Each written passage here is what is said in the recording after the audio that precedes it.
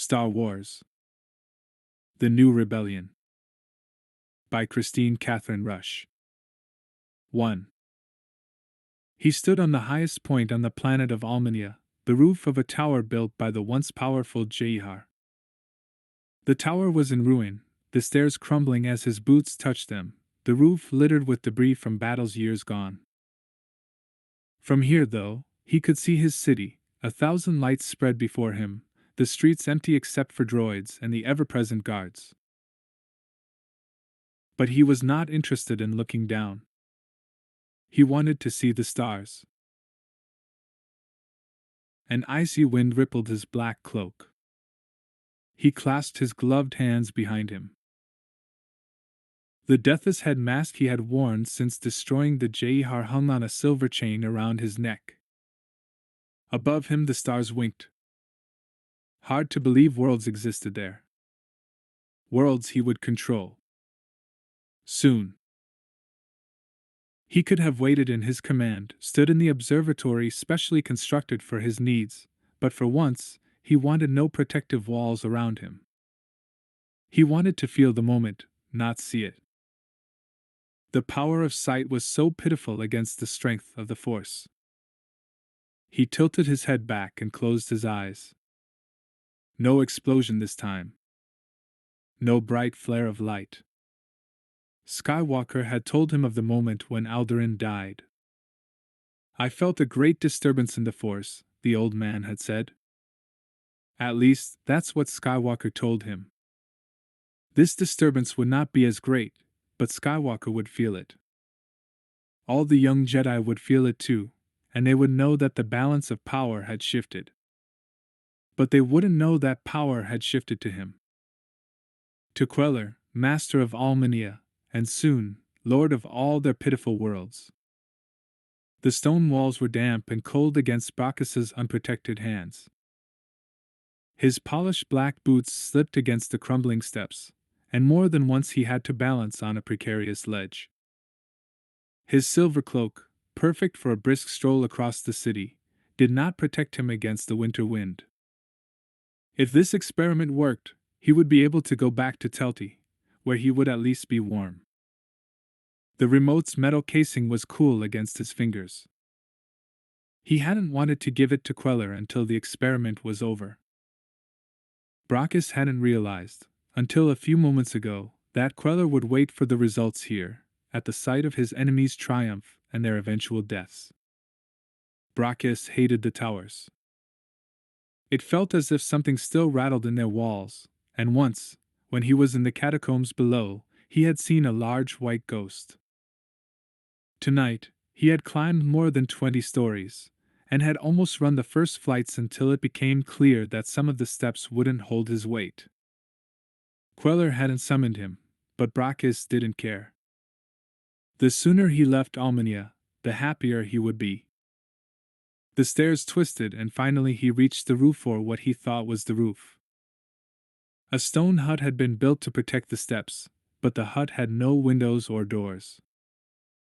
Only pillars, which gave a good view of the gravel inlay surface, and of the star-filled sky. Stones had fallen out of the hut and shattered onto the rooftop. The remains from bombs and blaster concussions formed little mounds on what had once been a level plain. Queller had not repaired the tower or the other Jahar government buildings. He never would. Queller never forgave anyone who crossed him. Bacchus shuddered and clutched his thin cape tightly around his shoulders. His frozen fingers barely got a grip on the material. I told you to wait below. Queller's deep voice carried on the wind. Bacchus swallowed. He couldn't even see Queller. The starlight fell across the roof, giving the dark sky a luminescence that Bacchus found eerie. He climbed the remaining stairs and stepped out of the hut. A gust of wind knocked him against the stone. He braced himself with his right hand, losing his grip on his cloak. The fastener tugged against his neck as the wind made the material flutter behind him. I had to know if it worked, he said. You'll know when it works. Queller's voice was a live thing. It surrounded Brachus, resonated within him, and held him at bay. Brachus concentrated, not on the voice, but on Queller himself. And finally saw him, standing near the edge, overlooking the city below. Stonia, the capital of Almania, looked small and insignificant from this height. But Queller looked like a powerful bird of prey, his cape billowing in the wind, his broad shoulders suggesting great physical strength. Brachus took a step forward when suddenly the wind died. The air around him froze, and so did he. In that moment, he heard, saw a million voices scream in terror. The terror rose in him. And he saw again that moment when Master Skywalker led Brachus deep into Brachus's own heart, that moment when he saw himself clearly and nearly lost his mind. A scream formed in his own throat and died as the other screams exploded around him, filling him, warming him, melting the ice in the wind. He felt stronger, larger, more powerful than he ever had before. Instead of fear, his heart felt an odd, twisted joy. He looked up. Queller had raised his arms, his head tilted back, his face uncovered for the first time in years. He had changed, his skin filled with a knowledge Brachus wasn't sure he wanted. And yet Queller glowed, as if the pain of those million voices had fed something within him, had made him even greater than he had been before. The wind returned, its frigid gusts knocking Brachus against the stone. Queller didn't seem to feel it. He laughed, a deep, rumbling sound that shook the entire tower. Brachus braced himself against the stone. He waited until Queller's arms fell to his sides before saying, "It worked." Queller slipped the mask over his face. Well enough. Such an understatement for such a great moment. Queller had to remember that Brachus was strong in the Force as well. Queller turned, his cape swirling around him. He almost appeared to fly. The skull-like mask that adhered to his face shone with its own internal light. "I suppose you want to return to your paltry job. It's warm on Telti." "It could be warm here," Queller said. Brachus shook his head almost involuntarily. He hated Almania.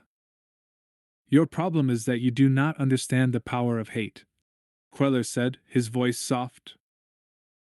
"I thought you said my problem is that I serve two masters." Queller smiled, the thin lips on his mask moving with his mouth. "Is it only two?" The words hung between them. Brachus's entire body felt as if it were made of ice. "It worked," he said again. "I suppose you expect to be rewarded." "You promised." "I never promise," Queller said. "I imply." Brachus crossed his arms over his chest. He would not get angry. Queller wanted him to be angry. "You implied great wealth." "So I did," Queller said. "Do you deserve great wealth, Brachus?" Brachus said nothing. Queller had put him together after Yavin 4, after the disastrous debriefing that had nearly cost Brachus the rest of his sanity. But Brachus had long since repaid his debt. He only stayed because he had nowhere else to go. He pushed off the wall and started down the stairs. "I'm going back to Telti," he said, feeling defiant. "Good," Queller said. "But you will give me the remote first." Brachus stopped and looked at Queller over his shoulder. Queller had grown taller in the last hour. Taller and broader. Or perhaps that was a trick of the darkness. If Brachus had faced any other mortal, he would have asked how Queller knew about the remote. But Queller was not any other mortal. Brachus held out the remote. "It's slower than the controls I built you." "Fine. You have to set the security codes. You have to instruct it which serial numbers to follow." "I'm sure I can do that." "You have to link it to you." "Brachus, I can operate remotes." All right, Brockus said. He braced himself as he moved inside the stone hut. It was warmer in there, out of the wind. He didn't believe Queller was letting him leave so easily. What do you want from me, when I return to Telti? Brockus asked. Skywalker, Queller said, his voice thrumming with the depth of his hatred. The great Jedi Master, Luke the Invincible Skywalker. The chill had reached Brockus's heart. What do you plan to do with him? Destroy him, Queller said. Just as he tried to destroy us. 2. Luke Skywalker was balanced on one hand, his fingers deep in the moist jungle earth. Sweat dripped down his naked back, onto his face, and off his nose and chin. His feet were bare, but he wore an old pair of tight pants that clung to his damp skin. R2-D2 floated in the air above him, along with several boulders and a half-rotted tree. Some of Luke's students were gathered around him, half a dozen members of his youngest and most powerful class. He had been in this position since the huge orange sphere of the gas planet Yavin had risen on the horizon of its fourth moon. Yavin was now directly overhead, and although Luke was sweating, he didn't feel tired or thirsty. The force flowed through him like cool water, holding R2, the boulders, and the tree aloft. The students were shifting, probably wondering how long they would have to continue watching. Perhaps he would lift them one by one, and then withdraw, leaving them to find the ground delicately or with difficulty, as their talents allowed. Luke suppressed a smile. As much as he enjoyed teaching, he didn't always show that enjoyment. Sometimes the students believed he was laughing at their expense, which was not conducive to a good student-teacher relationship. Still, he had moments of pure pleasure, especially at times like this. R2 didn't appreciate this aspect of the training, but it made Luke feel like a boy again. Instead of lifting one of his students, he eased another boulder into the air. It hovered near the others, bobbing a bit before it found its place. The students watched, suddenly still. Luke scanned their feet, hoping for some sign of annoyance. The first one to look restless would be the first one into the air. He had learned this method over the years as a way of teaching his students patience, and also as a way of showing them the powers of the Force. Like so many of the methods he used, it worked for some students and didn't work for others. Often he got an insight into a student's mind by the student's reaction to various aspects of training. These class members were still new enough to mimic each other's reactions. He hoped that mimicry would be gone by the end of the day. Then a wave of emotions slammed into him, cold, hard, and filled with terror. The pain was worse than anything he had ever felt, worse than the near loss of his leg on the Eye of Palpatine, worse than the Emperor's electric blast on the Death Star, worse than the destruction of his face on Hoth. Mixed with the terror and pain was the shock of betrayal, a shock multiplied by the millions of minds who felt it. Luke wobbled on his hand, struggling to keep the boulders and tree aloft, to keep them from falling on his unsuspecting students. R2 screamed as he shot across the sky, the sound mingling with the screams in Luke's mind. R2 landed with a metallic bang against the jungle floor. Luke's students scattered, and the rest of Luke's control fled. His arm collapsed beneath him, and he tumbled to the ground, his breath gone from his body. He lay on his back, sinking in the soft dirt, the screams still echoing in his mind. Then, as suddenly as they had appeared, the voices were gone. "Are you all right?" one of his students asked. The voice was overlaid with his own, filled with the same trembly fear 17 years ago. "What's wrong?" Luke put his left hand over his face. He was shaking. There's been a great disturbance in the Force.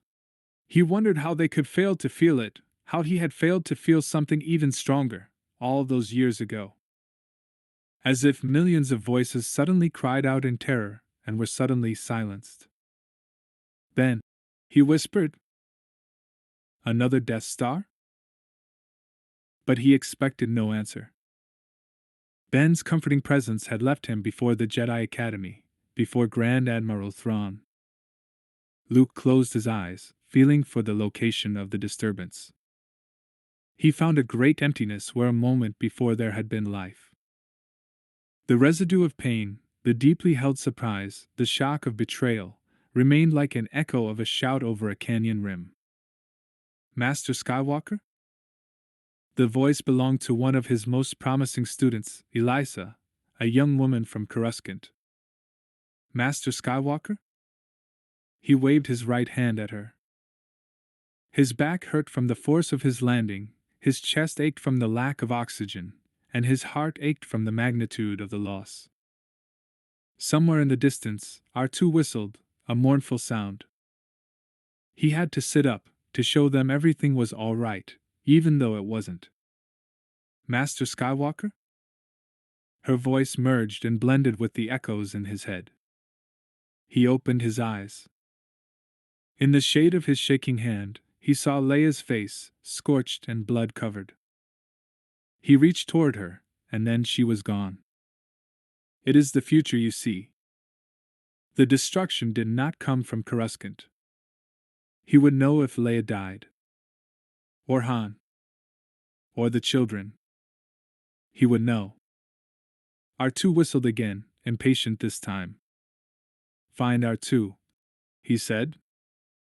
His voice sounded haunted, shaky, preoccupied, like Ben's had after the destruction of Alderaan.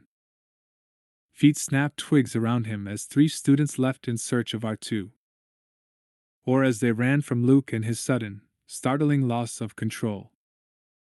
What happened, Master Skywalker?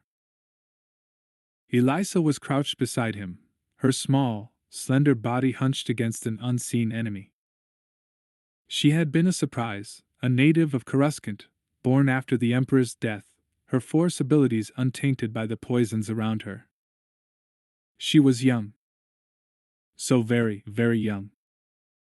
1,000,000 people died a moment ago, all in great pain, and with great suddenness.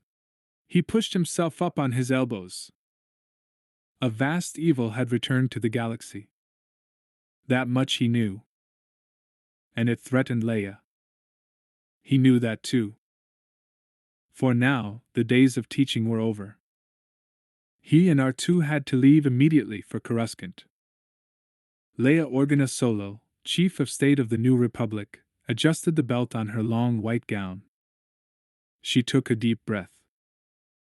Mon Mothma placed a hand on her arm. Leia smiled distractedly at her, much as she had as a young senator, facing Palpatine and his followers in the Imperial Senate. She let the breath out. That was the emotion she was feeling, something she hadn't felt since she was a teenager. A sense of loss, of defeat, of the life changing without her permission or control. Mon Mothma dosed the golden carved door and turned the lock. They were in a small dressing room that had been added during Palpatine's days as Emperor, a room just outside the Senate Assembly chamber. The room had been used as a secret communications area, but it masqueraded as a dressing room. The walls were gold leaf and delicate. A mirror covered one panel, floor to ceiling, reflecting both Leia and Mon Mothma. In some ways, Mon Mothma looked like an older, calmer version of Leia, although her short hair was now streaked with silver. Tiny lines webbed her skin, lines that had been there since her devastating illness at the hands of Karita's ambassador Fergon 6 years before. What is it? Mon Mothma said. Leia shook her head. She smoothed her damp hands on her skirts. She didn't look much different from the girl who had walked into the Imperial Senate filled with hope and idealism, Princess Leia Organa of Alderaan, the youngest senator, the one who believed that persuasion and reason would save the old republic. The one who lost her idealism the moment she stared into Senator Palpatine's ruined face. They're members of the new republic now, Leia, Mon Mothma said. They were elected fairly. This is wrong. This is how it all started before. Leia had had this same conversation with Han since the elections. Several planets had petitioned the Senate to allow former Imperials to serve as political representatives. The argument was that some of the best politicians had kept their peoples alive by working with the Empire, as minor functionaries. They were petty bureaucrats who saved dozens of rebel lives by overlooking strange troop movements, or unusual faces in the crowds. Leia had opposed the petitions from the beginning, but the arguments in chamber had been fierce. Myatt Lure, the powerful senator from Exodine, had finally reminded her that even she had once served the Empire in her role as Imperial Senator. She had retorted that she was serving the rebellion even then. Myatt had smiled, revealing 6 rows of uneven teeth. These people were serving the rebellion too, he had said, in their own way. Leia had disputed that claim. They had served the Empire and not fought against it, had merely looked the other way. But Myatt's argument was powerful, and because of it, the Senate had approved the petition. Leia had modified the election law with the help of her backers. No former stormtroopers could hold office, no Imperial of rank, no former Imperial governor. In short, no Imperial with access to power in the Empire could serve the new Republic. But still she felt this law was wrong. "They're going to destroy all we've worked for," she said to Mon Mothma. "You don't know that," Mon Mothma said softly. Her words echoed Han's. Leia clenched her fists. "I do know that," she said. "Since we formed the new Republic, we have always known that our leaders have the same goals. We have the same philosophy of life. We have always worked in the same directions." Mon Mothma's grip on Leia's arm loosened. "We have always fought the Empire. But the Empire is gone now.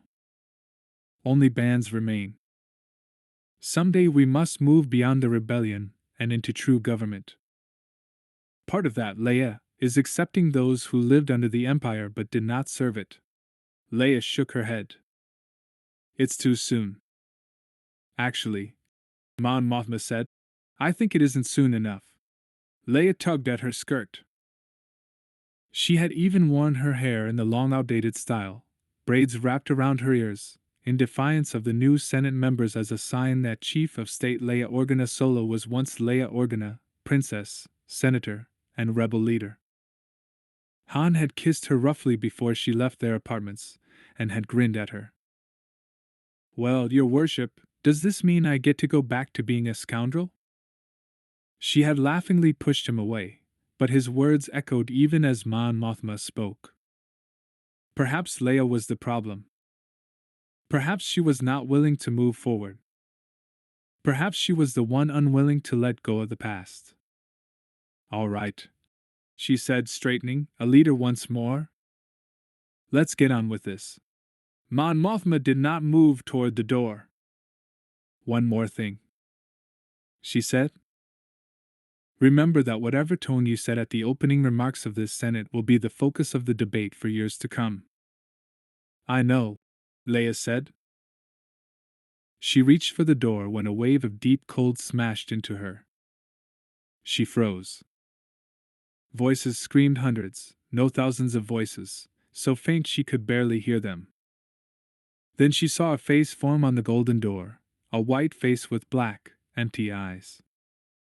The face was concave, almost skeletal, like the death mask she had seen in a museum on Alderaan in her youth. Only, unlike them, this one moved. It smiled, and the cold grew deeper. Then the voices ceased, and Leia collapsed against the door. Mon Mothma hurried to her side, and grabbed Leia, staggering as she attempted to support her weight. "Leia?" Leia was still cold. Colder than she had ever been on Hoth. Her teeth were chattering. She reached with her limited force training and found her children in the apartments, just as they should have been. "Luke," she whispered. Leia freed herself from Mon Mothma's hold and headed toward the old communications control. She contacted Yavin 4, only to be told Luke was in his X-Wing. Leia, what is it? Mon Mothma asked. Leia didn't answer. She waited to be patched into Luke's X-Wing. Soon his voice filled the room. Leia?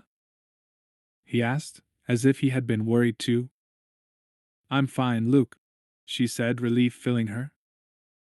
I'm coming to you. Wait for me. But she couldn't wait. She had to know. You felt it too, didn't you? What was that?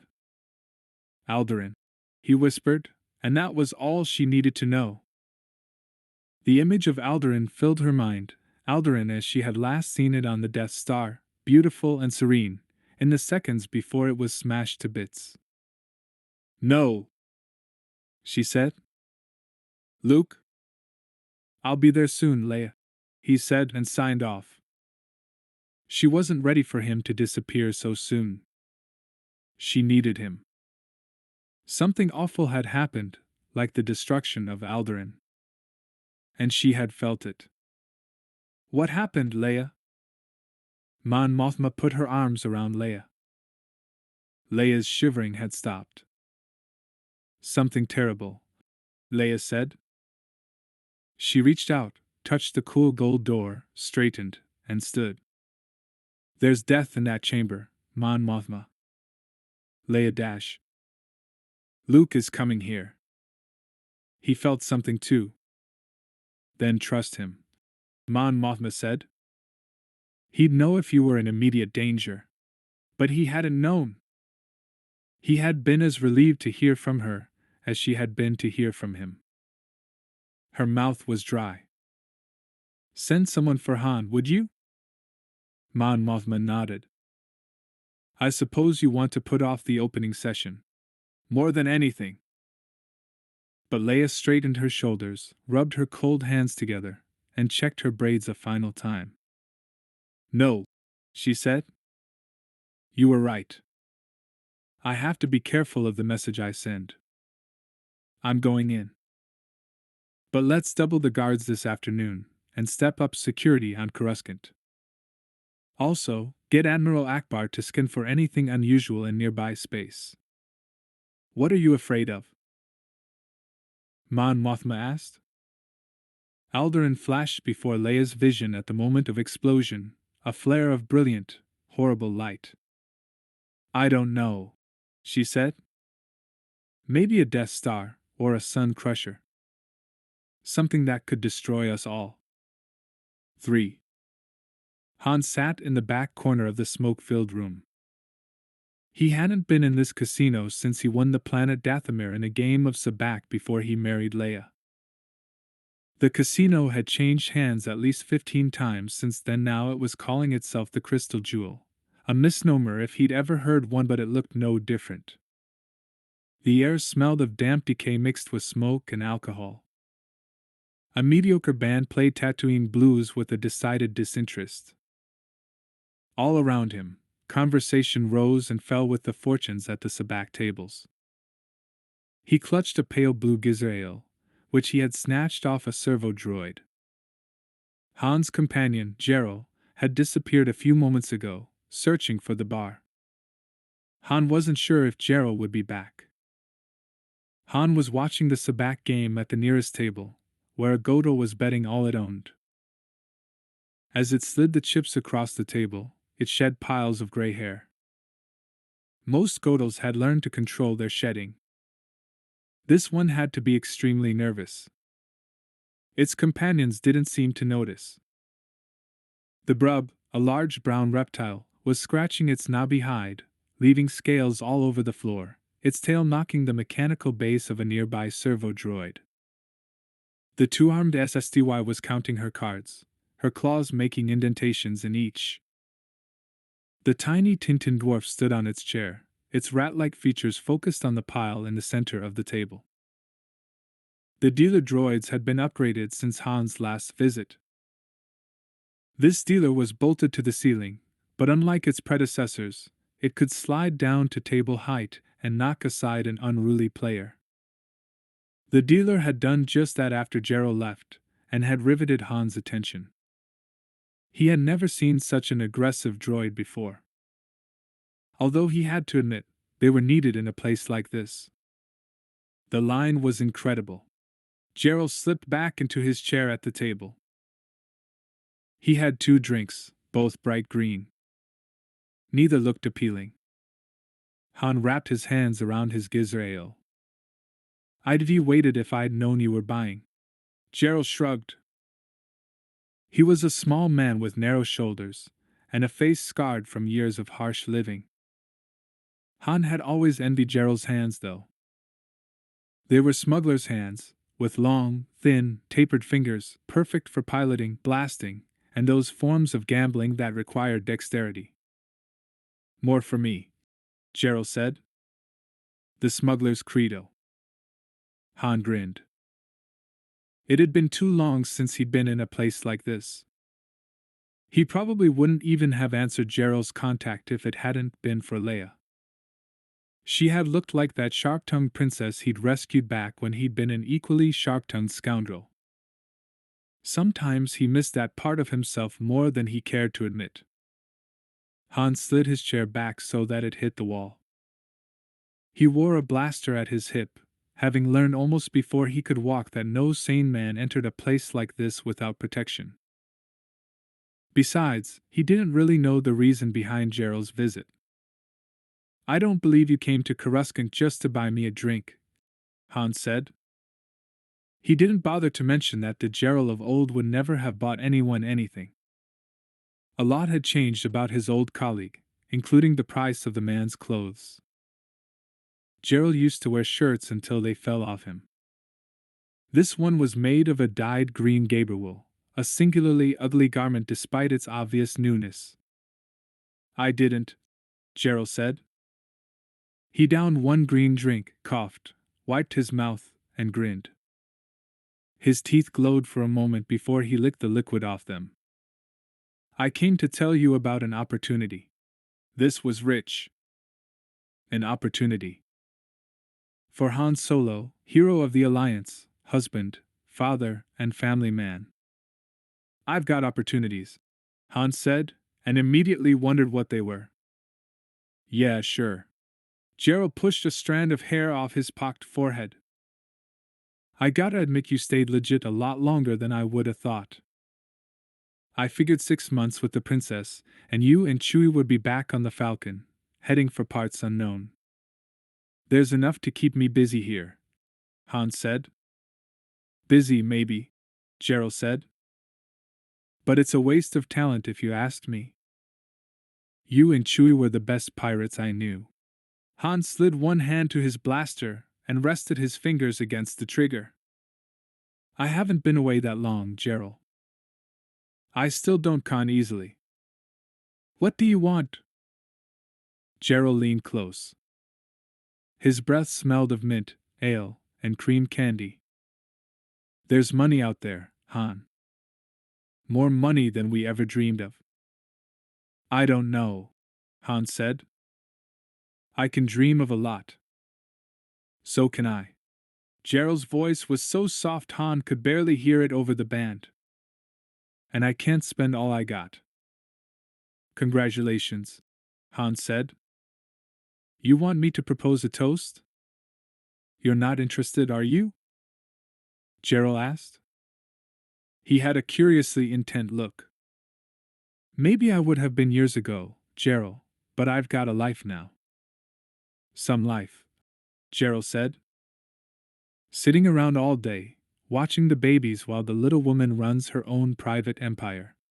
Han leaned forward and grabbed the collar of Gerald's shirt in one quick, practiced movement. "Watch it, pal." Gerald grimaced in a vain attempt to smile. His eyes shifted from Han's face to his hidden hand and back again. Good. Han hadn't lost any of his reputation during the time away. "Didn't mean anything by it, Solo," Gerald said. "Just making conversation, you know?" Han tightened his grip on Gerald's shirt. "What do you want?" "I want help, Han." Han let Gerald go. Gerald slammed back into his seat. He grabbed his second glass, gulped down the hideous green contents, and wiped his mouth. Han waited, finger still on the trigger. Smugglers never asked each other for help. Sometimes they conned their friends into assistance, but they never asked. Gerald had been conning him. It just hadn't been working. Gerald licked his teeth and took another glass off the passing servo droid. Make it quick, Han said. The little lady expects me home, dinner done, when she arrives. He tilted his chair back on two legs, his head resting against the wall. I make a mean smuggler's pie. Gerald held up his hands. I'm not kidding you, Han. About any of it. The money dash. You said you needed help? I think we all do. Gerald lowered his voice again. That money comes with a price. I never seen so much money in my life. I got it, Han said. You're rich. That brings its own problems. I know. I'm not in the mood for whining. I'm not whining, Gerald said, his voice rising in protest. Sounds like it to me, pal. No, you don't get it, Han. People are dying. Good people. I didn't think you knew any good people, Gerald. I know you. Are you saying someone's threatening me? No. Gerald looked over his shoulder. Leia? No. Gerald scooted his chair closer. Han had to adjust the blaster angle. Look, Han, anyone in the business with brains has made a fortune in the last few months. Everyone we know, and people you never met. Rich. Smuggler's Run isn't the same place anymore. There's more credits in the run than the Hutts could spend in a lifetime. So?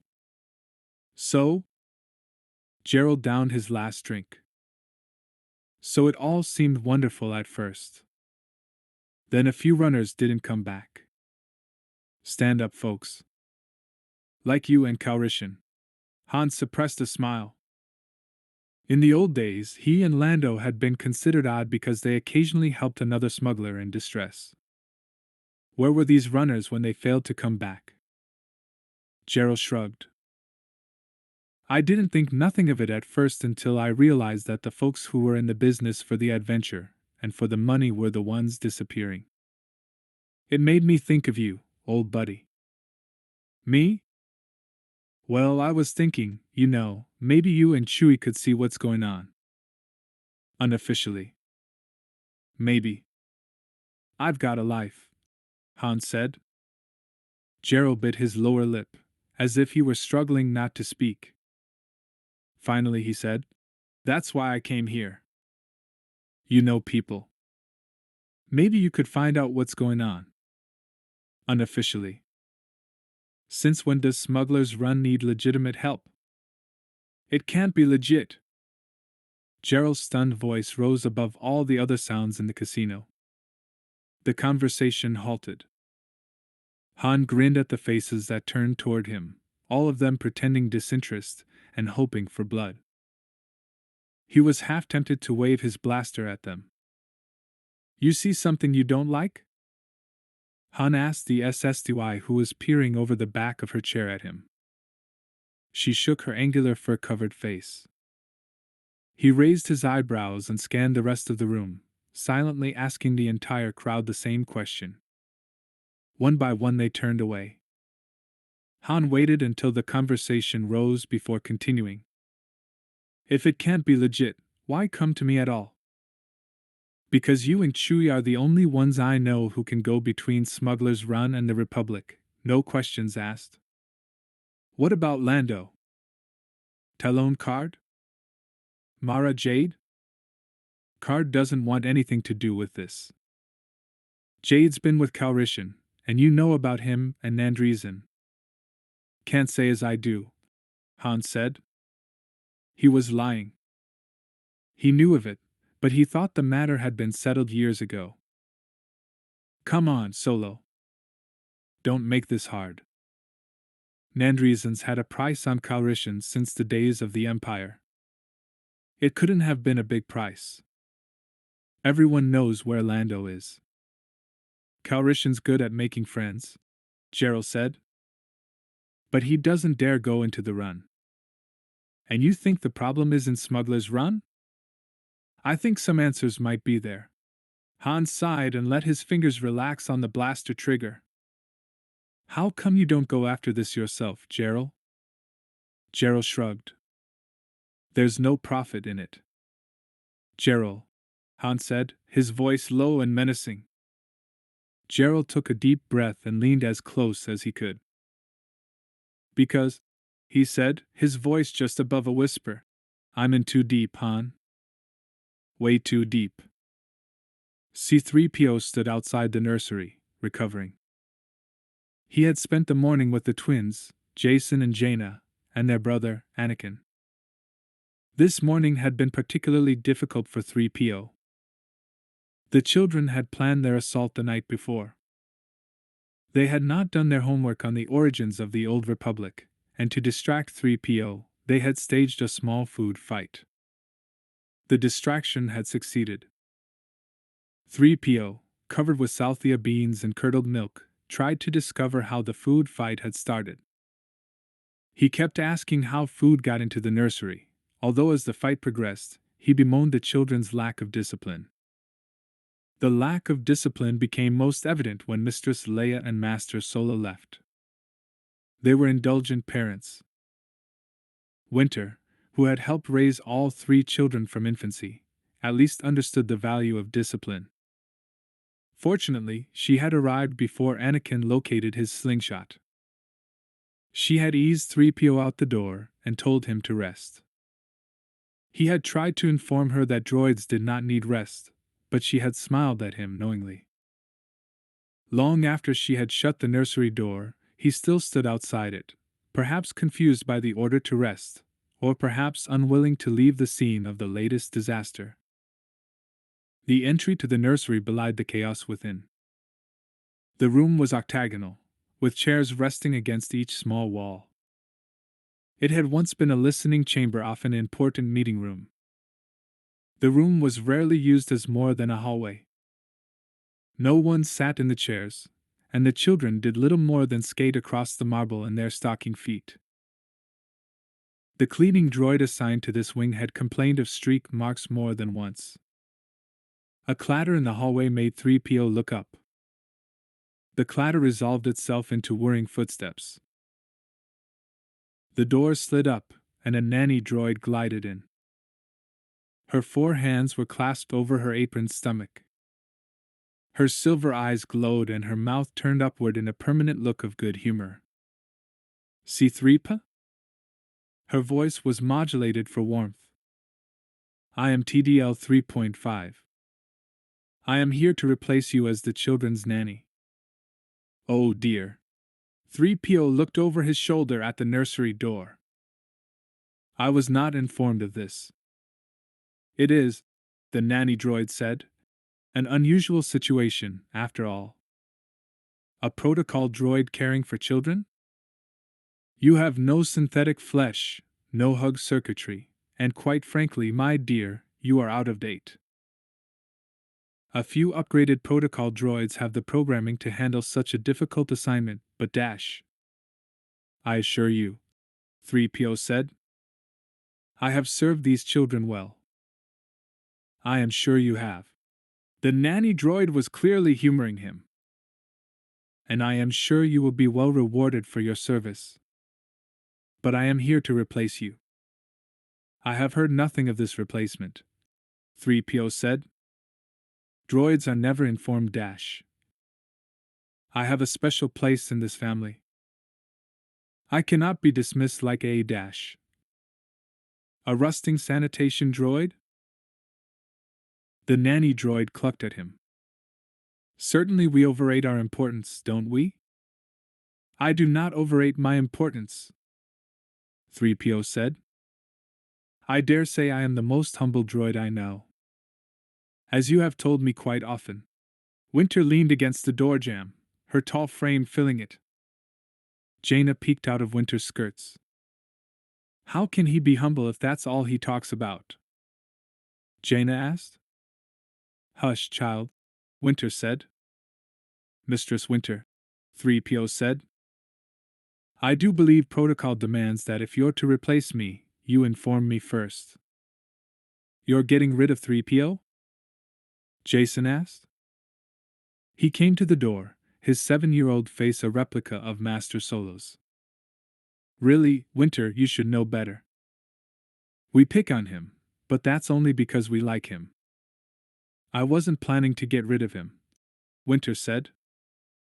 She brushed a strand of her snow-white hair away from her face. And neither were your parents.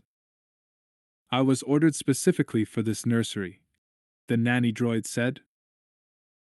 I am TDL 3.5, and I am here to replace C-3PO according to instruction code Banda 456.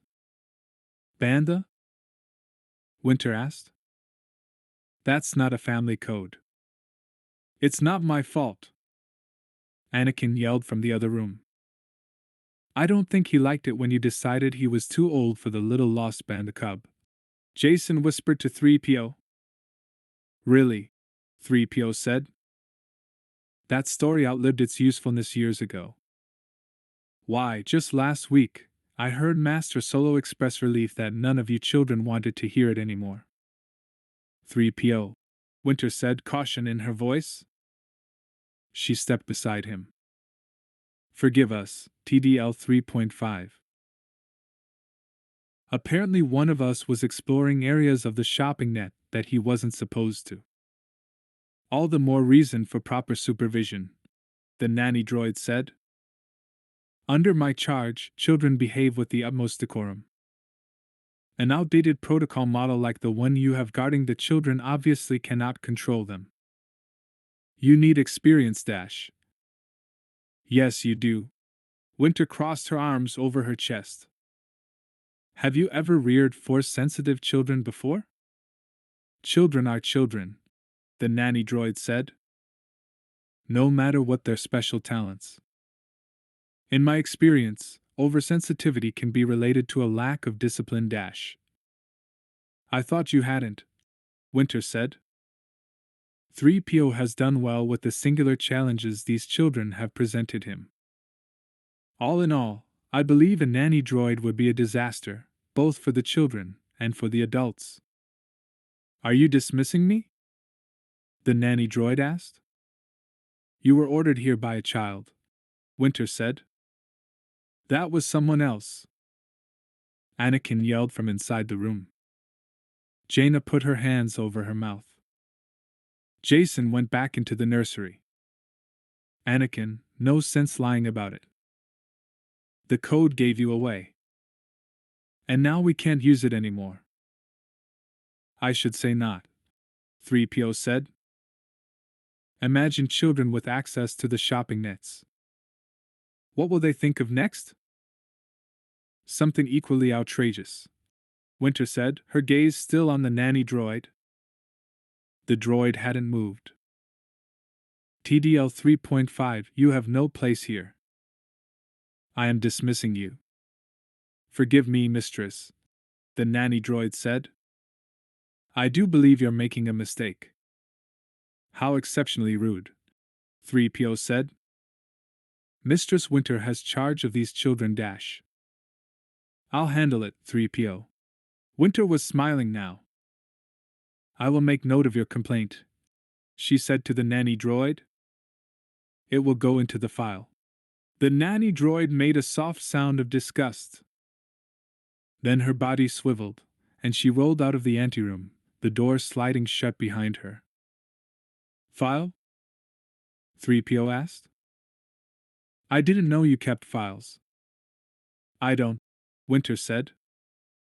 What were you thinking? Jason asked, his voice carrying through the open door.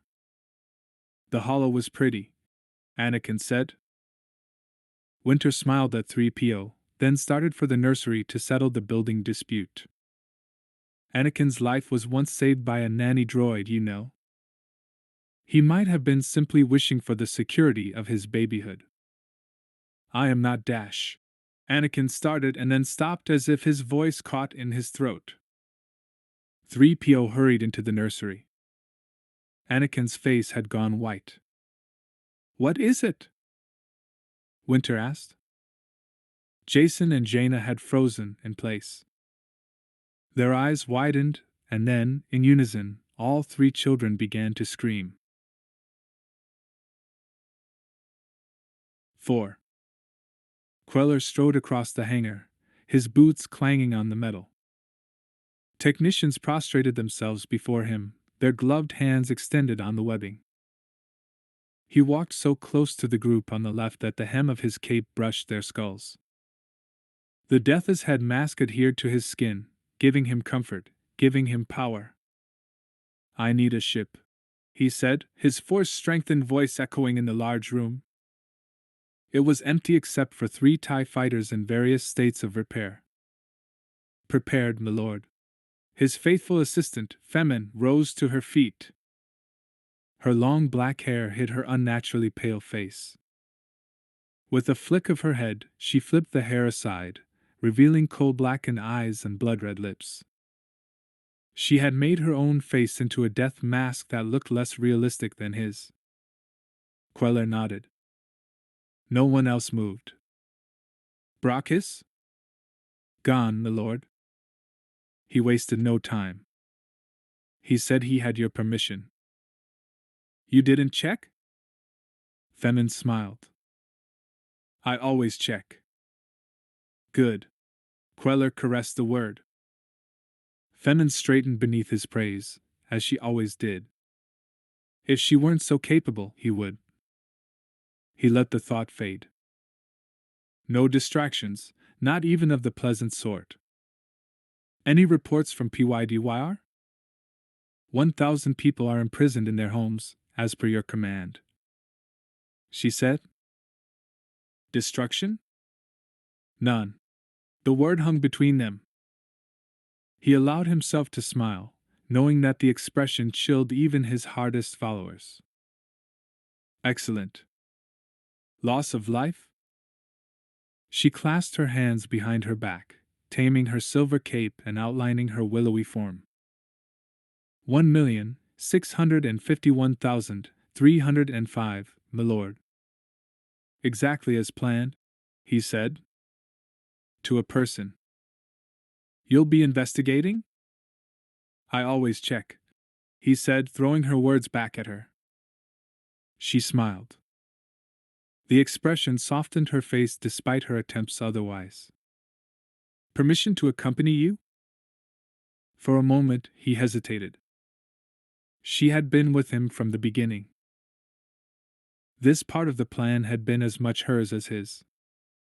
Not yet, he said. I have need of you here. I thought we would wait for Phase 2.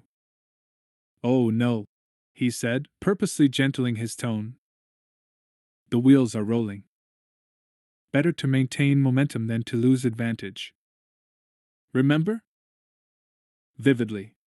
In the shaking of her voice, he heard the residue of each and every nightmare he had sent her, sometimes as many as 5 a night. Good, he said, and with his leather-gloved fingers he stroked her face. Very, very good. The Chamberlain pulled open the door to the Senate Hall as the heralds announced Leia. All this pomp and circumstance had seemed unnecessary until Leia's discussion with Mon Mothma. Now, after the strange event in the dressing chambers, Leia was glad for the ceremonial diversion. It gave her a moment to collect herself, to set aside the terror sent across space on a wave of frigid cold. She entered, head held high, 2 guards at her side. The stepped-up security was obvious, guards at all the doors of the amphitheater, and defense droids scattered among the protocol droids stationed near the non-basic speaking senators. Representatives from all species and planets in the New Republic sat in their assigned seats, watching her expectantly. Mon Mothma had been right. Leia's actions on this day would determine the course of the Senate in the future. Reporters from dozens of worlds crowded the visitors' balcony near the fragmented crystal segments in the ceiling. The segments caught and reflected sunlight in a rainbow effect, illuminating the center of the room. The Emperor had designed this little trick to strike awe in those observing him. Leia was glad for the sun and the rippling light. It would distract the new representatives, who had never seen it before. She started down the stairs. The smell of bodies, human and alien, filled the chamber, already too warm from the proximity of so many beings. Leia studiously looked ahead, noting, as she passed, Mayat Lure sitting beside his new colleague from Exodine. Both Exodinians had 6 arms and 6 legs. They barely fit in the regulation chairs that Palpatine had built in the days when non-humanoids were considered to be among the less important species. By looks, it was impossible to tell the former Imperial Exodinian from his rebellious fellow senator. Indeed, she couldn't tell any former Imperials by sight, only by reputation. Like Mito, the first and only senator from the planet Aiden. Aiden had been an Imperial stronghold, and Leia still wasn't certain if Mito's election had been fair. She was quietly having some of her people investigate him. She had memories of his seamed face from her rebel days, but she couldn't place him. Finally, she reached the front of the chamber. The Chamberlain announced her as she took her place behind the spotlit podium. The senators applauded, or did the nearest equivalent. The loyals pounded their tentacles on the desks. The eel-like Utines had their droids applaud for them. She rested her hands on the podium's wooden surface, careful to avoid the computer screen. She had no prepared speech, a fact that relieved her now. The Senate Hall doors closed and the guards moved in front of them. The applause was loud and favorable. Leia smiled, nodding toward old friends and ignoring the new faces. She would deal with them soon enough. "My fellow senators," she said over the din. The applause slowly faded. She waited until it was gone before continuing. "We begin a new chapter in the history of the Republic. The war with the Empire is long over, and finally we have extended the hand of friendship.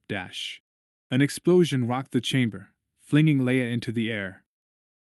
She flew backward and slammed onto a desk, her entire body shuddering with the power of her hit. Blood and shrapnel rained around her. Smoke and dust rose, filling the room with a grainy darkness. She could hear nothing. With a shaking hand, she touched the side of her face. Warmth stained her cheeks and her earlobes. The ringing would start soon. The explosion was loud enough to affect her eardrums. Emergency glow panels seared the gloom. She could feel rather than hear pieces of the crystal ceiling fall to the ground. A guard had landed beside her, his head tilted at an unnatural angle. She grabbed his blaster.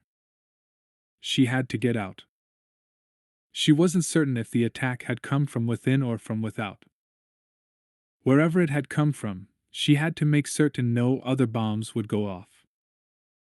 The force of the explosion had affected her balance. She crawled over bodies, some still moving, as she made her way to the stairs. The slightest movement made her dizzy and nauseous, but she ignored the feelings. She had to. A face loomed before hers. Streaked with dirt and blood, helmet askew, she recognized him as one of the guards who had been with her since Alderaan.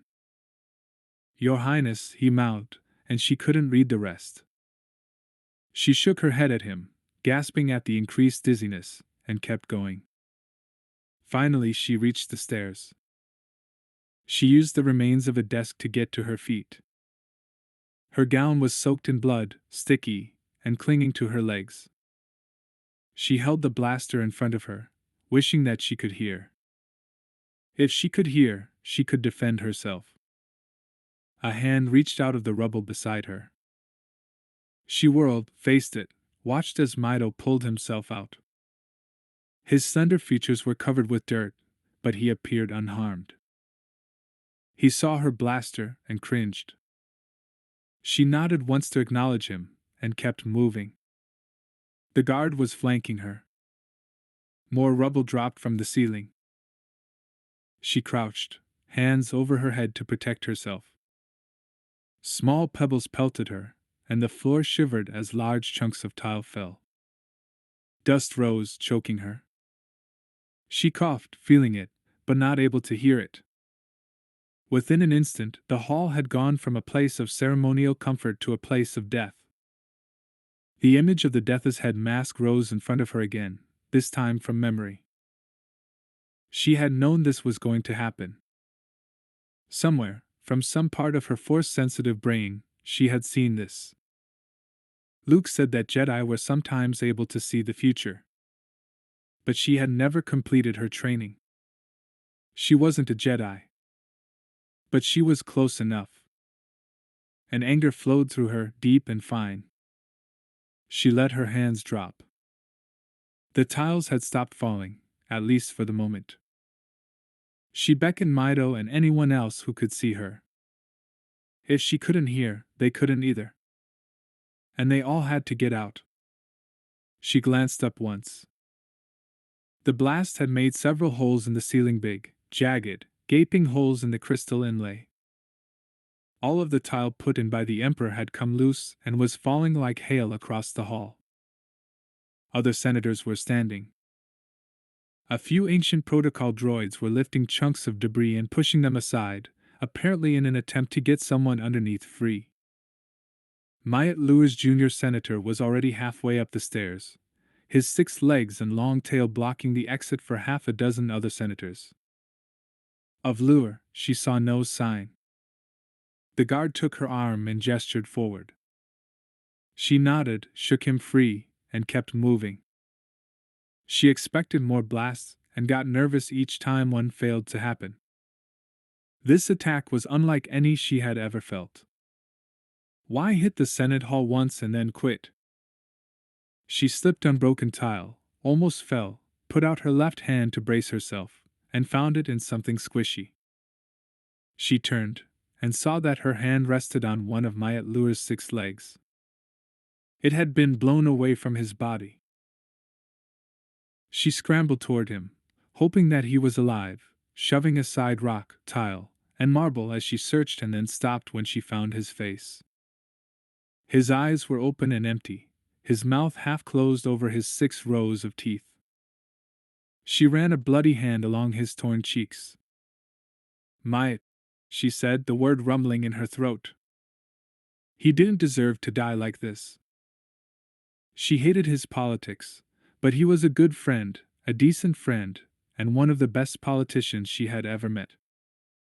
She had hoped to convert him to her ways. She had hoped he would work with the Republic in a leadership position one day, outside the Senate, where he would be a strong voice for change. The doors opened. Blinding light filled the hall. Leia braced herself and propped her blaster on a nearby rock. Then she saw her own security people hurrying in. She got up and ran to them, struggling on stairs and debris, trying not to trip. "Hurry," she said as she reached the top. "We have wounded below." One of the guards spoke back to her, but she couldn't hear him. Instead, she surveyed the damage from above. Each seat was covered with debris. Most of the senators were moving, but many weren't. The tone had truly been set for this senatorial term. And for that, the Empire would pay. 5. The boom made the glow panels dim in the crystal jewel. Then the ground shivered. Droid dealers all over the casino wailed as they shook on their moorings. Han's precariously tilted chair fell. He slipped off it and caught it with one hand. Gerald toppled against the table, spilling the remaining drinks. "What the dash? Ground quake?" someone asked. "Falling. Look out!" The screams and shouts drowned out any attempt at conversation, not that Han was going to try. He'd lived through enough over the years to know that that was no groundquake. That was an explosion. He tapped Gerald on the shoulder. Let's get out of here. What is it? Gerald yelled. Han didn't answer him, at least not directly. We're underground, pal. If we don't get out now, we might not get out at all. Gerald probably hadn't thought that through. These dives never felt as if they were 6 feet under, although they were. His scream joined the others as he stood. Han was already shoving his way to the door, his blaster in the face of anyone who tried to stop him. Along the way, he helped a Seamus to its feet, dodged the teeth of a freed-neck battle dog, and pulled a winged AG off a crumbling section of ceiling. The crowd at the door was huge, all scrambling on top of one another, all trying to get free. Then Han realized some idiot had pulled the door shut. "Let us out of here!" he shouted. "You don't know what's out there." "I know that whatever it is, it's a lot better than dying in here." Voices rose with his, all agreeing with his protests. He managed to shove his way to the front. A Nudak, a species known for its size and strength but not its intelligence, stood before the door, its spiked arms crossed in front of its massive chest. "It's safer in here," it said. "Listen, toothpick brain," Han said. "The roof's about to cave in. I would rather take my chances with whatever's out there than die with you in here." "I wouldn't," the Udok said. "Then you don't have to go." Han shoved him aside and blasted the lock on the door. The ricochet caught the Udok in its spiny back. It growled and lunged for Han as the door swung open. A tide of seamy creatures flowed into the corridors beyond, gathering Han and sweeping him away from the Udok. He pulled free, reached the turbolift by himself, scanned for Gerald, and didn't see him. The lift stopped a level below the surface and Han went up the stairs 2 at a time, braced for the next blast, which seemed to take forever in coming. The crowd reached the doors, bursting through them. The screaming and shouting stopped when people reached the surface. Han reached the top and stopped so suddenly that the Godel behind him slammed into his back. The Godel shoved him as it pushed away, then it, too, stopped and looked up, its double cone-shaped head pointing toward the sky. Han stepped away from the entrance, his mouth dry. Coruscant looked the same. Nothing had touched the city. Nothing at all. The sunlight was bright, blinding, and warm. The afternoon was as beautiful as it had been when he went below. "It couldn't have been underground, could it?" asked one of the gamblers from the Crystal Jewel, a man who looked vaguely familiar. Han shook his head. "Something happened somewhere." "Not from above," the Godel said. "If it had come from above, we'd see the effects. We'd be ducking and running, hoping nothing else hits the city," the gambler said. Han put a hand up to shade his eyes as he looked for movement. Finally he saw it, a contingent of guards and medical personnel heading toward the Imperial Palace. The palace. The children. Leia. He took off after the guards at top speed, nearly mowing down that neck battle dog, which was scampering away from its master. Han dodged in and out of building columns, through streets, always keeping the guards and medical staff in sight. It was the medical personnel who worried him. People had been hurt. They avoided the main entrance to the palace and instead ran along its side. He felt a moment of relief until he realized where they were going. The Senate Hall. His breath was coming in sharp gasps. A stitch had formed in his side. He was in shape, but it had been a long time since he had run at top speed anywhere. And he had been going at top speed for a long time now. No more blasts. Odd. Very odd. He rounded the corner, and the sight before him made him run harder.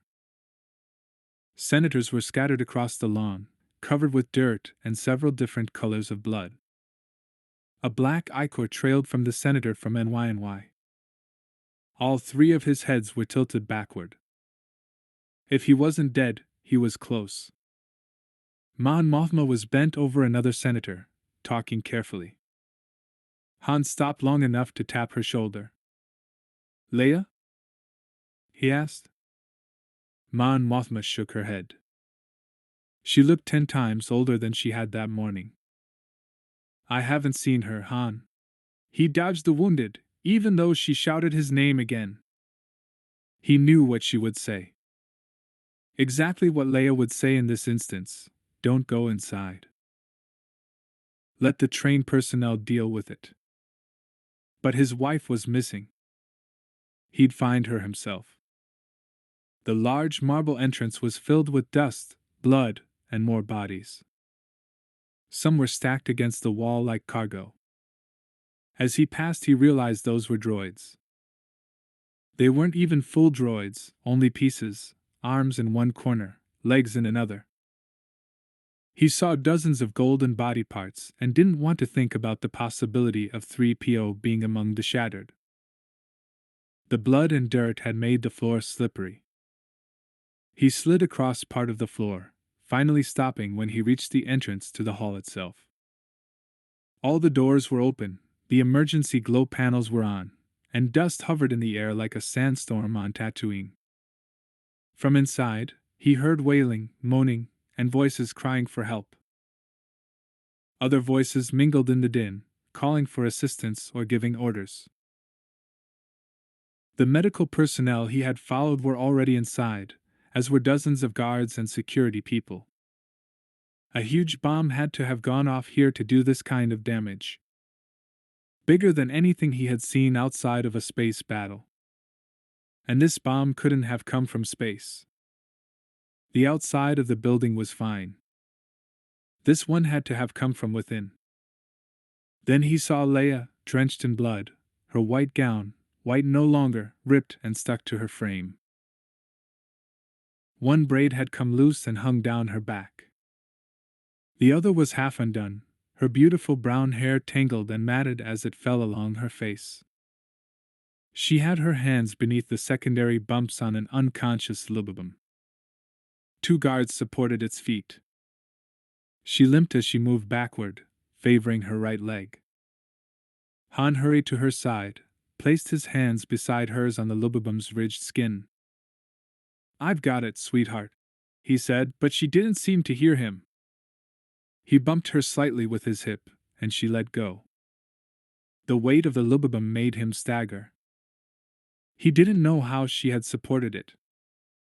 He put the Lubabum beside one of its comrades, near a medical droid that was tagging all the cases according to degree of emergency. Then Han went back to Leia. She had started into the hall again, but he put his arm around her waist and gently held her back. I'm getting you medical care, sweetheart. Let me go, Han. You've helped enough. We're going to the center. She didn't shake her head. She didn't even look at him when he spoke. One entire side of her face was bruised and her skin was covered with scorch marks. Her nose was bleeding and she didn't even seem to notice. I've got to go in there, she said. I'll go in. You stay here.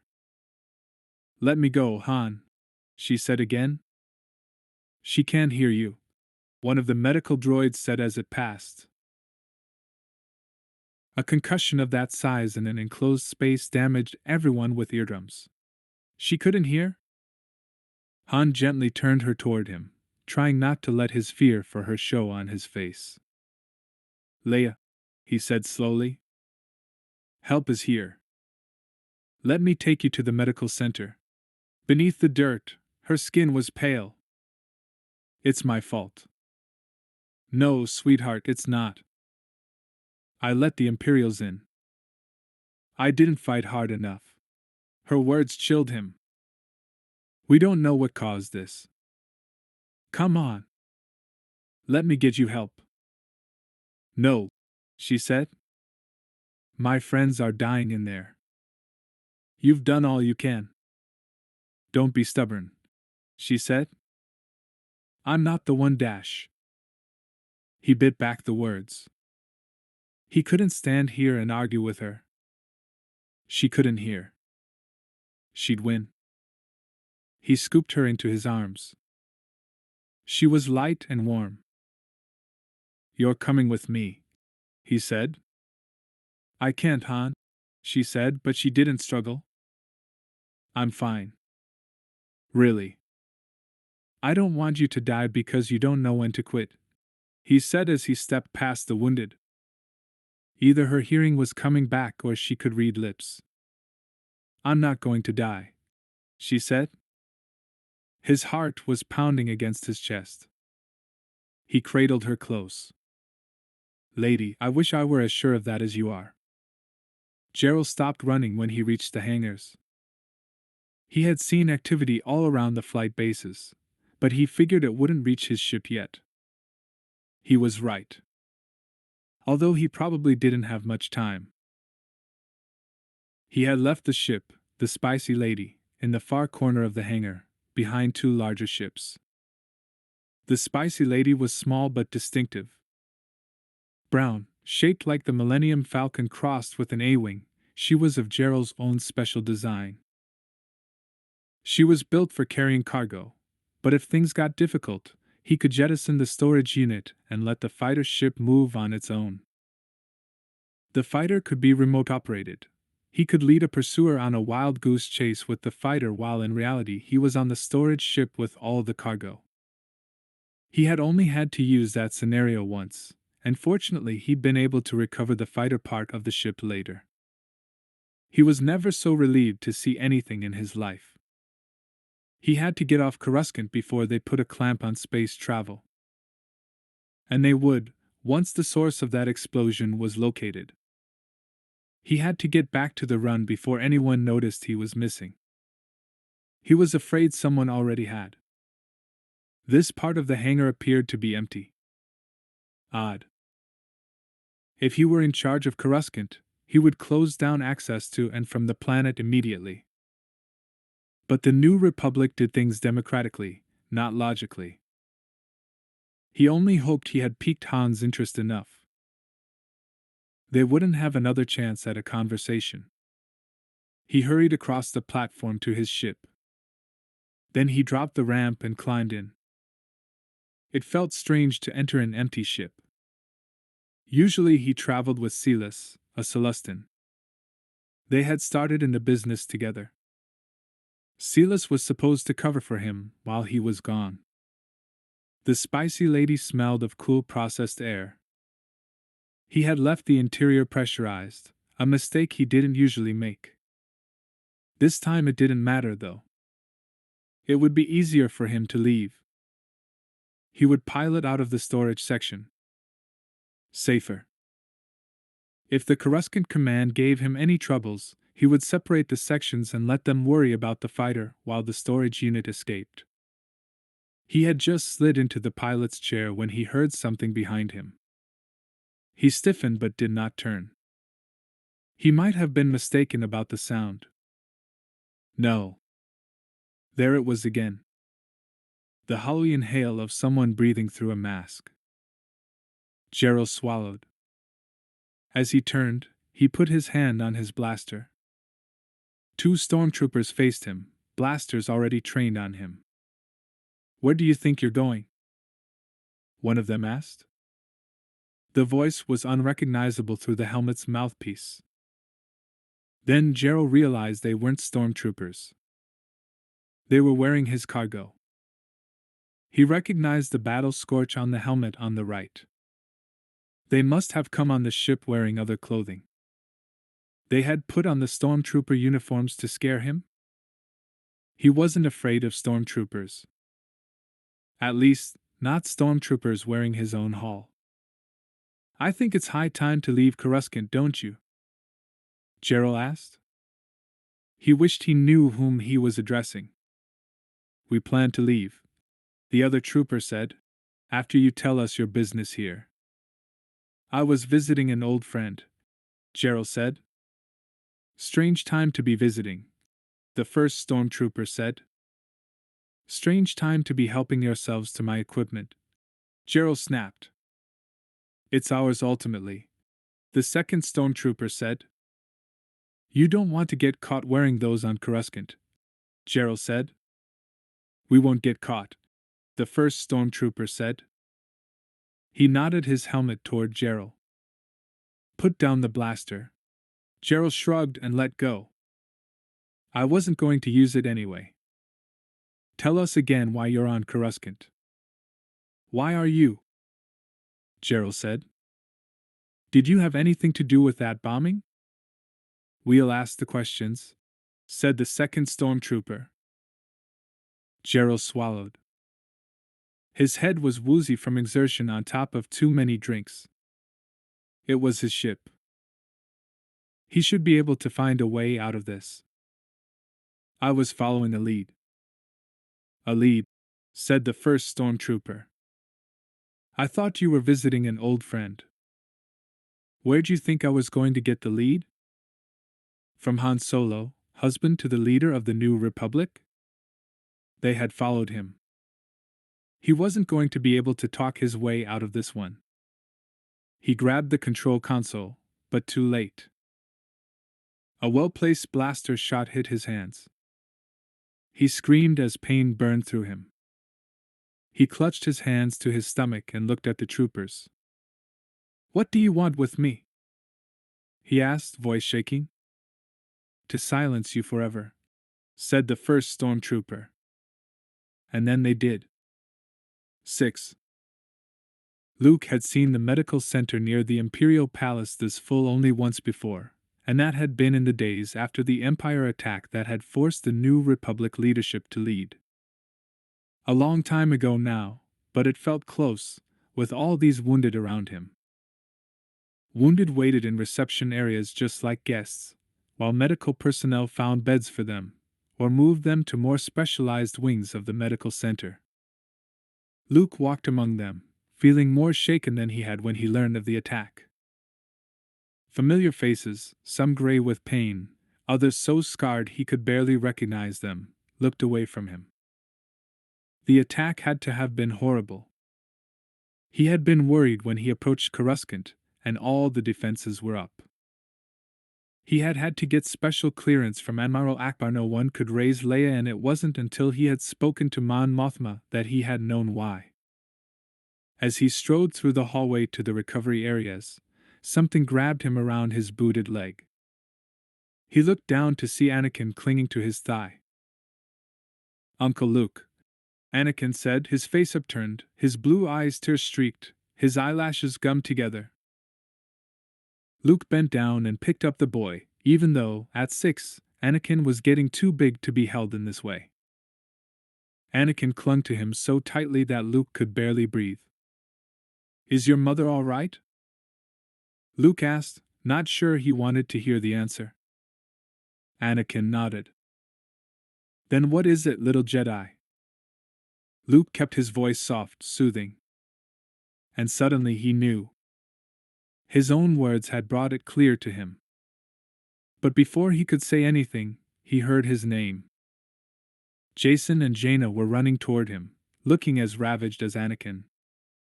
Hey guys, he said, gathering them around him. Uncle Luke, Jaina said. Daddy said you could talk to us. He didn't know if they had felt the cold and heard the screaming.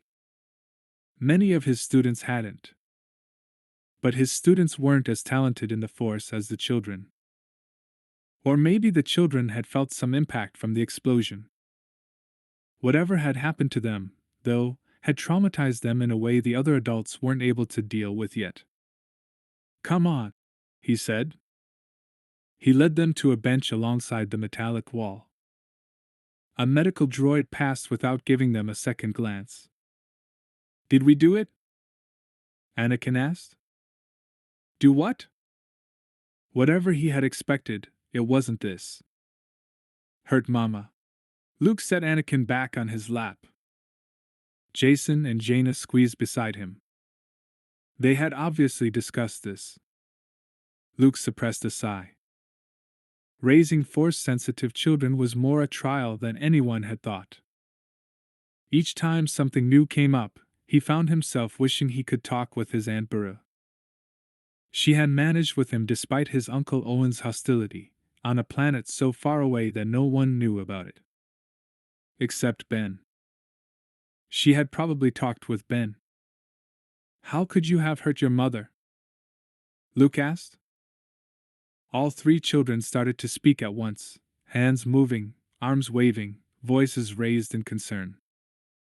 Wait, one at a time, Luke said. Jaina, you explain it, then you boys can add if you want. Jaina glanced at Jason as if for support. The movement always made Luke's heart ache. Would he and Leia have been like that if they had been raised together? They would never know. Something came into our nursery, Uncle Luke, Jaina said. Her small face was a replica of Leia's, round and beautiful, sincere brown eyes, and small, purposeful mouth. It was cold, and it yelled with 1,000 voices. And it hit us all at once. As he had suspected. They had felt the deaths. Just as he had. As Leia had. He resisted the urge to close his eyes. When Leia was better, he had to talk with her. They had to realize that the children, though young, felt everything as strongly as others trained in the Force did. So we joined Dash. Jason began. I'm telling it, Jaina said. We joined hands and beat it back. That caught Luke by surprise. You what? We made the room hot, Anakin said. Jaina shot him a malevolent glance, but he ignored it. It was my idea. It was not, Jason said. Was too. Anyway, Jaina said loudly. We pushed it out of the room, and then a little while later the whole. The whole. She took a deep breath. The whole. The whole building shook, Jason said, clearly finishing for her. And Mother nearly died.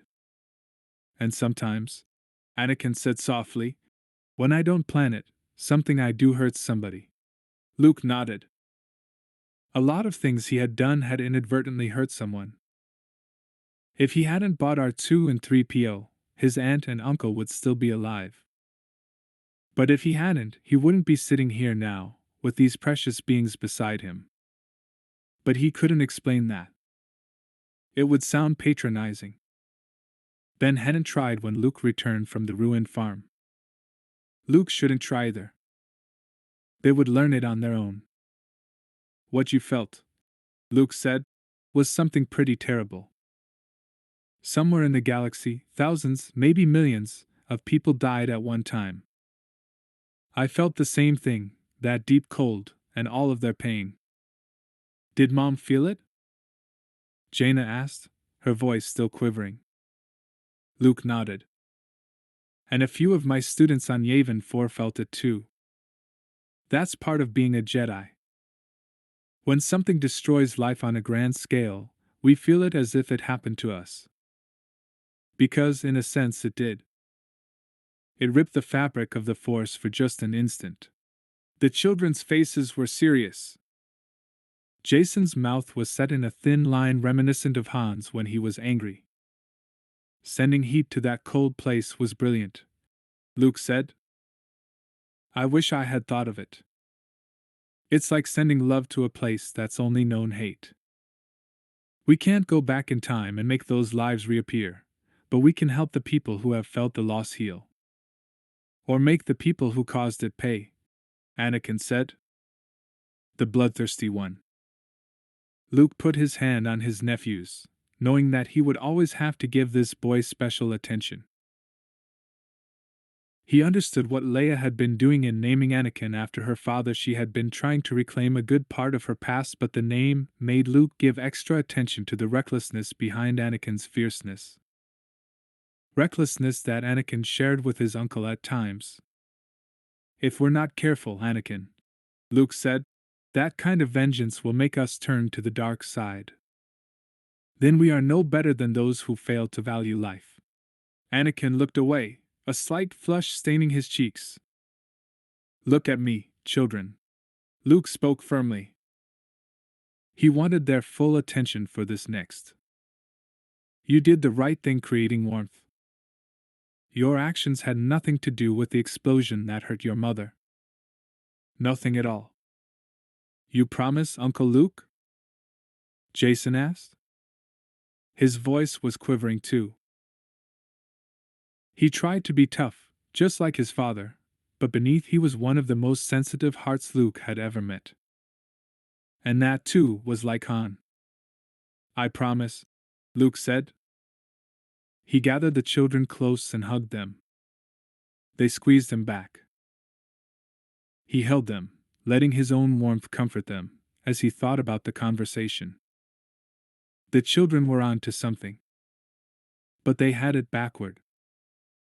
The deaths happened, and then, a short time later, an explosion occurred in the Senate Hall on the opening day of the new session.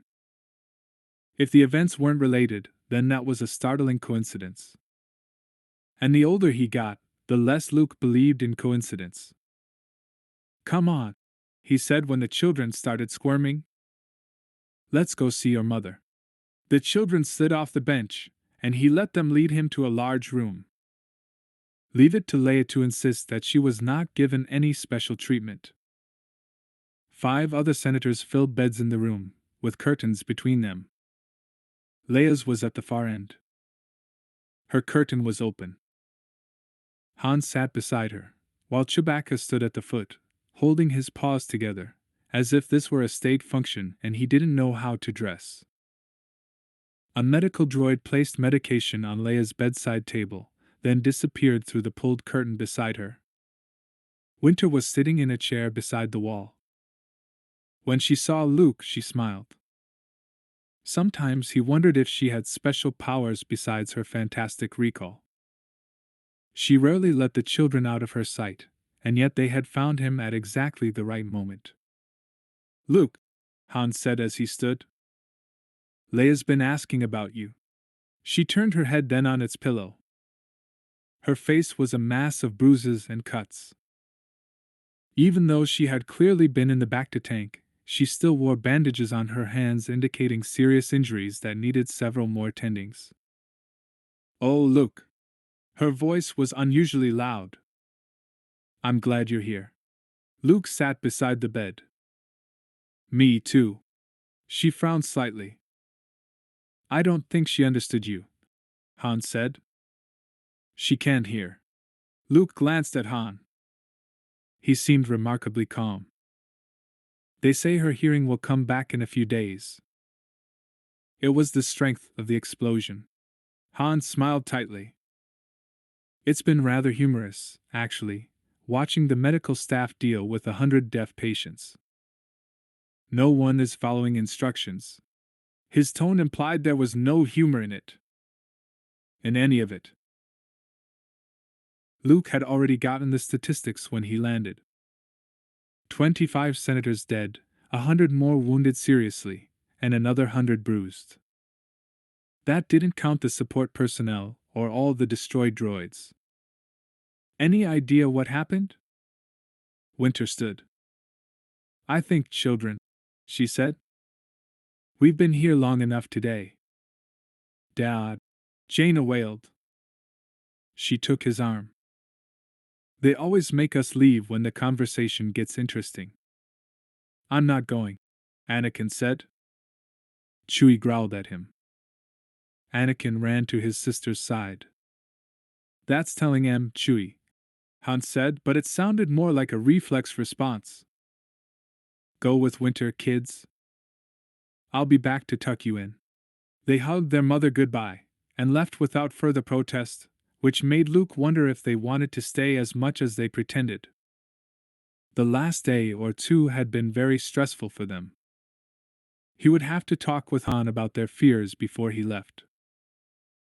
Leia believes the new Imperials in the Senate caused this, Han said. I'm not so sure. I am, Leia said. She had obviously become adept at lip read ing since the explosion. Some of her abilities probably were force enhanced.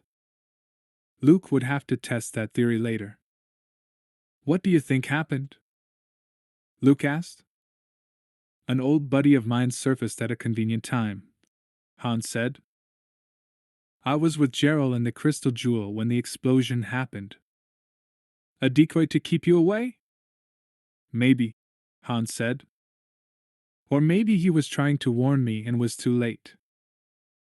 I tried to find him afterward, but he was gone. Any idea where he went? Luke asked. Han shook his head. His ship was gone too, and no one saw it leave, which I find odd. Gerald's ship is distinctive. He took the Falcon's design and crossed it with an A-wing. I saw that ship, Luke said. The defenses were up when I got here. It took me a bit of convincing to get in, but when the shields lifted, a ship like that shot out, as if it had been waiting for just a moment like that. I notified space traffic control, but they didn't even register it as a blip on their equipment. It's not often I get told things are a figment of my imagination anymore. Some figment, Han said. This means nothing, Leia said too loudly. Luke wasn't sure how much she followed. It was the Imperials. You have less proof than I do, Han said. Your people don't even know what kind of bomb hit the Senate Hall. My people? Luke put a hand on Leia's arm. What makes you think it was the Empire? They have new members in the Senate. It would be just like them to destroy something they had gained. She had turned her head toward him so that she could see him clearly. First rule in investigation, Luke. Look for the changes. The answer lies in the changes. You have no proof either, Luke said. He suppressed a sigh. Let's see what the experts turn up. Maybe once we know what hit the hall, we'll be better informed. The other thing you look for is money, Han said. Gerald told me a lot of smugglers are getting rich, and then dying. But he could have been lying, Luke said. Chewie growled. He clearly agreed with Han. I'm not dismissing him, Chewie, Luke said. I just don't want us to make suppositions before we have information. He hadn't expected to arrive and be the voice of reason. The stress was taking its toll on the whole family. He had seen it in the children, and now in Han and Leia. He said I could find out more at Smuggler's Run, Han said. It might be another diversion, Leia said. Or it might be unrelated, Luke said. Or it could be something we need to know, Han said. Chewie mumbled his agreement. You can't leave now, Han, Leia said. She clearly knew her husband. The children need you. Han smiled, but he seemed distracted. They need you too, sweetheart, he said. The whole Republic needs you. And we almost lost you. Luke cleared his throat. Let me do a little investigating of my own, he said. I may turn up something none of us expects. C-3PO followed R2-D2's rounded frame through the permacrete corridors. Ancient oil stains mingled with skid marks and other stains of unknown origins all over the floors and walls. The glow panels flickered, as if they didn't have the same access to power as the rest of Coruscant. R2 led with purpose, his silver body tilted back, his wheels outstretched. I don't know how you always get me involved in these things, R2-3PO said as he hurried, hands raised for balance. You've only been here a few hours and already I feel as if we're in trouble. R2 whistled, then blat at him. You did invite me, 3PO said. You said you believed they were doing something to Master Luke's X-Wing, and we needed to investigate. R2 tweebled. All right then. You knew they were doing something to Master Luke's X-Wing, and you said you were going to investigate. But you told me. That's like an invitation. R2 speeded up, chirping and twittering as he glided forward on the filthy floor. I will not stay behind, 3PO said. Over the years, you've gotten us into too much trouble going off on your own like this. Besides, as I told you upstairs, Master Luke's X-Wing has been scheduled for upgrade for more than a year. R2 blapped again. His head swiveled as he investigated a portal in the wall. Apparently it was not the one he wanted. 3PO didn't even look at the portal as they passed. I think it's arrogant of you to believe that Master Luke will tell you all of his business. R2 bleeped loudly. All of his business concerning the X-Wing, then. It's not as if you own the machine. You're a droid. R2 warbled. Really, R2? Another astromech droid could run the X-Wing, 3PO said. It's not as if you're that special. R2 gave 3PO a raspberry. Maybe they should have wiped your memory. Your so-called exploits went to your head after the Battle of Endor. I don't know why I continue to put up with you. 3PO's patter stopped when they reached the closed maintenance hangar doors. How odd. Doors in the maintenance area are supposed to remain open at all times. R2 didn't respond. Instead, a compartment opened on his side, and a thin metal service arm extended. He jacked into the door panel, and beeped softly to himself.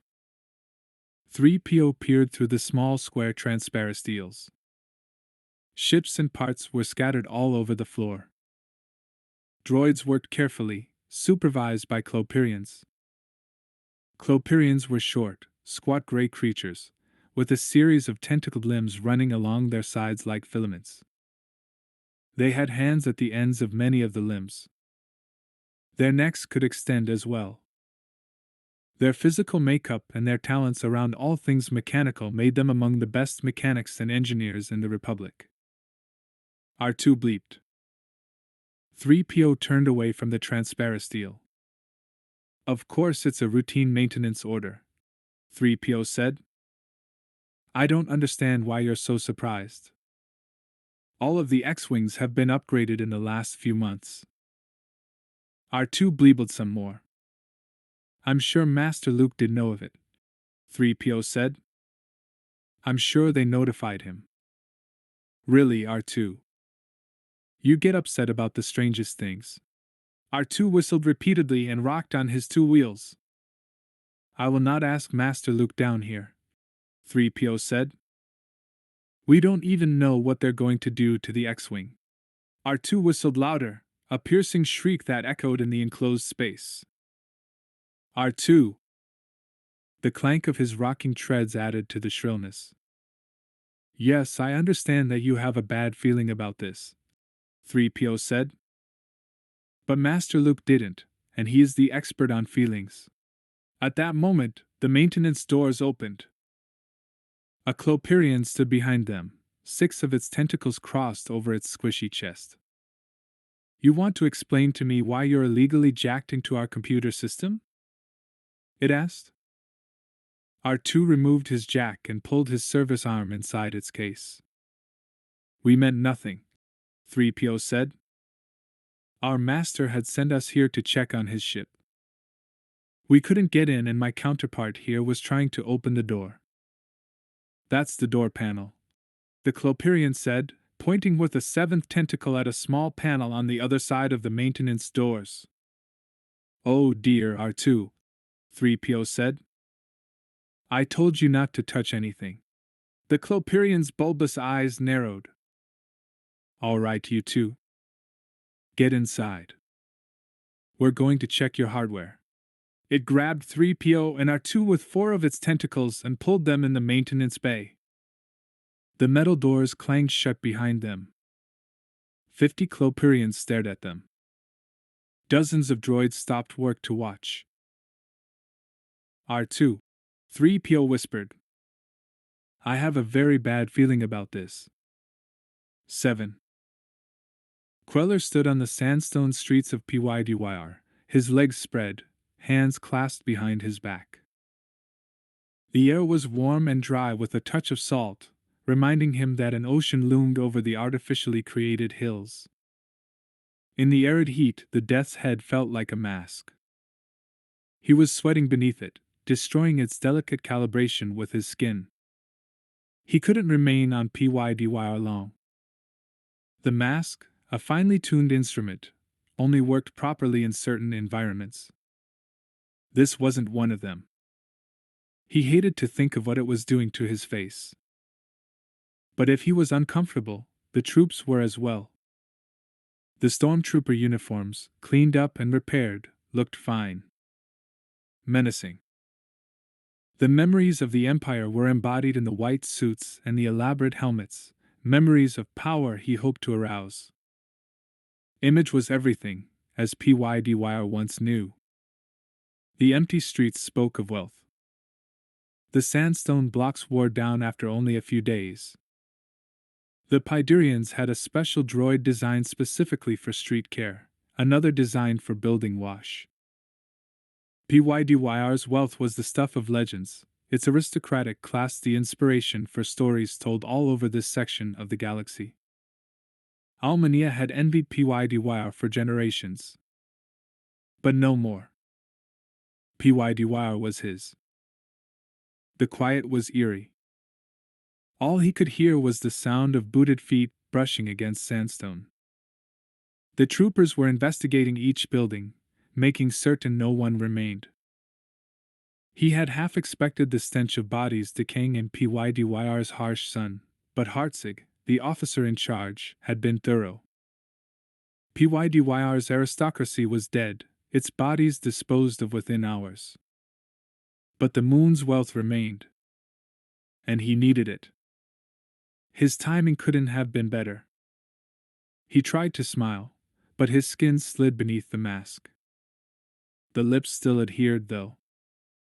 He whirled on a booted foot and walked into one of the buildings the troopers had already investigated. Pydyrian architecture was bold, with heavy brown columns and large, square rooms. Each surface was covered with decoration, some hand-painted by famous artists long dead, and others studded with tiny Sci-Fi jewels. In addition to the wealth accumulated over centuries, Pydyr had its own source. Sci-Fi jewels were formed in the ocean in the shells of microscopic creatures. Queller had ordered the Sci-Fi jewelers spared. It took a trained eye to locate most of the jewels on the seabed. A trained Pydyrian eye. The aristocratic Pydyrians had tried for generations to create droids that could locate the jewels, but no matter how good the droid, it couldn't tell the jewel from centuries of hardened fish dung.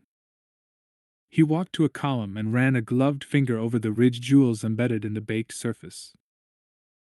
The jewels were bright spots of swirled color, some blue and green, some black and red, some white and orange, some a startling, lusterless yellow. Each jewel, no wider than the seam on his fingertip, had formed over the centuries from tiny Sci-Fi bodies discarded on the ocean floor.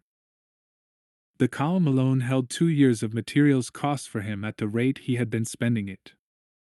He would probably increase his spending now. He had some large ships that needed rebuilding quickly. Unlike the Pydyrians, he was not one to hoard his wealth. He would have plenty more within a few months. It feels as if someone just left. Femin's soft voice boomed in this empty place. She had apparently finished her tasks on Almania and decided to join him. Someone did. Queller did not turn. His mask was slipping more than he liked. The mouth no longer moved with his. They haven't been dead very long, Femin. It seems so strange. I was in the eating wing, and there were still dishes on the tables. But the food was gone, Queller said. Cleaned up by the droids, as was anything organic and likely to decompose. Of course. She walked up behind him. He could feel her warmth against his back. He did not move, even though he wanted to. She was getting too presumptuous of her own power. He would have to remind her who controlled whom, and soon. I don't understand why the Emperor didn't do this. He was so destructive. Queller remembered the delicious feeling of all those screams, all those lives, all that fear filling him. He hadn't found a clean way yet. Maybe he didn't look for one. Sometimes I think Palpatine was less interested in power than in destruction itself. But you're interested in power. She seemed to be making a statement, but he thought he heard a question beneath it. You have an opinion? He asked in a way that made it sound as if she had no right to one. It would seem to me, she said slowly, that if we are going to conquer, we should do so now. Everything is in place. Only on Coruscant, he said. But that's where it's needed. He brought his hand down. Her questions were interrupting his fine mood. It's needed on all the designated planets. The secret to control is thoroughness. So we do Coruscant first. Everything else will be in place in a few days. Timing is everything, Queller said. I will wait. If you get rid of the leader's dash, others will rise in their place. He resisted the urge to turn, to glower at her through the mask.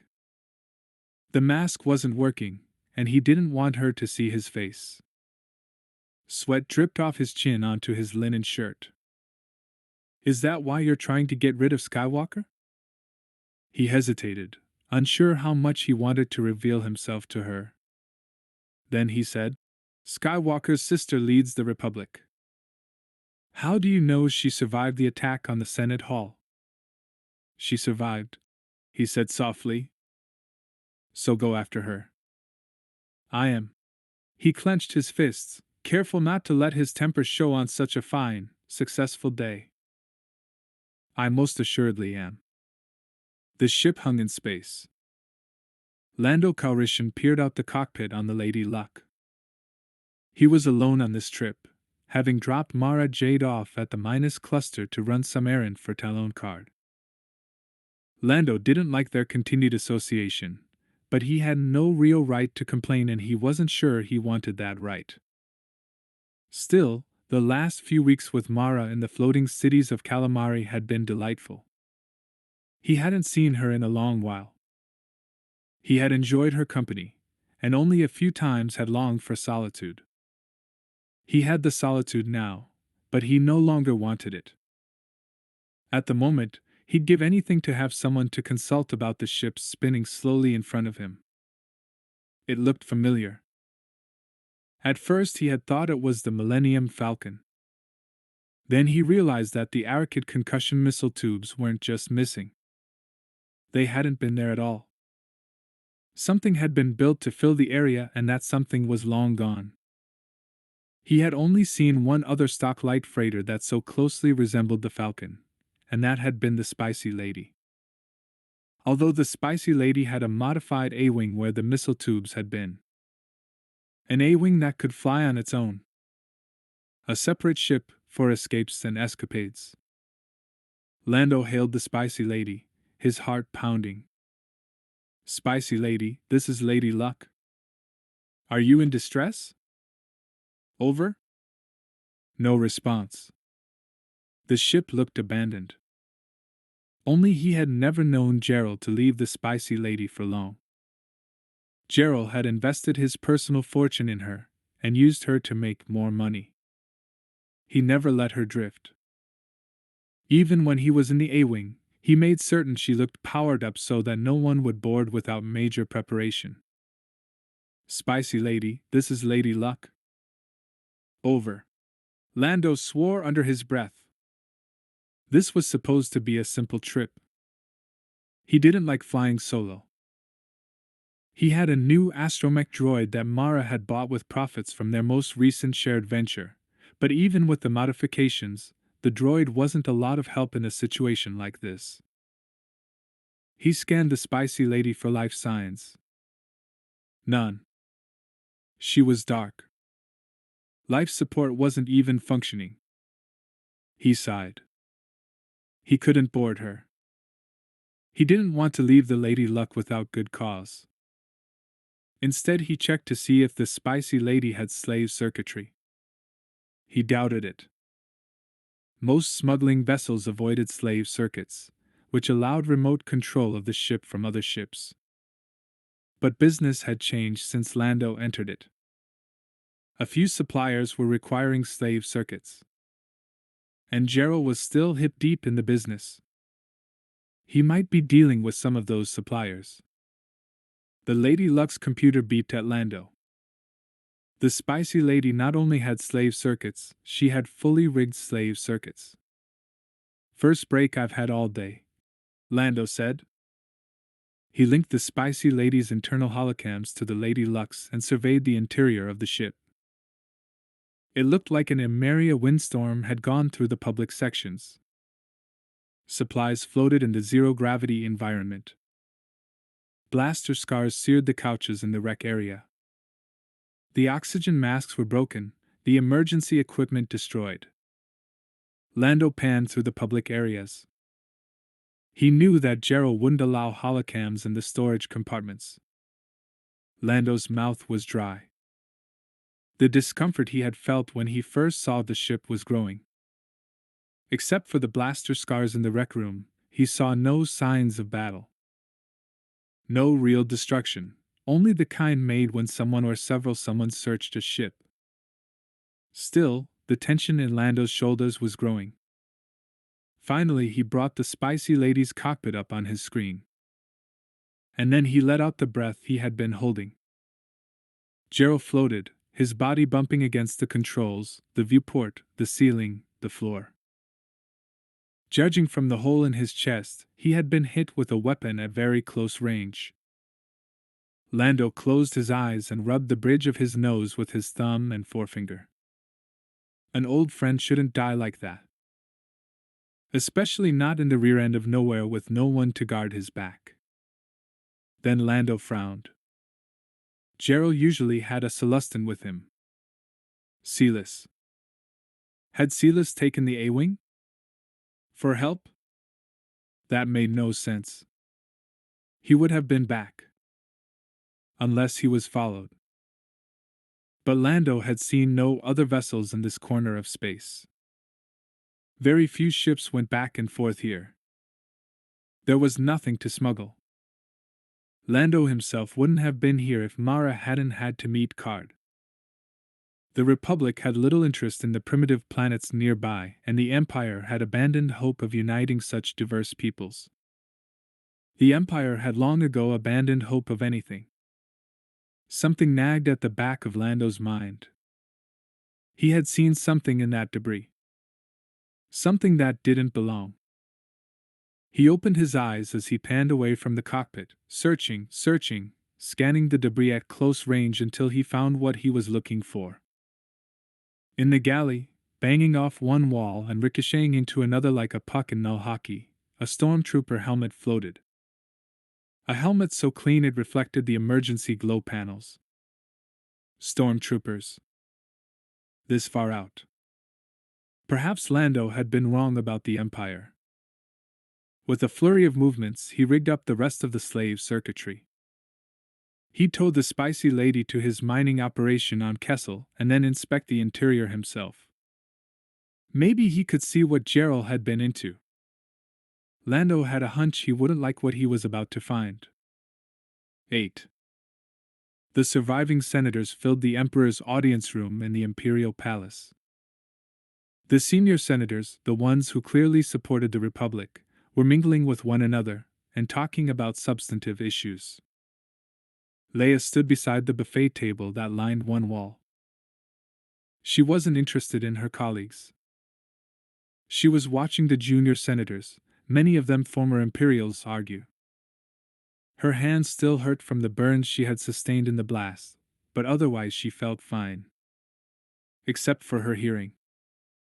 She wished it hadn't returned. The arguments rose around her, so loud that one voice would quickly cover another. Decide who's in charge now that. never would have allowed such chaos. Glad we're here. The new republic can't afford such lacks.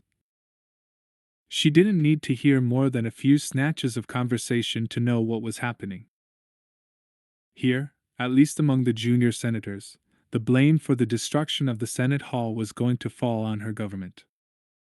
She shouldn't have listened to Han. She should have been up and around the day of the explosion. 2 days away had allowed this situation to get out of hand. Leia took a Wagnerian canopy and ate it quickly, hoping its sweetness would give her energy she still lacked.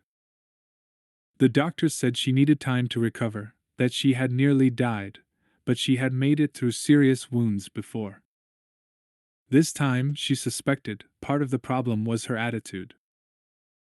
She wiped her hands on her pants. She wore a loose, flowing pair that resembled a skirt, with a blouse over them, deciding to be dressy but comfortable at this meeting, and stepped into the crowd of junior senators. Their conversation ceased. She smiled at them, as if she had heard nothing, and clapped her hands for attention. "I want to thank you all for coming on such short notice," she said. "We are currently preparing the ballroom as a temporary home for the Senate, but it won't be completed until tomorrow. In the meantime, I thought we would hold this informal meeting. I wanted to get you all up to date on the investigation." "What investigation?" asked Riot Kum, the junior senator from Exedine. His voice, filtered through his 6 sets of teeth, sounded so much like that of his colleague, Myatt Lure, that Leia started. It was even a question that Myatt would have asked. She glanced at Riot as he preened his 6 arms against his side. If she hadn't known Myatt was dead, she would have thought she was speaking to him. "We've had an investigation running simultaneously with the rescue effort," she said. "The rescue effort took top priority for a day. We had to make certain dash." Her voice broke. "We had to make certain that no one else was trapped in the rubble," said Sci-Fi, one of the senators who had been with her since the beginning of the new republic. He stood just behind her, his 7-foot length protecting instead of dwarfing her. She nodded, grateful for his support. She hadn't seen him when she came in. He must have been eavesdropping, as she had been. "You should have taken the precautions up front," Riot said. "I don't know how I'll tell the people of Exedine that one of their most beloved figures is dead. We have the best security of any place in the Republic," Leia said. "Obviously, it wasn't good enough." "Obviously," Riot said. Mido, vibroblade thin, his crimson face covered with tiny white lines, put a 2-fingered hand on Riot's first arm. Leia was astonished that Mido knew Exedinian etiquette. A touch on the first arm was a signal to stop speaking. A touch on the second would have been a challenge to fight. "The Chief of State has had a difficult week," Mido said. "As have we all," some senator in the back said. Mido ignored him. "We must give her the benefit of any doubt. Of course, we had to see if anyone remained in the ruins of the hall. Now the investigation can begin in earnest." His support made Leia suspicious. Mido hadn't been supportive since his election. "Thank you, Senator," she said. She took a deep breath. The damage to the hall was extensive. The bomb, if we might call it that, was detonated inside the hall. There was no exterior damage at all. "We are currently investigating all personnel who were in the hall at the time of the explosion as well as people who had access to it in the days before." "Does that include senators?" asked Senator Webbles, a tiny humanoid from Wyan. "It includes everyone," Leia said. "Even the dead?" Riot asked, his lower hands perched on his secondary hips. "Even the dead," Leia said softly. "We can't overlook anyone or anything here." "So you're being investigated as well?" Senator Mido asked. Leia started. Of course, she wasn't being investigated. She knew she wasn't involved. She said, everyone. Cho-Fi spoke without judgment as he reminded them to listen, and as he got Leia off the hook. Karathrar, the senior Wookiee senator, growled from the back of the room. My Wookiee colleague has a good point, Cho-Fi said. The best way to survive this crisis is to work together. We can't work together when we're being investigated, said another junior senator. We're all being investigated, said Nixie, a senator from Redrig. We have to work together, said Senator No. He had been a senator in the Old Republic, and then a member of the Rebel Ring in the Imperial Senate. He was one of the few Old Republic members who hadn't retired. Have you ever thought that whoever set off that bomb did so for precisely this reason? If we fight among ourselves, we no longer focus on outside threats. We cannot tear this government apart from within. That thought hadn't occurred to Leia either. She had been concentrating on finding the perpetrators, and on discovering if they were the source of the Force vision she had shared with Luke. She hadn't forgotten that feeling of impending doom, not just for the Senate, but for the government itself. She couldn't tell this body, though, about the new weapon. Not without a greater proof than her feeling, and Luke's. It seems to me that this government is already being torn apart, Riot said. We need leadership. Good leadership would have prevented this attack. We don't know that, Cho-Fi said. We won't know anything like that until we discover what caused the destruction. The teams are working on that now, Leia said. We have some experts digging through material removed from the building, as well as searchers still in the hall. We'll know more by later today. Will we know then whether the attack was aimed at the Senate or aimed at you? Riot asked. He had the right to ask that. Leia knew he did. But that didn't stop the flare of anger within her. She had had enough. He was acting as if he had attained a moral high road through Mayat Lure's loss. Senator Kum, she said, rising to her full height. If the attack was aimed at you, at me, or at any of our colleagues, then it was aimed at all of us. We are a body, a group, whether you like it or not. The attack occurred in the seat of government, and affected all of us equally. Not equally, Riot said. Some of us are dead. Equally, Leia said, at least for the survivors.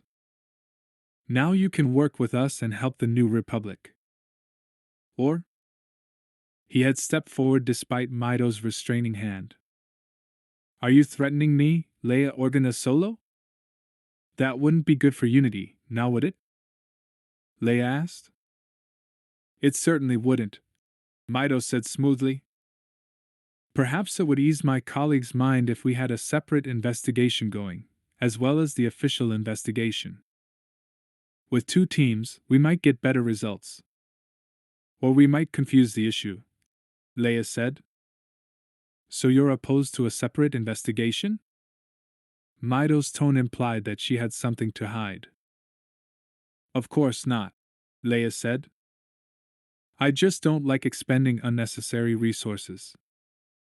The New Republic is not wealthy, either in credits or in available labor. I think that anything that enables us to trust one another again would not be a waste, Mido said. Again?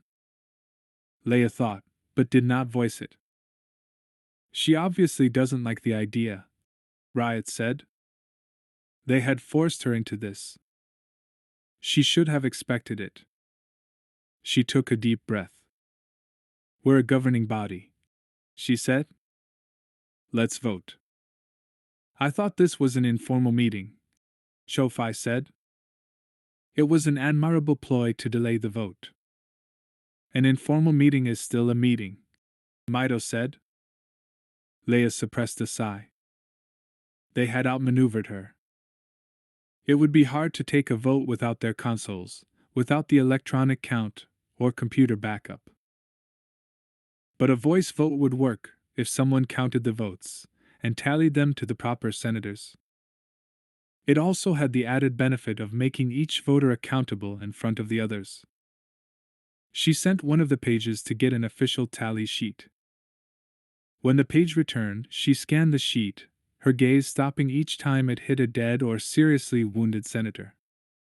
She would remember that day in the hall for the rest of her life. In its own, less devastating way, it had shaken her as the destruction of Alderaan had. She had thought the hall a completely safe place. Perhaps that was why she fought the introduction of the former Imperials. Perhaps she wanted to protect one of the few havens left in the galaxy. It only took a few moments to get the system set up. Time enough for each senator to think of a response.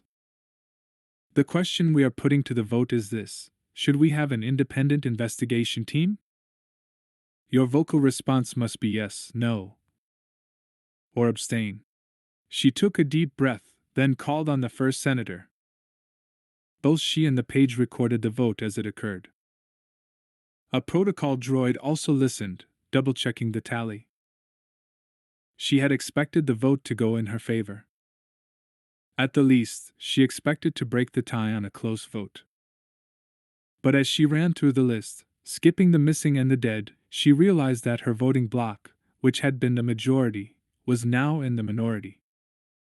Most of the uninjured were the junior senators. The senior senators, those with long ties to the Republic, had somehow received the brunt of the blast. By the end of the list, Leia's throat was dry and her eyes burned. Her shoulders were stiff from tension. 15 senators voted against the independent investigation. 15. The rest abstained or voted in favor. The measure won by an overwhelming majority. Across the room, she met Carathrar's gaze. The Wookiee senator believed, as Leia did, that the former Imperials would destroy the Senate. Carathrar's hair stood on end, and when he noticed Leia, he shook his head in despair. Leia checked her results against the pages. Then the droid confirmed their numbers. By a clear majority, Leia said, the measure to provide for an independent investigation passes. The junior senators cheered while the rest of the room looked on in astonishment. Leia picked up a wooden cup and pounded it on the buffet table as she called for order. As the room quieted, she said, I realize that we are not meeting in the hall. Due to the informal setting, I will let this breach of etiquette pass. In the future, though, any senator showing undue partisanship will be expelled from the room and his vote will not be counted. This rule is in the senatorial bylaws. I suggest you read them. Her voice echoed back to her, and she could hear the thread of anger below it. Usually she prided herself on her restraint, but her patience was wearing thin. Didn't these so-called leaders understand the effects of their actions? Didn't they know that this kind of partisanship would divide the Republic? Faces were turned to hers expectantly. She nodded toward them. Since it was your idea to have an independent investigation, Senator Mito, I would like you to compile the team. We will need the names of the investigators for our records. Mito smiled. His teeth were pale pink against his crimson skin. Gladly, President. She didn't like his expression. It made her feel vulnerable. It made her feel as if she had walked into a trap. Tomorrow we will meet in the ballroom at the normal time. Until then, we are adjourned. Leia pounded on the buffet table. As she did, the conversation rose around her. The junior senators were pounding one another on the back and laughing. Sci-Fi was staring at the list. You know, he said so softly that only Leia and Senator No could hear. Their report won't be the same. I know, Leia said. But I had no real choice. I couldn't appoint one of our people to pick the investigative team. They outmaneuvered me. If I had been thinking when I came in dash. It's not your fault, Leia, Sci-Fi said. If they didn't approach you on that issue, they would have done so on another. You were running the Senate as it used to be instead of as it is. It is no longer a uniform body. Now we have factions. I don't like it, No said. Like it or not, Sci-Fi said, the factions exist and we have to live with them. I will not live with them, No said. This is how the Empire took over the last time. Small disagreements became major. Major disagreements were ignored until the government was so factionalized it didn't work at all. That won't happen here, Sci-Fi said. No smiled. I used to believe that, all those years ago. Leia picked up the voting record, wincing at the pain in her hands. We can't be afraid of change, Senator, she said to No. We have to remember that there is one major difference between then and now. They don't have a leader like Palpatine. At least not yet, No said. Sunlight poured through a hole in the collapsing roof of the Senate Hall. Against the sky, the black-clawed hand of a construction droid awaited orders to remove the rubble and rebuild. Luke stood in the double doorway and peered into the hall. The sunlight illuminated only one corner. Emergency glow panels revealed more destruction. Most of the voting desks were covered with stone and shattered crystal. The floor was a mass of debris. Freight droids, maintenance droids, and repair droids waited in the back. No one had started the cleanup yet. Leia wanted it to wait until the investigation was underway. Luke had decided to do some investigating on his own. Several things bothered him: Leia's insistence on the involvement of former Imperials, Han's strange conversation with the missing smuggler, and most importantly, the disturbance in the Force that Luke, Leia, and the Solo children had felt to varying degrees. Luke agreed with Han. He doubted the direct involvement of the former Imperials. If they had all known, they would have found an excuse to be away from the hall at the time. Leia had a point too. Most of the junior senators were uninjured. If she was right, and a former Imperial or a group of former Imperials were involved, what greater way to turn away suspicion than to be in the hall during the explosion and, miraculously, escape injury? Luke stepped inside. Dust motes rose in the circle of sunlight. He had been in so many places of destruction, seen so much devastation, and still it didn't prepare him for this. This hall was the working chamber. It had housed the old Republic Senate, and even Palpatine's redesign hadn't affected that feeling of ancient and irrevocable law. It had been Leia's favorite room. She had been below, at the podium, when the blast hit. The podium was shattered. The circle on which it had stood was littered in ceiling rubble. The repair crews outside had warned Luke that the building was unstable. They weren't going to let him in without an escort, but he insisted. He had to see this, and he had to see it alone. A chill pervaded the air. It was the same kind of chill he had felt on Yavin 4, the chill of quick, sudden death. So many lives senselessly taken. He stepped in deeper. Beneath the chill was that odd sense again, that sense of betrayal. Betrayal was probably a common response to sudden death, but this sense felt different. It felt personal, like the betrayal Luke had felt when KYP had joined forces with Exarquin. As if all in this room had died at the hands of someone they once trusted. Personal death. A bomb was an impersonal death.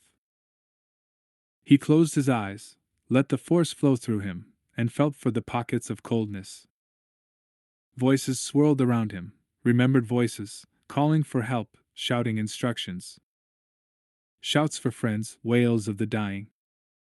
Pockets of cold. He opened his eyes. Not one large explosion. Several small explosions had detonated all at once in this room. and the senators sitting closest to the detonations died. Several planned executions? A warning?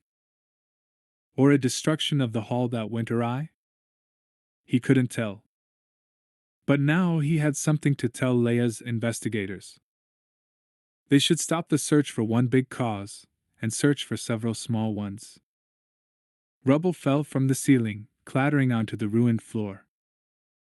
He turned and accidentally stepped into one of the pockets of coldness. The sunlight grew dim, and he felt the taint of a presence. A former student. A man. Brachus. 9. The closet the Clopirian had placed the droids in had a stained permacrete floor, metal walls, and a metal ceiling. The walls were unadorned, and there wasn't even a knob on the inside of the door. It was pitch black after the door was closed. R2 whistled softly. "You're right, R2," 3PO whispered. "I hear footsteps as well. And they're coming our way." The computer lock on the door's knob clicked and beeped. As the door opened, the closet flooded with light. A different Clopirian from the one that captured them stood outside, work orders clutched in one tentacle, a special key code in another. "Oh, thank the Maker," 3PO said. "I am C3PO and this is my counterpart, R2D2. We belong to President Leia Organa Solo, the Chief of State, and to her brother, the Jedi Knight Luke Skywalker. We have been falsely imprisoned. You were trespassing," the Clopirian said. "On the contrary," 3PO said. "We I don't care," the Clopirian said. "If it were up to me, I'd put you in recycling with all the other out-of-date droids. But we ran your serial numbers and you are who you say you are. Next time you come down here, your owners need to give us official notice. We can't have just any old droids down here. This is a dangerous area, and some of my assistants are overly enthusiastic. They might think you're scrap and use you for parts." "Parts?" 3PO said. "I assure you, sir, we are anything but parts. Why, my counterpart, and I might even be considered You are a protocol droid at least 3 models behind, and an astromech droid 16 models out of date. If you were part of our team here, we'd definitely recycle you. R2. Blat. As it stands, we'll let you see the X-Wing. Then you have to leave." The Clopirian crossed 2 tentacles. "Follow me." 3PO hurried out of the closet, R2 at his side. The Clopirian slithered forward at a fast clip. 3PO dropped back a few paces, just out of the Clopirian's hearing range. "You see, R2. I told you that they wouldn't hold us once they knew who we were." R2 bleeped.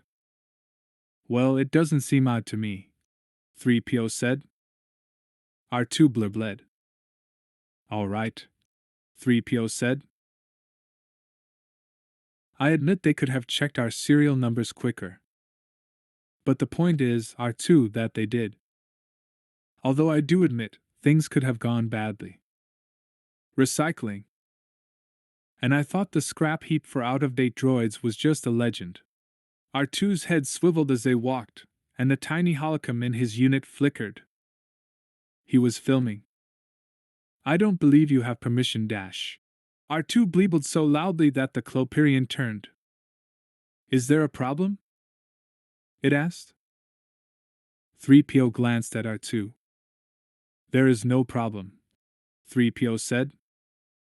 "No problem at all." And he put his hand heavily on R2's head for good measure. The clang of metal against metal echoed in the hangar. They passed dozens of X-Wings in various states of disrepair. Through open hangar doors were Y-Wings and A-Wings that had been disassembled.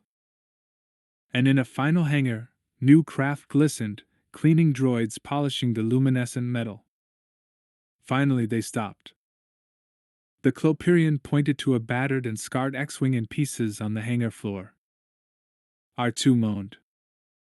3PO approached the pieces. Oh dear, he said. Master Luke relies on this craft. We'll have it reassembled for him in 2 days, the Cloperian said. R2 whistled and beeped. My counterpart wants to know why it had to be dismantled in the first place. Orders, the Cloperian said. These old X-Wings have too many problems to fly across the galaxy without an occasional overhaul. R2 bled. My counterpart says the ship was in perfect condition. Well, he's wrong, the Cloperian said. Amateur upkeep is no substitute for a major revamp. R2 shrilled. R2, 3PO said. I'm so sorry, sir. He was close to the X-Wing. He's afraid you've damaged it permanently. I haven't touched it, the Cloperian said. And now that you've seen it, you can report on its condition to your master. The exit is through that door. 3PO nodded. Come along, R2. We must talk with Master Luke. R2 gave a warbling sigh. He stopped beside the X-Wing and leaned precariously over it. R2, 3PO said. We've seen enough. You might want to tell your master to purge that astromech unit's memory. The R2 unit is seriously dated as it is, and with the new changes in ship design it will be obsolete in a matter of months. A cylindrical arm extended from R2's left side, the side away from the Cloperian. I will certainly inform Master Luke, 3PO said. This little R2 unit has been trouble from the day he bought it. They all have, the Cloperian said. Now you two get out of here before I take you out myself. Yes, sir. Come along, R2. R2's arm slid back into its compartment. He put his third wheel down and rolled toward the exit. Thank you, sir, for showing us the X-Wing, 3PO said as he scurried after R2. I will most certainly speak to our master about you, Dash.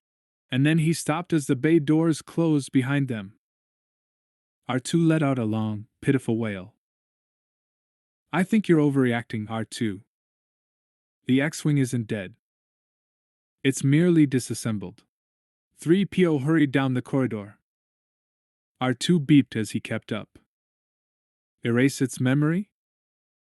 But Master Luke gave specific instructions that the X-Wing's memory shouldn't be touched. R2 bleeped in affirmative. But that doesn't mean there's a conspiracy, R2. Organic beings are subject to error. R2 whistled and shrilled. Very well then, 3PO said. You can believe what you want. But you'll tell Master Luke yourself. I'll have no part in such flights of fancy. R2 grunted. Still, 3PO said as they left the hangar and entered the upper level of the docking bay. I will inform Mistress Leia of that being's attitude. If we were imprisoned over such a trivial thing, imagine what would happen to droids with less important owners. It's a disgrace. Such a thing should not be allowed on Coruscant. R2 bled. I am not thinking about myself, 3PO said. If I were thinking of myself, would I have mentioned other droids? Leia's long hair flowed down her back. She was brushing it steadily, her newly healed hands looking perfect in the soft light. The last dip in the back-to-tank had done it. She would be fine. Han sat on the edge of their bed, wishing she would face him. She had picked up her brush the moment the conversation had grown serious. Look, sweetheart, I'm only asking for a week. We're in the middle of a crisis here, Han. She hadn't missed a stroke. And you want to go off and play with the boys. I don't want to play, Leia. I think Gerald came to me for a reason. I'm sure he did. From what you said about the conversation, he couldn't understand what happened to Han Solo, gad about adventurer. Han pushed off the bed. I think Gerald's visit is connected to all this. And I don't. He crouched beside her. She stopped brushing her hair and placed both hands in her lap. The scratches were gone from her face, but she still looked drawn and pale. He put his hands over hers. Her skin was cold, and she was shaking. Time for honesty. For both of them. Leia, he said, I'm useless here. Not useless, she said, looking at his hands protecting hers. You're never useless, Han. He put his head against her shoulder, felt the silky smoothness of her hair against his forehead, smelled her faint perfume. He didn't know how to explain something she usually understood. He was a man of action. He needed to act. Then she sighed. You want to contribute? He nodded. And there's nothing you can do on Coruscant. He sat back on his heels. He was squeezing her hands tightly. The bristles of her brush dug into his fingertips.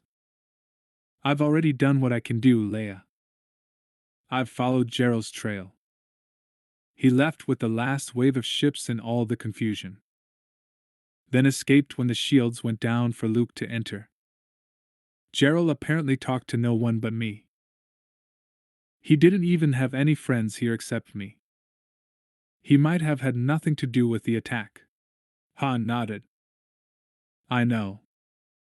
In that case, the investigators you've assigned are following all the possible leads. What if there's another attack, Han? It hasn't come. I've been waiting for days, but it hasn't come. That's strange, isn't it? Leia said. I've been thinking it's very strange. So have I. She smiled at him then, the quirky half-smile she got when she knew she should fight with him, but didn't have the heart to. I'll stay if you need me, he said. She shook her head. I don't need anyone, you big oaf. I know that, your worship, he said, grinning. Then he let the grin fade. But I mean it. If you need me, dash. We're better if we work as a team, Han. He knew that too. He'd been trying to say that all along. My only concern is the children. She slipped a hand out from underneath his, and put the brush on her dressing table. What if the next attack is on them? What if right is right? What if the attack was meant for me or my family? If it was meant for you, it was meant as a warning, Han said. Like Gerald's visit. He nodded. Winter says the base at Anath has been rebuilt. Maybe we should send them there with her. A visit to their babyhood homes? He got off his haunches and stood. Can you do without them, Leia? I'll be gone, and they'll be gone, and then you'll have the political crisis to deal with. She took a deep breath. He could see the struggle in her face. He knew how much she relied on her family, how important it all was to her. I'll work better if I know everyone is safe, she said. That's why you want me to stay, isn't it? She didn't look at him. He pulled her hair back and kissed the nape of her neck. I can take care of myself, princess. I know, she said, still not looking at him. You're the one in the greatest danger. Maybe you should go with Winter and the children to Anath. She lifted her head, finally looking at him. I can't do that. I have duties here. I have to take the same risks as the rest of the government. He knew. He had to take risks too.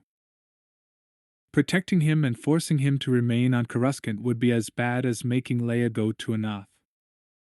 He waited, watched the realization dawn on her face as she understood what he had done. You've manipulated me, she said. He nodded. She stood and wrapped her arms around him, pulling him close. In the last few days, she had lost weight. She felt thin and fragile. He held her tightly, knowing that more strength lay within her slender form than he would ever have. He had to trust in her abilities, just as she had to trust in his. Don't you wish that, just once, we could live calmly and comfortably like normal people? Her voice was soft, almost a whisper. No, he said. He stepped back just far enough so that he could see her face. Because if we had been normal people, we would never have met. Your Highnessness. She laughed, and he kissed her. Deeply. Passionately. As if he would never be able to kiss her again. 10. Gerald's ship was a treasure trove of unusual junk. Lando had towed the spicy lady to Kessel, and had spent half a day exploring his old colleague's cargo. The body remained in the cockpit. Lando wasn't certain yet what to do with Gerald. He supposed he'd have to go through the records, looking for next of kin. He wanted to save that until last. Gerald hadn't been carrying any cargo when he was killed. Or so it seemed. But someone could have cleaned out the cargo while the ship listed in space. Still, Lando found numerous abandoned items. Taken separately, they were explicable. But together, they were inexplicable. He found a blaster handle, a single stormtrooper glove, a laser cannon, and pieces of a Carbandi signal-augmented sensor jammer. He found power cells and the schematics for cannons designed for the all-terrain armored transports. He found bolts for a repulsor lift, and most disturbing of all, a case of needles made specifically for an Imperial interrogator droid. But no credits, no jewels, and no spice. Either Gerald had been involved in something sinister, or he had stumbled on something. Lando liked to believe Gerald had been in the wrong place at the wrong time. But what Lando wanted to believe and what was true were probably two different things.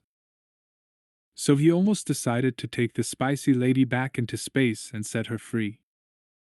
Lando was halfway back to his ship when he remembered Gerald's laugh.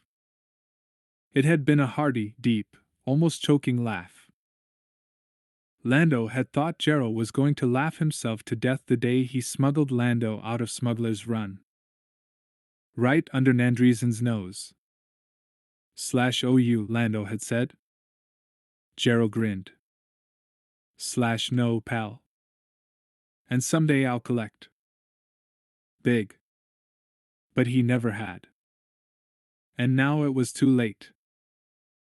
Ever since he'd seen Han Solo slide into the carbon freeze in Cloud City, Lando had placed a higher priority on old debts and friendship.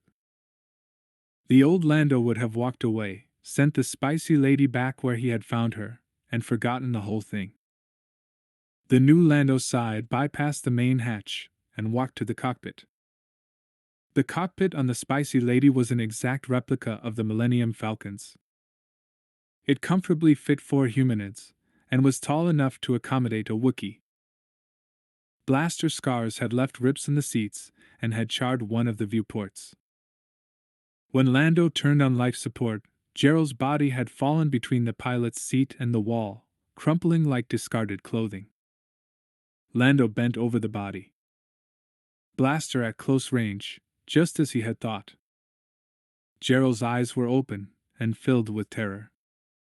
Lando gently closed them. Too many times he had been afraid he would die that way, alone, attacked in space by someone he'd crossed. Or someone he hadn't. "Let's see what we can do for you, Gerald," Lando said. He sat in the co-pilot's chair, as far from Gerald's body as he could get.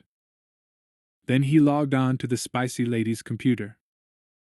This part of the computer was not tied to the slave system. When Lando logged on, a cargo manifest floated on the screen. It had been left there by whoever had gone before. The manifest was dated for a week before and it was empty. It had clearly been erased. Lando searched the backups, but whoever had erased the manifest had been thorough. There were no backups of any of the manifests. In fact, all he could find were the ghosts of the files, the names and the dates of issue. Gerald's cargo had been so secret, he hadn't even kept personal records of it. Lando left the cargo manifests and went to the address files. The hailing codes for all of Gerald's contacts had to be here. With a few keystrokes, Lando opened the files. He recognized all the names as smuggling contacts except for 3. One was on Fuatna and hadn't been used in more than 3 years. Another was on Dathomir, and the third was on Almania. He looked up the Fuatna address first. It was for a contact named Dolph, and Gerald had noted. Name retired in the hidden words section.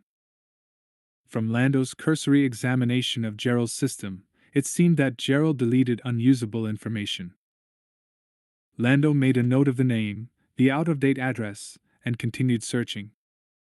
The address on Dathomir had no name attached to it. Instead, it had notes that appeared to be directions, along with stars marking it as a big find. The address was new enough that Lando suspected Gerald hadn't had a chance to exploit the big find, hence its continuation in the records. He opened the file on Almania to find that Gerald had sent a message there on the day the manifest was erased. The message had been deleted as well, but Gerald had based the spicy lady on the Falcon. He had followed all the schematics for the cockpit, the schematics that Lando had, and had bragged about it. Which meant that he had put in all of Lando's back doors. Once erased, not always erased. Gerald had never been a brilliant man. He not only put in Lando's back doors, he had used the same codes. Or perhaps that was bright. Who would think that 2 such diverse ships had the same coding system? Except, of course, Lando. It only took a moment for Lando to find the message. He put it on speaker, only to have the computer tell him the message was coded. And written. Stranger and stranger. Lando uncoded the message and brought it on screen. The message had no addressee and it was unsigned. Typical smuggler. That way no one who intercepted it would know who it was for. Cargo delivered.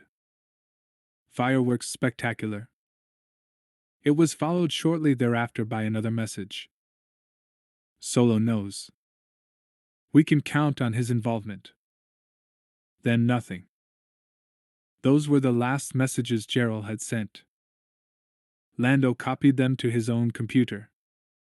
He glanced at Gerald. Gerald had known something, told Han, and now Gerald was dead. Which meant that someone was after Han. Someone who had taken the A-wing and left the spicy lady to drift. Lando got out of the co-pilot's chair. He had a call to make to Coruscant, and he couldn't make it from here. Brachus. Luke sat on the rubble-covered stair. He wasn't willing to leave the hall, not yet. Not until he had gotten all the remnants of emotion and knowledge he could get. Brachus. One of the failures. One of the students who had turned to the dark side. Luke remembered each student who left Yavin 4 before completing training. Some had left because of family crises. Decide you must how to serve them best, and those crises always came at the wrong point in the training. This is a dangerous time for you, when you will be tempted by the dark side of the Force. He remembered Ben and Yoda. He always let those students go, although he gave them the same admonition Yoda had given him, mind what you have learned. And in his mind he always added the next sentence, save you it can. Some did. They returned for more training. Others disappeared. Luke hoped that they too would return someday. But none of them had left in the same spectacular manner as Brachus. Brachus was one of the handful of Imperials who had tried to infiltrate the Jedi Academy. Unlike the others, Brachus had a true talent for the Force. Luke decided to see if he could keep Brachus away from the dark side. The training went well. Brachus softened, and Luke thought it time to give him the equivalent of the dark cave on Dagobah. Luke sent Brachus on a journey in which Brachus had to face himself. Brachus emerged, terrified and angry. He left Yavin 4 and went back to the Empire. Luke knew that one day he would see Brachus again. He had feared it would be like this. Master Luke! Master Luke! Oh, thank heavens we found you! 3PO's voice cut through Luke's reverie. Luke glanced over his shoulder. 3PO stood in the door with R2 at his side. They started to come in. No! Luke said. It's too unstable in here. Meet me outside. But Master Luke dash. I'll be right there, 3PO. I hope so, 3PO said. He walked away from the door. R2 bleeped at Luke and then followed 3PO. It had to be something serious, then. R2 sounded distressed. Luke stood. He got no more of Brachus than that initial sensory impression. And it bothered him. He wasn't used to such superficial feelings. But all he had felt around this blast had been strange. He climbed out. One of the workers in the outer corridor looked at him. Those your droids, Master Skywalker? Luke nodded. They seemed agitated. Luke smiled. 3PO always seems agitated. I'm sure it's nothing. He continued outside. 3PO and R2 stood on the dirt-covered lawn. They were facing the door. 3PO turned and said something to R2 when Luke appeared. What's so important? Luke asked. Master Luke, R2 and I had a dreadful experience in the maintenance bays.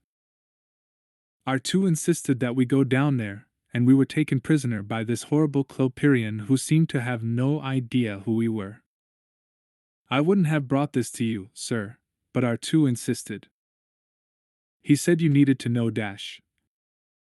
What were you doing in the maintenance bays? Those are off limits to all but specialized droids. R2 insisted. 3PO said.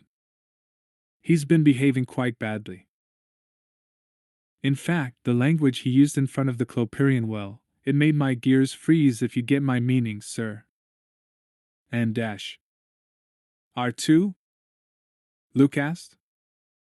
R2 bleebled, then a compartment opened near his base and a small tube arm emerged.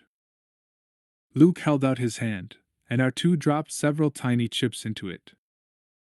He crouched and examined them. These are the X-Wing's memory chips. R2 moaned, a mournful sound. The X-Wing is in pieces, sir. If I had known that R2 was going to steal parts dash. In pieces? Luke said. He closed his fist around the chips. The X-Wing and R2 had been flying together so long that their memories were linked. They had their own special language. The X-Wing was as much of a person as a ship could be. Who authorized this? Why, I thought you did. I authorized routine maintenance. Luke stood. This would have to happen the moment I need the X-Wing. How bad is the damage? 3PO said.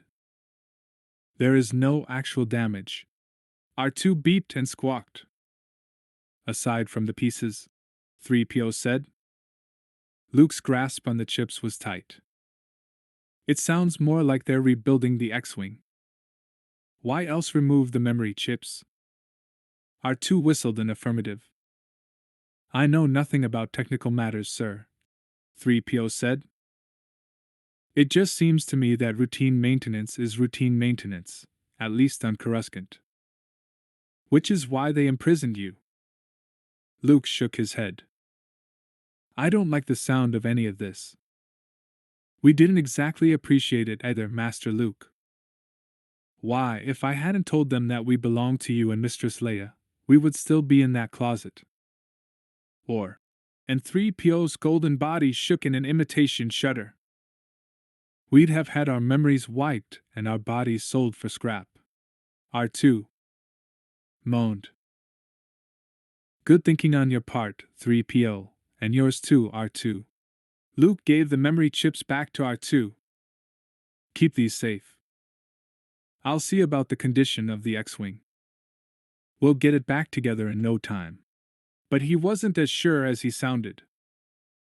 Routine maintenance did not require the disassembly of the X-Wing. He should have been more cautious in his instructions when he arrived. But he hadn't thought there would be a threat to him, his droid, or his X-Wing on Coruscant. Even with the bombing and the strange feelings he had had. Someone was watching them. He glanced over his shoulder. They were alone on the street. But someone was watching him. He had had that feeling since Yavin 4.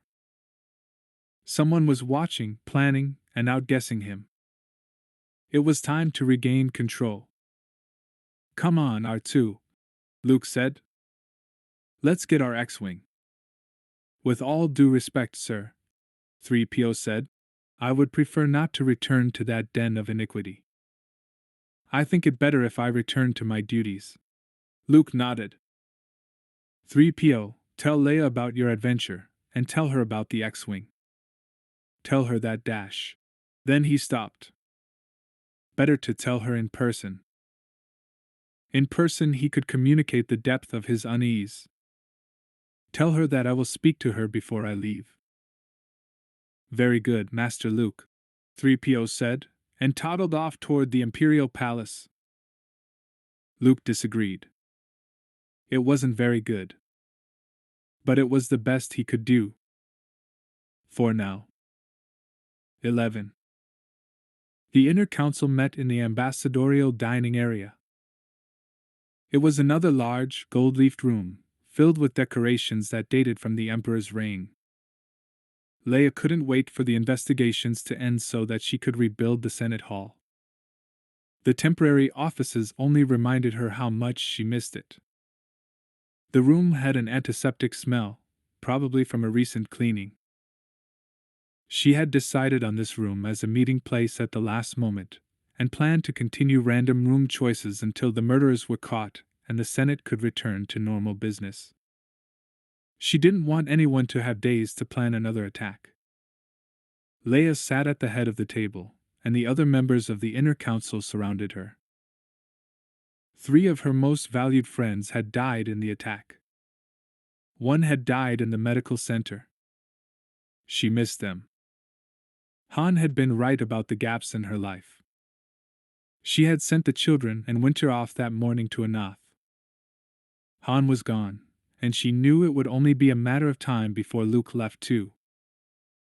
She could work well on her own, but with her family spreading to all corners of the galaxy, and with so many friends injured or dead, she felt as she had in those first few days after the destruction of Alderaan.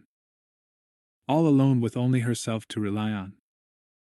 The news has reached the Outer Rim, Borsk Leia said. His melodious voice contained his concern. The fur near his face was shorter than usual, where the medical personnel had cut off the singed areas. The Rim worlds are agitating for revenge. Vengeance isn't the issue, Leia said. Stopping another attack is. I hope you've all let your people know that the investigations are underway. They don't care about the investigations, Goss said. She was petite, even for a Goss family. They were delicate furred creatures, intelligent and soft-spoken. Her whiskers curled around her face as she talked. Leia had to lean forward to hear her. It is the loss of representation. With so many serious injuries, and so much loss of life, the Senate is unable to vote on any but simple majority declarations. We barely have a quorum. Leia leaned back. She had been fearing this. The term is just beginning, said No. If it were near the end, Leia, I would suggest closing the session with the representatives we have. But we are looking at 3 years and more in which certain planets will be underrepresented. Exodine lost its senior senator and its secondary senator, said Sci-Fi. Now it is only represented by Riot Cum. That's not good for any of us. Don't let your political biases interfere, Cho-Fi, said Garm Bel Iblis. His craggy face had a look of exhaustion. We have to get used to the former Imperials. I worry that we'll invite even more of them by having emergency elections, Leia said. Or we give the ones already in the Senate more power, Leia said. Leia, the Senate is based on the will of the voting republics. They have chosen former Imperials as their representatives. We cannot argue with that. Leia smiled sadly. I suppose we can't. And we have to trust them to make the right choices in the future, Leia said. The Bathan trusted no one. Even Leia knew that. And what does your elaborate information say will happen if we hold elections now? Leia's face rippled, the only sign he showed of distress. Nothing would happen to the Bathans. We were surprisingly lucky in this. If we hold the election quickly, Cho-Fi said, no one new would have time to mount a campaign. The losers of the last election would probably take office. You can't predict like that, Sigas said. My people would not elect someone who lost. Such a person can never run again, nor can that person ever hold a position of power. Once a loser on Gosfambling, always a loser. Leia glanced at Sigas. She hadn't realized what her colleague had risked in running for the Senate. So what would happen on Gosfambling? Leia asked. Someone who is already in power would be promoted, she said. It's a problem we've grappled with all along, No said. Imposing an electoral system on different cultures. We have rules, Leia said. Yes, Cho-Fi said, and you should know perhaps better than the rest of us how cultures manipulate those rules. The Bathans haven't done anything untoward. You mean illegal? Cho-Fi said. It does no good to fight among ourselves, Leia said. She sighed. No is right. As much as I don't want to, we have to hold emergency elections in those places where the representative was killed or is too injured to carry out official duties. And we have to do it soon, otherwise any legislation we enact will have the onus of being decided by a diminished council. We have enough troubles uniting the various members of the Republic. We don't need additional problems. You realize, Bel Iblis said, that we could create problems by having this rapid election. You mean gain more former Imperials than we want? No said. We have to take the risk. Leia is right. The Senate is diminished already by the attack. To operate underrepresented would be a clear signal to those planets whose representation was lost that they are unimportant. We can't be afraid of our colleagues forever, Sigas said. We voted to allow former Imperials into the Senate. We have to accept them now. Leia nodded. She agreed, even though she didn't want to. Let's set up the elections for 1 week from today, she said, and bring the new officials in as soon after that as they can come. No later than 1 month from now. Agreed? The members agreed. Leia called an official vote, and then moved to other business. But as she did, she couldn't stop a chill from running up her spine. Perhaps this was what her unseen enemy wanted. A rapid change in the Senate. Disorientation, destruction, and a sudden increase in new faces would cause fragmentation. Fragmentation existed as Senator Palpatine took over the old Republic Senate. It would be up to Leia to prevent such a takeover from happening again. Femins sat in her office on Almania. Death masks from a dozen different cultures covered her walls. Red, gold, blue, some with mouths open in agony and others looking serene, they all shared an eeriness that she had once found comforting. She did no longer. She had almost wiped the makeup from her face upon her return from PYDYR, but that would have been a clear sign that she no longer believed in Queller. His hesitation in continuing the fight would be their downfall. He had said he wanted to replace the New Republic with a government of his own. She had believed him from the moment she met him. The New Republic was weak, he said. They allowed too many threats to their own people. They spent too much time legislating things that could not be legislated and too little time affecting change. Femin's family had died 6 years ago, when the Eye of Palpatine swept over their planet. The Imperial starship operated on an old computer program whose mission had been established by the Emperor himself. Femin's family had been killed in the crossfire as they tried to save others being lured onto the ship.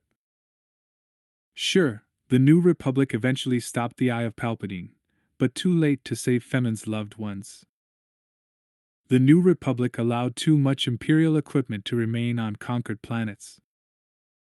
Several times, the Republic had allowed former Imperials, trying to re-establish their government, to threaten peaceful worlds. Too many times. The New Republic had never gone for the kill, had never executed those directly involved, had never done all that needed to be done to establish their own government firmly. Queller had said that the New Republic's inability to destroy its enemies was the sign of a fatal weakness. He said it didn't matter who ruled the galaxy as long as that rule was accomplished with an iron fist. Now he was exhibiting the same weakness he had once attributed to the New Republic. Femin could no longer support him. She had pushed, on PYDYR and before, for him to strike swiftly and decisively. He had the power to do so. But he wanted to toy with Skywalker and Organa Solo. He acted like a man who wanted revenge, but for something she didn't completely understand. It didn't matter anymore. He was going to spend 2 more days on PYDYR, cataloging his wealth and meeting with his spies. 2 days was more than enough time for her to take the decisive action he had failed to make. She had the knowledge, the equipment, and the codes. She even had the ability to get rid of Queller. He had left himself wide open on PYDYR. By tomorrow, Queller's death mask would be real. 12. The oily, metallic smell of the maintenance bay reminded Luke of days spent repairing his uncle's speeder on Tatooine. He used to love hunching over equipment, looking for the small variances that would improve speed or accuracy. Another world. Another time. R2 moved silently behind him, inching closer the deeper they went into the bay. The orders and requisitions area had told Luke to come down here.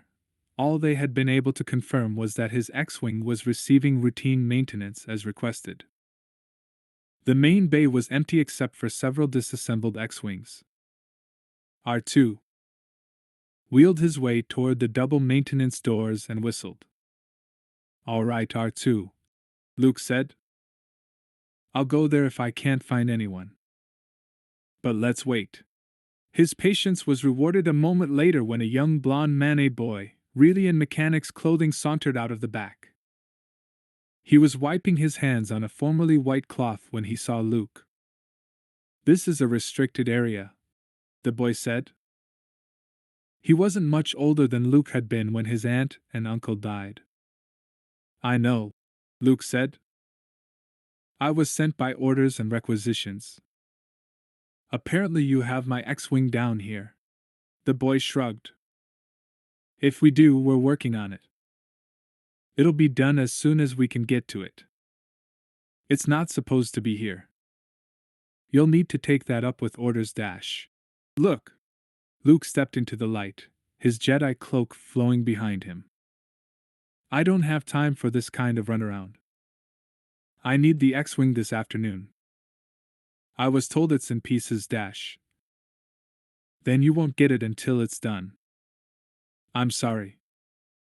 Orders should never have sent you down here." "Perhaps not," Luke said. "But they did." Let's see if we can resolve this, shall we? The boy looked up. Apparently, he hadn't expected Luke to be reasonable. R2 moved closer. Your astromech unit shouldn't be here either, you know. I know, Luke said. But I need my X-Wing today. R2 works it with me. The boy pursed his lips as if the idea disgusted him. You really didn't plan to have your X-Wing here, did you? No, Luke said. Just regular maintenance, as I always do when I come to Coruscant. Didn't you see the memo from General Antilles? Wedge? What had Wedge to do with Luke's X-Wing? Apparently not, Luke said. Routine maintenance includes upgrading all X-Wings to current clean fighter status. That sounds costly, Luke said. The boy frowned. Where did you say you came from? I didn't, Luke said. Where can I find Wedge? General Antilles? The boy gasped at Luke's forwardness. I don't know. I've never spoken to the man. Do you know him? Luke grinned. A bit. We were in the same squadron at the Battle of Yavin. The boy dropped his rag. Forgive me, sir. I had no idea. I can leave a message for him on the system. I can contact him myself if you just lead me to my ship. Sir, the area is restricted.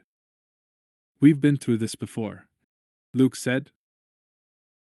My name is Luke Skywalker. All I want is to see the state of my X-Wing and dash. Luke Skywalker? The boy's voice squeaked. The Jedi Knight? Why didn't you say so in the first place, sir? I would have pulled some strings. It's not the Jedi way to take unfair advantage, Luke said, although that wasn't precisely true. Let's check on the X-Wing, shall we?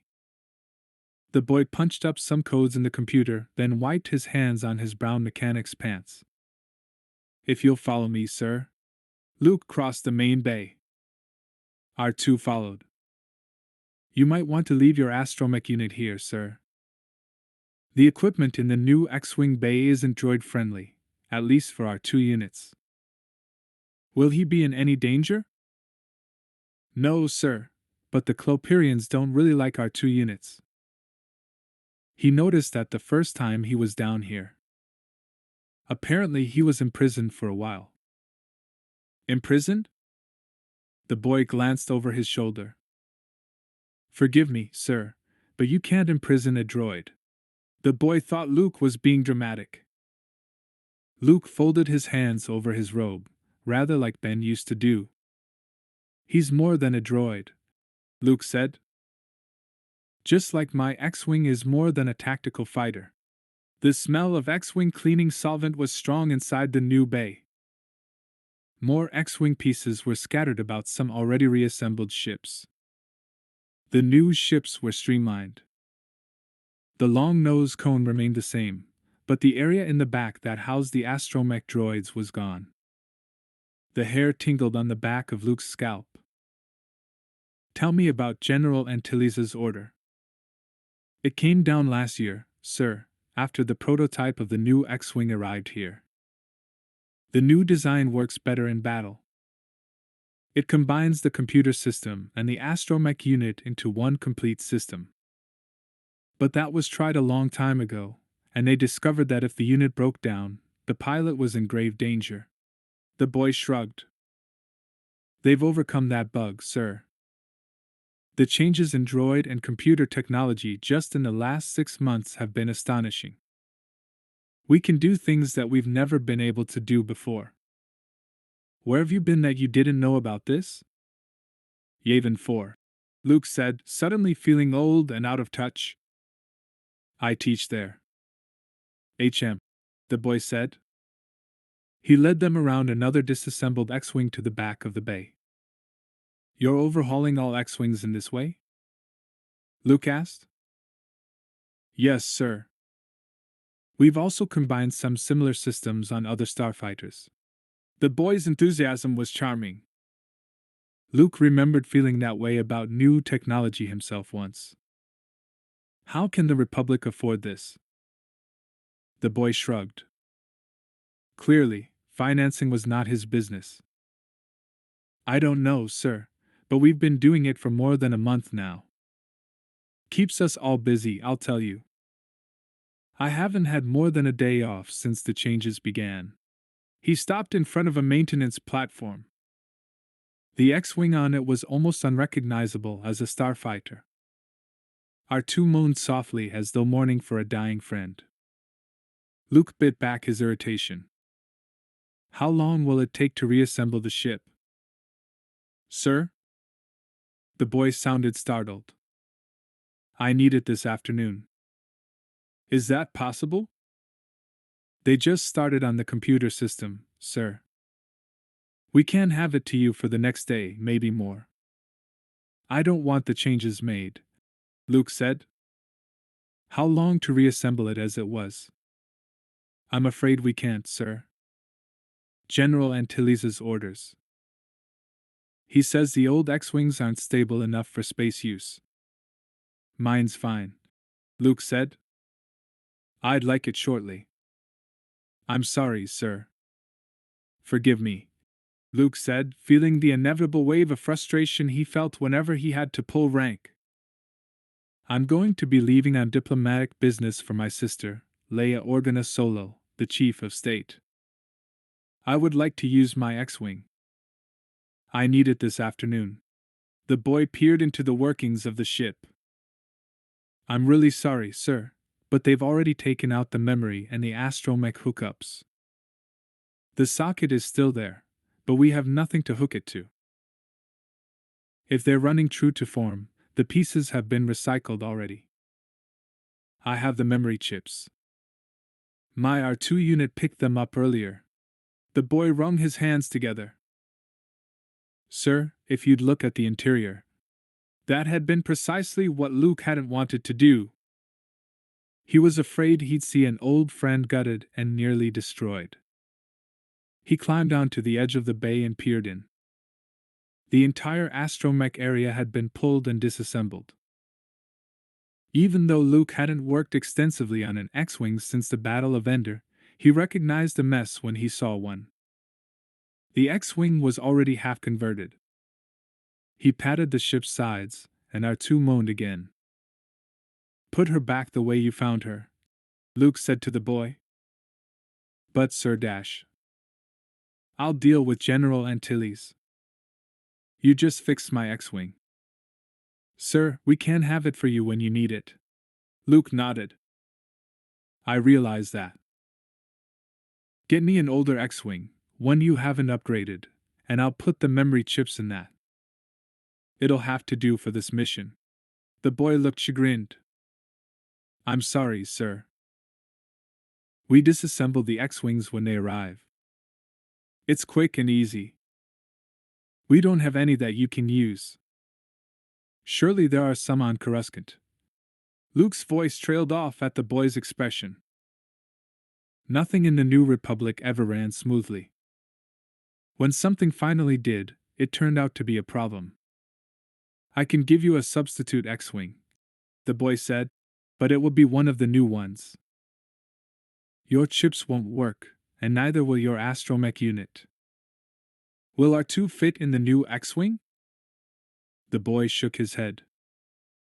It's strictly a one-person vehicle. Luke sighed. He didn't like his choices. He wanted to be in a starfighter so that he had speed and the ability to enter into planetary defenses unnoticed. He could take a bigger ship. Leia would probably let him have the Alderaan, but that meant he had to take a support staff larger than R2. It also meant that he would be noticed as he traveled across the galaxy, and it meant that he would have to explain why Leia wasn't with him. Han had already left with the Falcon, and all the other ships had the New Republic insignias. You'll work with my astromech unit, Luke said. R2-D2 knows that X-Wing better than anyone. I want it fixed by the time I return. R2 bleeped and moaned. Luke put a hand on R2's head. I'm sorry, old friend. I don't think this can wait. I trust you to make sure the X-Wing is repaired. R2 whined. And I'll let Leia, 3PO, and Wedge know you're here. Nothing will happen to you. Then Luke looked at the boy. Will it? He's an outmoded R2 unit, sir. They dash. No, Luke said firmly. He's a hero of the rebellion. Neither Leia nor I would be alive without this little guy. You will treat him as you would treat me. Sir Dash. What's your name, son? The boy took a deep breath. Cole Fardreamer. The name made Luke start. You're from Tatooine? The boy nodded. I grew up hearing stories about you, sir. How wonderful you are, and how you were once just a moisture farmer. I came here because of you. Luke had no real sense of himself as an inspiration to anyone. He resisted the urge to step back. And now you work on X-Wings. It's a place to start. Luke nodded. That it is. He took a deep breath. Take good care of my X-Wing and my R2 unit, Cole. See that nothing happens to either of them. When I come back, I want them both intact, ready to use. If you want, sir, I can have the X-Wing for you by this time tomorrow. Luke studied the boy's face. He had no doubt Cole would give the repair of the X-Wing his all. But that wouldn't be enough. I'd wait if I could, Luke said softly. But I have a feeling that time is running out. Smuggler's Run hadn't changed. The Run was an asteroid belt that had, over the years, become the hideout for hundreds of smugglers. The entry into the Run was complex. Han was surprised he had remembered it after all the years. But he had. He landed the Falcon on Skip 1, the 35th asteroid in the system, and the one first settled. Skip 1 had always supported human life the best and was extremely well protected. The hideouts were deep inside the skip, carved centuries ago by creatures that Han didn't even want to think about. As he and Chewie made their way down the old, familiar passages, he remembered the feeling of claustrophobia distinctly. He'd always associated it with the feeling of being on the run. But he wasn't on the run these days, and the feeling remained. Chewie growled. Yeah, Han said. You'd think that they'd have controlled that stink by now.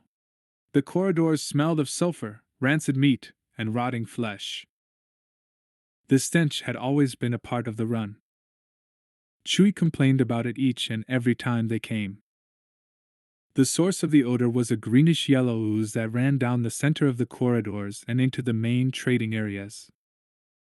When Han had first arrived on the run, he'd witnessed the first and only attempt to block the ooze. Han got it into his brain to plug the ooze at its source. He did, and Skip 1 was instantly rocked by the biggest groundquake in its history. The place has gas, the Baton later explained. Either we let it stink around here, or Skip 1 will explode. The smugglers chose to live with the stink. They hadn't found a better hiding place in the entire galaxy. Or a better defended place. Han knew that the Falcon was being watched from the moment of her approach. What he hadn't expected were the armed guards at the end of the corridor. 5 of them, all old friends. Chewie roared in indignation. Han put a restraining hand on his friend's furry arm. He scanned the group. Kid Dxol and Bald Now had taken Han on his first run to Kessel. Zine Affit, his craggy face even more lined than Han remembered, had first brought Han and Chewie to the run. Sinewy Anna Blue, looking more beautiful than ever, had run the Sabak games in which Han won a lot of credits. Winnie, the Wookiee who had tried to seduce Chewbacca on his first visit to Skip 1, looked exactly the same. And Silas, the Celestin who usually traveled with Gerald, clutched his blaster as if he couldn't wait to use it. Han held out his hands. Is this any way to greet an old friend? You're no friend, Solo. Sinewy Unabridged said. So how soon until your friends in the New Republic show up to arrest us? Xenafid asked. Have you done something illegal? Han asked. Winnie growled. A guy can ask a simple question. Han shot back at her. Not if he already knows the answer, Kid Diexolan said. Chewie's arm tightened. Han kept his grip on Chewie's fur. If the Republic was going to go after Smuggler's Run, it would have happened a long time ago. Silas chittered, his mouse ears wiggling forward as he spoke. Oh, yeah, right, Han said.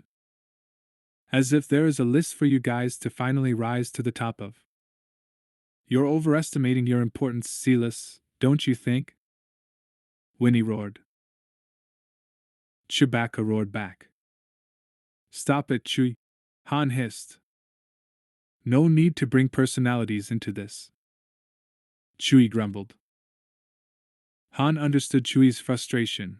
Winnie had never acted according to Wookiee code. She had abandoned her family and 2 life debts to pursue her smuggling career, but Han didn't want an old wound to fester into something ugly. Especially when Han and Chewie were outgunned. Personalities are already in this, Han, Kid said.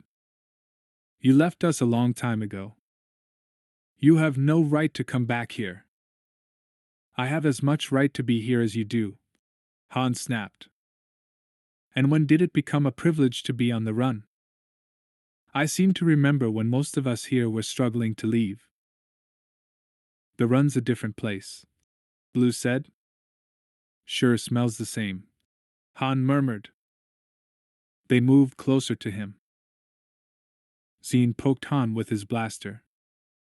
Chewie growled again. Winnie waved her bowcaster at him. What? Are you going to push me all the way back to the Falcon? Or shoot me right here?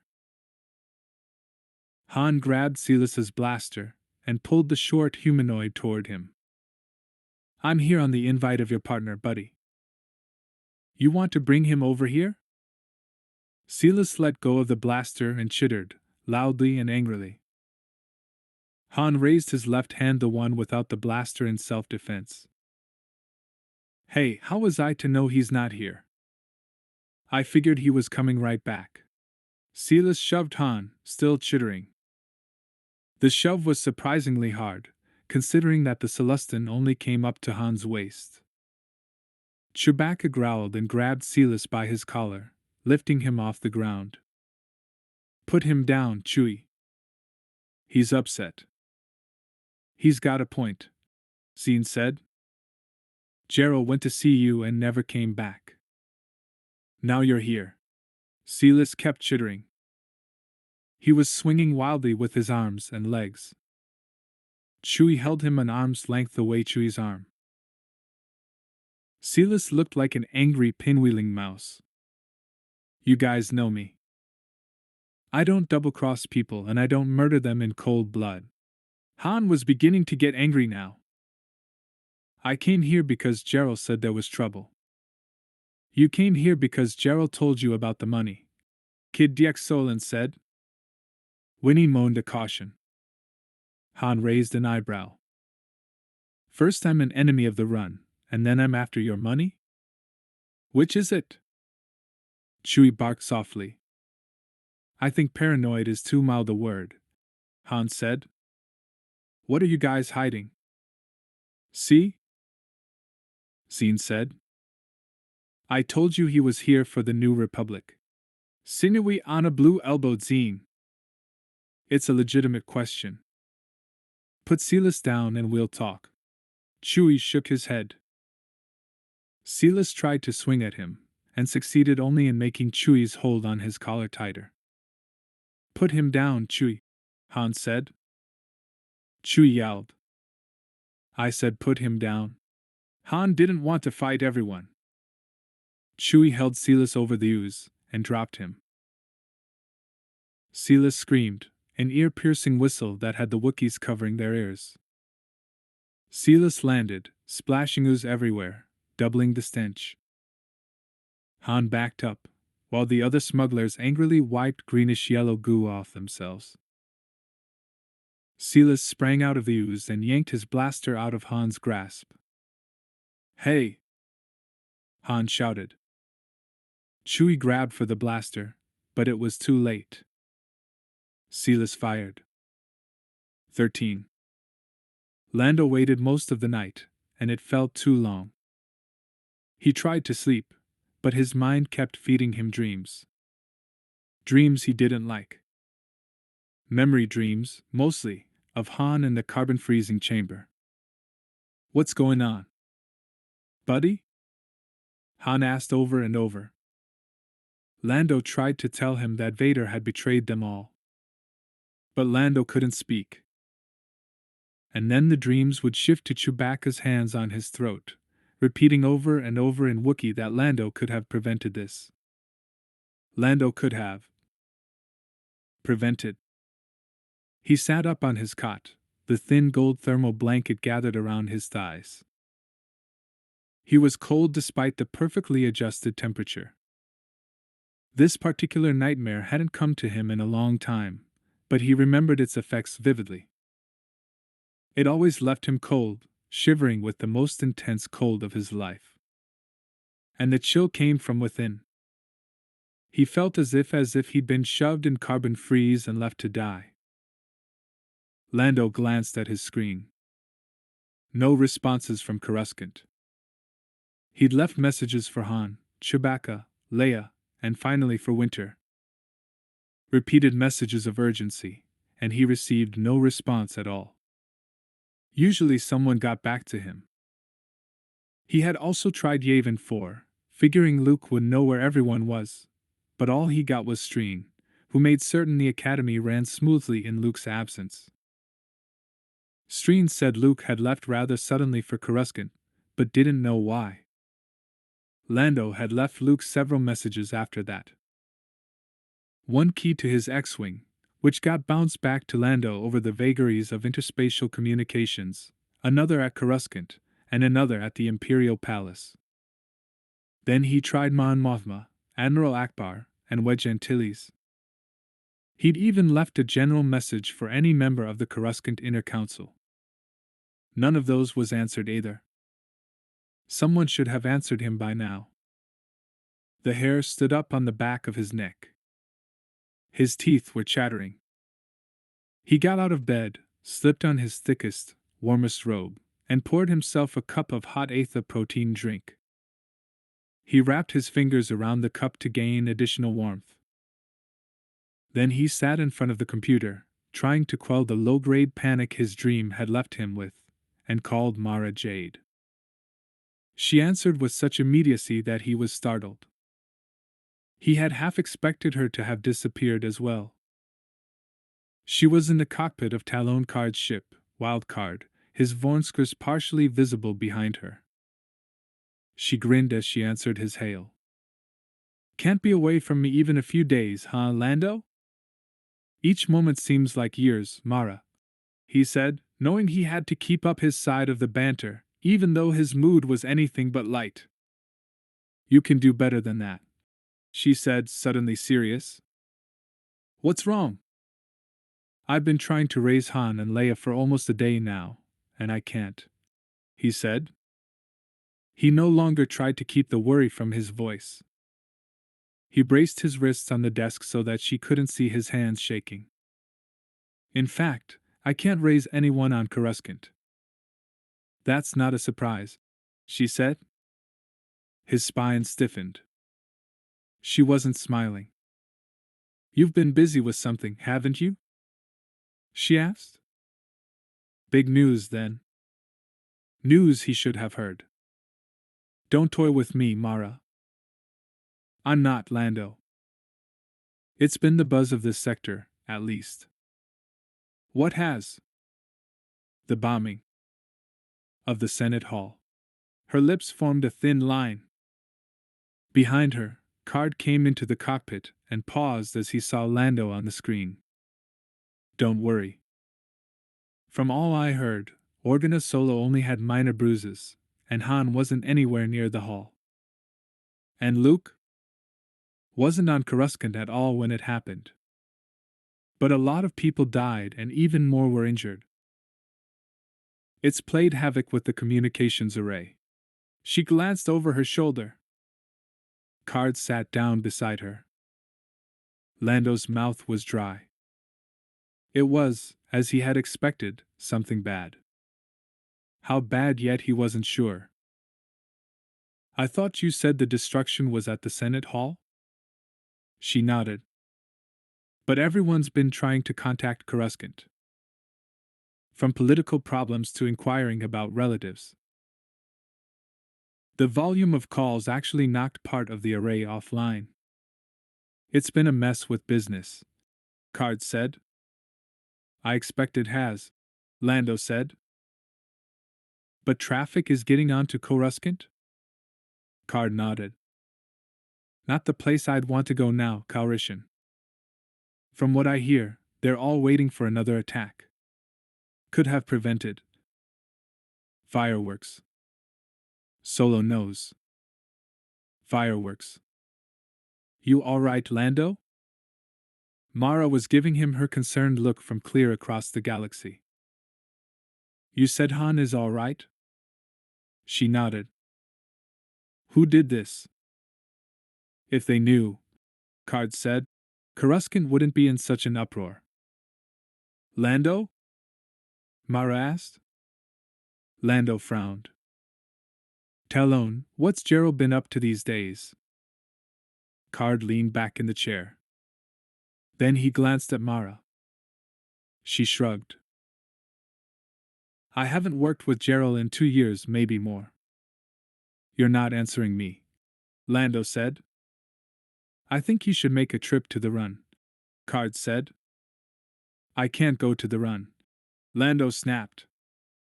I thought you knew that. What's Gerald got to do with this? Mara asked. Ask your friend there, Lando said. Talon? The run's a different place these days, Card said. Not a place I enjoy discussing, Calrissian. And not on an open line. Card's message was clear. Fireworks. Gerald had just been to Coruscant. Solo knows. And now Gerald was dead. Thanks, Lando said. I'll be in touch soon. He signed off before they could say anything else. His dreams had been right. He couldn't risk sending a message that wouldn't get through. He had to go to Coruscant. He had to warn Han, before it was too late. Queller shoved open the door to Femin's office. His guards flanked him, but he waved them back. He wanted them to observe, not to act. Femin had taken her death masks off the wall. The room looked odd without them. But that wasn't the only change. She was different too. She had scrubbed her face clean. He had almost forgotten what she looked like without the makeup. The years showed. But she was still a striking woman, with her alabaster skin and dark blue eyes. She didn't seem surprised to see him. But the 15 guards who had accompanied him seemed surprised to see her. Even with their faces hidden in their stormtrooper helmets, he could sense their shock at her appearance. I didn't order anyone to stand ready, he said. She got out of her chair. I did. You're too bent on revenge, Dolph. He started at the name, but he didn't allow it to show. His mask was working again, ever since he had returned to the artificial environment on Almania, and it gave him more control of his movements than a normal person had. We aren't ready, he said. To do this your way would invite disaster. To do it yours loses our advantage. She was nearly as tall as he was. Her eyes sparkled with fury. He had never expected her to cross him, but he should have foreseen it. She was more passionate about the mission than about anything else in her life, even him. She needed this to succeed. She needed to control everything around her so that nothing bad would happen again. His understanding gave him no compassion, only a muted pity that her needs had driven her to oppose him. He turned to one of his guards. Rescind the orders. Tell everyone to stand down. I wouldn't do that, she said to the guard. The guard, to his credit, turned to Queller, nodded, and said, I shall do as you wish, my lord. No! She shouted. Thank you, Queller said to the guard. Then he walked closer to Femin, his black cape swirling about him. Her body odor was sharp in the close room. She was nervous, no matter how she presented herself. He tilted his head and looked at her from the corners of his eyes. She lifted her chin, defiant to the last. You think I'm bent on revenge, he said. I know it. She kept her arms free, but he saw no weapon. She had to have something planned. A woman like her would leave nothing to chance. You and Brachus talked often about repaying Skywalker. And I intend to. Do it after we take over the Republic, she said. We have everything in place now. Not everything, he said. Enough. He shook his head. Impatience is the downfall of most megalomaniacs, Femin. I am not a megalomaniac. He smiled. Neither am I. The guards were watching, clearly unable to understand the conflict. They edged closer to him.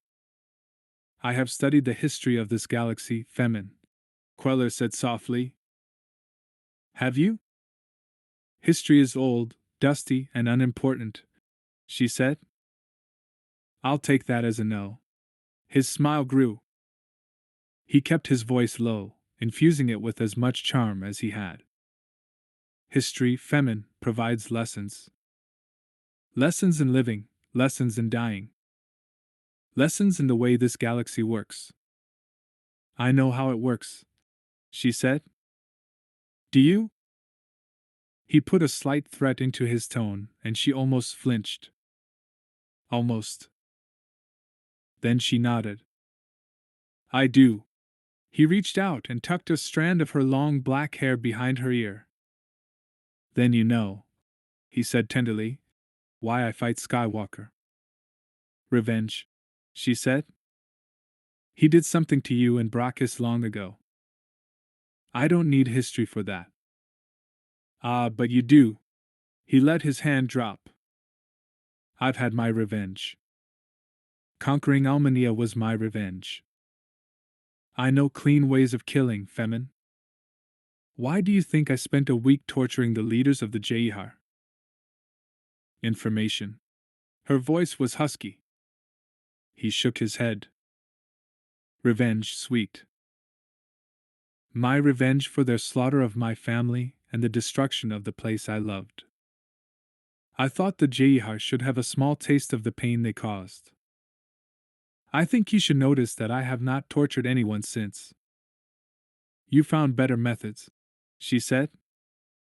He tugged at his black gloves, looking at his hands. His powerful hands. I knew better methods then. I simply did not believe the Jehar deserved them. I am a reasonable man, Femin. You should have remembered that. You've been trying to be fair? She asked. He suppressed a smile. At that moment, her certainty wavered. She had lost, and she hadn't even realized it. You've been baiting Skywalker to give him a chance to defend himself? Skywalker needs no favors. He was speaking now not just for her, but for his guards. He had brought them as witnesses, so that tales of her treachery would be muted by tales of his response to it. Skywalker is the most powerful man in the galaxy. Femin laughed. I thought you were, Dolph. I will be. His voice was still level. He felt remarkably calm, even though treachery usually sent him into a fury. His training had been good. He gave a mental nod to Master Skywalker. When I defeat Skywalker. So it is a power struggle. Queller laughed. You are so simplistic, Femin.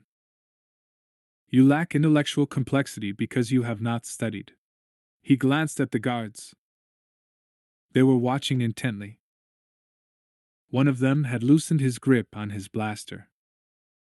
Queller reached over, grabbed the guard's hand, and tightened his grip. Femin made her move then. She reached for the control panel. The failsafe. The security he had installed. The one that slid the initiator down a passage while everyone else in the room suffocated. With a quick movement of his left hand, with a slight draw on all the force within him, he stayed hers. Then he tightened his grip, holding her entire body enthralled to him. All except for her neck and head.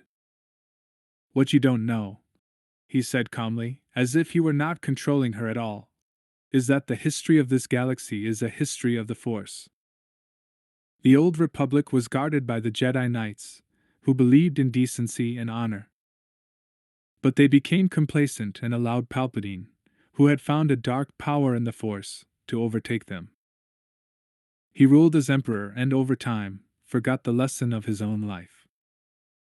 So, when faced with the youthful power of Luke Skywalker, Palpatine believed he could defeat him. And Skywalker, who had unusual talent in the Force, killed the Emperor instead. And you will kill Skywalker, to live up to some noble idea of history? She spat out the words. He admired her spirit, however misguided. I kill Skywalker, first, because it is my destiny, Queller said. And secondly because I cannot rule this galaxy as long as he is alive. That is the lesson of history. I must be the strength in the Force. I must be the sole king of the Force.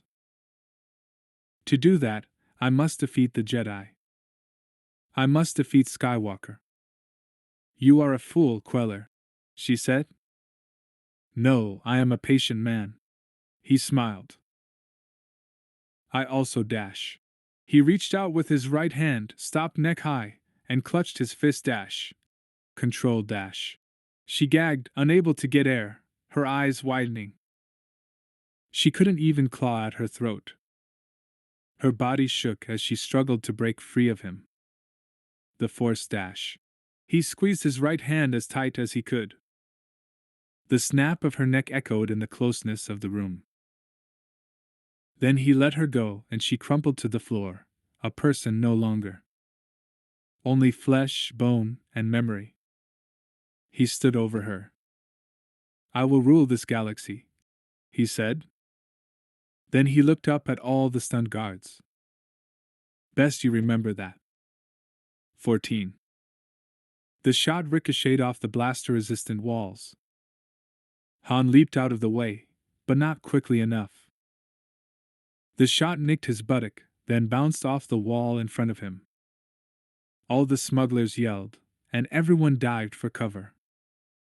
The red beam of dangerous light missed Chewie, brushed Winnie, and scraped Scene, until it finally slammed into the ooze, where it died in an explosion of foul-smelling steam. Han's skin burned. His nose and eyes were running from the smell. He got up first, pulled Silas upright, and shoved him into the scorched wall. Where did you learn how to shoot? Han snarled. Didn't anyone tell you these walls were blaster-resistant? Haven't you learned yet that firing in an enclosed space is dangerous? You could have killed all of us. Silas raised his tiny gloved hands, chittering piteously. I don't care how worried you are about Gerald. You shot me, Han said. Han dash. Scene said. I don't like getting shot, Han said. Han dash. Blue said. In fact, I hate getting shot. Han said. Silas's jitters rose above the pain threshold again. He crouched and covered his round face with his arms. You better hide, Han said, because when I get done with you, you'll wish you never saw a blaster. Han dash. Kid Diaxolan said. You'll wish you never knew what a blaster was, Han said. Chewie grabbed Han's arm and pulled him away from Silas. Han shook him off. Leave me alone. Can't you see I'm getting vengeance here? Blue laughed. Not very effectively, she said. But you have convinced us you're the same old Han. Forgive us. So much has changed around here, we figured you had too. Han was stalking Silas. He stopped when Blue's words penetrated. He shot me, Han repeated. And anyone else would have blasted him back, no questions asked. She grinned, revealing the blue crystal tooth that had given her part of her name. But Han Solo never shoots his friends, no matter what they've done to him. She stuck a finger in the long slash the blast had left in his pants. I must admit, though, this is a nice look for you. He pushed her hand away. Leave it alone, Blue. Oh. Her grin got wider. We are married, though, aren't we? Some things have changed. Just my taste. He snapped, his good humor completely gone. From smugglers to princesses, Zine said. Can't argue with that. Blue drew herself to her full height, showing her slender, magnificent body to complete advantage. Some of us don't need a pedigree to prove our worth, she said. I've been quality from the beginning. That you have, Blue, Kid Diaxolan said. Silas moaned and slid down the wall, his head completely covered by his arms. I think Silas was caught up in the heat of the moment, Blue said, looking at him. I don't think he meant to hurt you, Han. I hope not, Han said, unwilling to give Silas any comfort. Han's skin burned. He tried to twist around to see the damage. Chewie chuckled. It's not funny, furball. It hurts. Come on, Blue said. I got some salve that'll work wonders. Zine put his arm around Han's shoulders and propelled him forward. Then we can sit down and chat. Silas whistled softly. You can come too, Kid Diaxolan said. But you'd better keep your distance from Han. And take his blaster away, would you? Han said. I'm not in a very charitable mood. He shoved his own blaster into the holster at his hip. It hurt to walk to stretch the skin, but he would rather spend a cold day on Hoth than show anyone the pain he was in. Especially Chewie. They followed the ooze into the entry chamber on Skip 1. As Han entered, 36 smugglers pointedly bolstered their own blasters. He resisted glancing at Chewie. Things had changed on the run. Drastically. Usually personal fights remain personal. But they didn't seem to anymore. The entry chamber on Skip 1 was as far as some renegades got. Bones were stacked in a pile in one corner, most of them trophy bones. The bones all belonged to beasts and creatures, but a number of newcomers were told that this was what happened to anyone who let the secret entry to the run slip. Beyond the bones were sabacc tables, half a dozen of them, staffed by talents like Blue, who rarely lost. They were designed to trick the newcomer as well, to clean him out and send him, unhappily, on his way, never to return. On the other side of the sabacc tables was a glass bar, built against the rock. Bomlas, the bartender, believed the customers needed to see his vast store of liquor from all over the galaxy. Bomlas was a 3-armed Ichthotonian. He had bet and lost his 4th arm in a particularly savage sabacc game, yet he was the fastest bartender Han had ever seen. Closing off the cavern was the Hokum station for those smugglers whose tastes went to non-liquid stimulants. Han had seen his first spice users there, as well as his first glitterstim users. He hated the Hokum station, although the run swore by it. Users on its stimulants often killed each other within 3 days. The food court stood in the center of the cavern, as far from the ooze as possible. When Han was first here, the chef was known galaxy-wide.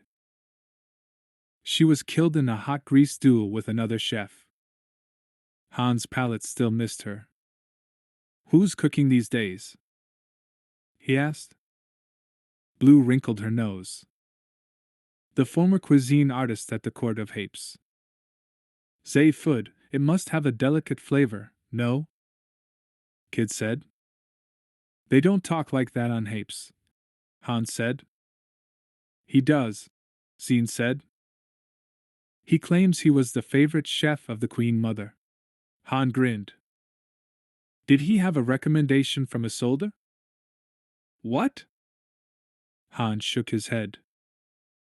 His old rival for Leia's hand had proven yet again to be a man of action and good taste. He had gotten the best of the Queen Mother once more. "I hope people are checking the cuisine for poison." Blue shrugged. "He works with many poisons. We don't care. Only newcomers eat there, anyway." Chewie roared. Zine laughed. "No, Chewbacca, we haven't got rid of the real food. It's 2 caverns back." Han glanced at his old friend. Chewie looked as if he were about to gnaw the furniture. "I think we'd better go there first." "I think we'd better tend to your wound first," Blue said with a suggestive leer. "Lay off, Blue," Han said. "Testy, testy." She moved ahead of them, leading the group into a thin passage that wound around Cavern 2 and led directly to Cavern 3. "You were a lot more fun when you were younger, Han." "You weren't interested when I was younger, Blue." "You were so naive, untested, good-hearted." "I like a man with a bit more experience, Han." "And a wife," Zine said. "That's not true," Blue said. "All right then," Zine said. "You prefer men who have other attachments." "She's a smuggler of the heart," Kid said. "Cute boys," she said as she ducked through the opening in Cavern 3. Han followed her. The cavern smelled of roasting meat, garlic, and onions overlaid with Wookiee warm wonwons and Celestin stew. The cavern was humid. The walls were coated with liquid and an extra layer or two of blaster resistance. "I don't remember this place," he said. "It belonged to Boba Fett and 5 other bounty hunters. Most of Boba Fett's friends died 6 years ago, and we decided to make it into a gourmet area for those of us who frequent this place," the kid said. Han shuddered at the mention of Boba Fett. That little bounty hunter had nearly cost Han his life. He was glad to hear that Fett's associates were dead. The cavern showed no signs of having once been a bounty hunter den. Han counted 18 cooking stations, with several more disappearing down the back. Each station was set up with a booth that suggested the home planet of the cuisine. The Wookiee station, right near the door, was nestled into a fake, at least he hoped it was fake, rasher tree. Chewie let out a delighted roar and hurried over to the Wookiee station. Han searched for and found the Corellian booth.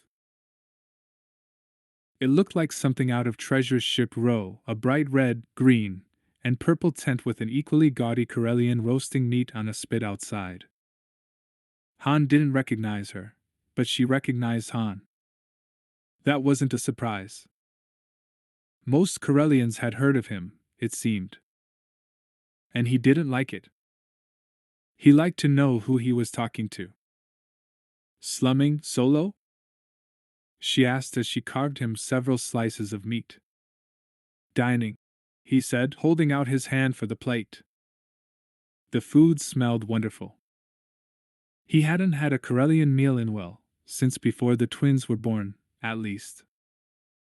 She added some Corellian greens mixed with charboat root, and a scoop of mounder potato rice. 16 credits, she said. 16? He almost choked on his saliva.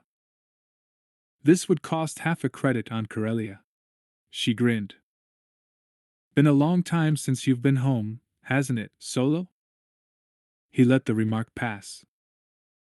A half credit, he said again. 15, she said. 2, he said. 10, she said. 5, he said. Done. He paid her, repressing his grin. It had been a long time since he'd bargained for a meal. He took his plate to one of the center tables, where Chewie was already digging into a plate of won-wons. He had 5 round, greasy won-wons hooked to each claw, and was sliding them down his throat like a delicacy. Han had had won-wons. They tasted like granite slugs, only slimier. At least won-wons smelled appetizing. He sat next to Chewie, then leaped to his feet, exclaiming in pain. His wound hurt even worse when he put weight on it. Blue laughed. She was carrying a plate of Exodinian pasta. Told you to put salve on that, Solo. Funny, Blue. There's an emergency med station over there. She nodded toward the left with her head. You might want to buy some salve there. I'm going to put it on myself, Han said. She smiled prettily. I wouldn't suggest otherwise. Kid came over, carrying a cup of steaming Weyerbach. What, no longer heart smuggling, Blue? She shook her head. No sport in it. Experience hasn't changed the man. He's still too good-hearted for me. I would think a good heart is a valuable heart, Blue, Kid said. Probably, Blue said. But it's also the kind that gets all mushy and romantic. Still treat your wife to candlelight dinners, Solo? Of course, Han said. The rewards are worth it. He winked, then sauntered to the med station. A battered medical droid worked the side. It perfunctorily examined Han's wound and said to the burly man behind the counter, Blaster scorch? I could have told him that, Han said. No, you couldn't, the droid said. You're a smuggler. It takes specialized knowledge to have a medical opinion. I'm sure it does, Han said. You weren't a protocol droid in a previous life, were you? Absolutely not, the droid said. I'm an FX droid. I have never been, nor do I want to be, a protocol droid. It goes against my programming. Obviously, Han said. He moved away from the medical droid and leaned against the counter. The burly man slapped a jar of salve on it. 50 credits. Han grinned. You have to have a high demand for blaster salve here. I'll give you 5 credits. From under the counter, the burly man pulled out a blaster and aimed at Han's chest. You want me to make the salve really necessary? Han took a startled step backward. I'll just pay you, how's that? 50 credits for the prescription, the burly man said. And 50 more for the diagnosis, the droid said. Nope, no way, Han said. I remember the blaster shot. I didn't need your expert opinion. The droid turned its silvery face toward the burly man. It never works, the droid said sotto voce. Timing's off, the burly man said. Han frowned and yanked his salve off the counter. Then he ducked into the small booth beside the counter and applied the salve, nearly groaning with relief as the jelly relieved the burning. He came back out, half expecting the burly man to charge him for the use of the booth. But the man didn't. Han returned to his chair. Chewie was done with his won-wons, and the other smugglers had returned. Someone had picked at Han's mounder potato rice. He didn't care. He'd always hated the stuff. He sat gingerly and ate.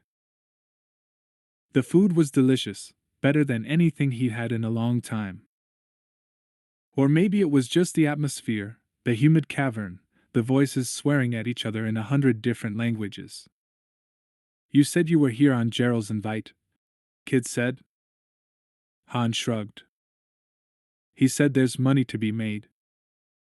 The husband of a princess doesn't need money, Blue said. He does if her kingdom was blown up. That was 17 years ago, Solo, Zine said.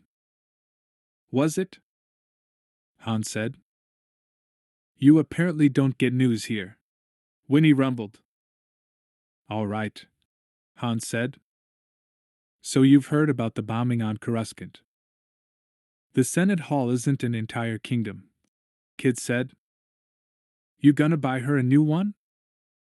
Zine asked. Like you bought Dathomir? Blue said. She was grinning. It worked, Blue. Yeah, I heard how well it worked, Solo, she said. He shoved his plate aside. The meal had been good, but he was full. So why are you here, Solo? Zine asked. Han glanced at Chewie. Chewie was sucking the remains of the one off one claw as if the conversation didn't concern him at all. Gerald disappeared right after the bombing. In fact, he got out of Coruscant's shield at the last moment. That, and the things he said to me about easy money here, made me wonder if he knew more about the attack than he was saying. Silas stood on a chair at the far end of the table and chittered angrily at Han. The Celestin was shaking his blaster emphatically. Han put his hand on his own blaster. I told you to take that weapon away from him, he said to Blue. He knows better. Dash. Take it. Han, he's got a point. Dash. Take it. Silas chittered louder. With his free paw, Chewbacca slapped the blaster out of Silas's hand. The blaster skidded across the floor and slammed into the medical droid. It screamed. Silas jumped off the chair as if to go after the blaster. Han raised his weapon above table height. I wouldn't do that, chubby cheeks, Han said. Sit back down, slow and easy. Han, he's just distraught, Blue said. And my butt hurts, Han said. He hadn't taken his gaze off Silas. Sit down. Silas did, looking like a chagrined child. Now, in the course of this conversation, I may say things you don't like. You will listen like an adult, and refute what I have to say, like an adult. As he spoke, he realized he was using the same tone he took with the children when they'd been particularly wild. If you don't like this agreement, if you plan to defend Gerald's honor with firepower only, tell me now so that I can shoot you and be done with it. Han, he's an old friend, Blue said. Yours, maybe? Not mine. Silas stared at him, lips pursed. I haven't trusted this twerp since he stole the blueprints for the Falcon. Silas chirped indignantly. I stand corrected, Han said.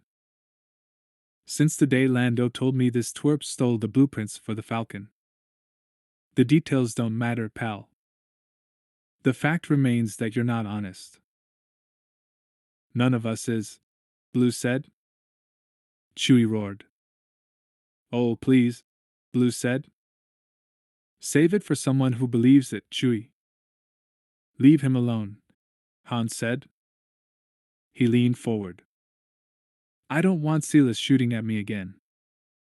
If you can't handle that, Spice Brain, I suggest you exit the conversation now. Silas stood and started for the medical station. Without the blaster, Han said.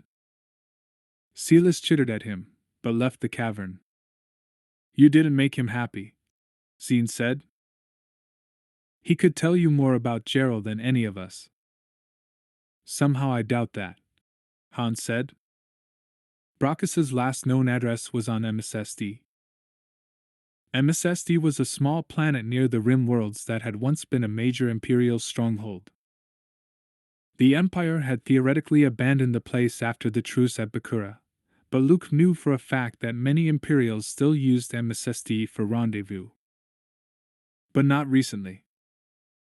Luke landed unassisted in the milky white mist that had given the planet its name. The new X-Wing had superb guidance powers, but they didn't make up for the loss of R2.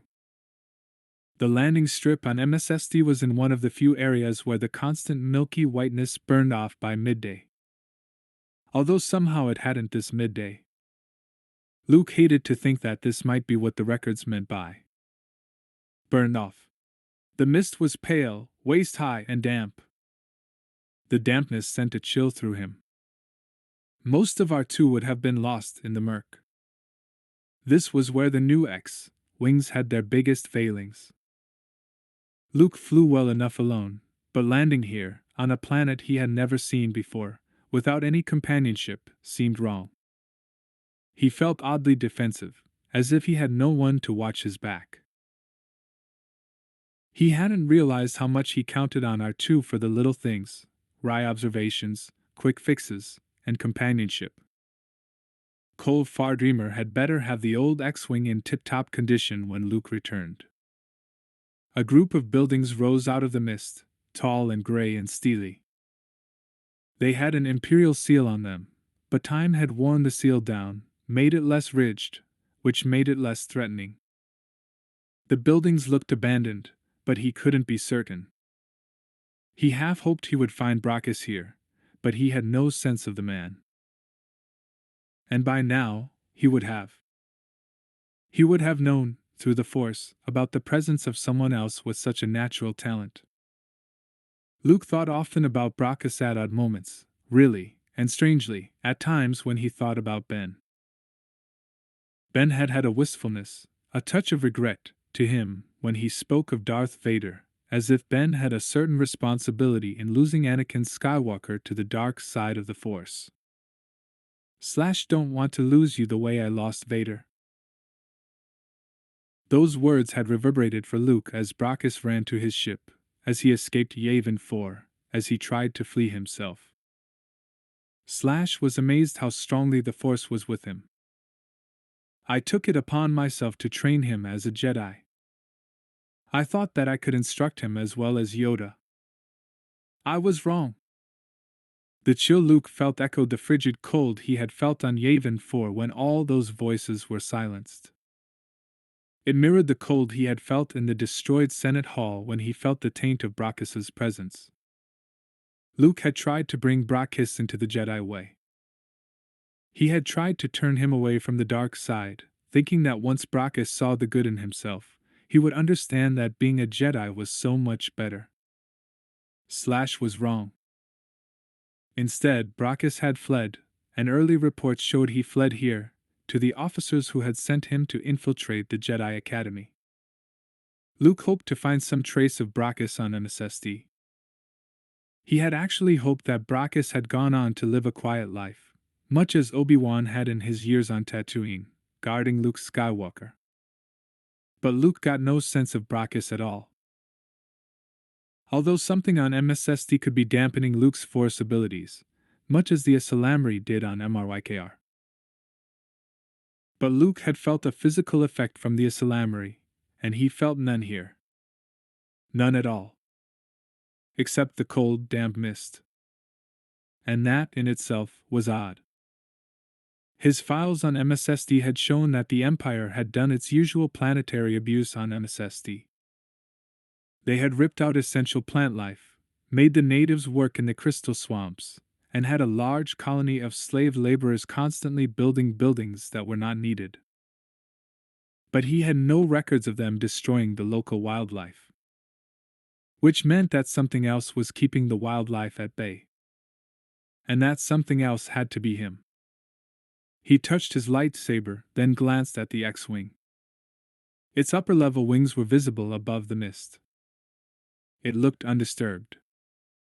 What he needed was the emergency kit. It had a fog light and some rations. Those would carry him to the buildings. He turned as large pink bubbles floated out of the mist in front of the wing. The bubbles had no faces. Long strands of floating pinkness descended from the base of the bubbles. The bubbles didn't seem to notice him. They bumped against his wing, like hands feeling in the darkness. Luke remained motionless. If they were sentient creatures, they would have some way of reacting to stimuli. The pink strands were a clue, as was the bubbles' bumping behavior. They probably responded to movement. If they responded to heat, they would have found him first, not the X-Wing. But the X-Wing hadn't moved in quite some time. Either they had been coming for it since it landed, or something else about it attracted them. Its energy stores? He couldn't tell. But he couldn't let them keep bumping it. The X-Wing was his only way off the planet. He gripped his lightsaber tightly in his right hand and started toward the bubbles. With a large sucking sound, the mist around him disappeared. A bubble 3 times the size of the X-Wing rose from the ground to hover over Luke, its pink strands stinging him, sending rivulets of pain through him. His body instinctively reacted, forcing him to his knees, his arms wrapped around his head. The attack was eerily quiet. Except for the disappearance of the mist, he had not heard a sound. Even when the little bubbles bumped against the X-Wing, each touch of the strands left his skin numb. This was not a solution. He kept his head protected, but shifted position so that he could peer through his arms. Above him floated the giant bubble. It appeared hollow inside. The strands continued to stab him, constant coordinated movements designed to numb him inch by painful inch. The edges of the bubble were jagged, and the strands came from the inside, like strings hanging from the inside of a tent. The jagged edges were teeth. They were teeth.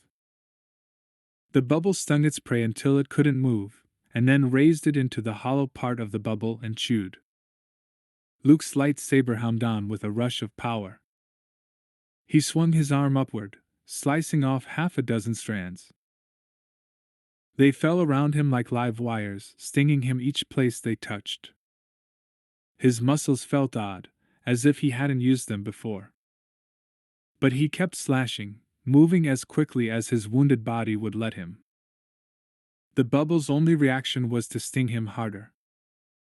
Each touch of a living strand sent more pain into him. He jolted. His body was cold and burning at the same time. He could barely get his breath. But he concentrated all of his energy into his arm, into swinging the lightsaber. More strands fell around him, slapping the hard ground in the eerie quiet. The gaping mouth got closer. Its breath was chill and white, the source of the mist. It accented the cold he felt, made the numbness spread. It was all he could do to keep moving, keep fighting. His shoulder ached, his hand barely closed, and he had no feeling left in his neck and face. He could see the strands stinging him, but he could no longer feel them. What an odd way to die. Here alone, no R2. No one even knowing I feel cold, death. His own voice echoed in his mind, along with the memory of Yoda's. That place is strong with the dark side of the Force. Your weapons. You will not need them. And little Anakin's, we made the room hot. Luke envisioned all the heat within him flowing upward and out, into the center of the bubble creature. The creature started to float away, but Luke sent more warmth, and more. Then, with a great, ear-deafening pop, the creature exploded, followed by a dozen other pops as the little bubbles exploded as well. Pink globs rained around him, sizzling as they hit the ground. Some hit him, making the numbness complete. He tried to build a shield around himself with the Force, but it was too late. His body collapsed onto a pile of pink stuff. He watched, horrified, as the pink goo ate into his flight uniform and headed for his precious, frozen skin. 15. Leia sprawled on the center of her bed, flimsies spread before her. She wore an old pair of fighting pants and one of Han's shirts. Her hair was loose except for 2 braids in front to keep it from falling in her eyes. The bed, a large, soft mattress, piled high with pillows and blankets, was the safest place in their quarters. She and Han spent much time in the chamber, and she felt his presence strongly there. No one else came into the room without invitation, not even the children. Sometimes she felt as though it was the only place she could be herself. On this afternoon, she was there because it was the only place she could be completely alone and undisturbed. She also felt that she needed Han's presence, however superficially, while she studied the hard copies in front of her. The election results. From No's expression when he had called that morning to let her know they had arrived, she had known the news was bad. She had asked for hard copies, and then retreated to her rooms. If she had remained in her office, she would have been bombarded by well-wishers, worriers, and gloaters. She needed time to process the information on her own. The elections had been held quickly, just as she had planned. A few places complained that they didn't even have enough time to mobilize the electorate, exactly what we want, No had said, and others requested permission to grieve for the lost senators before replacing them. That request was denied. The swifter the business of government moved, the better. Sometimes even funerals were places for politicking of the kind that Leia and her supporters had hoped to avoid. Leia's hands shook as she sorted through the information before her. She checked the planets represented by critically injured senators first. Most had decided to follow the senators' wishes and allow them to vote by proxy. Those places that hadn't, where it was uncertain whether or not the senators would be able to function in public again, voted in politicians whose records seemed, at least on the surface, to mirror those of the officials they were replacing. The trouble rested in the 100 other planets whose senators had died. Despite the haste, despite the precautions, only 15% elected someone with the same political caste. On all the rest, former Imperials were voted into office. Thanks to the bombing, former Imperials held a simple majority in the Senate. Enough to defeat any proposal that required a voice vote, but not enough to win in each instance. Just because these people had lived within the Empire didn't mean they would all vote the same. Or at least, she hoped they wouldn't. But if they did, she would have to fight for each and every important vote. The Senate had become a political body now, not a place of colleagues. That night she would have to respond to the results, and do so in her most diplomatic manner. She couldn't alienate the new representatives by assuming they would oppose her, and she had to reassure her own supporters at the same time. She put her head down on one of the pillows, crumpling half the flimsies beneath her weight. More and more she longed for the days of the rebellion, days when most crises found an answer in the unplanned use of a blaster, in the ingenuity of the fight, in the strength of the fleet, and the feeling of fighting for truth, goodness, and justice. She was good at subtlety. Luke had told her that. Han had told her that. She knew it. She had proved it 100 times. But she had always been a direct woman. She preferred directness in herself, in her friends. The business of setting aside that directness for the correct thing to say left her exhausted. Especially now. She could see the future of her government, and directness was not a part of it. As the former Imperials gained power, the rebels would have to tone down their language for fear of insulting their colleagues. The history of the rebellion would be changed slightly to show that the leaders of the Empire were the only ones who were corrupt. And with each subtlety came a small lie. The lies would accumulate until the truth was lost. She sat up and pushed the flimsies away. She wouldn't stand for this. Her speech tonight would be a warning that the policies of the Empire would never replace the policies of the new Republic. She would remind everyone whom they served now, and how important the ideals they had fought for so hard, and so many times, were. Have you ever thought, sweetheart, that you're the one who's being unfair? She frowned at Han's imaginary voice, just as she had frowned at him when he said that. The Empire had been their enemy, always would be. But the Empire was dead. Then who set off the bomb? It angered her that the investigations were going more slowly than the elections had. She had hoped that the criminal or criminals would have been brought to justice by now.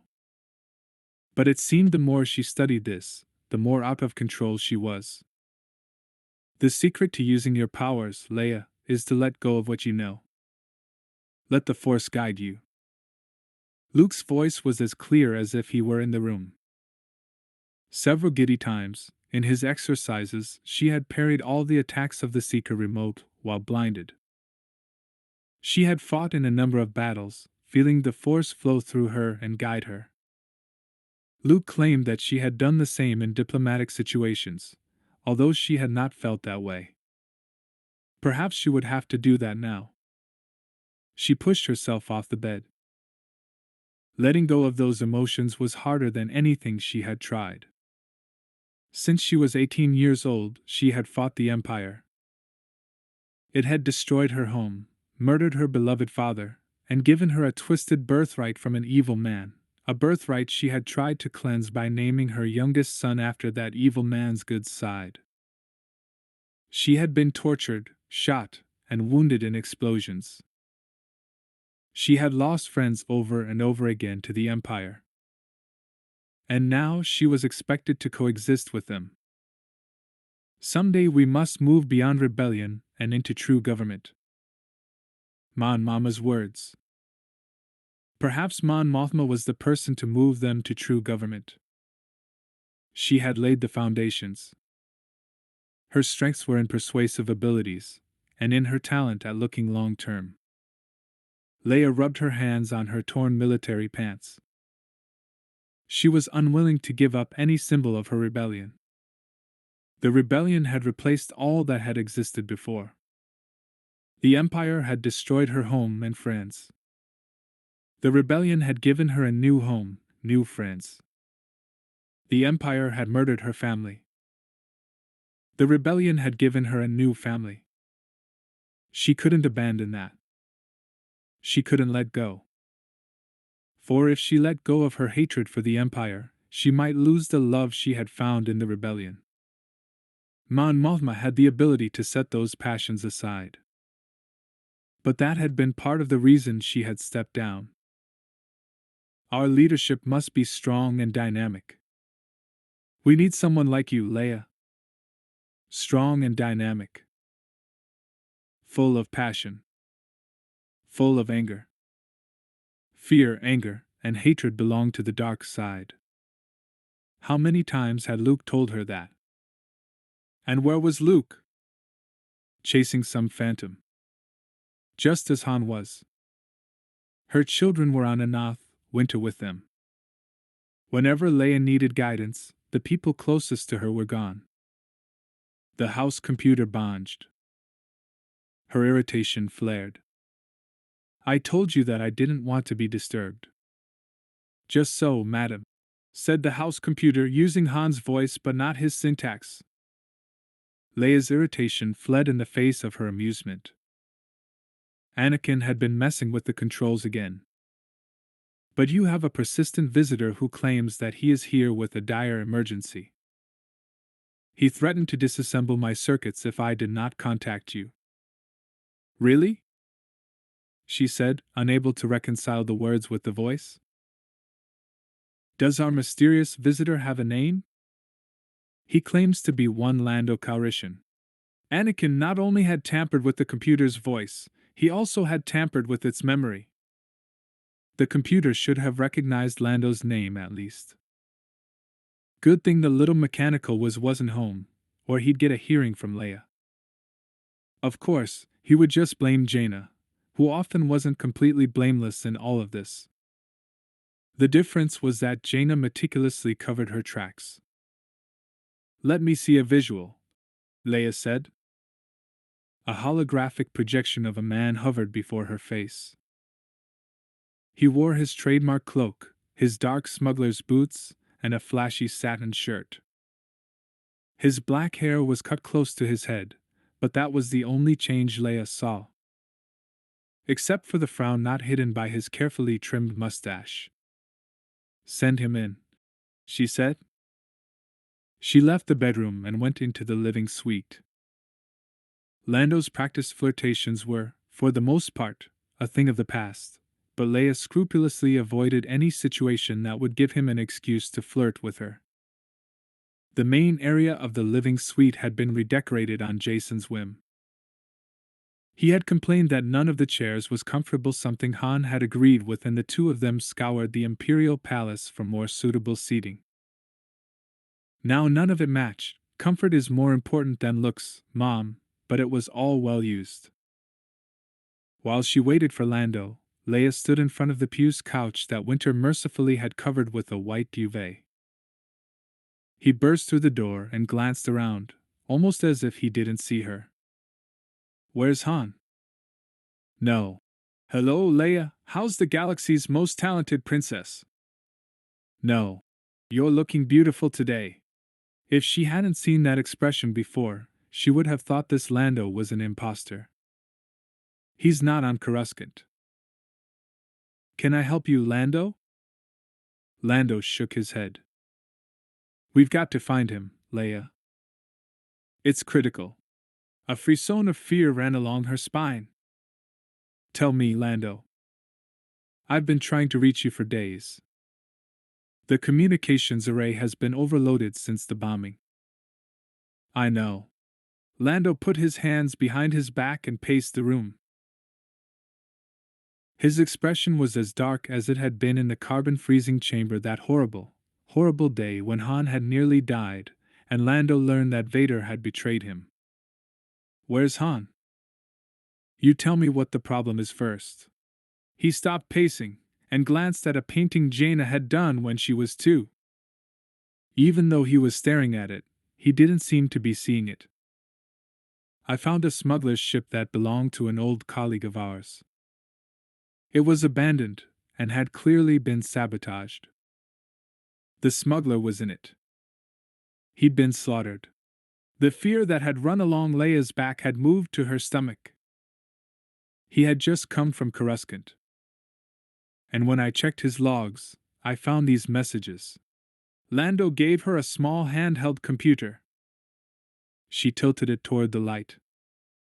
"Cargo delivered. Fireworks spectacular. Solo knows. We can count on his involvement."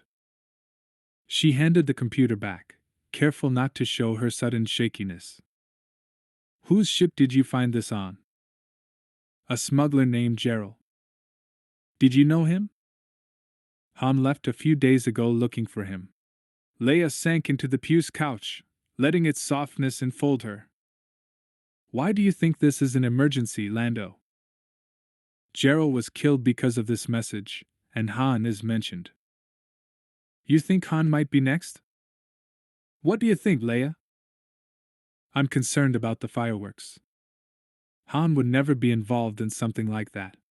She lifted her gaze to Lando's. "He thought fireworks related to the bomb then, too." "I know that," she said. "But maybe Gerald didn't." "Gerald knew Han. Everyone did. His ethics were a subject of bitter complaint among the smugglers. He got more of us into trouble because of his conscience than anyone would like to admit.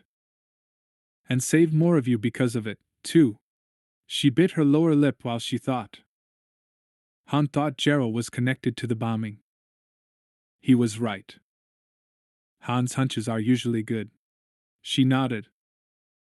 And she hadn't believed him. Gerald, though, was dead. A pawn, nothing more. Like Han? "That second message is really unclear," she said. Subtle, even. What if it signals the opening of a trap? That's what I figure. Gerald wasn't exactly left in a busy area of space. No one was supposed to see that message. In fact, it had been deleted. If I hadn't known his ship's codes, we wouldn't know this at all. Where was it sent? A place called Almania. Have you heard of it? Leia shook her head. It's on the farthest reaches of the galaxy. It makes Tatooine look close. It's so far out that neither the Empire nor the Rebellion claimed it during the recent conflict. You think an Imperial base is there now? Leia asked. I found a stormtrooper helmet on that ship. And some odd Imperial equipment. But this doesn't seem like the Empire's style. They always destroyed first, asked questions later. The Empire isn't run by Palpatine anymore.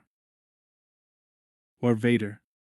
Or Thrawn or any of the other pretenders who had arisen in the last 17 years. Someone new might have a new style. A subtler style. One that blended better with the politics of the present. Destroy the belief in the new republic. Implant some of your own people in the Senate and take over, as Palpatine had done all those years before. Leia shuddered. We have to reach Han. We have to warn him. Lando nodded. You send him a message if you can. I'll go after him. Where'd he go? Smuggler's Run.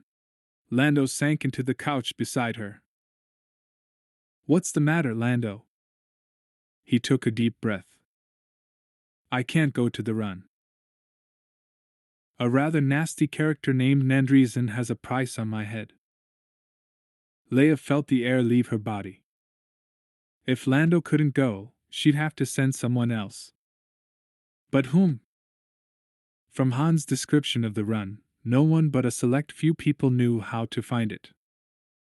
Then Lando pushed off the couch, his cape flying behind him. He almost looked as if he were flying. But that shouldn't stop me, should it? He said as he reached the door. What's a few credits between friends? It's not necessary, Lando, she said softly. We can find someone else. Not quickly enough, he said. And not someone I'd trust to help Han. No. I have to go. Lando dash. He held up his hand to stop her from saying any more. You can't change my mind, Leia, he said. On Bespin I nearly killed Han through my own greed and recklessness. I'll never forget that.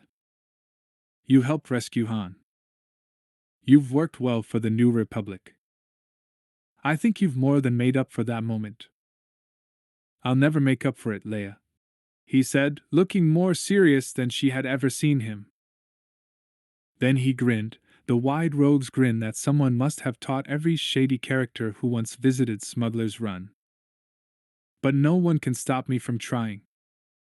Cole Fardreamer had never reassembled an old X-Wing before. And he certainly had never done it while supervised by an outdated R2 unit. This little unit seemed to have a mind of its own. It bleeped at him every time he moved away from the X-Wing. If it had had arms, they would have been crossed in front of its silver and blue barrel-like chest. He had tried to bring in a Cloperian to help, but the little R2 unit had rocked on its wheels and squealed so loudly that Cole rethought the idea. Skywalker had said the R2 unit had been imprisoned by the Cloperians. An odd choice of words, but the R2 unit's very human reaction gave them credence. This part of the bay was empty. Whenever coworkers approached, the R2 unit would whistle. Cole would greet them, and if they were curious about what he was doing, he would report that he was working on a special project. No one questioned him further, except his supervisor, who, upon learning that the project and the X-Wing belonged to Luke Skywalker, left Cole alone. He was glad Skywalker hadn't waited. This job had already taken longer than Cole had expected. The R2 unit had commented on that at least. Cole thought that was what the R2 unit was giving the raspberry to when Cole mentioned his difficulty with reassembling the X-Wing. Cole couldn't really understand the R2 unit, but the unit was so expressive that at times he felt he didn't have to. What had Skywalker called it? R2. As if the designation of type were a nickname. Thinking of the droid as the R2 unit seemed like a mindful. Cole grinned at it. Now we get to work on the socket for the astromech unit R2. The droid whistled and rocked, but Cole didn't know if that was in response to Skywalker's nickname for it, or to the action Cole had just outlined. He thought it might be both. He climbed behind the small cockpit and removed the bolts holding in the upgraded astrogation and hyperdrive computers. 5 new computer outlets had been installed in the X-Wing. Cole had already removed 3. Once he removed these 2 and set them aside, he would have to reattach the astromech socket and its ejector seat. Then he would have to reinsert the chips the droid still held and reprogram the flight and sensor computers. He had done that sort of thing on Tatooine, trying to build X-Wings out of damaged equipment he had managed to find before the Jawas, but he had never been completely successful. Cole was sprawled on his stomach, leaning into the small bay where the socket used to be. The position made his back ache, and the metal lip of the bay dug into his stomach. He had to hold his arm at an odd angle to work the rotator wrench. As it hummed, he watched the bolts come out. Imagine him working on Luke Skywalker's X-Wing. He had seen Skywalker a few times on Coruscant, but had only heard of him on Tatooine. He was a well-known figure in Anchorhead and everyone, if the tales could be believed, had been his friend. Cole had mentally collected stories about Skywalker, half hoping to follow in his footsteps. Somehow he hadn't put it together that Skywalker's heroics were tied to his Jedi talents. Someone pointed that out to Cole, ending his dream. He shook the bolts off the rotator wrench's magnet, and they clattered on the ground. The R2 unit watched them, as it did everything he removed from the ship, as if it were afraid he would again remove something important. After that, Cole had wandered around Anchorhead, doing odd jobs. It wasn't until someone who had known him and who thought his loss funny had taunted him, "Was a matter, far dreamer, can't become a hero by repairing other people's machines?" that he realized his talents were just as valuable as Skywalker's, only in a different manner. A lot of people in the galaxy, a lot of beings, important beings, had no force capabilities, and yet they contributed all sorts of things to the New Republic. He had left on the next transport to Coruscant, and offered his services as a mechanic to the government. They had started him with meaningless work a droid could have done better, including sorting bolts by size, hoping to drive him away. But he couldn't be driven. And when he showed more expertise in hands-on assembly than their best Clopirian, he was finally allowed to do the kind of work he loved. The kind of work that, ironically, brought him to Luke Skywalker. The last bolt rotated out. Cole slipped his fingers under the panel and yanked. He wasn't strong enough to pull it out. He didn't have the proper leverage. The R2 unit moaned. Cole tried again. The panel should have slipped out, but it didn't. He climbed off the X-Wing and brushed the dirt off his clothes. The R2 unit bobbed and whistled. "I'll get back to it," Cole said. "It just doesn't want to come off." But his response didn't quiet the little creature. It continued to make noise. He watched it with a stunned expression on his face. Maybe its systems were malfunctioning. Maybe then it bumped him aside and approached the X-Wing. A small metal arm emerged from its cylindrical body. At the end of the arm was a mechanical claw. The claw attached to the panel, and the R2 unit pulled. "Hey," Cole said. The droid could break the panel, the very thing Cole didn't want because then he would have to replace it out of his own salary. But the droid didn't stop.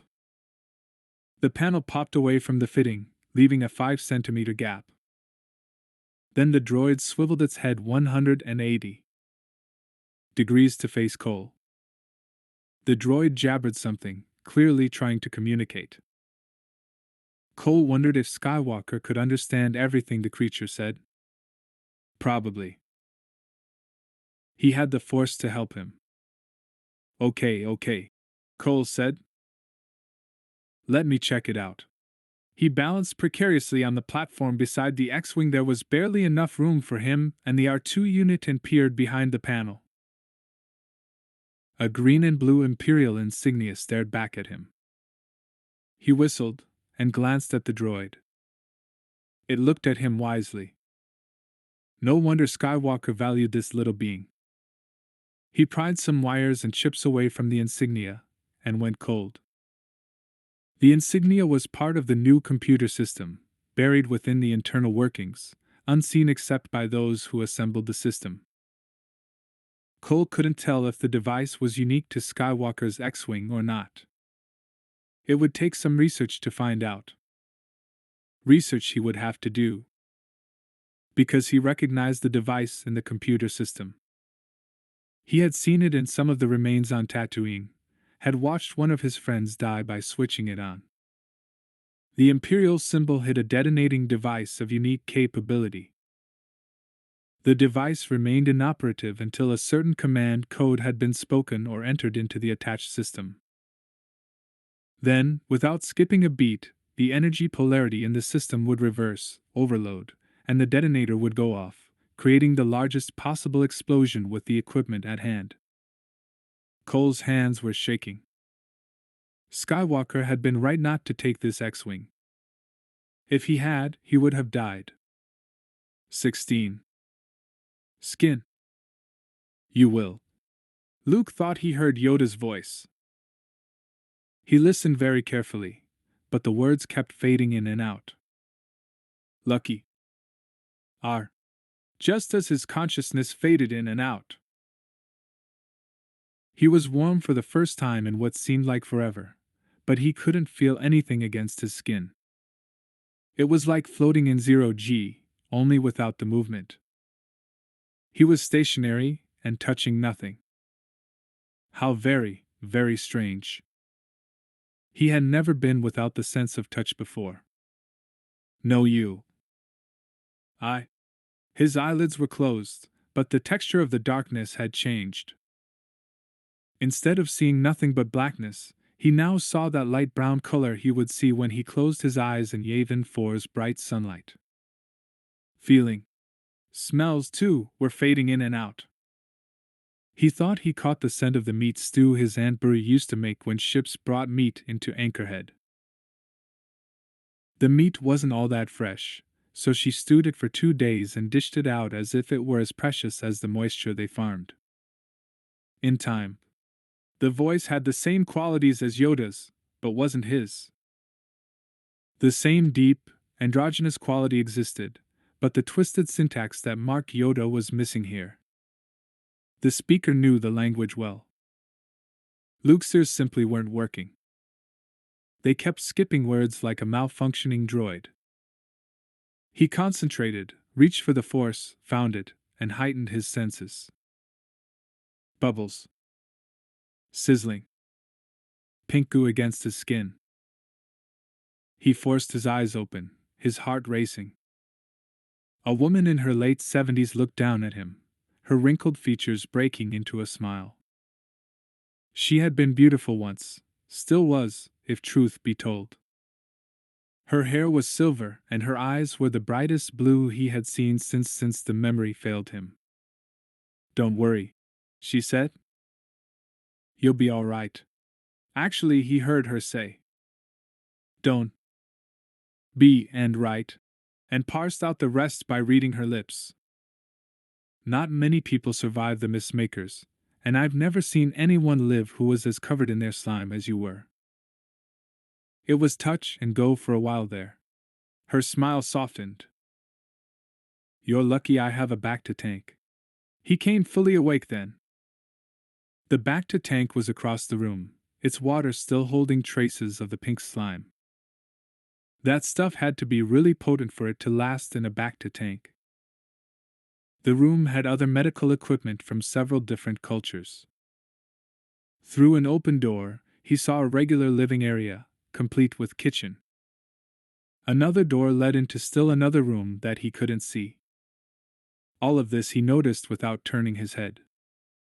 He still could feel nothing around him. With an incredible effort, he twisted his neck slightly and saw that he floated several feet above the bed. Air cushions. He had seen them in imperial medical centers, but had never really been on one. They were reserved for burn patients who had lost most of their skin. Luke shuddered. He tried to raise his hand to see if he had any skin left, but the woman shook her head. The more you try, the longer it will take you to recover. You can't feel anything because mistmakers numb their victims before eating them. The numbness will wear off soon. An hour, maybe less. Then we can eat. I've been afraid to feed you like this. Didn't know if you'd drown in food or not. It was an odd way to listen, hearing half the words and deciphering the rest. I know you have questions. It's better if you don't say anything.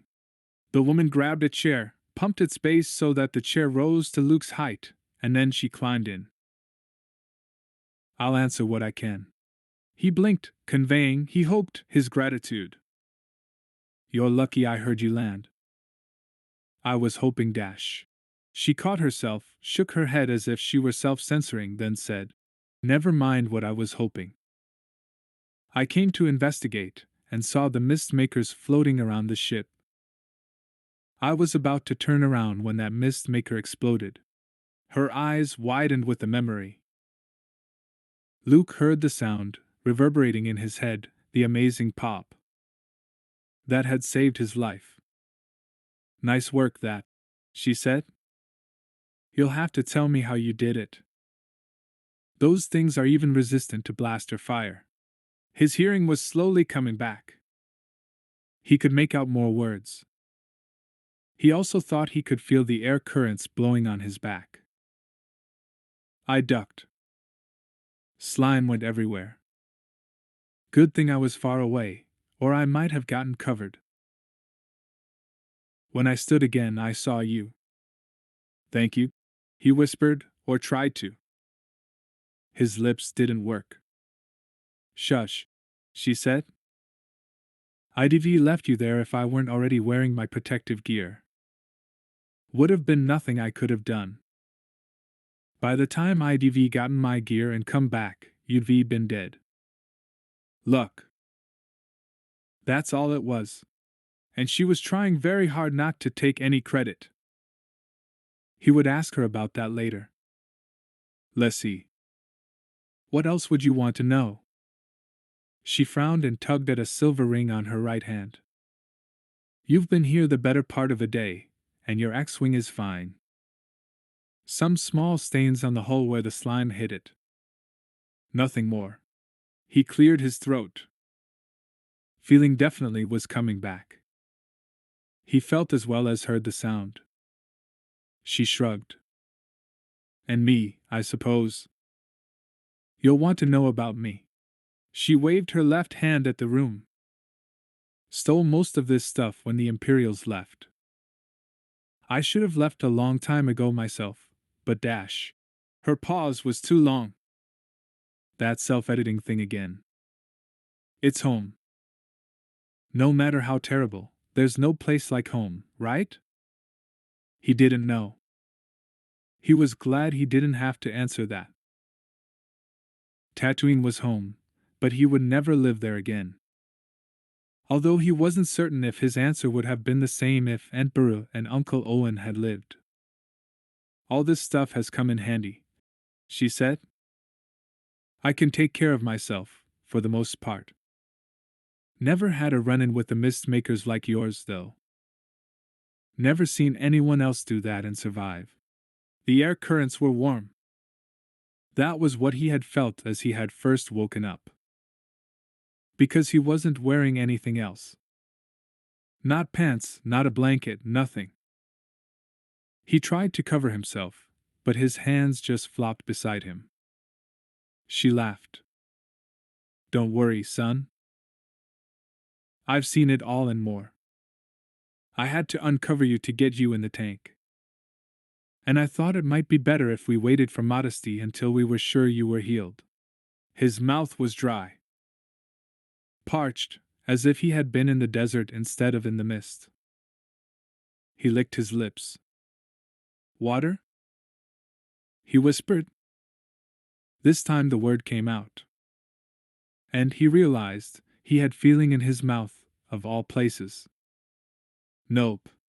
She sounded positively cheerful as she denied him sustenance. Worst thing you could have until all the feeling comes back. He licked his lips to ask again, and she waved a hand. Trust me on this, she said. It interacts with the poison the mist maker put in your system. You don't want any. Although he did. Desperately, now that he had feeling back in his mouth. He strained his mind, reached through the force again. Strengthened himself as much as he could. Pain shot through his toes, up his legs, and into his hips. Feeling, he reminded himself. He was feeling things. And his lips could move. I came here, he said slowly. Oh, I know, she said. And it wasn't the brightest thing you've done, now is it? When you get your feeling back, you crawl into your X-Wing and fly away home. Back to your family? You'll be better off. I'm looking for someone. His voice wheezed out of him, like an old man's voice. Well, you found someone. She lowered the chair, got off it, and turned up the knobs on the back to tank. Sometimes, she said, as if she were speaking so that he couldn't. I miss droids. But only sometimes. Won't have them anywhere near me now. She had said that to provoke him, because in this galaxy, avoiding droids was not only odd, it was difficult. You had to live on a planet as far away as MSST even to attempt it. I'm looking for a man who was here when the Empire was. The pink slime had faded from the tank. She shut off some of the other equipment, then walked into the main room as if he hadn't spoken at all. Luke sighed and concentrated. Feeling in his back, in his legs, in his face. He worked on his chest and his arms. If he closed his eyes, he could make his hands tingle as if he had slept on them wrong. The tingle spread along his skin into his shoulders. Slowly, cautiously, he raised his right arm. Except for slime trails that shimmered under the glow panels, his skin looked normal. He knew better than to sit up on an air cushion. He would have to float off or find the switch. The switch was below him. Using the force, he turned the knob so that the air cushion died gradually. He landed on the regular cushion and suppressed a scream as pain, sharp as needles, shimmered through his back. He could stand it. He had to stand it. He sat up. The pain shifted with the pressure points. He eased his legs off the bed and saw his clothes, stacked neatly in a pile on a nearby chair. His lightsaber was on top of them. He dressed. Even the light touch of fabric against his skin caused him agony. But he could endure it. She had said it would only be temporary. Then he hobbled into the main room. She was seated on a pile of cushions, her back to the door. A cup of liquid steamed beside her. The room blazed with light, but none of it was natural. Heavy black sheets blocked the windows, almost as if she didn't want to see outside. I can walk, Luke said, his voice breaking like a teenager's. Does that mean I can drink? He had hoped for a laugh. Instead, she whirled, her face filled with shock. You shouldn't be up, she said. He managed a small smile. The pain is an amazing experience, but I assume it will fade soon. I'm not making anything worse, am I? She hesitated a moment, then shook her head. Then she sighed and got up. Sit, Luke Skywalker. Let me make you a meal. He started at her knowledge of his name.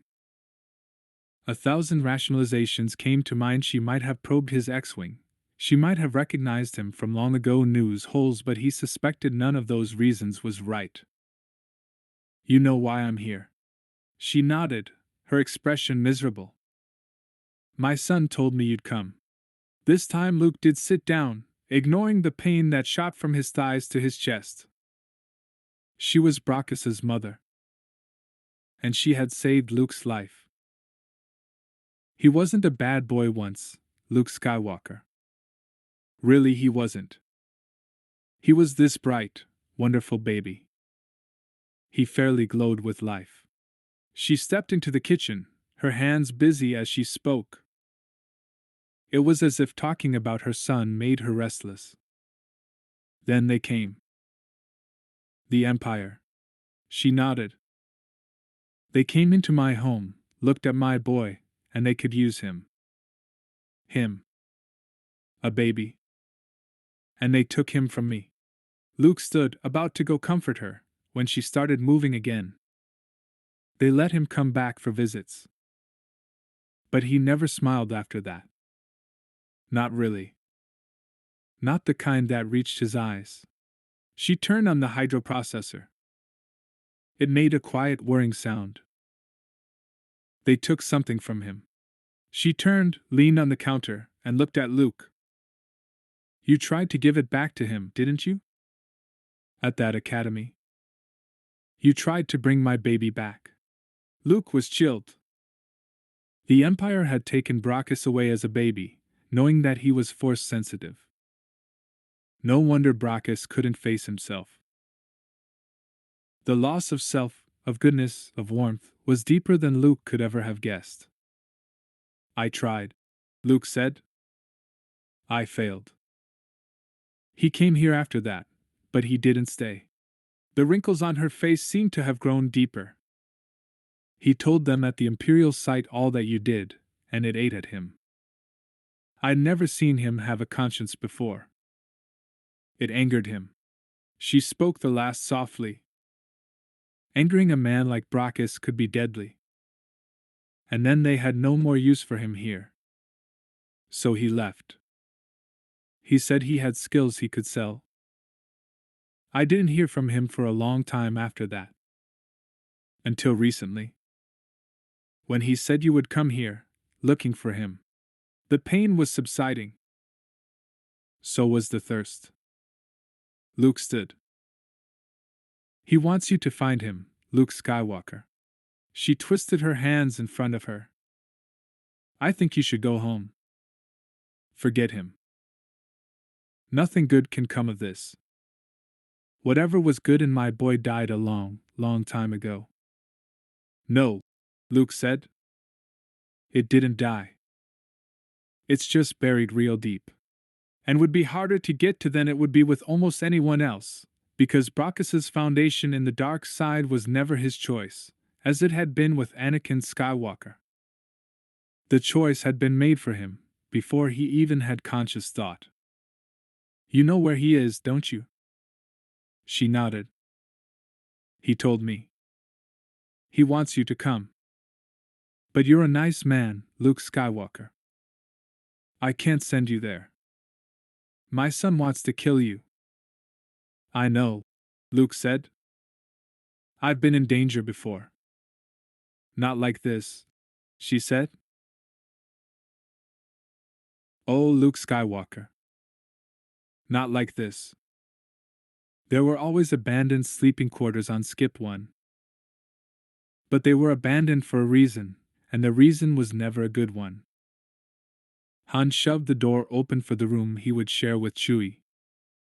Chewie roared. Stop complaining, you big furball. There's nothing I can do about the stench. Han put his traveling duffel on the mildewy cot. The greenish-yellow ooze slid down the walls in this chamber, and went through a drain in the floor. The main floor was flat and untouched by the ooze. Blue had assured him that this was the best room available. If it was the best, he didn't want to see the worst. Chewbacca growled and moaned, then wailed. So sleep on the Falcon if it'll make you feel better. You know that's the best way to get beat up and have the ship tossed. Han lifted the blanket. The mildew went all the way down to the mattress. Maybe Chewie's idea about the Falcon wasn't a bad one. Chewie yelled. Yeah, I know you've slept on the Falcon before. But that was on Skip 8. And do you remember how I found you? Chewie shook his shaggy head and mumbled. If you could have gotten out of it, you would have done it long before I showed up. You don't need false bravado with me. Han sighed. You got your sleeping bag? I wouldn't lie on that mattress otherwise. Chewie nodded and pulled his bag from his pack. He laid the bag on the mattress, and it fell off both sides.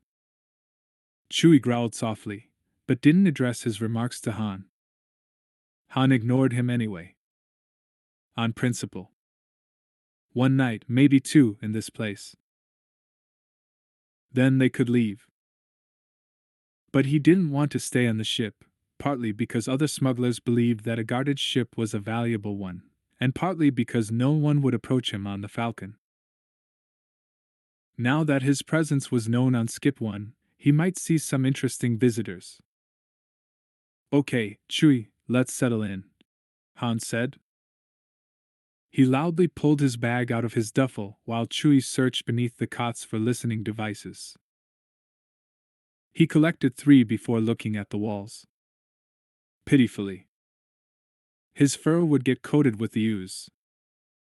Han would have to help him clean it off. Either way, Han would have to touch the stuff. All right, you big baby, Han said.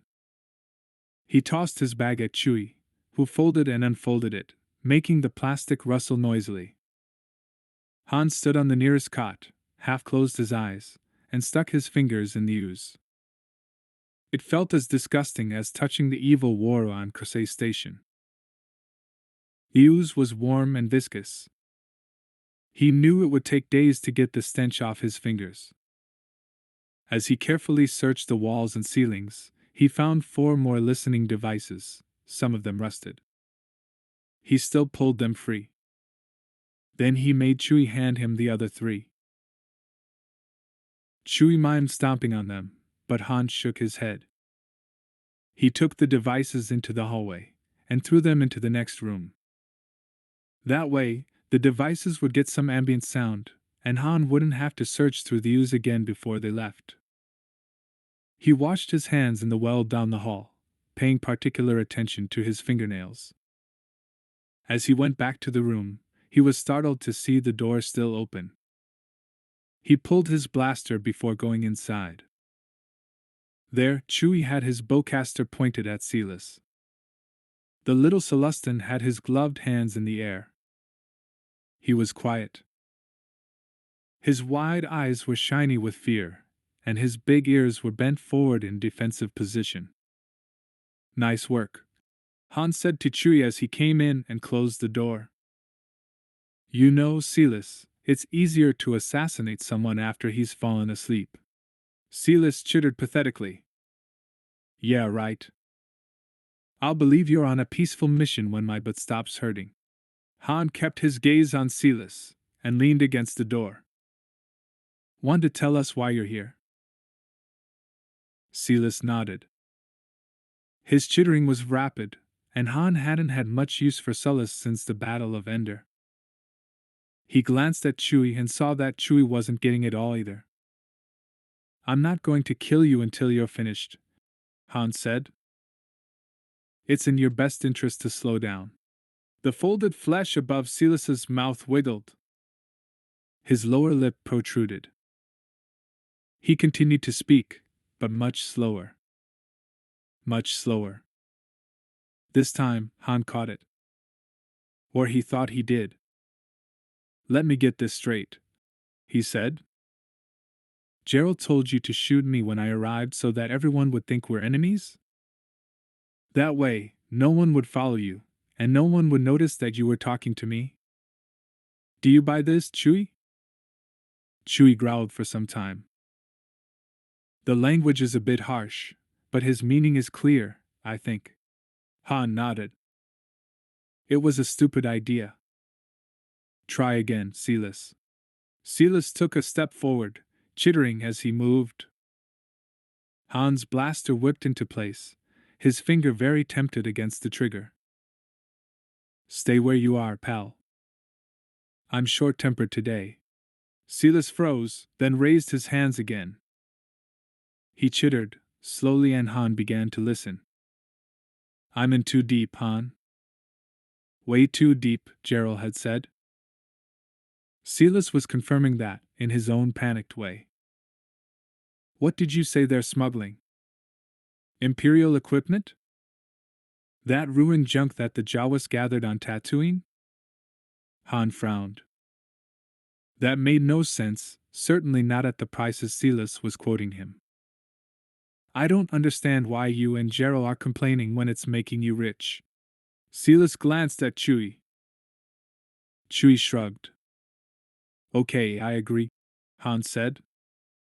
Not even that kind of money is worth dying for. But how do you know the deaths are connected? Silas chittered fast, then chopped his arm in the air 3 times. And then he moaned. All 3 of the dead guys had spoken out about this? They didn't have anything else in common? Silas half growled, a puny sound when compared with Chewie's growl, but a threat nonetheless. Chewie moved in closer, but Han waved him back. I'd hope you'd be this worried about me if I didn't come back from that kind of mission, Chewie. Han righted his blaster, made sure his aim was still on Silas.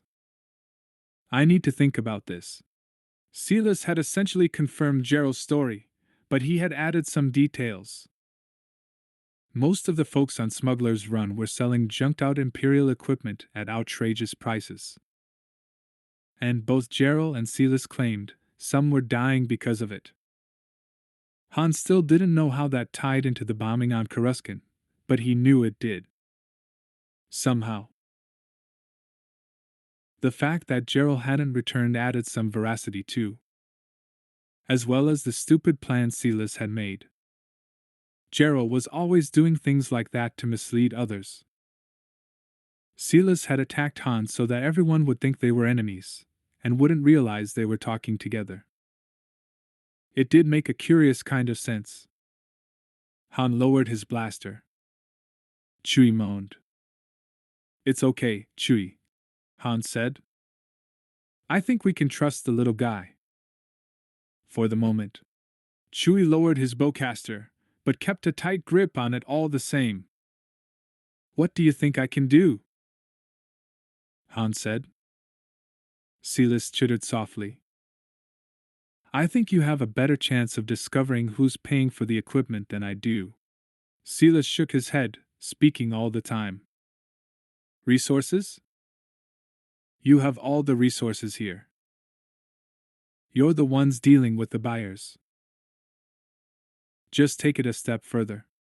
Silas shook his head really hard now, speaking so fast that Han almost lost the thread. Almost. All 3 of them had tried to go beyond the buyers? And all 3 turned up dead? He whistled between his teeth. And Gerald tried to trace the source too? Silas bowed his head. His chitter was soft, almost hesitant. Gerald came to me. Han sighed and lowered the blaster all the way. Now Gerald was missing. Han didn't like the sound of this. If Gerald had died for coming to him, then whoever had killed Gerald would be gunning for Han next. Wonderful. Silas chittered apologetically. Chewie looked somber. Things were worse than they had known. A lot worse. All right, Han said to Silas. What's the plan? Silas glanced at Chewie, then at Han. Finally, the Celestin chittered. You don't have a plan? Han swung his blaster in disgust. Silas ducked. Han didn't have his finger on the trigger. He didn't understand the Celestin's overreaction. You don't have a plan. No one ever has a plan. How come no one ever has a plan? Chewie roared. Silas, cowering near the mildewy cots, chittered. You thought Slash would have a plan. I just found out about this, pal. Chewie, you make the plan? Chewie shook his head. Great, Han said. Just great. I come here as a favor to a man who has disappeared and he doesn't even leave me with a plan. Silas chittered softly. Thanks a lot, Han said. But somehow I believe this has more to do with Gerald's poor management skills than his faith in my brilliance. Or maybe it had to do with Gerald's very real fear on the day of the bombing. Maybe Gerald couldn't plan any further ahead. Silas was watching Han through gloved hands. Chewie was pretending to check his bowcaster. Of course I'll come up with a plan, Han said. Don't I always? Chewie growled. I don't guarantee quality, fuzzball. I don't even guarantee it'll work. I just guarantee movement. Han glared at both of them. And for now, that'll have to be good enough. 17. Cole backed away from Skywalker's X-Wing and hurried to the nearest completed upgrade. The R2 unit was beeping at him, as if it was chastising him for abandoning his post. Listen, R2, Cole said. If we're going to work together, then you're going to have to trust me. Had he just said that to a droid? He shook his head slightly and climbed the work platform to the reconditioned X-Wing. Its computer was attached with bolts, and he had forgotten his wrench. R2 came up behind him, the wrench in his outstretched claw. A few of Cole's other tools hung from R2 as if he were part of an artesian space collage. Thanks. Cole grinned at the little unit. Guess I'll have to trust you too. R2 beeped in agreement. Cole removed part of the panel on the reconditioned X-Wing, then leaned back on his heels, whistling softly under his breath. This X-Wing had a detonator too. And so did the next reconditioned X-Wing, and the next. R2 chibled urgently and Cole nodded. They were thinking alike. If the reconditioned X-Wings had this problem, did the new ones have it too? That would be a bit more difficult to discover. Cole wasn't authorized to work on the new X-Wings. It didn't matter. If he got caught, he would report his findings. To whom? What if someone in the maintenance bay had authorized these systems? Maybe Skywalker hadn't been so far off when he claimed that his little droid had been imprisoned. Cole looked at R2. R2 moaned softly. Yeah. This is a tough one, Cole said. But before he panicked too much, he would examine the new X-Wings. Maybe the problem was only in the reconditioned models. He stood on the platform and scoured the room, hoping to see a new X-Wing. There was only the model in its pristine booth. And since he was working late, he was the only person in the area. The maintenance droids were in the main X-Wing assembly area. He hadn't seen any Cloperians, and all the humans had gone off shift. Except him. He hoped. Can you stand guard for me, R2? The little droid beeped twice in a rather offended tone, although how Cole knew the droid was offended was something he didn't want to examine. The beep code was something they had worked out that afternoon, almost unconsciously. Clearly, the little droid was used to working with people. Okay. Let's go, then. Cole got them both off the platform and headed toward the new X-Wing. He turned back once to check on R2 and saw the little droid pick up a few more tools, ones that Cole had forgotten he would need. No wonder Skywalker had been upset about leaving the little creature behind. He was valuable. Hurry! Cole hissed. He went to the display area and punched in the code to open the door. The computer asked his reason for entry. He typed some gobbledygook about a uniform malfunction on all the new X-Wings, and the computer let the door slide open.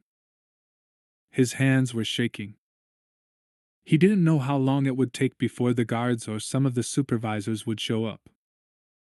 If they did, he would just explain the nature of the problem, show them the devices, and hope beyond hope that no one on Coruscant was involved with the remains of the Empire. Because chances were, that was who would respond to his computer notation first. Cole slid into the cockpit of the new X-Wing. These X-Wings were configured a little differently from the older model, the T-65CA2. In the new model, the T-65DA1, the new computer system could be reached from the cockpit itself, giving the pilot more maneuverability and more options while in space. Still, it wasn't built for doing maintenance. In fact, the computer was difficult to work on in any position. Cole wedged himself into a corner of the cockpit and detached the light pins. His hands were shaking. He had never done anything he was forbidden to do before. At least, not on Coruscant. On Tatooine, he had occasionally worked on fighters he wasn't supposed to work on, trying to see how they operated. But on Tatooine, he had been learning, and his supervisors had known that. Here he was investigating the very people who had hired him. The computer panel fell off into his hands. He peered behind it at circuitry more sophisticated than any he had ever seen in an X-Wing. R2 leaned in as best his cylindrical body would allow. A light came on. Cole looked up. R2 was shining a light attached to his head into the opening behind the computer. Thanks, Cole said. He squinted and looked through the circuitry, careful not to touch anything. For a moment, he thought he would find nothing. The white and silvery Imperial insignia winked in the light. Cole leaned his head against the metal lip of the computer. These X-Wings were designed to blow. Each and every one of them. He didn't want to think about all the ships he had reconditioned, all the X-Wings already flying through space, floating bombs, waiting for the pilot to hit the wrong lever, push the wrong button. He peered up at the little droid. R2 shut off his light. Can you find out quickly how many X-Wing accidents have happened after ships left Coruscant? Cole asked. R2 beeped an affirmative. Let's do it then, Cole said. He grabbed the edge of the computer, about to replace it, when he heard something crunch. R2 eased down onto his wheels. The droid beeped softly, and the sound felt like a warning. The hair on the back of Cole's neck rose. So the notification was right. A deep male voice said, "We have a saboteur. Show yourself." R2 moaned. Cole set the edge of the computer down carefully, leaning it against the pilot's seat, making sure the internal workings touched nothing. "Show yourself." He rose slowly, hands up. Half a dozen security guards surrounded him, their blasters pointed at his head. Nandreason leaned back in his Baca-lined couch. The top half had not been properly slimed. It felt damp and cold against his skin. His legs were warm, though. They were underwater. There the couch was covered in algae. That part, at least, had been tempered right. He had left Skip 6 for 3 days to investigate the loss of one of his men in the Outer Rim. When he returned to Smuggler's Run, someone had replaced his old couch with a new one, and had failed to condition it properly. When he was rested, he would check the rest of his quarters to see what other mistakes had been made.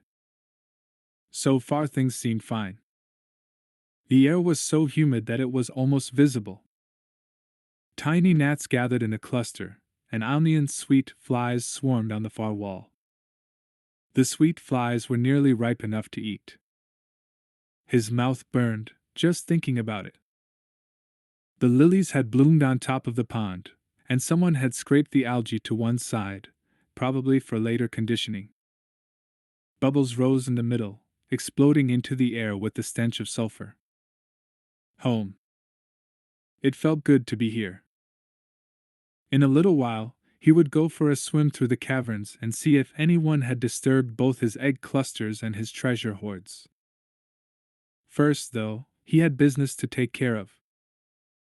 He had sent all of his people to their pod beds, except for Listener. Like Nandreason, Listener was a glottophib, only his snout was 6 inches shorter, and his teeth had worn to small nubs. His eyes rested over his snout like small beetles. His small hands floated on top of the water, and his tail was wrapped around the base of the couch. A strand of algae hung from his right nostril, remains of his underwater trip through the pond, making certain no one had poisoned it, bugged it, or rigged it harmfully in any way. His gills were still opening and closing, as if he couldn't get enough air. Nandreason would have to replace him someday soon. Listener was getting old. His scales were already falling after 2 or 3 days without water. He had built a slime pond into his quarters on the Silver Egg so that he wouldn't lose too many scales during a long space voyage. Word is, Nandreason said, Han Solo is on Skip 1. A tiny flame emerged from the left side of his snout. He was hungrier than he had thought. Yes, Listener said. He has quarters there. Gerald sent him. Gerald. Nandreason dipped his snout into the warm, slick water. That cooled some of the burning. He didn't feel like going to the sweet fly wall and looking for the ripe ones yet. Maybe, when he swam, he would take a caver egg and eat it raw. Gerald paid his debt to me last week. 30,000 credits. I was not pleased. He has come into money then. Nandreason shook the water off his snout. Everyone has come into money. I have not made a substantial loan in months. Gerald is one of many who have paid me off. I will have to go into another business if this doesn't change. Perhaps we should get off the run, Listener said. It's changed too much for my tastes. I don't like rich smugglers. They are no fun. Nandreason smiled. The challenge is gone, I'll admit. And if I knew of a better place to go than the run, I would. But this place still serves us for now. What about Glottal? Listener said. Nandreason frowned. His home planet, with its ponds and pads, its fronds and sweet bugs, its dark forests and its sticky, humid air, held a great attraction for him. But on Glottal, he would be one of 1,000 rich Thibs. Here, he was the only rich Thib, and one of the most powerful crime lords in the galaxy. The second title would mean nothing on Glottal. I am not ready to go to Glottal, he said. He would go there when he was going to die. He would spawn, and leave his fortune to the surviving offspring. No. I need a new business. And a new diversion. You could start dealing in Imperial equipment. Nandreason swiveled one eye and used it to stare at Listener. I prefer credits and glittering treasure. The equipment is a limited market. As soon as the buyer finds what he is searching for, or gets his own factories up and running, this sudden wealth will cease. And a whole group of overextended smugglers will need money again. He smiled. Perhaps we are jumping too soon at the vagaries of the market. Patience, my boy.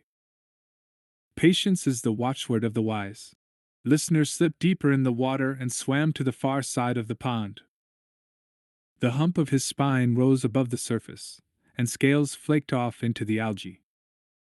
You've never struck me as particularly patient, he said from the safety of his new position. Nandreesen's tongue shot out and scooped a mouthful of gnats. He roasted them with his breath and swallowed, a small, appetizing bite. He would need a large dinner. I'm patient, he said. I'm very patient. And the patience often pays off. Witness Calrissian. Calrissian hasn't been near the run in 17 years. Nandreesen swallowed the last gnat. His stomach rumbled. But he will be here soon. You don't know that, Listener said. Nandreesen swiveled his other eye. Listener slipped into the water until only his eyes and the top of his head showed. I do know that, and although I appreciate your counsel, I do not appreciate your doubts. Calrissian will be here because Solo is here. Listener blew water through his nostrils. The piece of algae soared through the air and landed on the moss-covered rocks beside the pond. Then he rose enough to speak. Solo and Calrissian are not partners. They have never traveled together. Before he married, Solo only traveled with the Wookiee. You do not pay attention. Nandreesen sank deeper into the warm water. The back of the poorly conditioned couch gave him a chill. Since Calrissian lost Cloud City, he and Solo have joined forces during each Imperial threat. So? Nandreesen popped a sulfur bubble under the water. It formed several other smaller bubbles that rose to the surface. So, my dear listener, what has changed on the run?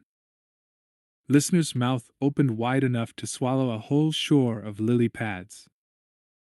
The Imperial equipment. Precisely, Nandreesen said. And who in the New Republic knows how to find the run, besides Solo and his Wookiee? Calrissian. Listener breathed the word as if it were sacred. You have a plan, don't you? Of course, Nandreesen said. He smiled, and tongues of flame licked out of the corner of his mouth. Although, in this case, I may not need one. 18. Lando slowed the Lady Luck at the edge of the asteroid belt that housed Smuggler's Run. If he went any farther, he would be within scanning range. They would know he was nearby. His burst of heroism suddenly seemed like an exercise in stupidity. He had avoided the run for more than a decade. What made him think he could stroll in there now? Alone. All the good intentions in the galaxy wouldn't save him from Nandreesen. And neither would an apology, or a promise to pay the Glottofib back. What had seemed a point of pride years ago now seemed like pointless posturing. So he had managed to steal a cache from Nandreesen's private storeroom. So he had braved the humid, stinky air, the slimy water, the treacherous lily pads. So he had held his breath for nearly 4 minutes, and pulled out, in the pocket of his wet suit, enough riches to fill his own stash for years. The last of the money had disappeared when Vader forced him from Cloud City. Lando's own definition of daring-do had changed since then, as well. It had meant more to him to succeed at the Battle of Endor than it had to best Nandreesen. Since Lando had made a home among the rebels, he had learned that his acts of pirate courage meant nothing when compared with Leia, for example, who had lost her home and her family and still managed to go on, without taking a breath. Or when compared with Luke facing evil in himself over and over again. Or Han, thrusting himself into situations greater than he was, and always emerging victorious. He might not emerge this time. Lando stood and paced through the cockpit. He had brought droids with him, half a dozen, all of various uses. Leia had forced credits on him as well so that he could buy information in the run. And he had brought a small arsenal, hidden in the secret smuggling compartments of the Lady Luck. The smugglers might find his weapons, and they might not. Lando hadn't gotten where he was without gambling. He paused, leaned forward, and looked out the cockpit transparistile at the run. From this distance, it looked as if an artist had swept a glitter-filled paintbrush across the blackness of space. The asteroids sparkled in the light of a nearby star. Debris formed a milky trail from asteroid to asteroid. The run had existed for a long, long time. The entrance was tricky to anyone who didn't know the way. More Imperial ships had been marooned in the debris trail than any others. The Emperor had tried to find the run several times, thinking he could recruit its denizens. Those ships that didn't slam against rock were blasted out of space. Smugglers didn't work for anyone except themselves. The Emperor had never learned that. Lando knew that, though. The chill that had followed him since he had first discovered the spicy lady was more pronounced here. For the 15th time, he checked the environmental controls. They were working perfectly. If he backed out now, and something happened to Han, this incident would burn in his memory worse than losing Han to the carbonite. A man couldn't betray a friend twice. Han, despite the difficulties the two of them had had, would figure out a way into a dangerous situation to save Lando. Lando had to do the same. Impressions of the run rose in him: the dank, smelly chambers in Skip 1, the gambling tables, the constant scams. The duels that had forced him to watch his back, and the friendships that he still had. Or that he thought he still had. Nandreason could buy anyone for the right price.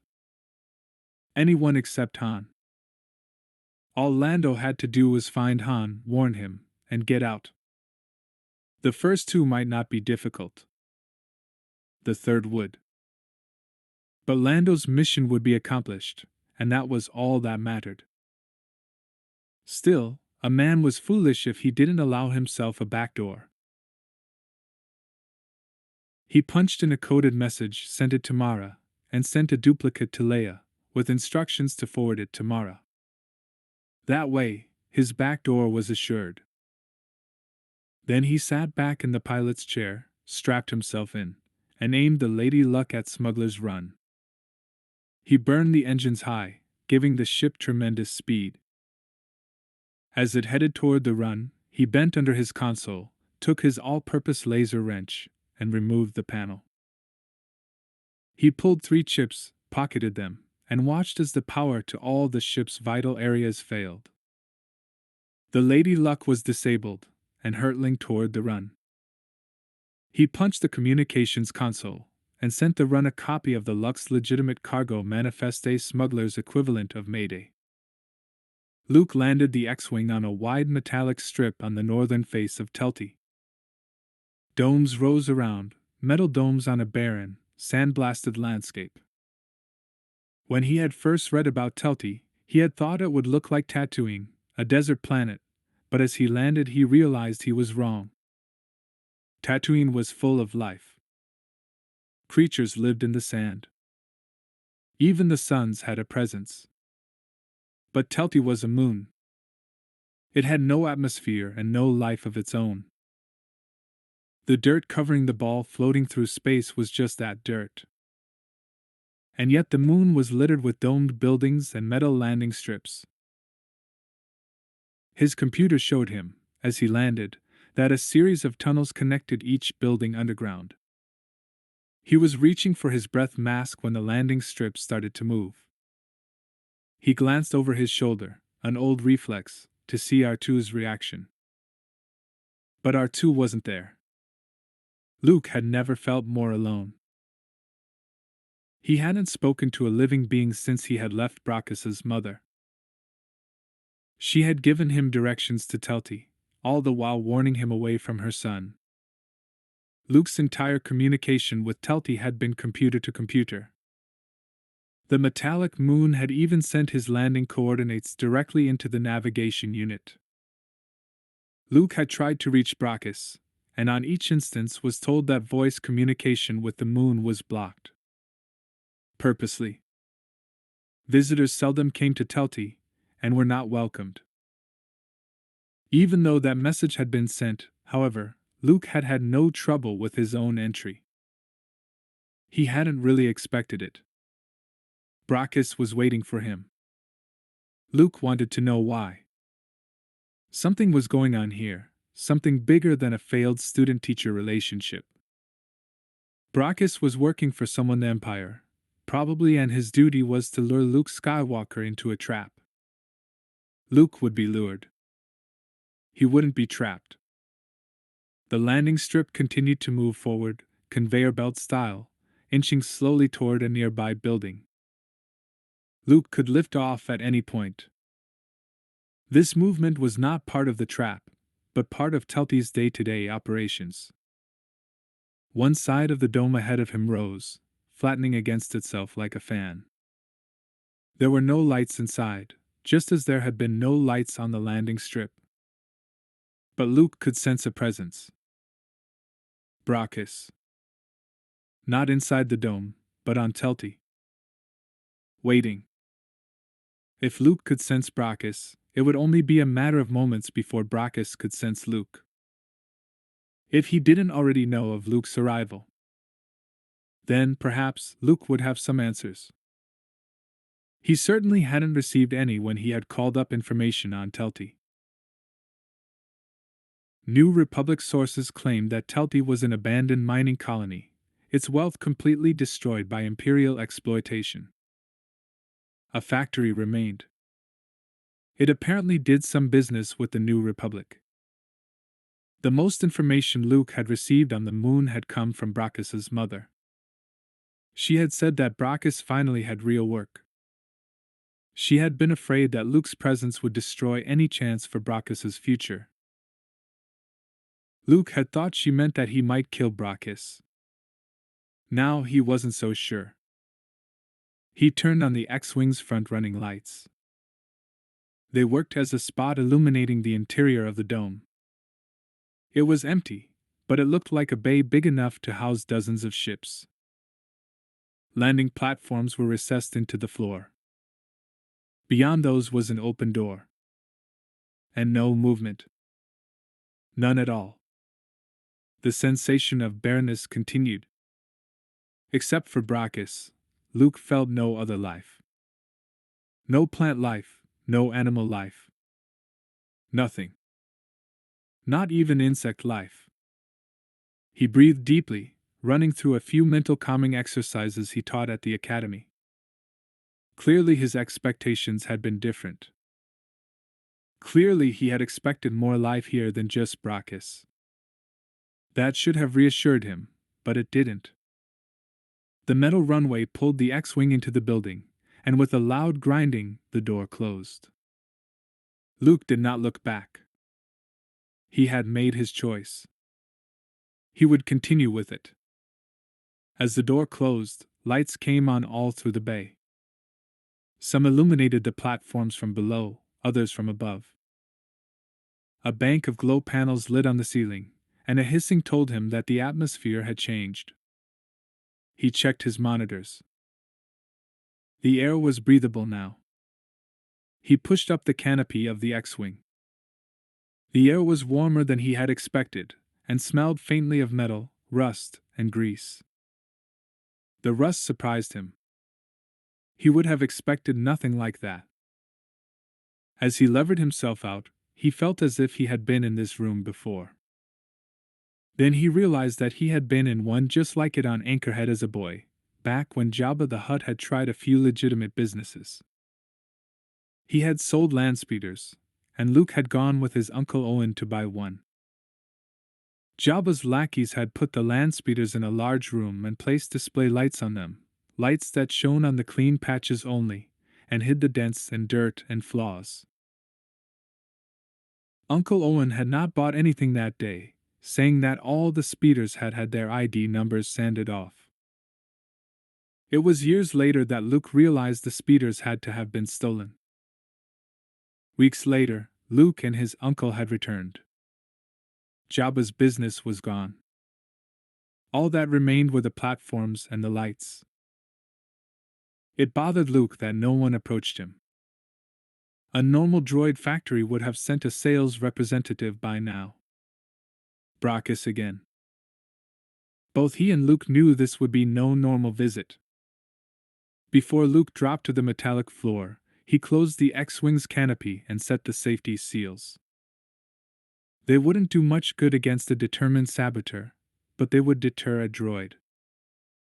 Brachus had other ways of tampering with Luke. Luke patted his lightsaber, its slight weight a comfort at his hip. He wore only a loose shirt and tight military pants.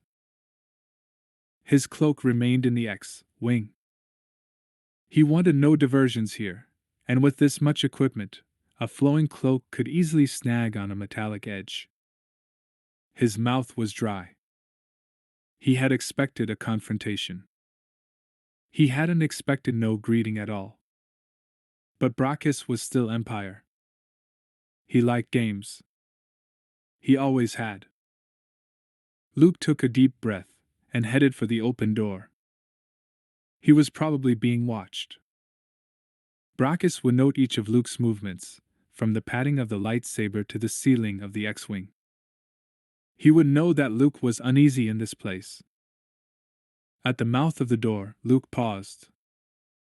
The door's frame should shield him from any holocams. He reached out through the Force, sending tendrils of inquiry across it, searching for Brachus. Brachus's presence was strong here, but diffuse. Luke couldn't pinpoint it. That didn't surprise him. Brachus's mother had said Brachus was expecting Luke, which meant Brachus had had time to prepare. He knew many tricks, some Luke had taught him, others that he might have learned from the Empire. Any gifted Force-sensitive being could scatter his presence through a finite area. The fact that Luke could feel Brachus at all meant that he was close. Luke stepped through the door and into the next room. And stopped. Thousands of golden hands hung from the ceiling. The right hands faced palm out, the left hands had the knuckles showing. The thumbs all went in the same direction. They gleamed in the light. More hands lay on conveyor belts. All those hands were in partial assembly.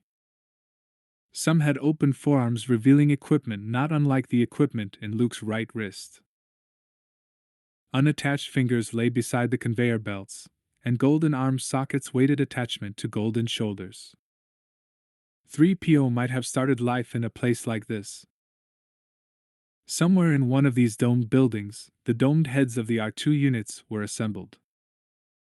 Hard to believe such ignoble beginnings might have led to the personalities that had become so important in Luke's life.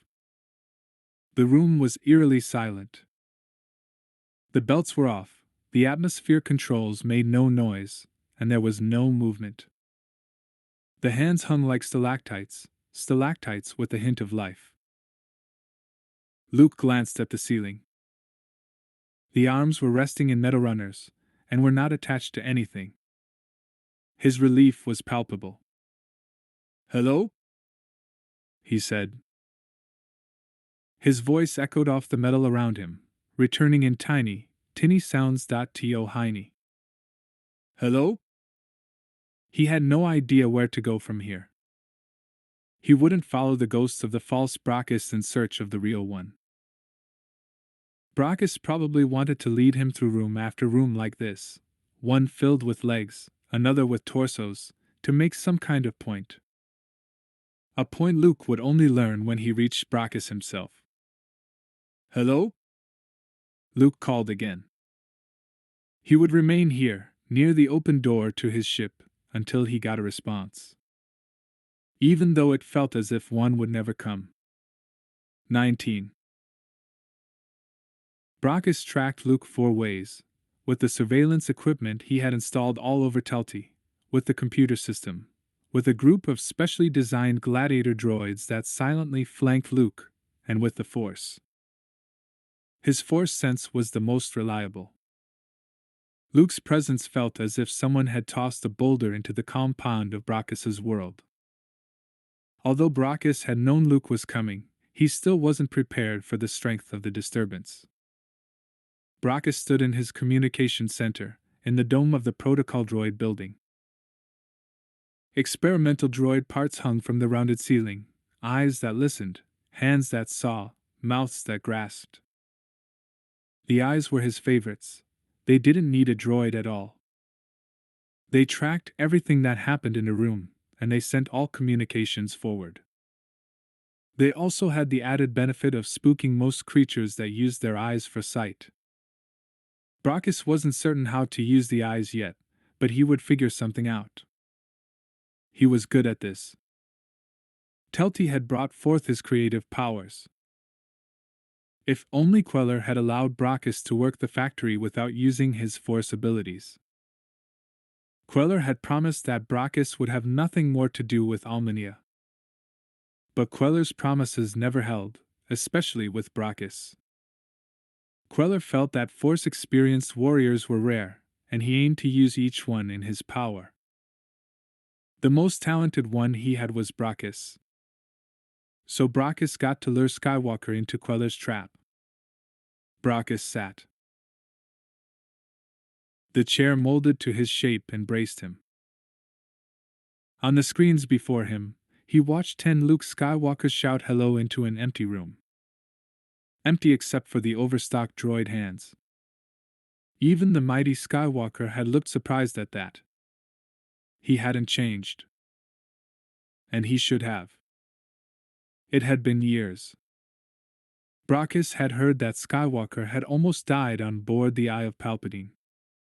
Yet he looked the same. His scarred face still had a boyishness, his body was lean and powerful, and he had the same assurance he had always had. The assurance he had had when he forced Brachus to face the darkness. Brachus swallowed. Even thinking of that moment, alone, with only himself and the evil Skywalker had thrown at him, sent trembling explosive shivers through him. If Brachus thought about it too much, he felt as if his brain would shatter. Brachus had run from that test, run as fast as he could, and when he returned to his mother, he found her living in the shadow of the Empire. He had had to report, and he had, on the condition that they let him go. His information had been valuable enough, and his mind damaged enough, that they had let him go. He had run until Queller found him, and Queller had put him together again. For a price. Skywalker. Brachus leaned forward and flicked the communicator. Queller answered immediately, forming a small hollow image on Brachus's holopad. This Queller looked tiny enough for Brachus to crush with his fist. Even so, the power radiating from the small image made Brachus slide his chair back. "He's here," Brachus said. Queller's death mask smiled. "Good. Send him to me." Brachus licked his lips. "I was thinking. I thought. Maybe I should kill him. I owe him. He dash." Queller waved a hand. His skeletal grin grew. "By all means. Kill him." A chill ran down Brachus's back. His victory was too easy. "But I thought you said you would have to kill him." Queller shrugged. "I doubt you can kill him, but if you do, my response is simple. I will have to kill you." Queller spoke with such confidence and calm that Brachus backed away even farther. "I thought we were working together," Brachus said. "We are," Queller said. "But the person who kills the great Jedi Luke Skywalker becomes the strongest in the galaxy." If you kill Skywalker, you take that honor, and leave me no choice but to take that honor from you. But the Emperor wanted Vader to kill Skywalker. The Emperor has been dead a long time, Brachus. Queller's smile had faded. It would do you good to remember that. Brachus nodded. And remember, Brachus, Queller said. I will know if Skywalker dies. Queller's image winked out. The air around the pad glowed for a moment, then the strength of Queller's presence faded as well. Brachus put his fist over the vanished image and pounded the pad. Pain shot through his palm. He was no match for Queller yet. But someday he would be. It would only be a matter of time. He cupped his fist against his chest and stared at the screens. Skywalker had stopped yelling. He was looking toward the dome and frowning, his lips parted slightly, his eyes glazed like those of a man sensing only with the Force. Had he felt Queller's presence? Nonsense. No one could feel over so great a distance. Not even Skywalker. Could he? Brachus whirled. He snapped his fingers and a protocol droid strode in. This droid, C9PO, was a newer model that Brachus had modified for his own needs. The final memory wipe, done 2 months ago, combined with the language augmentation, made this droid useful in ways that went beyond language. Skywalker might never learn that. Then again, he might. C9PO, Brachus said, we have a guest. I know, sir. The droid stood the requisite 2 meters in front of him, its golden eyes radiant with inner light. Bring him to the assembly room, and have him wait for me. But sir, guests do not go to the assembly room. He glared at C9PO. C9PO continued to give him an implacable stare. Some things remained the same in protocol droids no matter how many memory wipes they had. This one is not a buyer. Then what is he, sir, that I may learn who goes to the assembly room? What is he? Brachus smiled, but the smile had no amusement behind it. Skywalker was impossible to fit into a category that the protocol droid would understand. He is a Jedi Master, 9PO. He is not here on factory business. Ah, C9PO said. Then it is personal. I understand. He turned and minced out of the room. The small feet on the C9s were not an improvement over the normal-sized feet of the C1s through C8s. Not an improvement at all. He would have to remember that. But even focusing on the droids was not enough for him. It usually cleared his mind, and it did no longer. Skywalker's presence surrounded him. The sooner he got Skywalker off Telti, the better. They took the Millennium Falcon to Skip 5. Silas wanted to take one of the skippers, but Han reminded him that Han was in charge of making the plans. Han wasn't going to go 10 meters without the Falcon. He had decided that he needed to see this outrageous operation for himself. Something felt wrong. Smugglers always moved valuable products. Now they were getting paid 10 times more than usual for junk any resourceful crime lord could find on dozens of worlds. The Empire, or what was left of it, was no longer making equipment. The New Republic had seen to that by shutting down each factory it could find. The prototypes and designs were taken and destroyed. If any factories remained, then this crime lord had to be paying them, too, in order to get modern Imperial equipment. Or was there something about the old stuff? Something different? Han felt that if he looked at the stuff the smugglers were selling, he might discover it. For the first time in a long time, he missed having 3PO at his side. The professor could tell him about the differences in Imperial equipment, and if 3PO didn't know, R2 did. It felt odd to travel without his resources. When Han had been a regular at the run, Skip 5 had been abandoned. The caves of Skip 5, while huge, were lined with sunstone, and the ambient temperature inside was about 40 degrees Celsius, unbearable for humans most of the time, deadly for many of the larger species that inhabited the run. A decade before Han arrived, a gang of human smugglers had lived in the caverns for months. They ended up killing each other in a fight some said was sparked by the heat. Han had never been to Skip 5. He had only heard about it. He was unprepared for its size and for its level of development. The landing pad in the caverns at the edge of Skip 5 was large enough for 6 luxury liners to rest comfortably. Han hadn't seen a landing pad that big outside of Coruscant in years. The Falcon looked small next to the dozens of freighters that waited, their cargo doors open, for the binary load lifters to finish placing boxes inside. Some of the boxes were as large as the Falcon's cockpit. Han glanced at Chewie, who moaned in astonishment.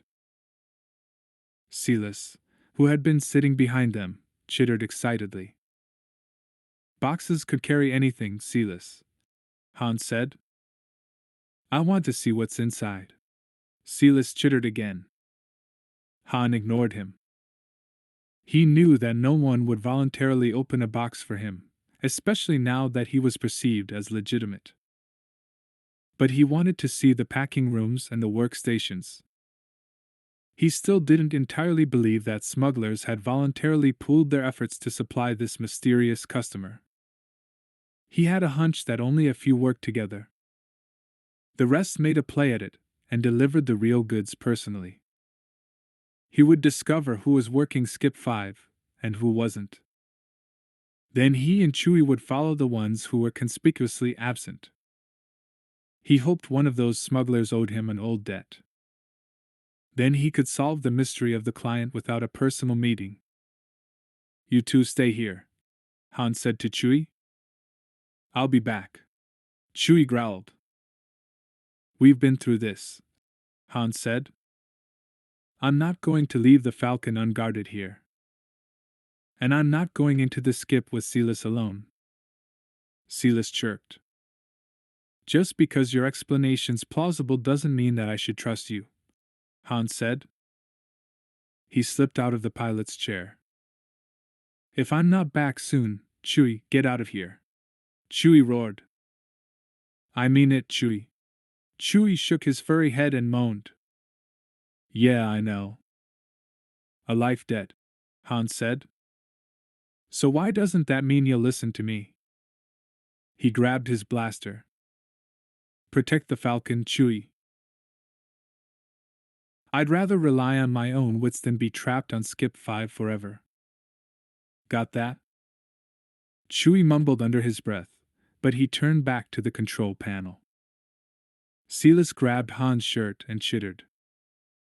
Yeah, I know you know what you're looking for, mouse brain, Han said. That doesn't mean I'm looking for the same thing.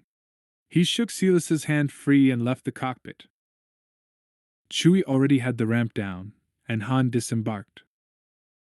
The heat was so intense it felt as if he had hit a wall. Sweat broke out all over him, plastering his clothes to his body. He wished he had brought water rations, but he didn't want to return to the ship for them. He wouldn't be gone that long. He could last. Besides, he'd been in this kind of heat before, weaker and with no protection. The worst time had been on Tatooine when he had hibernation sickness. Blind, in the blazing sun, a battle going on around him. He'd been amazed he had survived that. Still was, if truth be told. The deep breath he took stalled in his lungs. He tried again, and then hurried down the ramp. Smugglers watched him from their cargo bays. Blasters followed him. 2 binary load lifters stopped as he went by.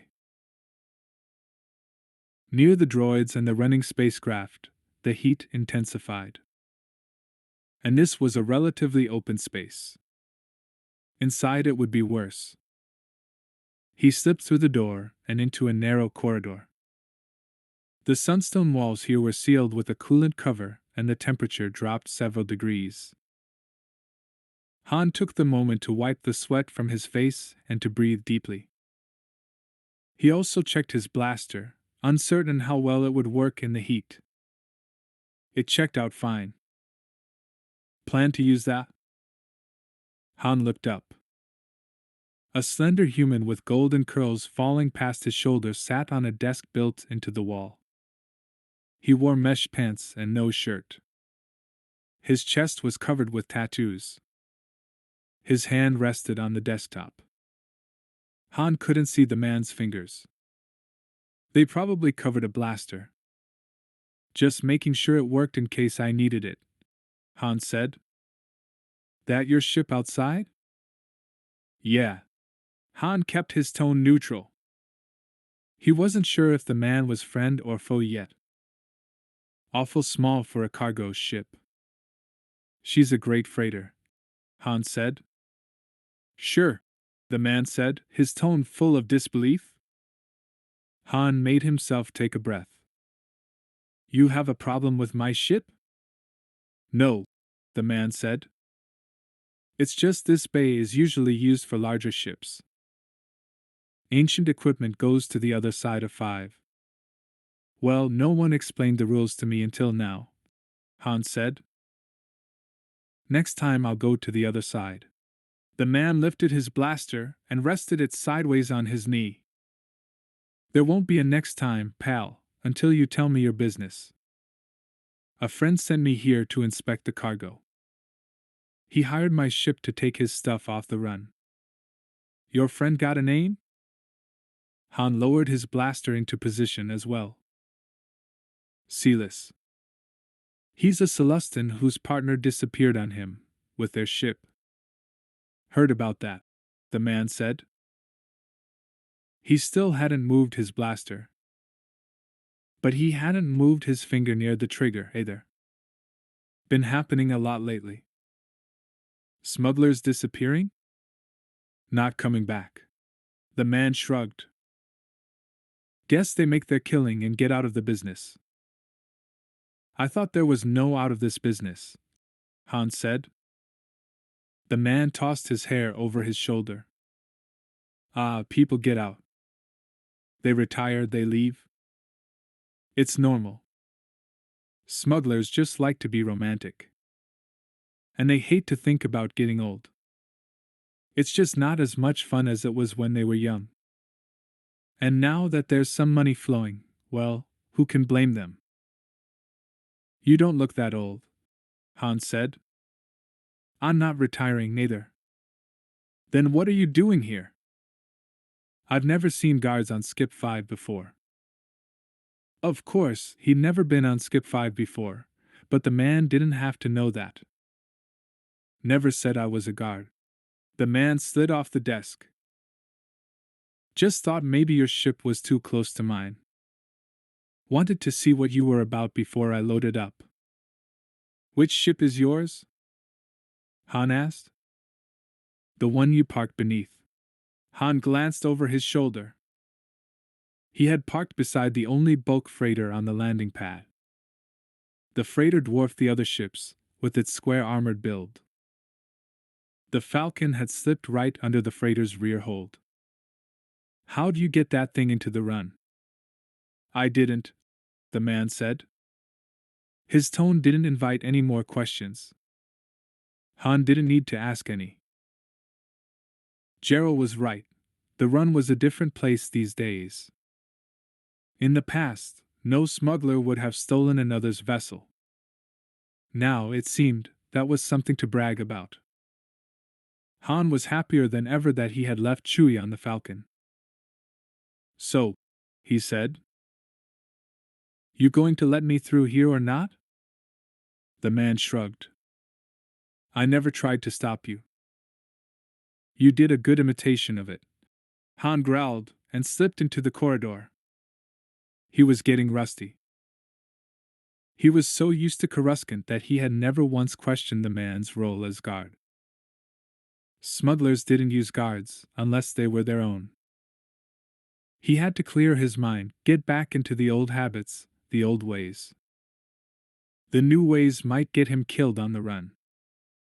The corridor wound down in near darkness. The coolant cover also blocked the radiant light of the sunstone. Even so, the air was dry here, unpleasantly so. He missed the sound of dripping water, and he almost missed the stench of Skip One. Almost. His boots scraped along the cover. His hand slipped on his blaster, the sweat on his palms making it difficult to hold anything. Gradually his eyes adjusted. Various sized footprints messed the sand on the sloping corridor. Below, he heard the sound of large equipment, and the titter of voices, speaking a language he hadn't heard in a long time. Then the stench drifted up to him: grease, oils, cleaning solvent, and something foul, like a Gondar pit. Jawas. But it couldn't be. Jawas remained on Tatooine. The only time he knew of Jawas leaving were the ones Luke had encountered on the Eye of Palpatine, and those hadn't left by choice. Maybe these hadn't either. Han kept his back to the corridor wall, and moved slowly down the slope. Bright light illuminated the far wall, and heat rose, making the stench worse. Down here, the covers were off the sunstone. He swallowed, licking his lips to keep them moist. He promised himself one quick look, and then he would return to the Falcon. His grip tightened on his blaster. Jawas were not his favorite creatures, even in the best of times. The sunstone blinded him as he rounded the corner. The heat enveloped him like a lover. He remained in one place until his eyes had a chance to react to the light. Then he crept forward, careful to remain as quiet as he could. The corridor opened into a large cavern. Its ceiling was several stories high enough for the sunstone to mimic the sun, and all the walls from the second story down were coolant covered. The effect somehow made this cavern, in the center of Skip 5, look like Tatooine. Parked in the middle of the cavern was a sand crawler. Its wedge-shaped doors were open, and Jawas moved in and out. Their eyes glowed red from beneath their hoods. Their robes were tattered on the bottom, and they kept a continual conversation going as they loaded pieces of stormtrooper uniforms onto the sand crawler. Jawas inside were cleaning the uniforms, and others were repairing droids, making them usable. Buried in the sand were more pieces of stormtrooper uniforms, some blasters, and parts to an Imperial shuttle. Han forgot his discomfort. He leaned as far forward as he could. He saw shadows of other caverns through the openings, and sandcrawler tracks leading away. After a few moments, a Jawa raised a small hand, gave an order, and the Jawas carried the remaining uniforms on board. They apparently hadn't seen the shuttle pieces. The crawler moved forward on its giant treads, leaving even more tracks. As it rumbled past Han's hiding place, he leaned against the wall so that no one would see him. As if anyone were looking. After the Jawas were gone, he crept forward and crouched. The sand was hot, as he had expected it to be. He grabbed a handful, then let it filter through his fingers. He watched the tiny rocks slip away until he saw a bolt in the pile. He shook the sand off the bolt and examined it. Imperial issue, about 25 years old. Usually used on cargo ships. He tossed the bolt aside and dug through the sand, uncovering more and more pieces of equipment, until below, he found more coolant covers. The sand had been placed here on purpose. And so, apparently, had the Imperial equipment. It made no sense. He remained hunched for a moment, thinking. There was a clue here, and he had had one earlier. An important clue. The heat was intense on his back. The rumble of another sand crawler made him look up. In the cavern beyond, a different sand crawler was closing its doors. If Skip 5 was as big as Skip 1, the Jawas could drive through the caverns for days without seeing one another. They could almost imagine they were on a small, isolated section of Tatooine. And as long as they had equipment to find and repair, they would be happy. As long as they had a place to trade it. Or some way of getting paid. Jawas loved to barter, but they never took many credits. Credits meant little to them. It was the act of scavenging and reselling that made their lives worthwhile. What a great, easy way to get equipment cleaned and repaired at almost no cost. Whoever was behind the setup of this part of the operation was brilliant. A fishy stench swept over him, and he pulled his hand out of the sand. Between the Jawas and the Ooze, his experience on the run had been one of awful smells. Who could guess what was in this sand? He wasn't sure he wanted to know. He wiped his hands on his pants and turned. Chewbacca was standing behind him, back to Han, bowcaster aimed up the corridor. I thought I told you to stay at the Falcon. Chewie waved a paw for silence. Han gripped his blaster tighter. Silas was nowhere to be seen. If Chewie had left that little mouse on the Falcon, he would never live it down. Ever. Finally Chewie put his paw down. He spoke softly in Wookiee, in a series of growls and low moans, his paws moving eloquently as he did. All the while, he kept his gaze on the corridor, as if he expected someone to come through it. Han listened, his frown growing deeper. Chewie had watched Han disappear, then had seen 3 men follow him down the corridor. When Chewie had come in, Han was alone. And that wasn't all. Most of the ships on the loading bay weren't loading. They were unloading. No one unloaded on the run. It was an unwritten rule. It was also unwise. I'm missing something here, Chewie, Han said. Where's Silas? Chewie nodded toward the corridor. He's up there? You gave him a blaster? Chewie shrugged, then growled softly. You have a point. I would have been very unhappy if you'd left him alone on the Falcon, Han said. Chewie moaned and wiped a paw over his nose. You're going to have to stop complaining about the stench, fuzzball, Han said. Between the heat and the Jawas dash. Between the heat and the Jawas what, General Solo? The voice came from behind him. Han whirled, blaster out. 6 glottophibs stood behind him, their big feet buried in the sand. They all stood taller than Chewie.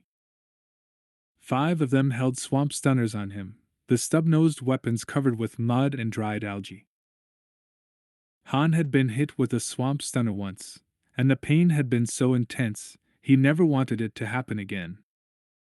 You should lower your blaster, General Solo, said the unarmed glottophib. Smoke curled out of his snout as he spoke. He was as tall as the others, but his scales were a motley gray-black color instead of the normal yellow-green.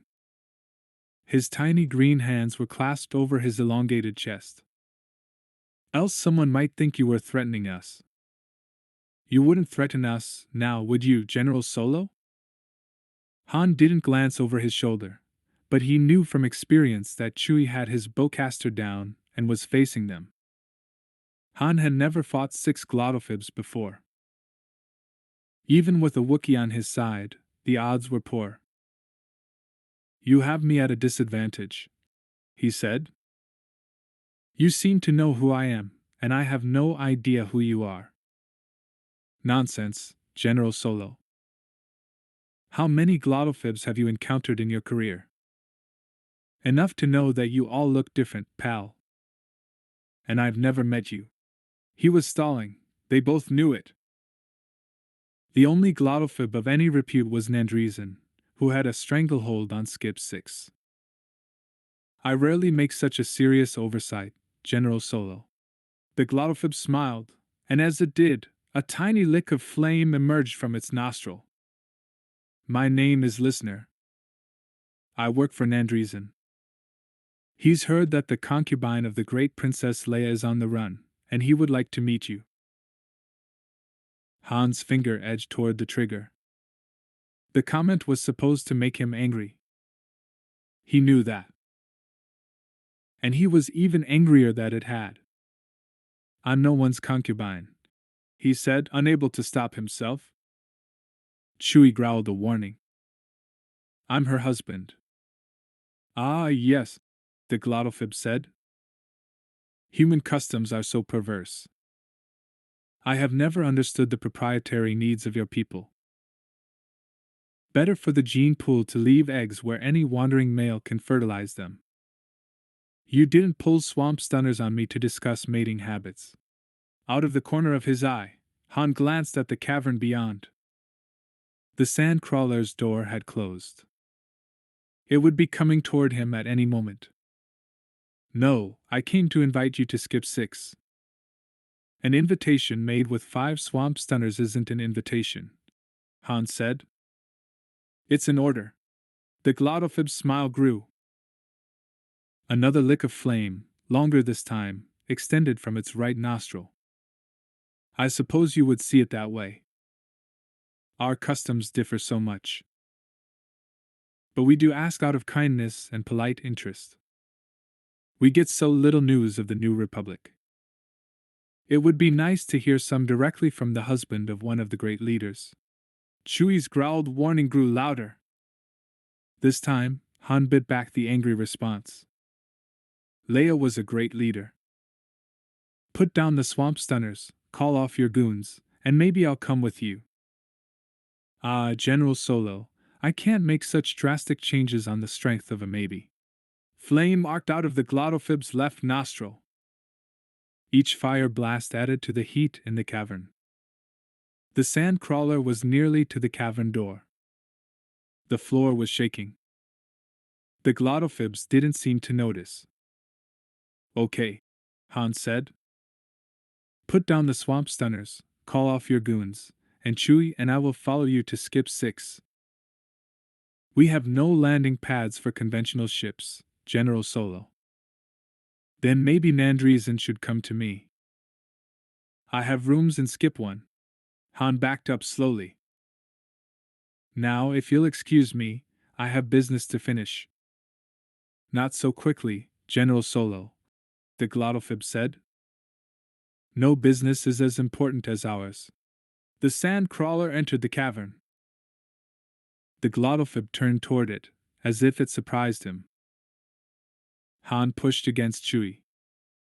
Run, he said. They both started up the slope. Blue light from the swamp stunners hit the sunstone walls and radiated heat. Chewie roared. Han pushed Chewie's furry back. Suddenly they were in darkness. Then flames burned the sunstone where they had been standing a moment before. Han fired back. The blaster fire went wildly, through the opening to the corridor, but hitting wide. Chewie's padded feet were slipping on the sand covering. Han had to keep pushing.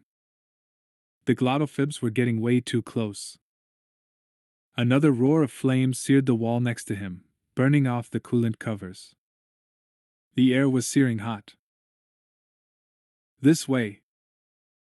Han glanced up. One of the coolant covers had been pulled back. The long-haired blonde man from the entry was peering out of it.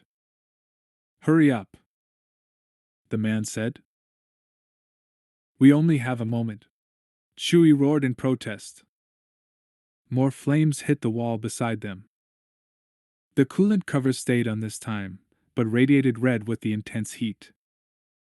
They would never make it up the corridor, not quickly enough to stay ahead of the flames and the swamp stunners. Han didn't know who this guy was, but anything was better than being glottophib fricassee. Go, Chewie, go! Chewie protested again, and Han shoved him into the open coolant cover. The man pulled Chewie in, and Han crawled in after him, landing in a pile of fragrant Wookiee fur. They were in a narrow crevice, lined with sunstone and extremely bright. The man reached around Han and pulled on the coolant cover. "Let's get out of here before we get fried alive," the man said. "You'll get no argument from us, pal," Han said. Together they helped Chewie up. He couldn't stand upright in the crevice. The man hurried through a nearby opening, and Han followed. Chewie crouched and slid in. Then roared. He was stuck. The coolant cover suddenly glowed red. A blast of flame must have hit it. The heat magnified. Han's throat was raw, and his shirt was soaking. He should have gone back for that water. At least the coolant cover didn't come off. He put a hand out and pulled on Chewie's furry arm. "Let him go," the man said. "We've got to get out of here. All three of us go or none of us goes," Han said, although he wasn't sure how to make good on the threat. "Crouch lower, Chewie." Chewie roared again. "Then tell him to shut up." "You shut up," Han said to the blond man. Chewie crouched, but his knees banged the crevice wall. "Okay," Han said. "I got it. Slide one leg out either side, crouch, and lever yourself out." Chewie muttered some select Wookiee curses, the graphic ones that Han always pretended to misunderstand, and then did as Han told him. His bowcaster hit the wall, and the sound of ripping fur filled the crevice. But he crouched and slid toward Han, and was suddenly free. A mat of Wookiee hair stuck to the sunstone crevice walls. Chewie moaned again. A patch of fur was missing from his back. "Your friend sure whines a lot," the man said. He hadn't moved from his post farther in the crevice. Chewie growled. "He's a Wookiee, pal," Han said, "and I wouldn't make him mad." "I can handle Wookiees." Han grinned. "Anyone who said that has never met a Wookiee." "You want my help or not?" the man said. "I don't know," Han said. "What do you get out of helping me?" "Satisfaction, General." "Now come on." He slipped through another narrow opening and then ran down a wider hall before Han had a chance to answer. The man knew who Han was. Had known it all along. That made Han decidedly uneasy. Han peered through the crevice. The hall looked nature-made, just like the crevice did. The sunstone was bright. And hot. "Think you can make it, Chewie?" Chewbacca nodded. "Think we should trust him?" Chewie shook his head then moaned. "You're right. It might take forever for those covers to cool. Then we're here, in the heat. Nothing can be worse than that, right?" Chewie shook his head, as if he couldn't believe Han had said that. Han couldn't believe it either. "You go first, furball. That way I can shove you if you get stuck. And fight off anyone who tried to enter from the coolant side." Han didn't know why Nandreesan was after him, but he wasn't going to wait around to find out. Chewie maneuvered his way through the second crevice without leaving much fur behind. Han followed. The hall that the man had run down was wide and tall. Chewie could stand upright. The heat had lessened in the wider space. Han wiped off his face. He was a mess. The man was gone, but his footsteps led down the hall. As if they had a choice. There were no other openings. They followed the footsteps, weapons out. Cool air was flowing in from another passage. The man was waiting for them. He was sitting on a pile of unused coolant covers, his blaster on his knee. "Thought you weren't going to make it," he said. Sometimes the enemy we know is less dangerous than the one we don't, Han said. So you think you know me? The man smiled. Han shook his head. We almost stayed back there to wait until the coolant cover cooled. You'd face Nandreesen's boys over me? I don't know what you want, Han said. Or who you are. The man held out his hand. My name's Davis. Names mean nothing, Han said. I don't know you. I don't know you either, General. Not really. But I know of you. That gives you a distinct advantage. You don't trust people, do you? I'm trying to help you. That remains to be seen. Where are we going? These passages will take us to a side entrance on the landing pad where your ship is. And where Nandreesen's men wait, Han said. They know I'll be back for the Falcon. You propose to leave it? I just don't plan on being predictable. Han let his blaster drop to his side. Tell me what the Jawas are doing here. Now? Davis asked. No, Han said. The blond man sighed. Then he bolstered his blaster as well. A bunch of the smugglers brought the Jawas in to clean and repair equipment. For free? The blond man shook his head. Jawas never work free. But they do work cheap. It's a lot easier for the smugglers to do it this way than to do the work themselves. Or to hire it out. So they leave their equipment in the sand and let the Jawas pick it up, fix it, and sell it back to them? It works, Davis said. Depends on your definition of what works, Han said. Jawas never repair things very well.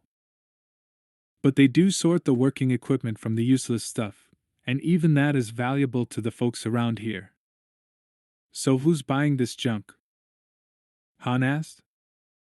Don't know, Davis said. And it doesn't pay to ask. He glanced over his shoulder. I really don't think we should stay here much longer. They've probably killed your Celestin friend by now, and are searching the corridors for you. Silas can take care of himself, Han said. And I thought they'd be waiting by my ship. There were a lot of them. They might be spreading out. How do you know how many there were? I watched them go in, solo. I knew they were after something. They didn't come down the corridor. No, they didn't. Then they know the tunnels. There are other ways to the sand, solo, beside one corridor and a warren of tunnels. Chewie growled agreement. Han took a deep breath. He hated Skip 5. The heat was unbearable, even in the tunnels. There's only 6 of them, he said. And 3 of us. I think we can get past them and onto the Falcon. Davis shook his head. They're Nandreesen's boys. You start firing on them in the loading area, and most of the smugglers nearby are going to shoot you. Chewie yelled. You have a better idea, Fuzzball? Chewie growled and gestured for a moment. Might work, Han said. It might work. What? Davis asked. He clearly didn't understand Wookiee. For some reason, that relieved Han. These tunnels open onto the sand, don't they? Davis nodded. He was frowning. Han smiled. Great, he said. It's been a long time since I've done business with a Jawa. 20. At first, Luke didn't see the droid approaching him. The droid's golden form blended into all the gold in the room. The hands reaching down, the unattached fingers, the bent arms scattered everywhere. He heard the droid before he saw it, its feet clanging on the metal floor. Then it appeared, its eyes glowing in its pointed face. It looked like a droid god emerging from the golden sea, striding with all the power of a leader when actually, all it had was its normality. It was assembled, the others were just parts. Jedi Skywalker? It said as if it already knew the answer.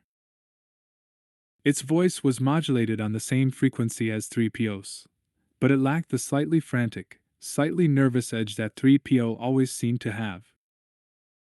It wasn't the same model as 3PO either. Luke could see that right away. Its face was narrower, its chin pointed, and its nose more pronounced. "I am Luke Skywalker," he said. "You are to come with me." Luke nodded. He clasped his hands behind his back and followed the droid. The movement felt good. For a moment there, he had felt another presence, one both familiar and unfamiliar at the same time.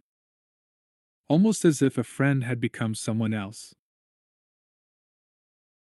Traces of the friend remained, but the person was different. If Luke were on Yavin 4, he would have taken the time to sift through his feelings, to find the threads of the person he had known. But he hadn't the time, or the peaceful setting. He would have to let his subconscious work on it. His conscious was busy. Brachus was nearby. And Brachus was frightened.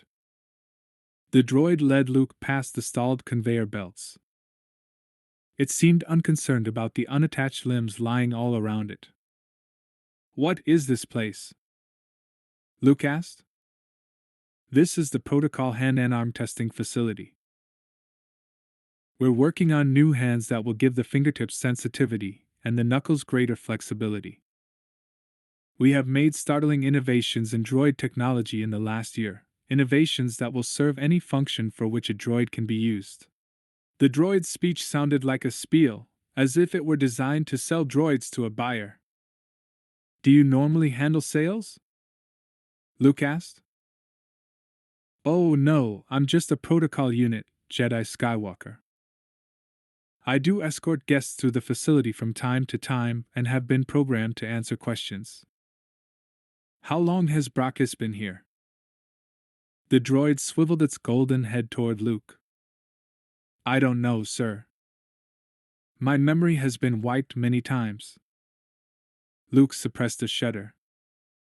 Memory wipes had always seemed a barbaric custom to him. He would lose two good friends if he allowed R2 and 3PO to be wiped.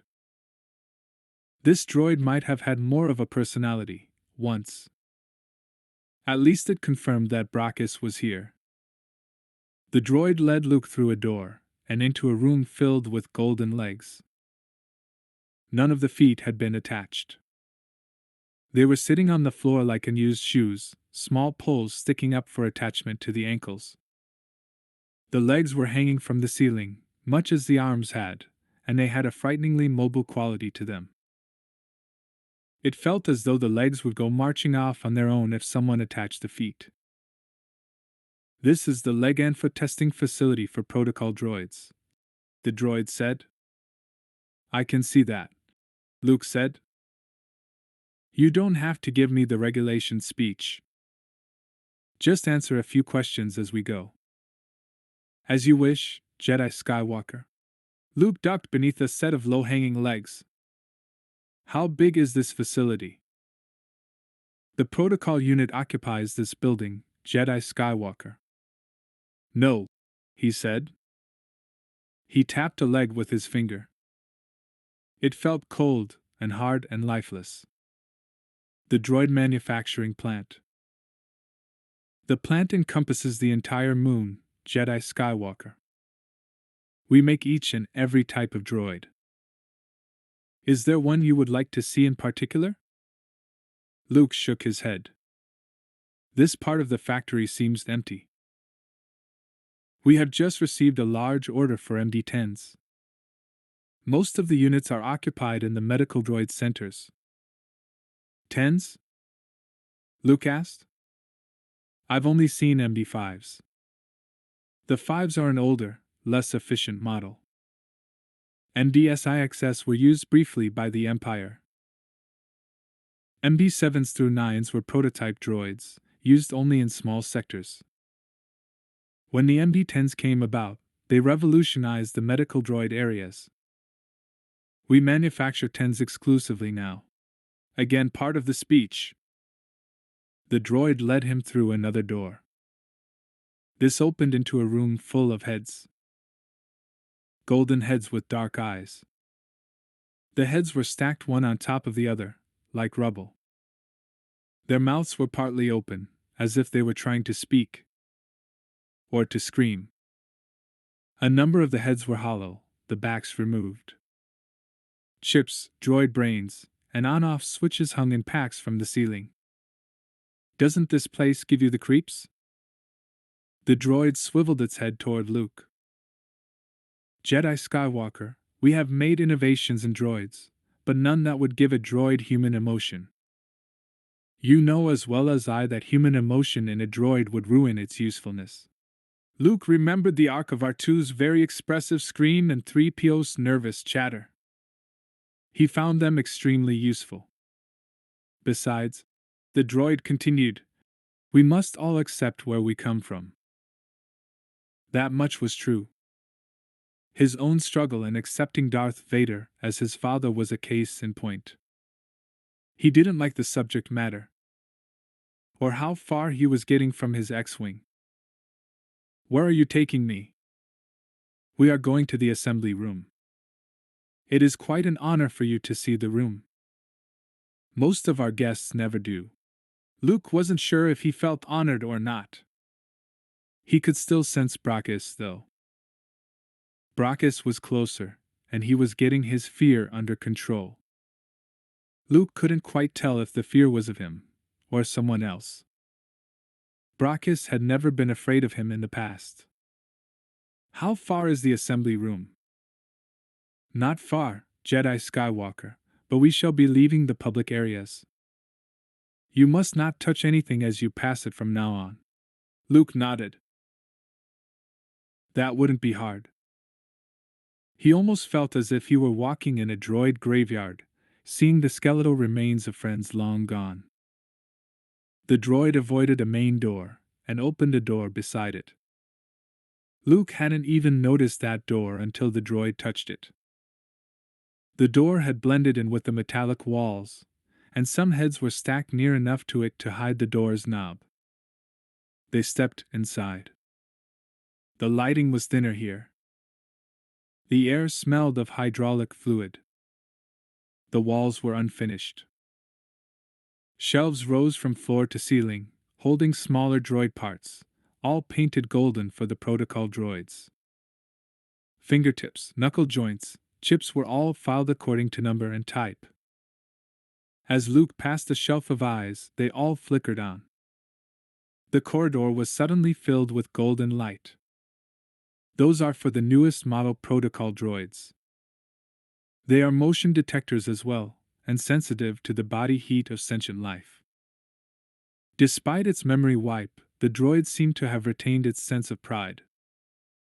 What about life forms with no body heat, like glottophibs or verpine? They will find such a droid useful in detecting outsiders, the droid said. Luke peered at a shelf of eyes. They appeared to be looking back at him.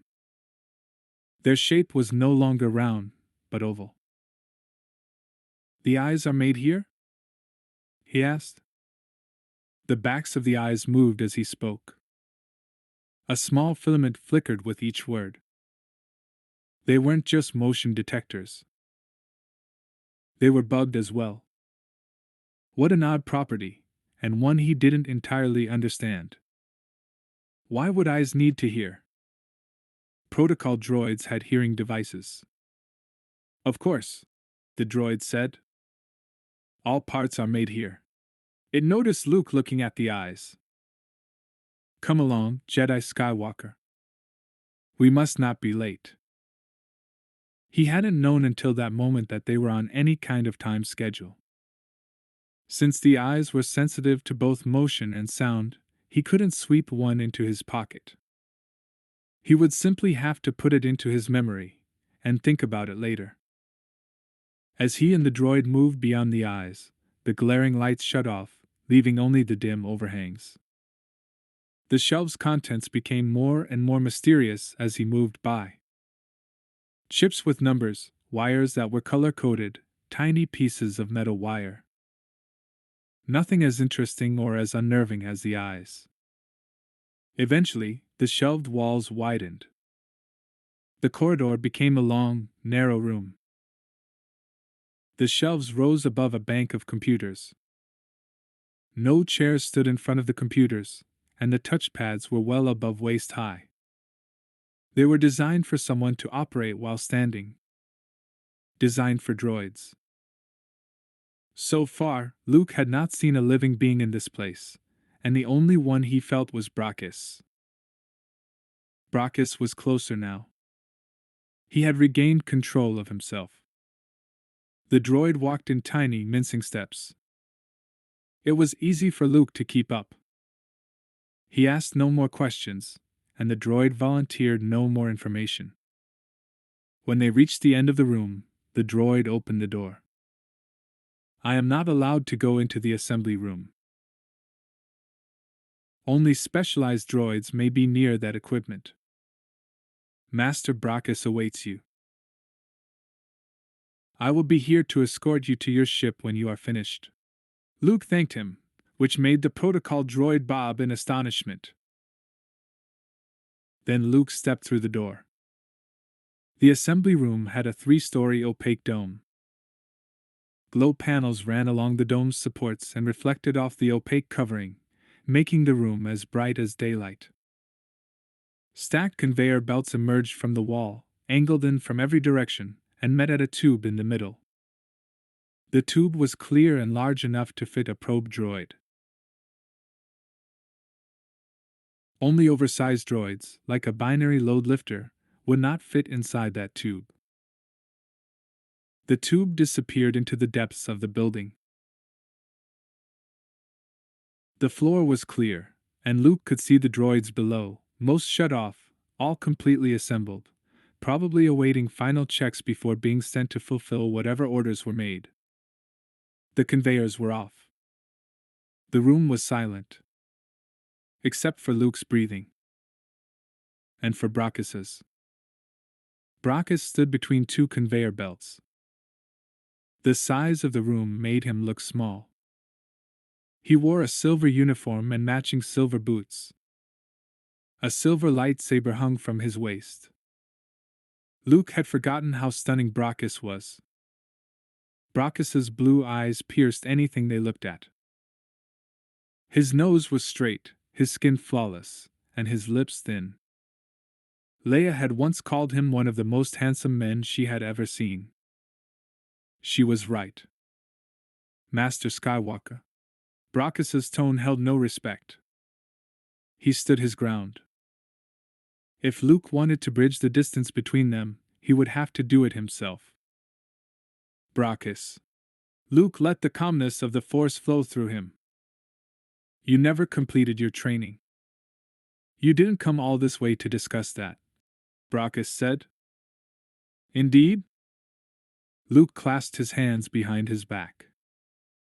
His lightsaber was a reassuring weight against his hip. Then what did I come here for? Don't play master-student games with me, Skywalker, Brachus said. Just tell me what you want. Your mother told me that you were expecting me, Luke said. You didn't hurt her, did you? There was a swift protectiveness in Brachus that startled Luke. It had not been there before. Of course not, Luke said. Your mother is a good woman, Brachus. She is concerned for you. She's never been concerned for me, Brachus said, and Luke felt the pain, the ancient pain that had prevented Brachus from facing himself on Yavin 4. Brachus blamed his mother for the Empire's use of him as a child. Not the Empire. His mother, who had been unable to prevent his loss. But Luke had no time for old family arguments. Were you expecting me, Brachus? At some point, Skywalker. You never let your students EO easily. It's been years, Luke said. Students make their own choices. You aren't the only student I've lost. I was the only member of the Empire to best you, Brachus said, bringing himself to his full height. Luke glanced around him. The light gave the room an airy, open feel that the protocol droid section did not have. This is an Imperial facility, then? No, Brachus snarled. It's mine. You're no longer with the Empire. Luke smiled. See, Brachus? Some good did come from your stay on Yavin 4.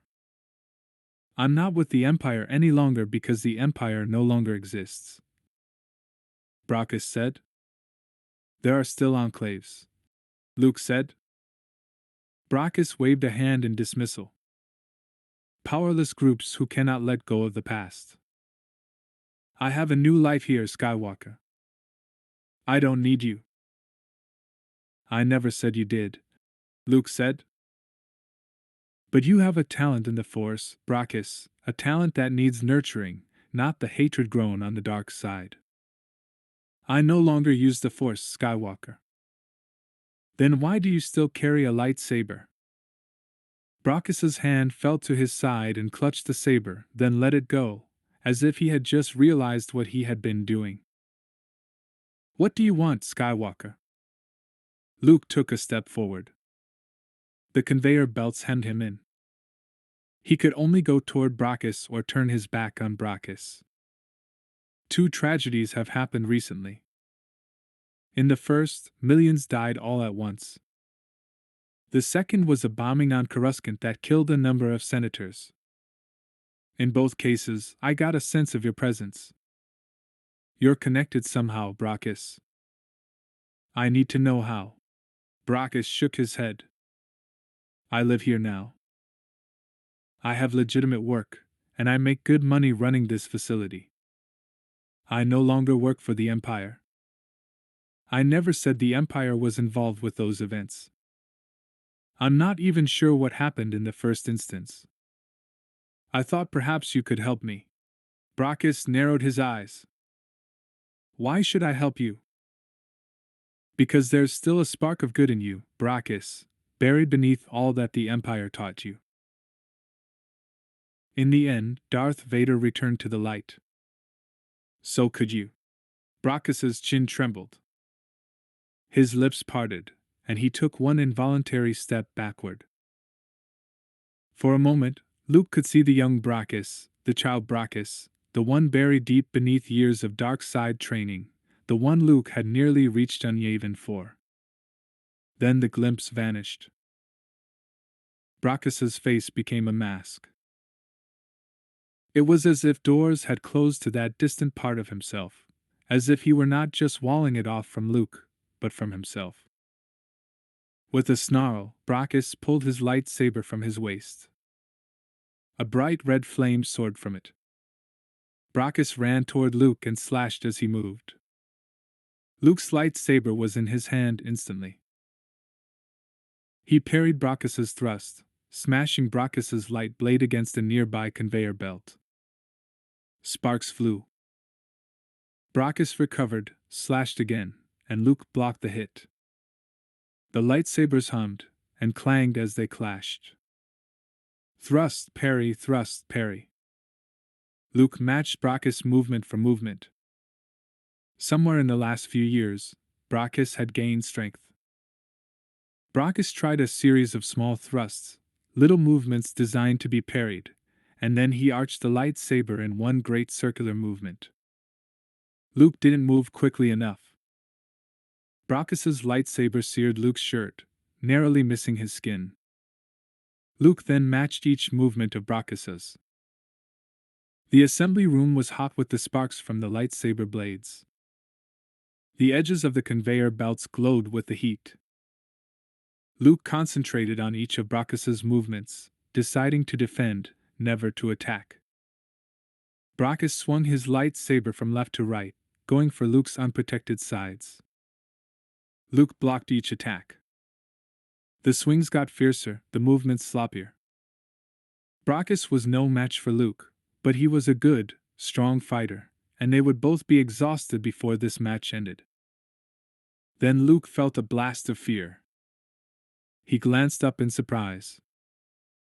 The fear had come from Brachus, and the fear was not of Luke. Brachus stopped attacking and raised his blade, much as Ben had in the belly of the Death Star. Unlike Vader, Luke shut off his blade. The hum stopped, and the sound of labored breathing echoed in the near-empty room. "Kill me," Brachus snapped. "I have no desire to kill you," Luke said. "I would rather bring you back with me to Yavin 4. "Kill me, Master Skywalker." All trace of sarcasm was gone from his voice. "Kill me. End it now." "We all have to face ourselves," Luke said. He extended his left hand. "Come to Yavin 4 with me. I will help you." Then Brachus shook his head, as if he were coming out of a deep sleep. "It's too late for me," he said. "It's never too late." Brachus smiled, a wistful look. "It is for me." He swallowed. "I don't belong on Yavin 4. I belong here. I am better off without contact, alone." "Come with me, Brachus," Luke said. "You can't be happy here."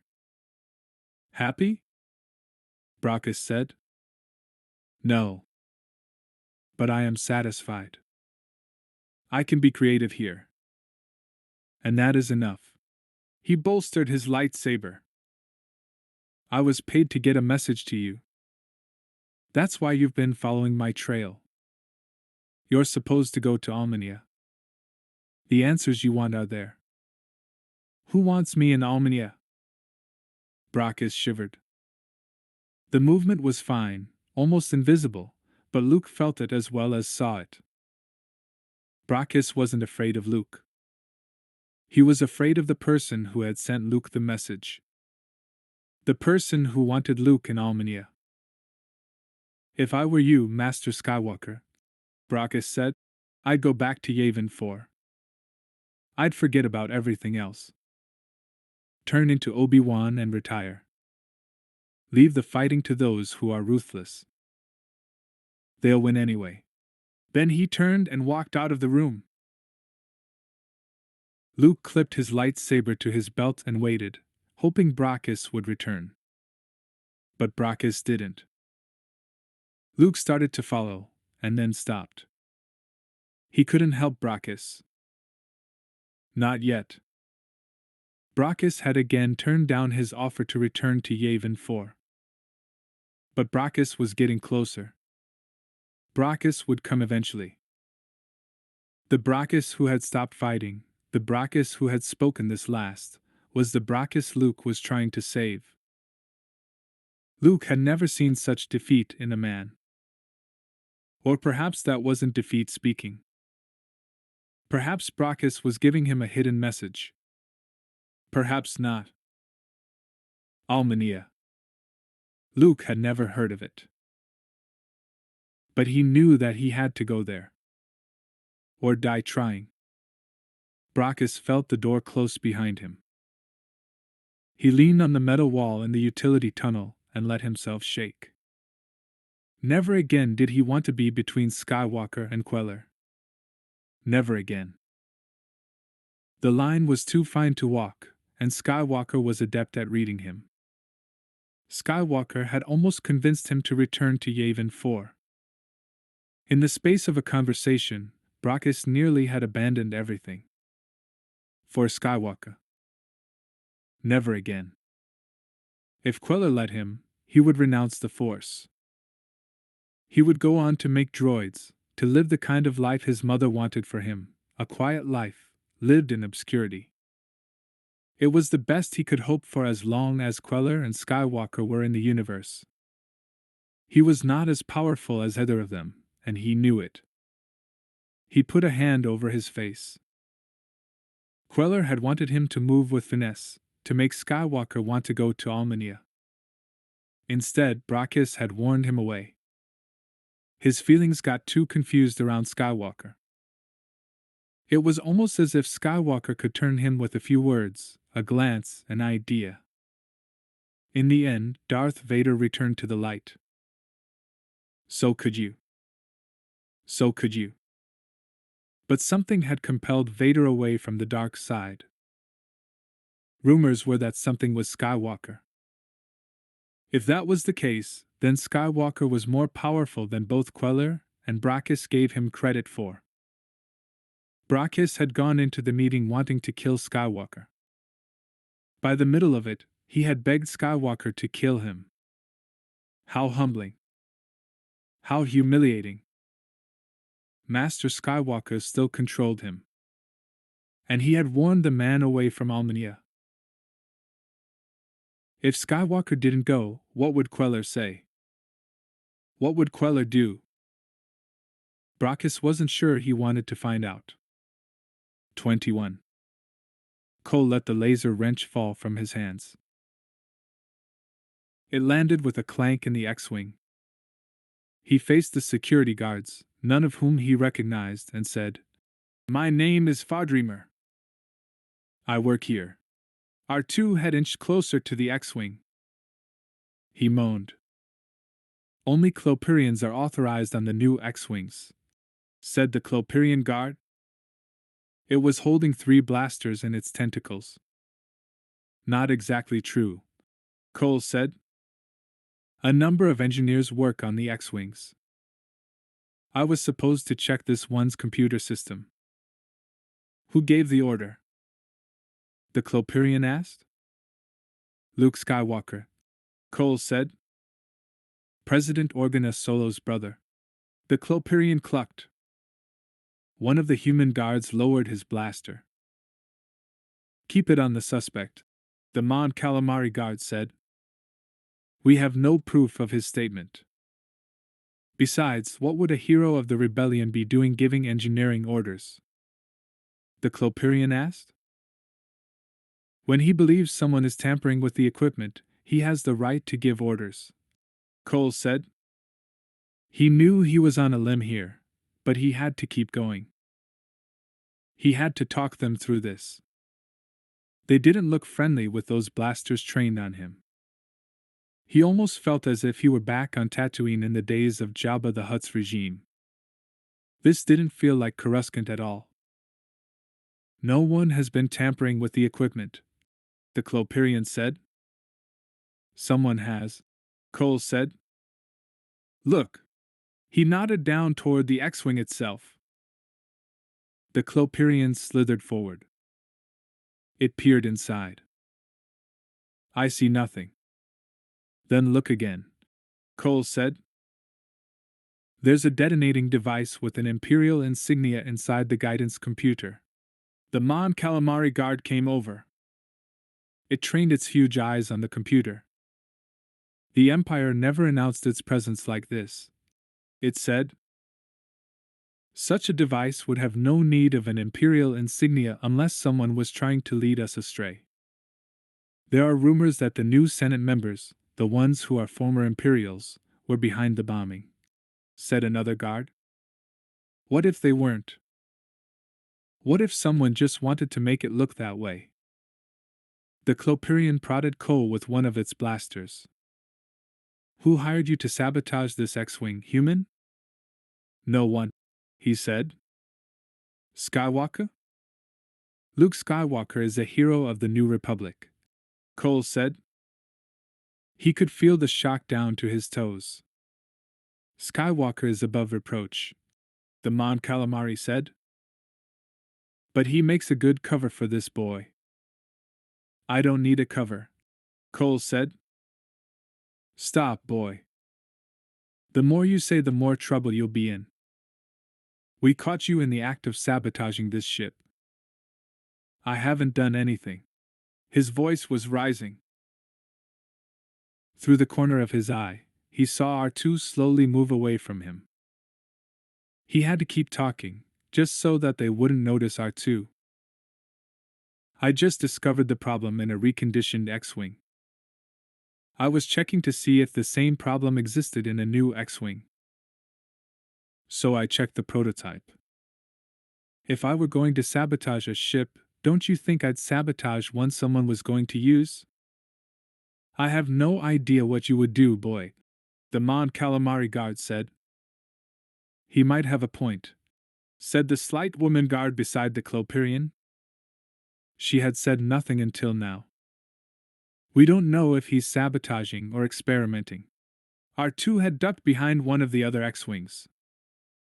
Cole had to be careful not to look directly at the little droid. That's not for us to discover, the Mon Calamari said. Let someone with authority make that judgment. By all means, Cole said. Contact General Antilles. He'll want to know about this. You know General Antilles? No, but I work for him. We'll go to your supervisor, the Clopirian said.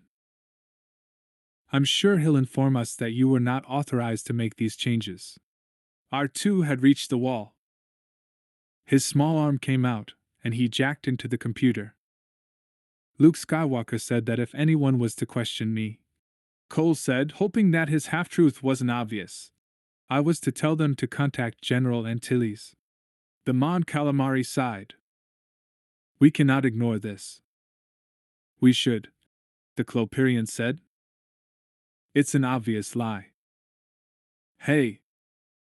One of the other guards yelled. What's that droid doing? Cole didn't even have a chance to answer. The Clopirian turned all 3 blasters on R2 and fired at once. The blasts hit him full force. R2 screamed as bright red light surrounded him. The computer panel flared, scorched, and popped as the interior overheated. R2's jack shot out and the little droid rocked. Then, when the light faded, he listed to the right side. Tendrils of smoke floated from his head. R2, Cole said. R2. The droid didn't answer. He looked at the guards, feeling both an absurd sense of loss and fear that Skywalker would never trust him again. That was the biggest mistake you could have made, Cole said. You just destroyed Luke Skywalker's favorite droid. The Jawas gave them 3 blasters and 1 badly used speeder bike in trade for a handful of credits. They weren't going to bargain at all until Davis spoke up.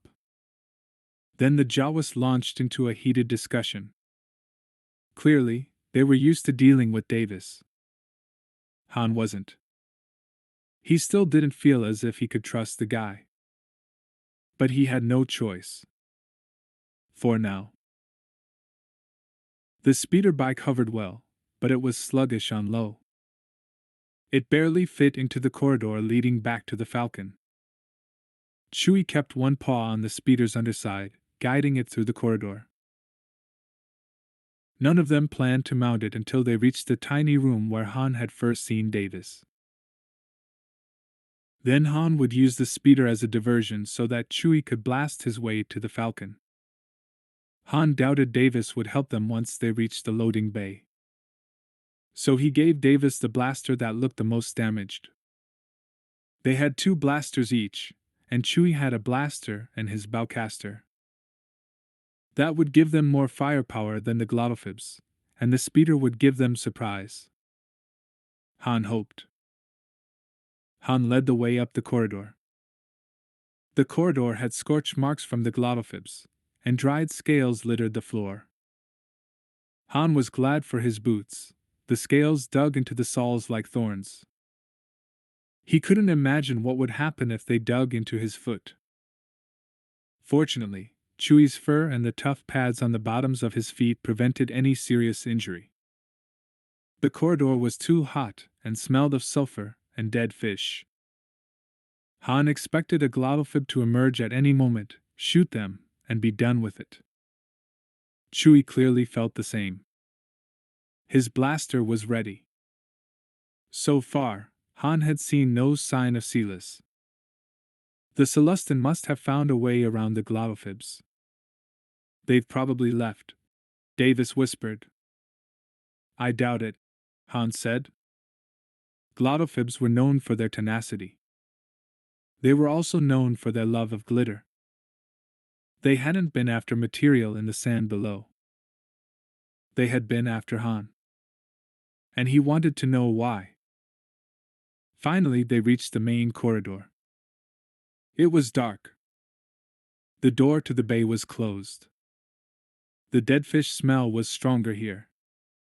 Chewie moaned. Han noted his friend's complaint about the smell, and this time had no response. It was a valid concern. A glottophib could hide here, and they wouldn't see it.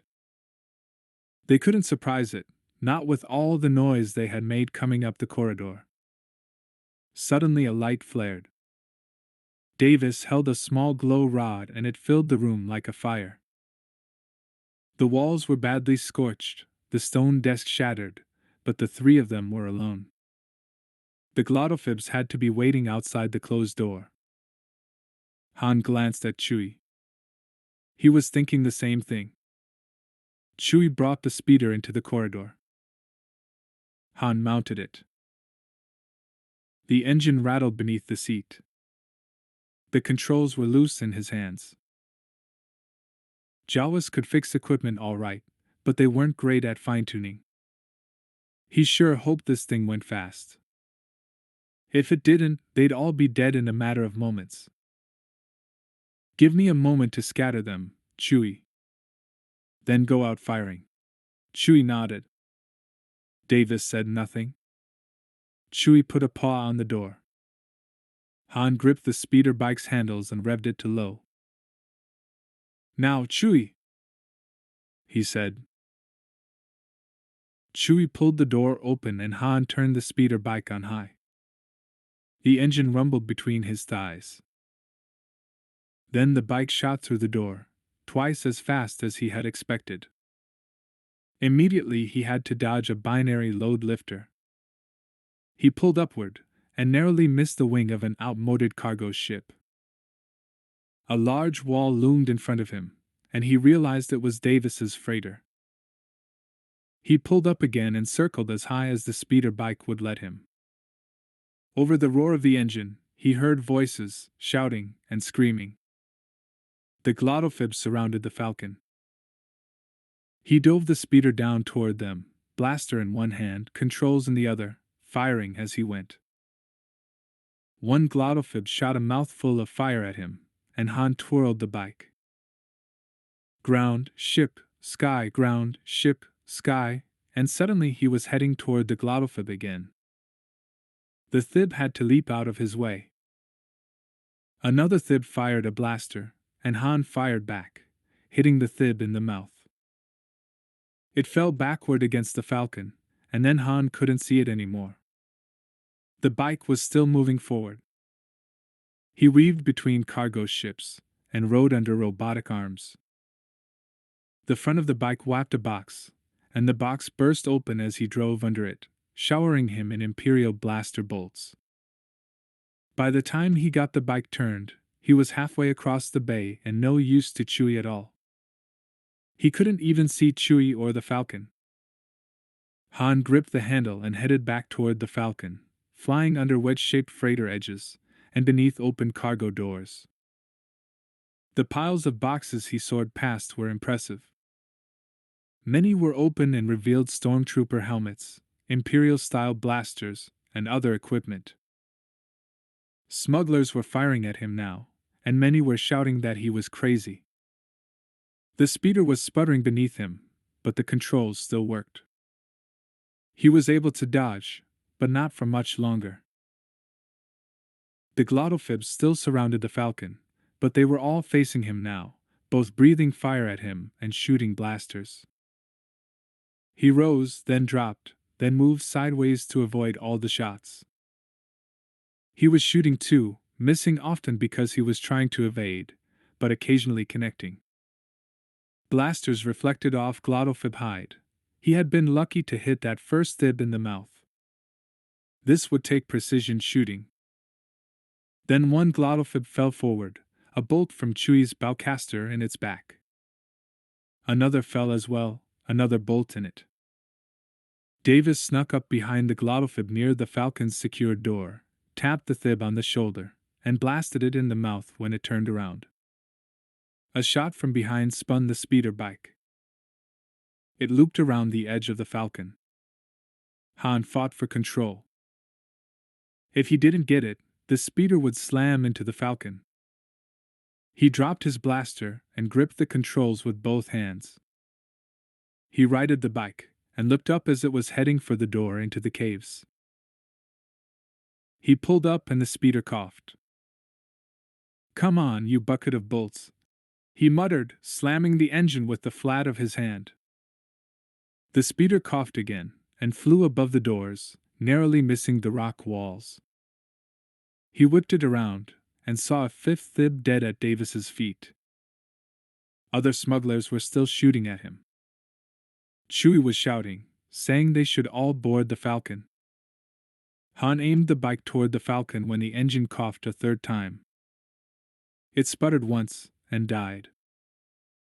He flew off the speeder, unable to stop his own momentum. He brought his legs up to his chest and wrapped his arms around his head. If he hit wrong, he would die. Simple as that.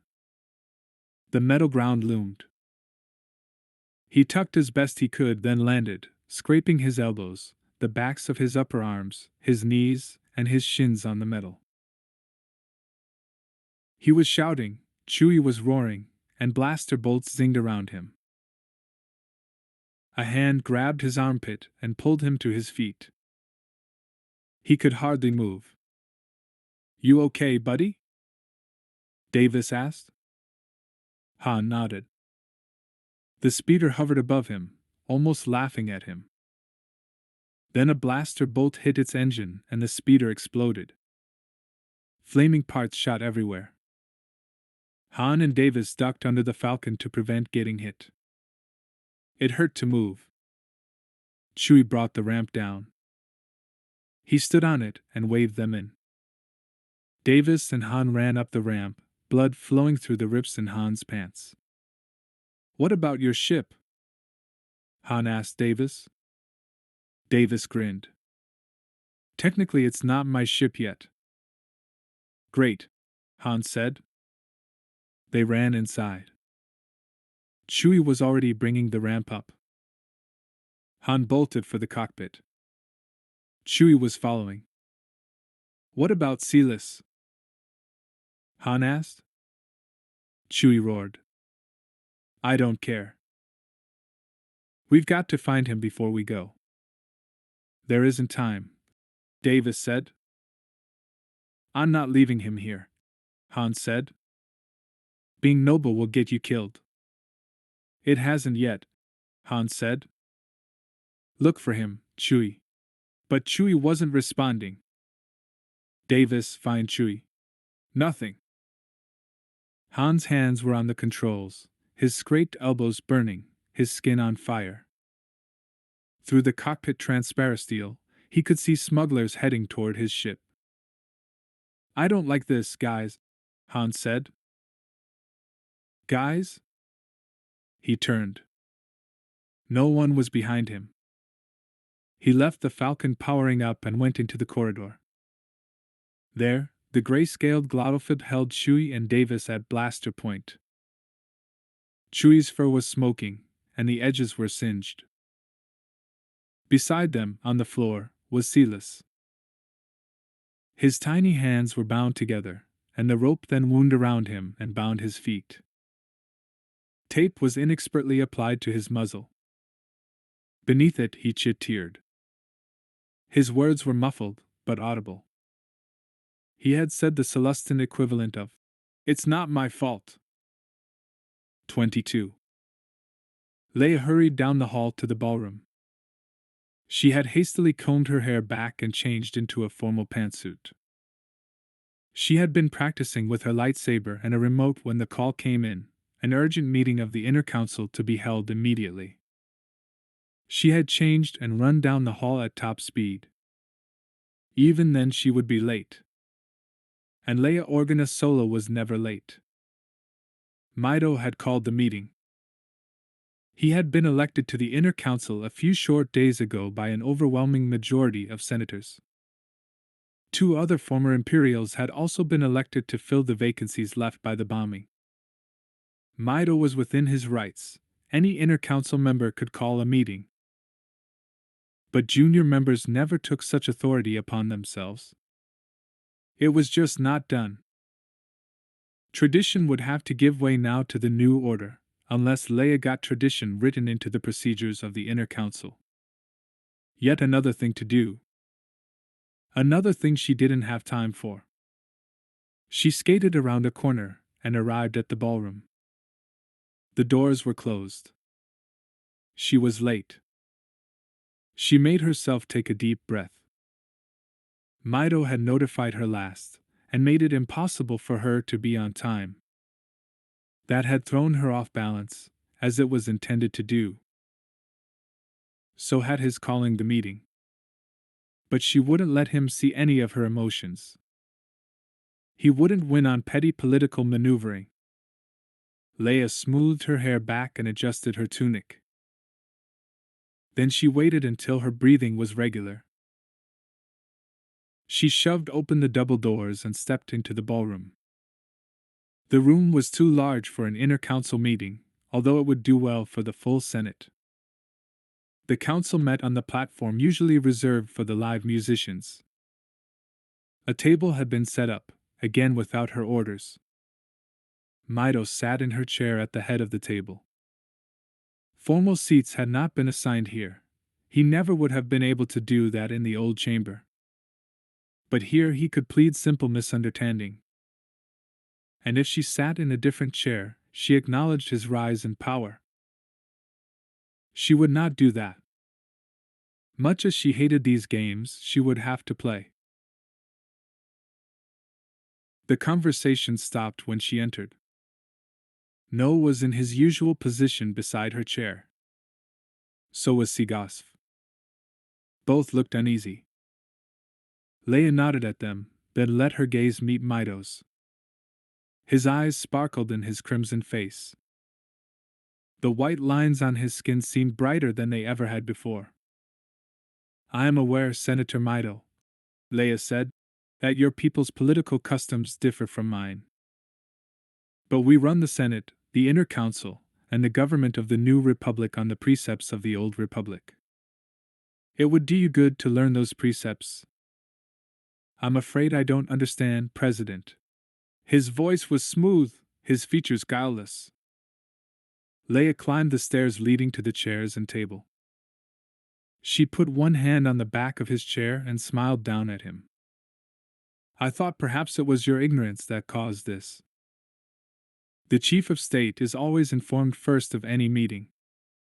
In fact, the custom is that meetings are suggested to her, and she calls them. I'm sure our colleagues are here because they know you do not yet understand tradition. I was merely following the bylaws, Mido said. Leia nodded. I understand. Now you know for future meetings. She turned to the rest of the inner council. Forgive my tardiness, my friends. I only learned of this meeting a few moments ago. She waited, her hand on the chair. No leaned over to Mido. Senator, it is easier to run the meeting from the head of the table. Mido's white lines grew even whiter. He slipped out of the chair and moved to a different spot at the table. Webbles and Riot Kum, the other new council members, watched him, frowns on their faces. Leia took her chair regally, nodding once to thank No for making a difficult moment easier. Now that you have called this meeting, Senator, I think we can dispense with the preliminaries, and find out what it is that you consider so urgent. He clasped his two-fingered hands and put them on the table. He looked so contrite, so humbled, that Leia's stomach did a flip. He was still playing games. The initial results of our independent investigation are in, he said. So soon? Sigas fast? Our people are still sorting the rubble. They say this is a massive investigation and are unwilling to make any judgments until they have all the facts. Their caution is wise, Mito said. But they lack one piece of information. He leaned forward, his narrow gaze on Leia. President, where is your husband? The discomfort in her stomach grew. Her hands were cold. He and Chewbacca are following a lead on the bombing. But where are they, President? She wouldn't be able to dodge this, much as she wanted to. They went to Smuggler's Run. Smuggler's Run? The edges of Mito's mouth curved upward. Slightly. Ever so slightly. Your husband used to do business on Smuggler's Run, didn't he? This is not a meeting about Han, Leia said. I'm afraid it is, President. Please answer me. Didn't your husband do business on Smuggler's Run? She didn't like the direction this was taking. Mito had control, and she was still several steps behind. Of course he did business on the run, Senator. Back in the days when you worked for the Empire. Her words hung in the room. They sounded petty, and maybe they were. But the New Republic had never judged Han for his smuggling, just as they hadn't judged Luke and Leia for their relationship to Vader. Mito, of all people, should want to avoid references to the past. I simply lived under the Empire's rule, Mito said. I never was anyone important. I was never a renowned person, like your husband. A successful smuggler, who, it seems, never left the profession. The chill in Leia's hands moved up her arms. She knew where this was going. She didn't want it to go in that direction, but she knew. She knew. You'd better have a point, Sigas said. General Solo is a hero of the Republic. My point is simple, Mito said. General Solo is behind the bombing of the Senate Hall. Leia slammed her palms on the table as she stood. I was in that hall. Are you suggesting my husband was trying to kill me? No grabbed at her sleeve. She shook him off. The room was deadly quiet. You weren't seriously injured, President. And neither were you, Mito. Is that a crime? The bulk of the blast hit the seats, not the floor. If he knew you'd be there, Dash. I'd be quiet now, No said. General Solo is well respected. His affection for his family is extremely well known. He has jeopardized his life for the New Republic more often than anyone else except perhaps President Organa Solo and her brother. Games like this may have been popular in the Empire, but they are not popular here. We work on mutual respect in this council. Respect, Mito, not idle recriminations. The crimson had almost completely faded from Mito's face. The white lines were blurring together. I am not making idle accusations. I'm sorry, but I am not. I wish I were. The softness of his voice caught all of them. Leia could see it. Her supporters had all leaned back in their chairs.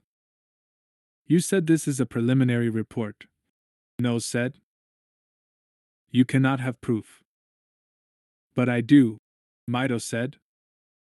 He looked up at Leia, his eyes pale. I'm sorry, President. Truly I am. The thing of it was, she believed him. She believed he was sorry.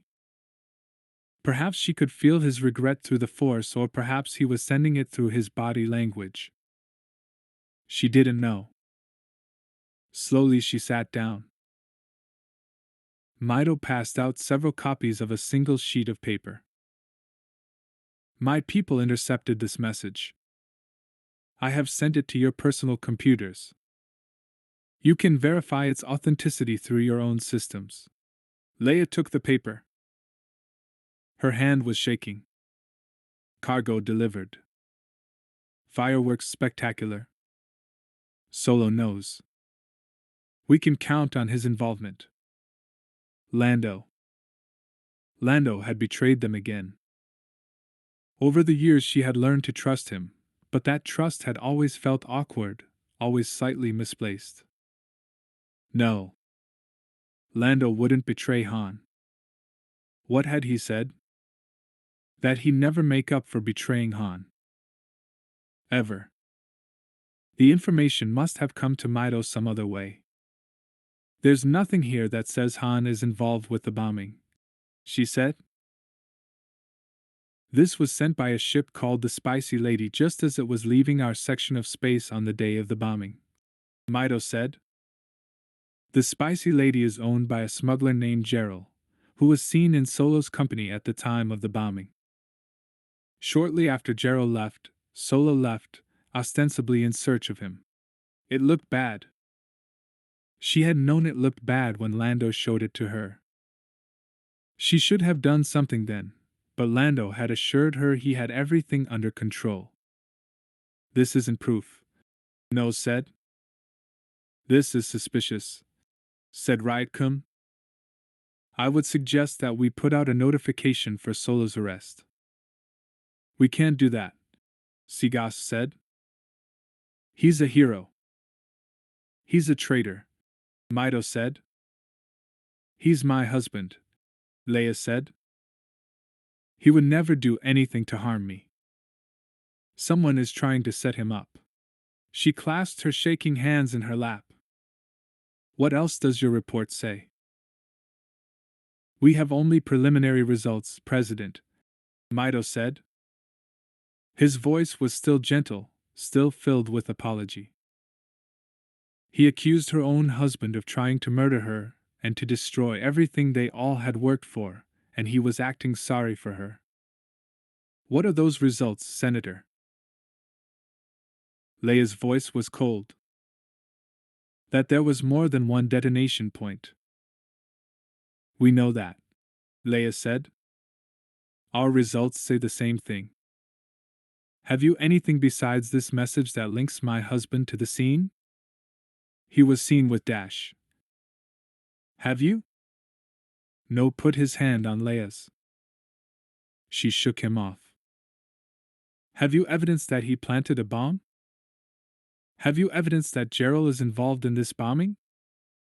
Do you know whether Gerald sent that message or whether someone else did?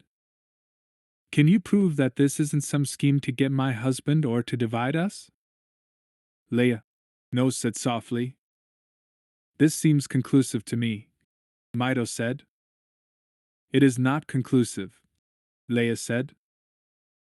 It is mere speculation. I could devise a message tonight and send it along channels that would make it look as if you planted the bomb. Such things are easy. My husband and I are often targets for strange behavior. I don't think we should make decisions about this until we have the whole truth. Leia, No said again. She turned on him so fast that her hair swung loose of its tie. What? She asked. You can't be objective about this. Objective? Leia was shaking all over with the force of containing her anger. This man, this former Imperial, has just accused my husband of treason, and you think I should be objective? Yes, No said. I do. You're the head of government. We need your calmness. Calmness? Calmness? This is not a situation for calmness, no. This is exactly what we feared when we brought the Imperials into this body. They're dividing us. Can't you all see the ploy? Leia, No said. Mido's entire face had gone white, except for crimson lines near his eyes and mouth. I'm sorry, President. I will not accept your apology. How dare you dash? He dares because he is doing the right thing. Seagas stood beside Leia and put a delicate arm around her shoulders. Better he discusses this here, in the inner council, than among the other senators. Better that we do what we can to silence these rumors than allow them to spread all over Coruscant. For if we do, General Solo will always be under suspicion, even if we later learn of his innocence. All of her supporters were siding with Mido. I'm sorry, President, he said again. Han had nothing to do with this. She snapped. Leia, No said, I think you need to absent yourself from this discussion. None of us can be objective about the ones we love, no matter how hard we try. Her heart was pounding. You believe Mido. You believe him. I believe we need to investigate this, Leia. No looked away from her. I'm sorry. But the charge is too serious to let slip. She looked around the room, at her closest remaining allies in the government. Familiar faces, and 3 unfamiliar faces, elected after the bombing. Mido, Riot, and Webbles watched her warily. Her friends had sympathetic expressions on their faces. Even those who normally opposed her were looking at her with pity. Is this all it takes? She asked. An accusation, and a good man is found guilty of a crime he didn't commit? This is not proof, and even if it were, you all know Han. You know he's not capable of this. Leia, please don't make this difficult, No said. What do you want me to do, Senator? She asked, using his formal title. Resign? No, he said. Absent yourself from any proceedings concerning Han. And if I don't? No looked away from her. Seagas squeezed Leia close and then let go. Think about it, Leia. We'll meet in the morning.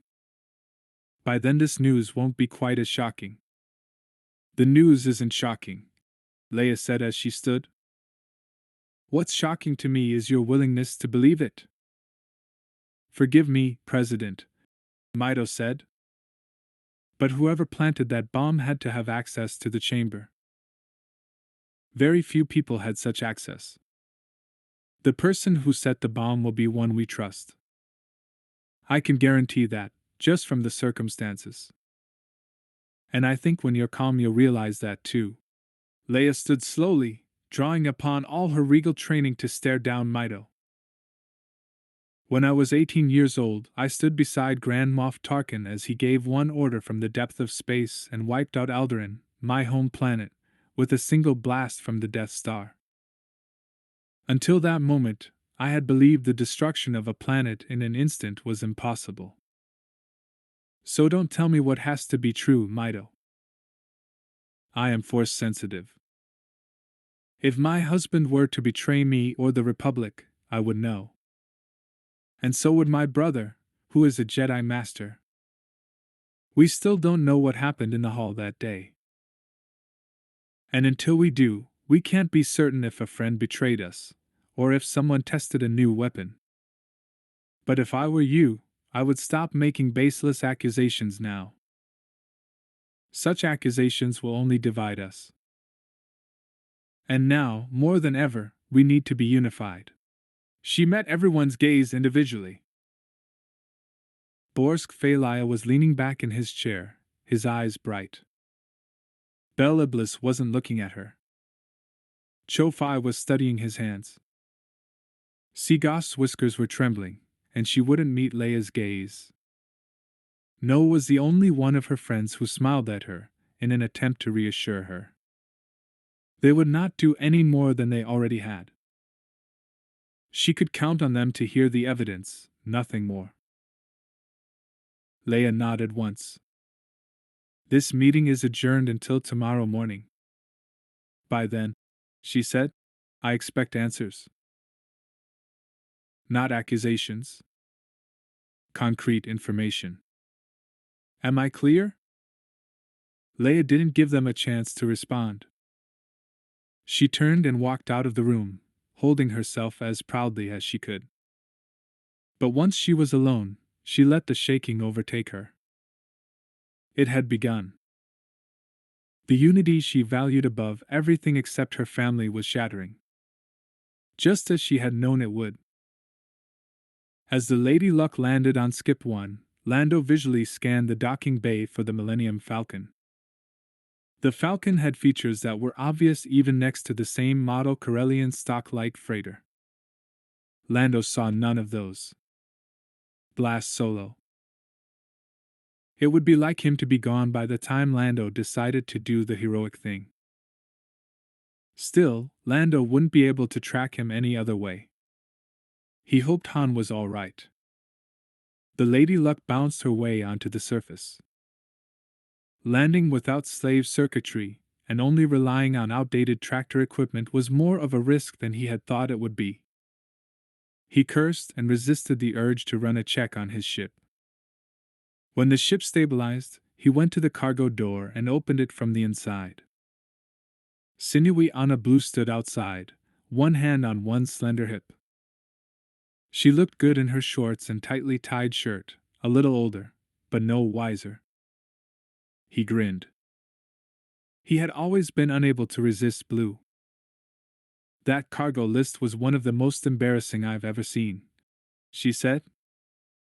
It's clear you haven't been doing much with yourself since you left here. I don't have time for chit-chat, Blue, he said. I need to fix this baby and get off this mud ball before Nandreason discovers I'm here. It's probably too late, Blue said. Nandreason keeps track of all the traffic around the run. You'd better hope he's busy with something else. Yeah, well, I didn't have much of a choice, Lando said. Most of the circuitry quit. I need some repairs. Blue shook her head. You won't get any with that cargo list. Nothing worth trading. What have you got in your hold?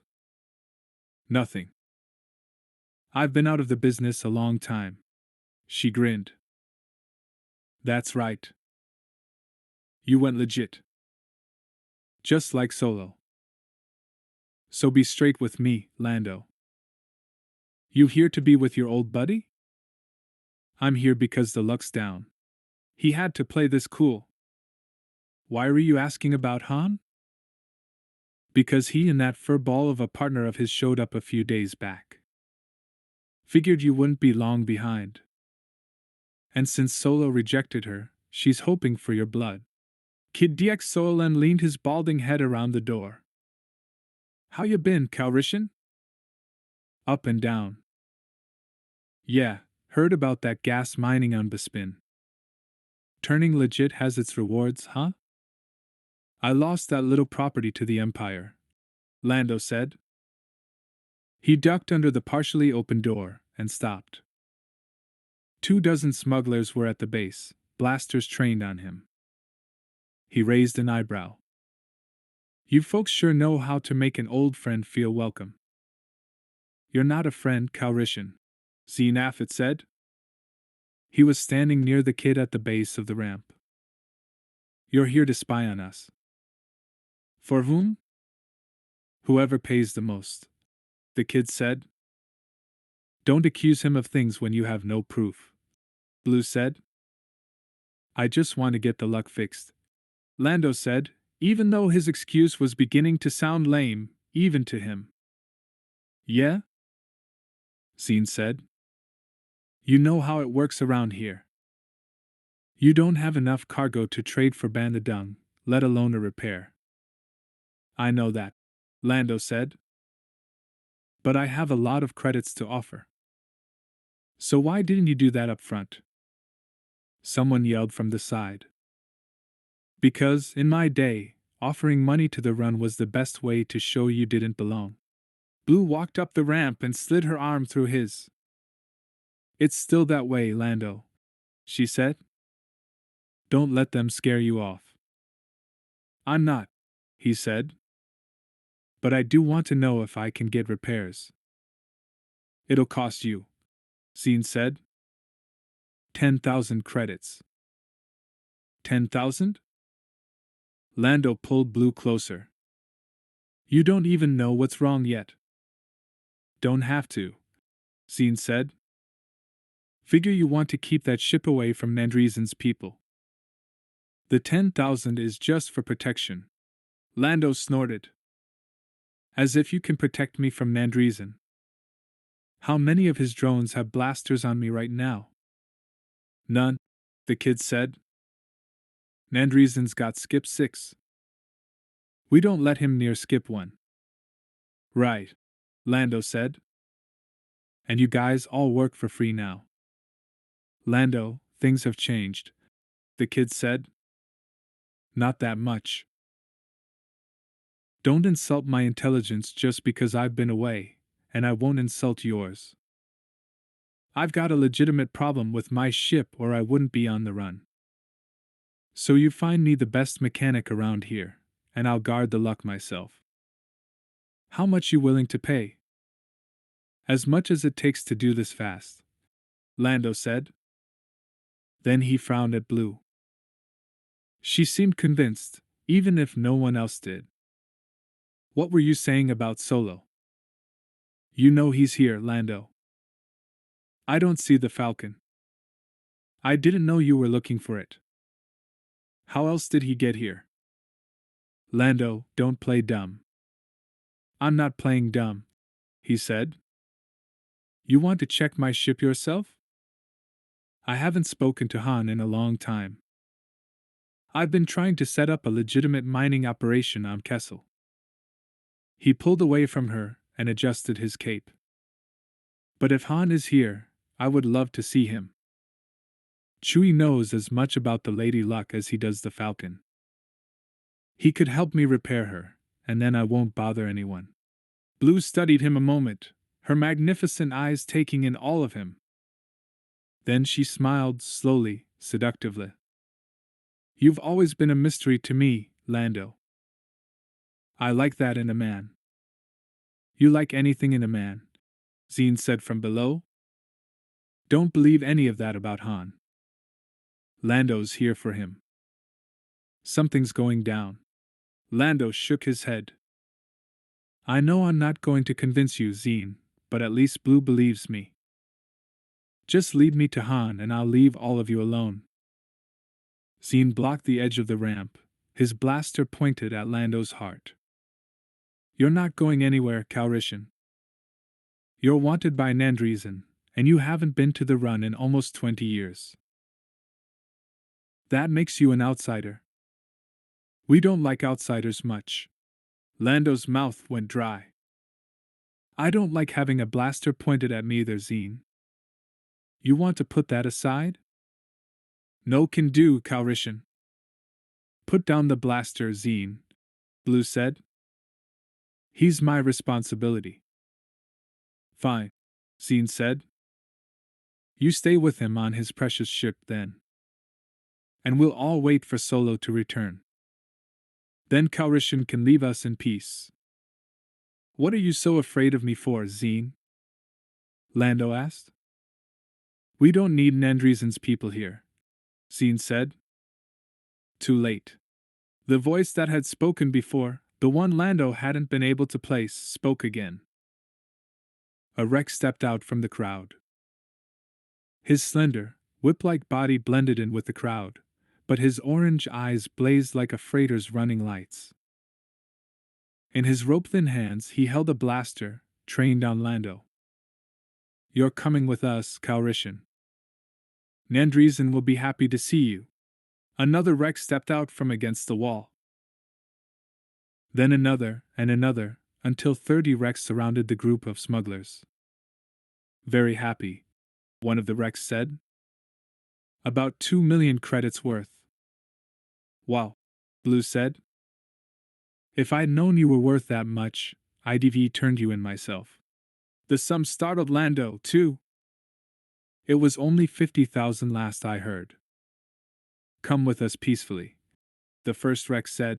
and I will leave your ship alone. What good will that do me? Lando asked. I can't use it if I'm dead. He reached for his own blaster, but a rubbery appendage wrapped itself around his wrist. He looked down. Another wreck had twisted its arm around his skin.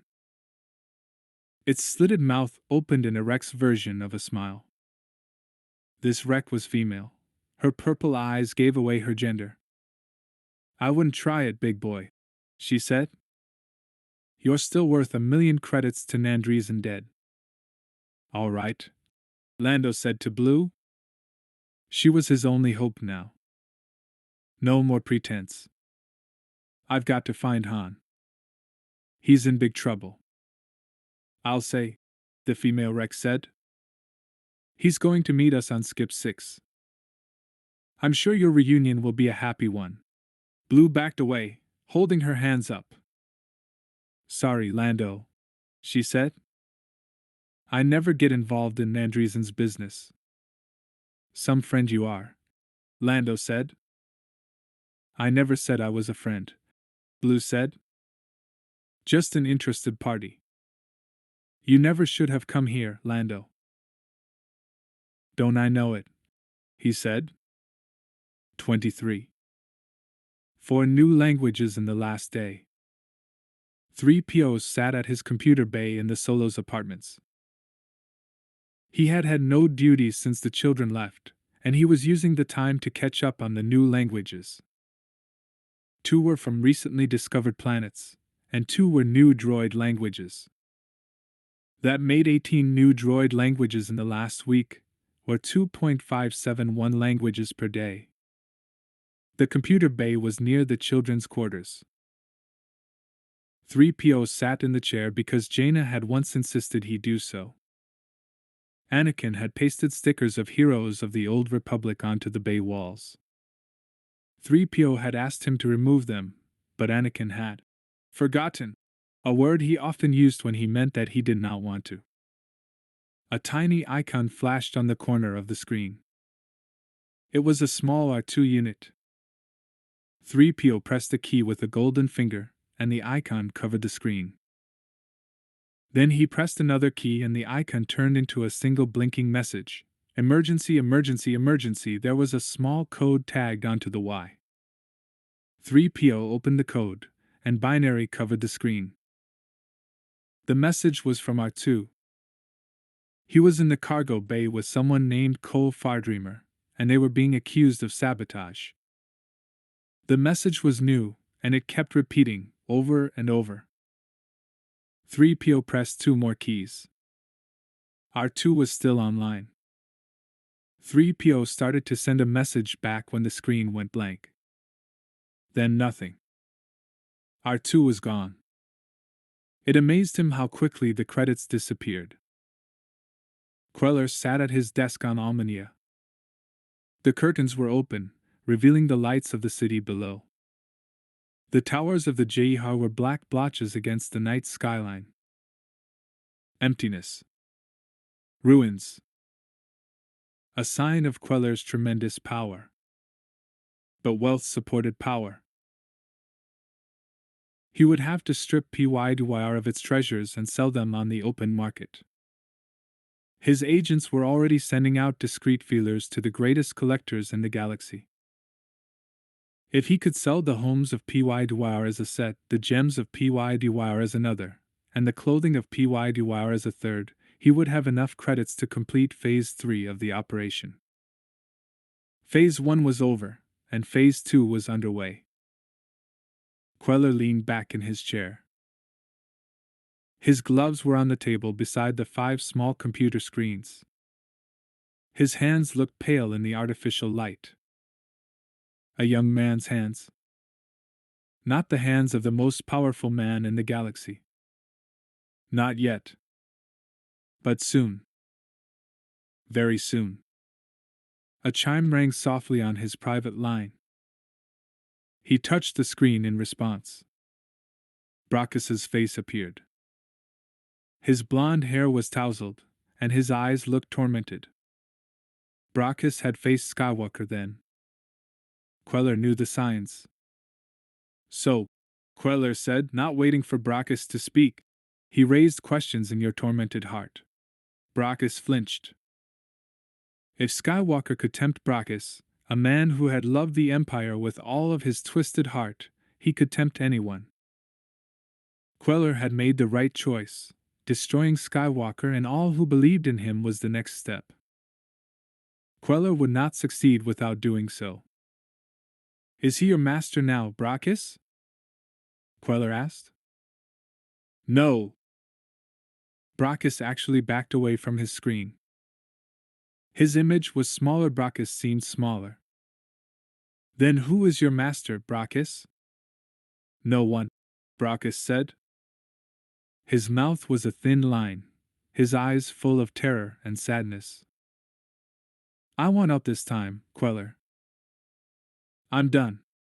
Queller let his death mask smile, even though his own irritation was deep. What did Skywalker do to you? Nothing, Brachus said. Then why this sudden loss of faith? It's not sudden, Queller. You wouldn't let me kill him. Even though you tried. Brachus flinched again. Queller leaned forward, knowing the movement would make his death's head mask fill Brachus's view screen.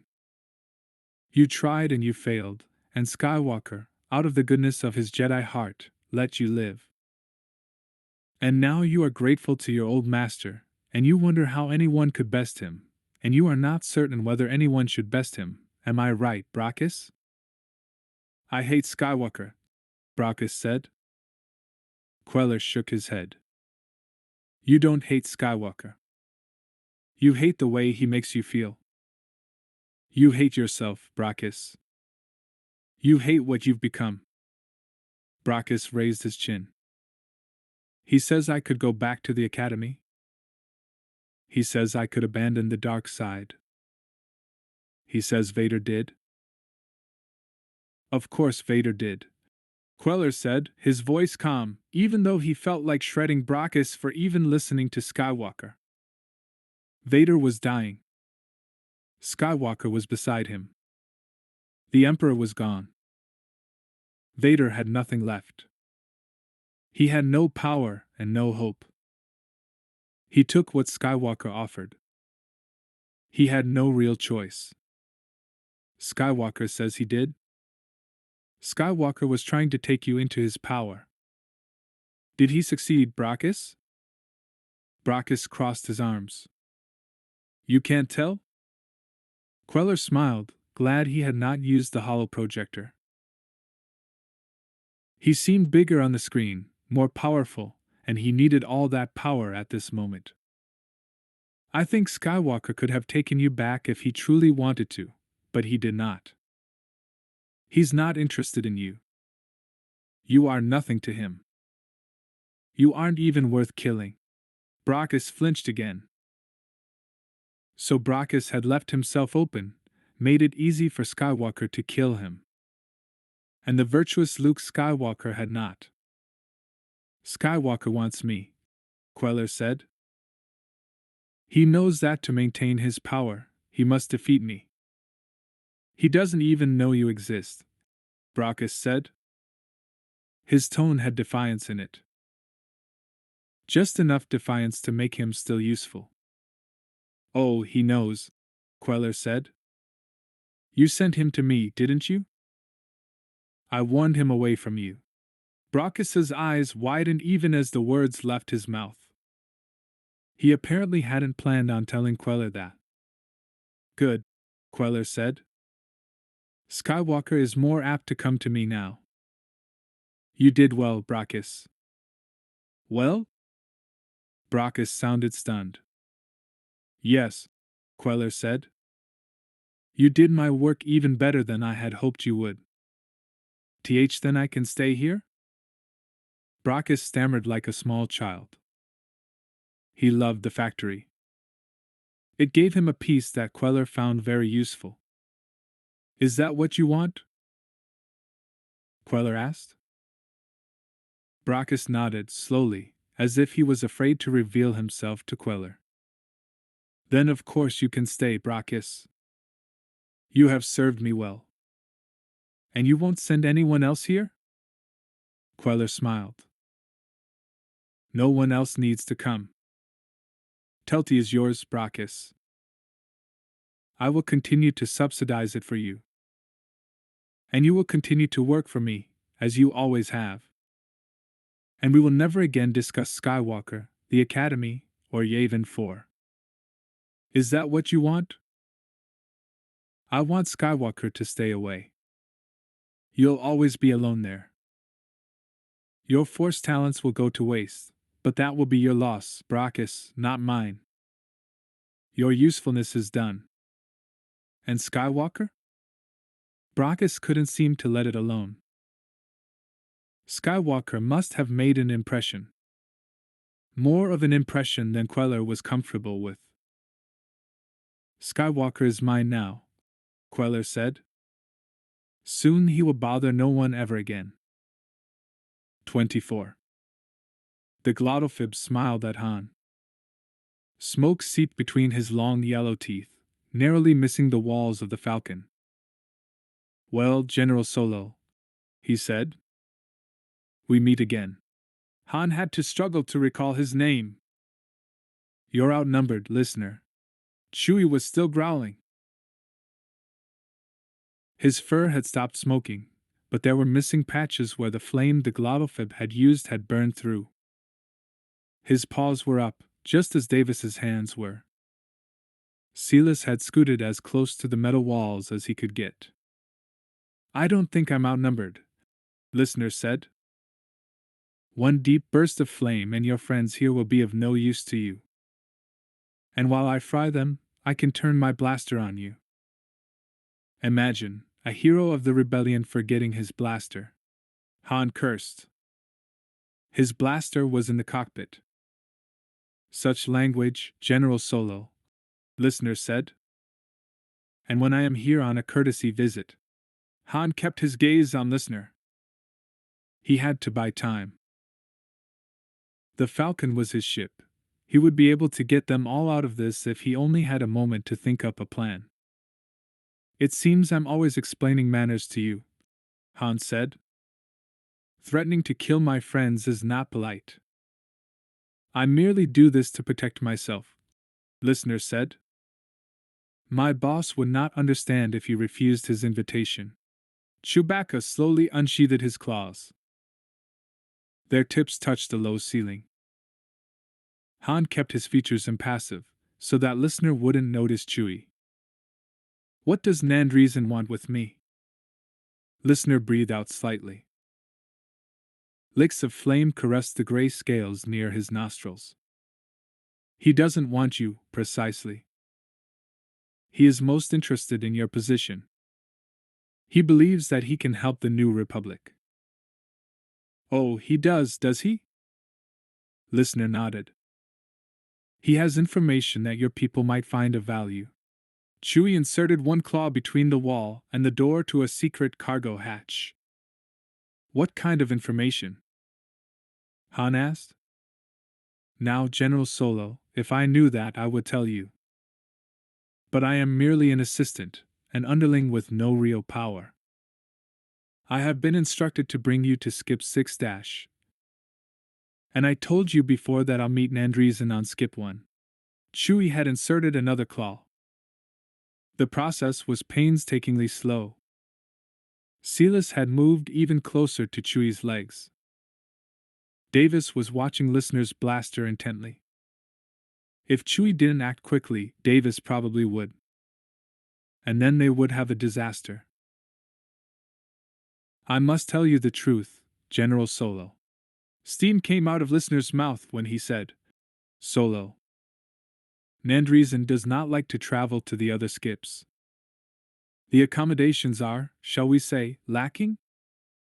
I'm not asking him to sleep over, Han said. We can meet on the Falcon if he wants. I just don't plan to go to Skip 6. I learned a long time ago to stay off Nandreason's personal turf. No offense, listener. None taken. Your friend Calrissian would have done better to have shown the same restraint. Chewie had inserted 2 more claws into the area. Nandreasen still holding a grudge against Lando? Han asked. A grudge is perhaps the wrong word, listener said. A debt marker would be more accurate. They have a score to settle. I'm sure they do, Han said. But tell your boss it has nothing to do with me. He nodded at Chewie, who tugged with all his Wookiee strength. Listener looked up. The door to the cargo space fell on him.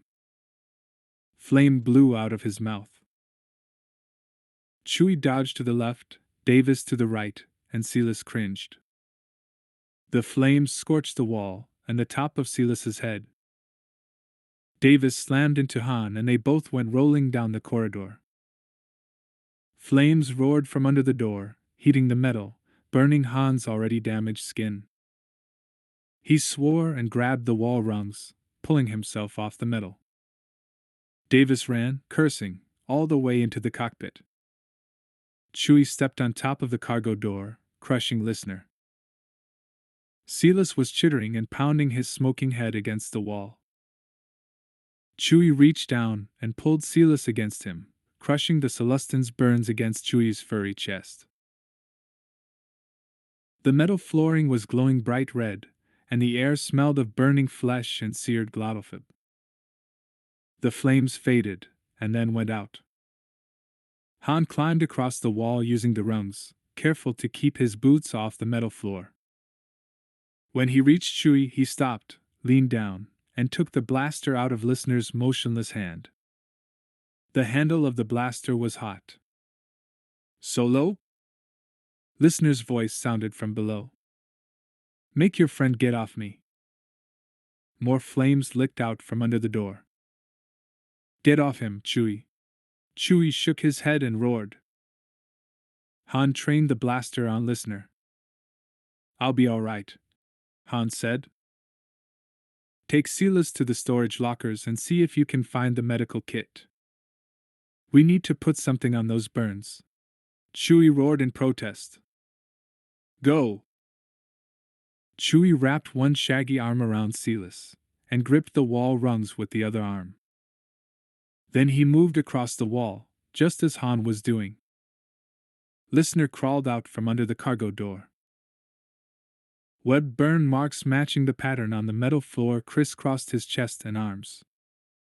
His gray scales were flaking off his back. He looked weak and dizzy. Tell me what Nandreasen wants with me, Han said. The truth. Listener climbed onto the door and leaned against the wall. Smoke floated out of his nostrils. He looked beaten. He wanted to use you to get to Calrissian. Lando? Einar nodded. He figured if you were here, Calrissian wasn't far behind. Sometimes Nandreasen lives in the past, Han said. Lando and I are rarely in the same place at the same time. More scales flaked off Listener's skin. I need a water bath. One more question, Han said. Then you can go to your own people. Who's behind all the credits that have come into the run? Not Nandreasen, Listener said. His voice was weak. Small flames burned through his teeth, as if he couldn't control them. Nandreasen hates this. So why doesn't he stop it? It's too big to stop. Listener raised a small hand. I need care, Solo. All right, Han said, motioning to the door with his blaster. Get out of here. Listener made his way cautiously across the cooling floor. When he reached the door, Han shoved the blaster against his back. You forgot to name the credit source. You won't believe it, Solo. Try me. Listener whirled his big head and opened his long mouth. Flames started beneath the teeth, and then a blaster bolt hit Listener in the throat. Listener fell back, eyes open, clearly dead. Han turned. Davis was standing in the hall, wearing a pair of protected mining boots, and still holding his blaster. "What the hell were you doing?" Han asked. "He was going to kill you. He was going to talk to me." Davis shook his head. "Glottophibs are hard to kill, Solo. He was going to fry you now, ask questions later, then take the Falcon to Skip 6 so that Calrissian would think you were there." "How do you know?" Han asked. "Because I've seen them do this before," Davis said. "They let their prey think they're dying, and then they'll go in for the kill. You'd have been fried consort if I hadn't stepped in. Or maybe I'd have been just a little bit wiser," Han said. "Mighty convenient of you to kill listener at that moment." "Who are you working for, Davis?" "Myself, Solo." "Yourself and who else?" Han had turned so his blaster was on Davis. Davis noted the move. He set his own blaster down. Slowly. Then he rose just as slowly, keeping his hand flat, showing that he was unarmed. "I don't work for anyone." "Right," Han said. "So what are you doing here?" Davis swallowed. He had his hands up, just as he had when Listener had the blaster on him. "A buddy of mine was killed on Skip 5. I'm trying to find out why." "Nice try." The floor looked cool now. Han put a booted foot on it. "It was cool. In fact, excellent try. You knew I would be real sympathetic to that one. But it was a little too obvious." "Try again." Davis shook his head. "I'm being straight with you, Solo. My friend died in an explosion on the bay just days before you got here. And you're a good guy, trying to solve the mystery, at no cost to yourself." Han brought the other foot down. It felt good to be standing again. "Just like you, Solo. You seem to know a lot about me." Davis nodded. "I knew that you were coming here. Just like Nandreesan's people. Everyone's watching you, Solo. They expect you to betray the run somehow." Han tightened his grip on his blaster. "This isn't about me. We were discussing you. And what you're doing here. I actually came here to meet you." "To Skip 5? Yeah. I thought your buddy was killed here." "He was," Davis said. "But I already looked into that. It seemed like an accident, but there've been a lot of accidents like that. Too many, I think. And when I heard you were here to investigate a buddy's death, then I thought maybe Dash." "I'm not investigating anybody's death," Han said. "I'm here because Gerald asked me to come." "And where is he?" Davis asked. Silas chittered. Han looked over his shoulder. Silas's round head had bandages wrapped loosely around it. Chewie stood behind him, some of his fur matted down with burned cream. "See?" Davis said. "Even your Celestin friend says Gerald is dead, and he should know." "He doesn't know," Han said. "He's working on supposition, just like the rest of us." "Which reminds me, Silas. How did you get into the Falcon? Better yet, how did Listener get in?" Silas chittered, and as he did, he backed up, his paws raised in a defensive posture, as if he believed Han would hit him. Chewie blocked Silas's backward movements. "You came back against my orders," Han said, "using codes from Gerald's ship?" That meant Gerald still had the spicy lady. Han could put a trace on it, to see if Gerald was somewhere nearby. Silas chittered again, repeating that it wasn't his fault. "Sure," Han said. "A glottophib just happened to follow you in." He sighed.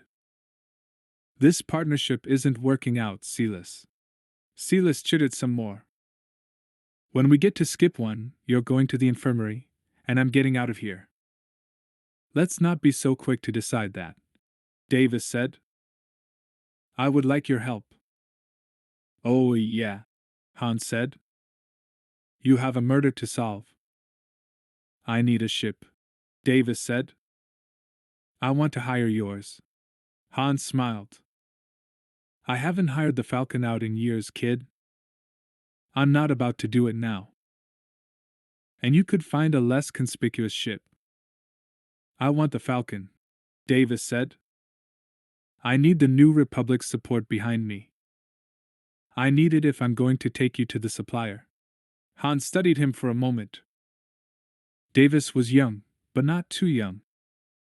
He'd clearly been around. And he was lying. Han could feel it. No, Han said. Now take your glottophib and get off my ship. He's not my glottophib, Davis said. He is now. Door prize. Take him and get out. Listen, Solo, you need me. I know my way around the run.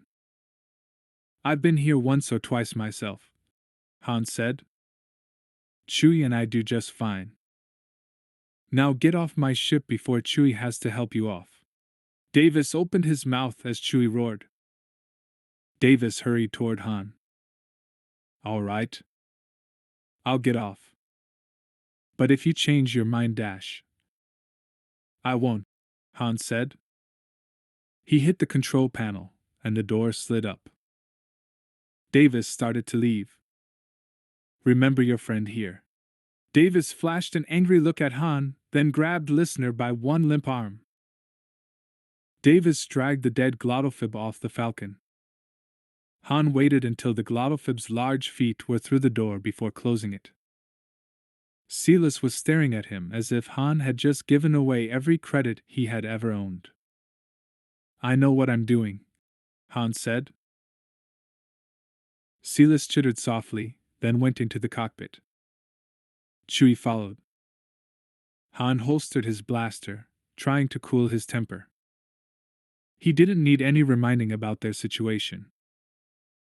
Nandreason would be after him for killing Listener and the others. And Han was no closer to knowing who was behind all the credits than he had been before. But he couldn't trust Davis. Davis's appearance was just too convenient. And Han hated the convenient. Something was up. And with Nandreason on his back, time had just gone from short to non-existent. Okay, Han said as he headed into the cockpit. We're going back to skip one. And maybe, just maybe, he'd be able to get some answers. The stench got him first. Fetid and sour, it smelled like standing water combined with rotted vegetation and rotten eggs. Lando walked between 7 wrecks. Instead of tying him, they wrapped their whip-like arms around his, holding him back. Their skin felt like lukewarm rubber, yet he could feel the life pulsing through them. Until this trip, he had never been so close to a wreck. They had brought him in their small, bubble-like ship, crossing the distance between the asteroids as if it were a highway on Coruscant. They had disembarked into this chamber, which felt less like a cavern and more like a tropical nightmare. The air was so humid that it condensed on his skin and made his clothes feel clammy. Water dripped down the cavern walls. Insects combed the area. Flies buzzed past him, and small clusters of gnats created black spots in the air. The wrecks led him along a narrow ledge that overlooked a stagnant pool. Beneath the water's surface, he could see carved stairs and moss-coated furniture. This part of the cavern was surprisingly empty, but he knew that somewhere ahead, Nandreason waited for him. Then the wrecks would collect their bounty and Lando would be abandoned with the most powerful crime lord on the run. A crime lord who had hated him for nearly 20 years. The ledge was slippery. Lando's boots were made from metal floors, not water and slime-covered rock.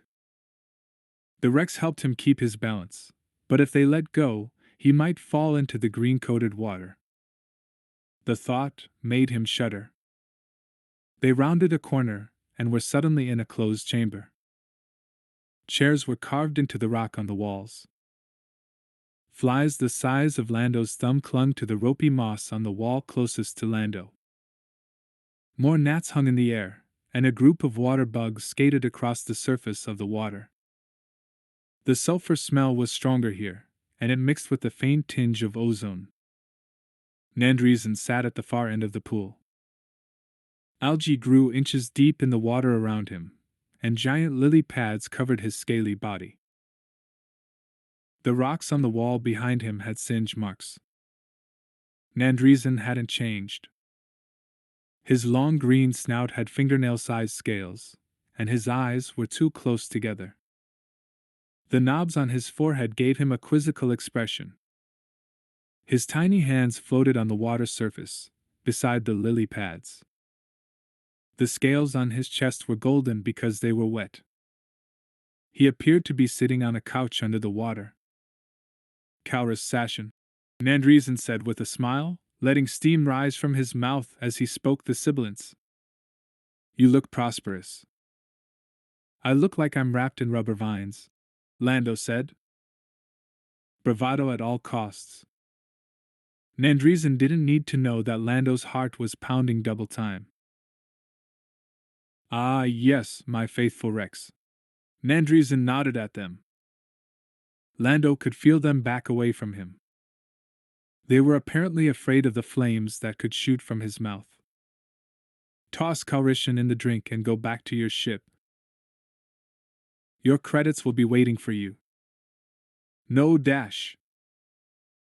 Lando started, but the word wasn't completely out of his mouth before he found himself airborne. The Rex tossed him high. He flew into a swarm of gnats, and half of them got into his mouth, choking him. He was spitting them out as he hit the water. It was hot and slimy, and it tasted of doughy bread. He sank quickly, scraping against the moss-covered rocks, and feeling the heat grow the deeper he went. A bubble rose past him, and he realized with sudden fear that this pond was fueled by an underwater heat source, one that he was sliding into. He flapped his arms, and got caught in his cape. Panic. Panic. Panic will kill you, he thought to himself. His chest ached with the need to breathe. He could last. He knew he could last. He reached up and unfastened his cape. It slid into the hole where the bubble had emerged from, but he could move now. He tilted his head. Light filtered in from the lamps on the cavern's ceiling. He swam up toward it. His lungs burned with the need for air, his arms ached, and black spots danced before his eyes. That moment of panic had cost him a lot of air. He didn't think he would make it when he suddenly broke the surface, spewing foul-tasting water out his mouth and taking deep breaths. Somehow he had twisted around. Nandreason was behind him, and on the side of the cavern, 6 globophibs sat, their large feet soaking in the water. Their mouths were open and they were grinning at him. What are you staring at? He asked, his brain too addled to think of a better insult. Why, you human, Nandreason said from behind him. I never realized you creatures had such a low tolerance for water. Liar. Lando was treading water. He turned slowly so that he could face Nandreason. And this isn't water. This is liquid slime. Nandreason's tiny eyes were following Lando's every move. This, he said with considerable pride, is the product of years of experimentation. I can only hope that your body chemistry hasn't ruined the delicate balance of my pool. You should have thought of that before you had the rubber men toss me in here, Lando said. He looked at the sides of the pond. The rocks were higher than his head and covered with a greenish moss that looked extremely slippery. The only stairs were near the door on the far side of the pool, past the guards. It didn't matter. He wanted to save his strength, not tread water until his energy gave out. He turned and flutter-kicked behind him, beginning the neat crawl that he had learned as a boy. A huge flame seared the water in front of him. Steam rose, blinding him, and the heat burned him. He stopped. Ah, Calrissian.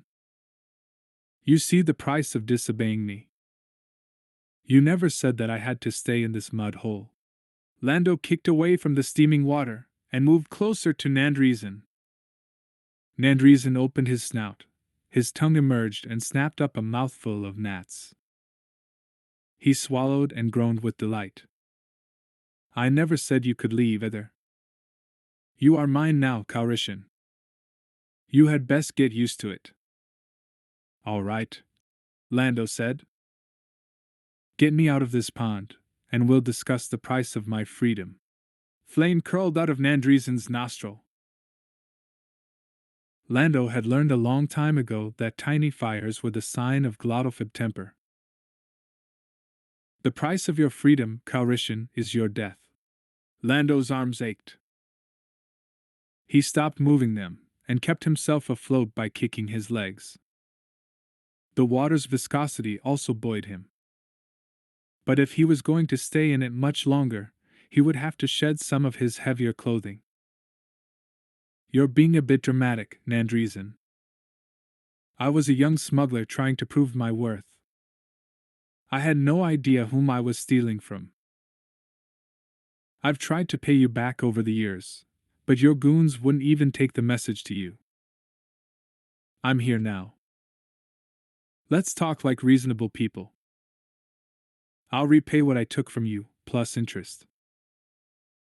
At 10% compounded over 20 years, you'll be making a considerable profit. I'm not interested in profit, Nandreason said. The flames licking out of his nose were even longer now. Don't kid me, Lando said. He had sunk to his chin. He had to crane his neck to keep his mouth out of the water. You're always interested in profit. All right. Nandreason pulled his long, scaly body out of the water. I will be honest with you, Calrissian, since you do not have long to live. I am interested in profit, and I will profit from you. After you die, everything you own will become mine.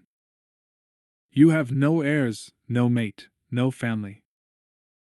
No one will argue with me. No one will dare. I don't think the New Republic would like that. I don't think they will interfere. Nandreason sat on the slimy rock ledge, his big feet dangling in the water. He picked a fly off the nearby wall with one tiny hand. They will be too busy fighting a new rebellion. Lando began treading water with his hands again. He was in good physical shape, but he hadn't been in water for a long time. His muscles were already aching from the unfamiliar strain. New rebellion? Of course. Nandreason took down another fly and munched it thoughtfully. Every government must deal with armed rebellion at some point in its career. For your friends on Coruscant, the rebellion will come sooner rather than later. We've been fighting the Imperials since the Empire folded, Lando said. They'll give up soon. I'm sure they will, Nandreason said. The flames were gone. He was smiling again. But I am talking of a rebellion, Calrissian. From the inside. You remember? The way your friend Leia Organa Solo operated when she was in the Imperial Senate. A rebellion, fully armed, fully ready, with idealism on its side. Lando slowed his treading. There's no reason to rebel, he said. The Republic is a good government. It treats its people well. Does it? Nandreason asked. The people on the run are terrified of the New Republic, afraid that it will interfere with free trade. The Run has always hated the government, from the Empire to the Old Republic. Smugglers hate rules, Lando said. And then, of course, there are places like Almania, a planet that sent your new republic a distress signal as the ruling Jahar began a systematic slaughter of all who opposed them. The republic never responded. The new republic tries not to interfere with local rule, Lando said. Even when that local government is committing genocide? Really, Calrissian, for heroes, your new republic is doing quite poorly. Who are you to say? Lando asked. You are nothing more than Dash. Flames shot into the water all around him, sending smoke and steam into the air. He coughed, then wiped his face with his hand. He was going to drown before this day was over if he didn't think of something. The flames stopped, and the smoke gradually cleared. You should really consider what you're going to say before you say it, Nandreasen said. I do control your life. You've made your point, Nandreasen. Now let me out of here and let's deal. I apparently have not made my point, Nandreasen said. I will not be dealing with you. He slid back into the water and swam toward Lando, staying far enough away that Lando couldn't grab him, but close enough that one temperamental burst of flame would scorch Lando's face. When Jabba the Hutt died, I could have become the most influential crime boss in all the galaxy, and I would have, except for you, Calrissian. I haven't come near you in years, Lando said. Exactly. Nandreasen is the best crime lord in the Run. Nandreasen is well known throughout the galaxy. But Nandreasen isn't omnipotent. Nandreasen can be bested. Why, someone as inept as Lando Calrissian stole a fortune from Nandreasen when Calrissian was a mere boy. If it could be done once, it could be done again. The flames were licking out of Nandreasen's nostrils again. Lando moved backward very, very slowly. Killing me won't change that, Lando said. Oh, but it will. My colleagues here will spread the tale of your death, the ways you suffered, and how, at the end, you begged me for mercy. We may even defile your corpse. Humans find that disagreeable, don't they? And leave it on skip one for all to see. And then, of course, I will confiscate all you own, and there will be no opposition. Instead of saying I can be bested, they will say that Nandreasen waits for his revenge, and then he makes it very, very sweet. Lando shook his head, got water in his mouth, and spat, nearly hitting Nandreasen. To make up for the last 20 years, you'd have to kill me 100 times. Then he winced. That was no way to convince Nandreasen, especially now that flames were flowing between Nandreasen's teeth. You think I will favor you, don't you, Calrissian? Nandreasen said, the fire spreading around his face. You think that I will appreciate your intelligence, your courage, your superior abilities in defying me. You think that you will escape this. But the one thing you must know is that I have spent the last 20 years hating you. A lick of flame came so close to Lando that he had to duck underwater to avoid it. His lungs still ached from the last time he had been submerged. Nandreasen hadn't moved, nor had he inflamed the water again. Lando was about to come up when a realization hit him. His lungs should have recovered by now. He should feel a bit of strain from the treading, but he had been breathing regularly for some time. Only the oxygen had to be thin here. Or polluted with something else. Or the glottophibs kept burning it away. With the exertion and the thinner air, Lando didn't have as much time as he thought. He scanned the water, and saw only algae, green particles, and glottophib feet soaking in the pool. No escape unless he wanted to try that hole from which the bubbles emerged. And he wasn't sure he could stand the heat. He resurfaced, and blew the foul-tasting water from his nose and mouth. Hiding underwater will do no good, Nandreason said. I can come after you much more easily there. If you're going to kill me, Nandreason, Lando said, just get it over with. If Nandreason made a move, it might point Lando toward escape. You'd like that, wouldn't you? Nandreason said. But you will die slowly, Calrissian, and I will enjoy every moment of it. Well, if you have something planned for me, Nandreason, get to it. The quicker they got him out of the water, and out of this cavern, the better off he would be. I have gotten to it, as you so quaintly say. Nandreason was smiling at him now, his scaly lips pulled back to reveal smoke-blackened, pointed teeth. We'll see how long you survive in my world, Calrissian. Glottophibs live in the water. We eat there. We sleep there. We mate there. Humans, as I understand it, cannot tolerate the water. I can tolerate it just fine. But it will kill you if you aren't careful. How long can you keep swimming, Calrissian? Without food, without rest, without help of any kind?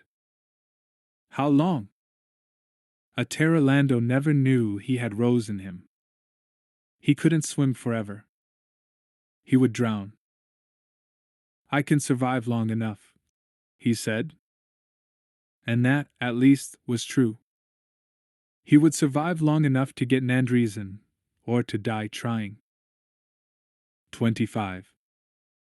The guards had allowed Cole to climb out of the prototype X-wing. He, in turn, had convinced them to contact General Antilles. Not that Cole knew what he would say to the general when he arrived. Skywalker's droid hunched near the computer terminal, tendrils of smoke leaking out of the droid's round head compartment. If the blaster shots were as bad as they looked, they might have caused damage to the droid's memory, which, from what Skywalker said, had to be the part of the droid he valued the most. Enough waiting, the Clopirian said. Let's take him to detention like any other saboteur. No. The voice came from the back of the room. The guards turned, and so did Cole. General Antilles stood there, wearing full-dress uniform, his dark hair neatly combed.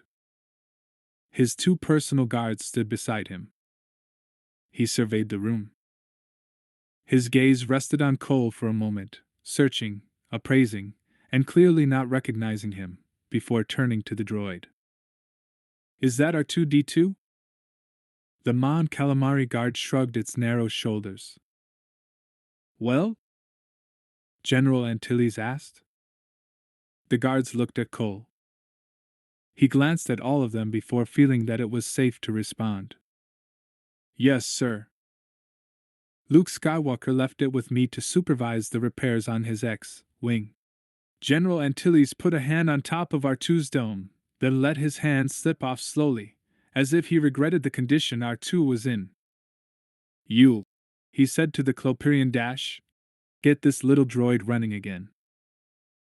I beg your pardon, sir, Cole said, but R2 has had some bad experiences with the Clopirians. He says they tried to kidnap him a few days ago. The general's eyes narrowed. Who did this to R2? I did, the Clopirian said. It was trying to escape. Escape? The general asked. We found these two in the middle of sabotaging the X-wing prototype, said the female guard. They put a detonator in the computer. R2 did that? The general asked. I find that hard to believe. Who are you, son, and why did you send for me? Cole swallowed. My name is Cole Fardreamer, sir. I work on the X-wings normally. Luke Skywalker spoke highly of you, and I thought when they came in here that you at least would listen to me. Were you sabotaging the prototype? Cole shook his head. I was checking it. R2 and I found a bomb in the Jedi Master's X-Wing, and we found another in a second reconstituted X-Wing, and I thought maybe it might be in the new ones too, and I was checking it when the guards appeared. They wouldn't listen to me, sir. The Mon Calamari guard walked over to the X-Wing and pointed at the computer. If you examine this, sir, you'll see what this young man and his droid were up to. There is an Imperial insignia on the back of this computer. It is a detonation unit. General Antilles leaned over the X-Wing. He examined the computer. Cole couldn't see his hands, didn't know if the general was moving things he shouldn't be. Cole's heart was pounding. Be careful, sir, he said. The wrong move might set it off. Thanks, the general said. But he didn't move. The entire room was hushed. Cole could hear his own breathing, and the small rustling sounds the general made. This Imperial device is built into the computer. He stood. His body was thin and powerful, and he had the hardened look of a man who had seen too many fights, too many difficult days. His gaze drilled into Cole once more. Where did you assemble the computer? I didn't, sir. They're ordered in bulk. We just installed them. Then the door hissed open, and a protocol droid entered, its golden hands in the air. Oh dear, oh dear, oh dear, it said, stopping in front of R2. They've destroyed R2.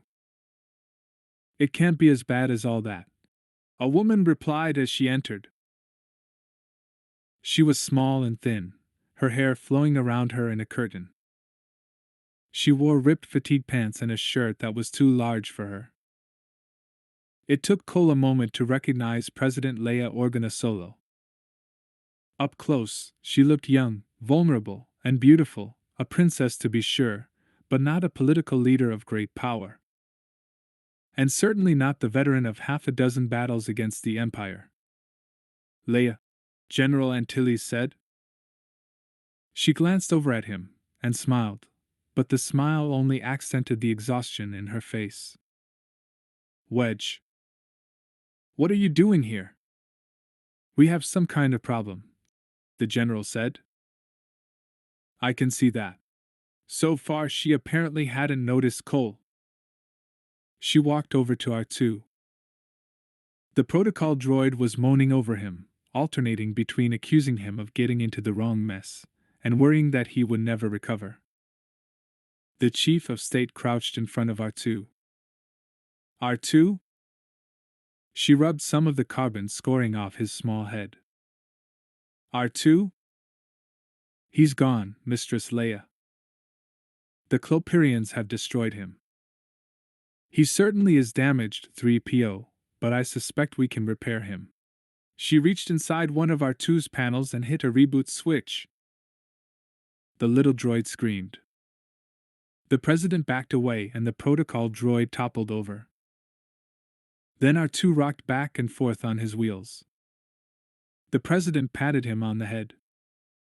It's all right, R2. It'll be all right. But the little droid kept screaming. The high-pitched wailing sound had the guards cringing and the general placing his hands over his ears. Cole felt as if his insides were being wrung out. He had caused the damage to the little droid by getting him into this mess. The protocol droid sat up. R2, if you don't cease this needless screaming, Mistress Leia will have to shut you down again. R2's head swiveled, and he quieted. Then he saw the Clopirian and beeped. The beeps grew in intensity until they began to sound like a linked scream. Stop, stop, stop, the protocol droid said, scrambling to its feet. I'll translate. He says he was attacked by a Clopirian, that this is the second time, and that he will not be responsible for what happens if another Clopirian gets near him. You're dismissed, General Antilles said to the Clopirian guard. But sir, you might need me. This man was committing sabotage. You are dismissed. I would advise you to leave before I have to take your name and guard number. The Clopirian's fish-like mouth pursed. Then it nodded its head. As you say, sir. It waddled out, its tentacles wrapped around its body in true Clopirian high indignation. Whyever did he hurt R2? The president asked. She was looking at the general. I was just getting to that, the general said. Apparently the guards found this young man and are two working on this X-Wing. The guards claim they were sabotaging it. R2 would never do that, the president said. Nonetheless, there is an Imperial detonator inside the computer. A detonator? The president's voice had gone down to a whisper. She hurried across the room and leaned into the X-Wing with all the assurance of a pilot. Then she looked at Cole. Her gaze was even more demanding than the general's.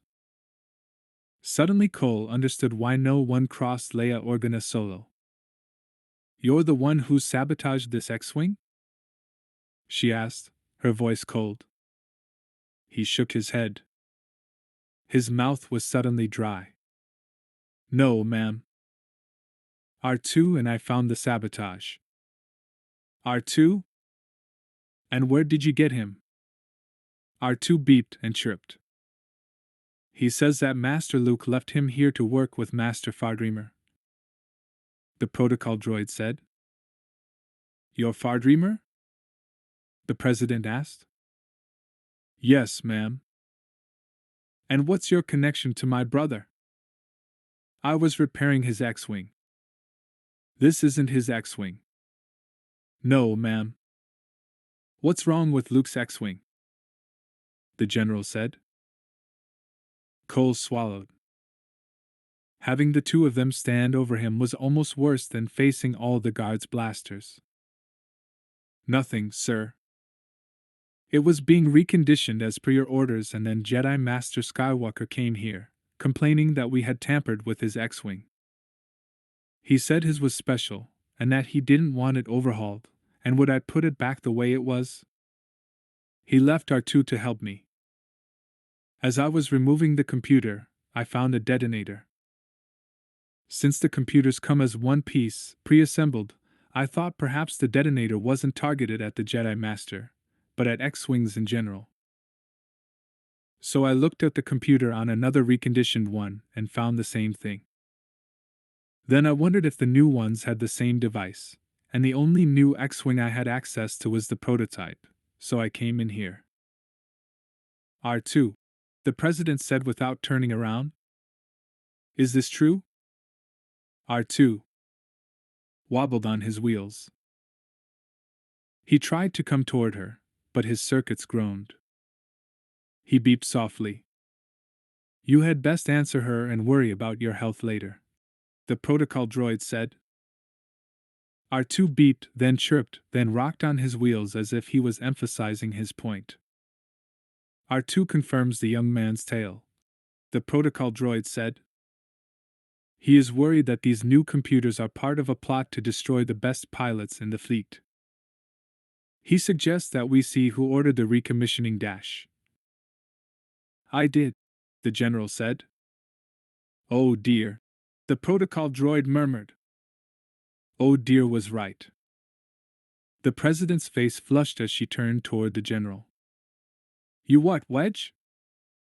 The general shrugged. Well, it wasn't just me, he said. The chiefs of staff met. We'd had some problems with the X-Wings. Mechanical troubles, mostly because they're not aging well. Since the market for electronic component parts has gone down, we thought we could rebuild some X-Wings, and then buy the others that we needed. I wasn't informed of this, the president said. Leia, the general said. We issued a memo. It wasn't really a policy change.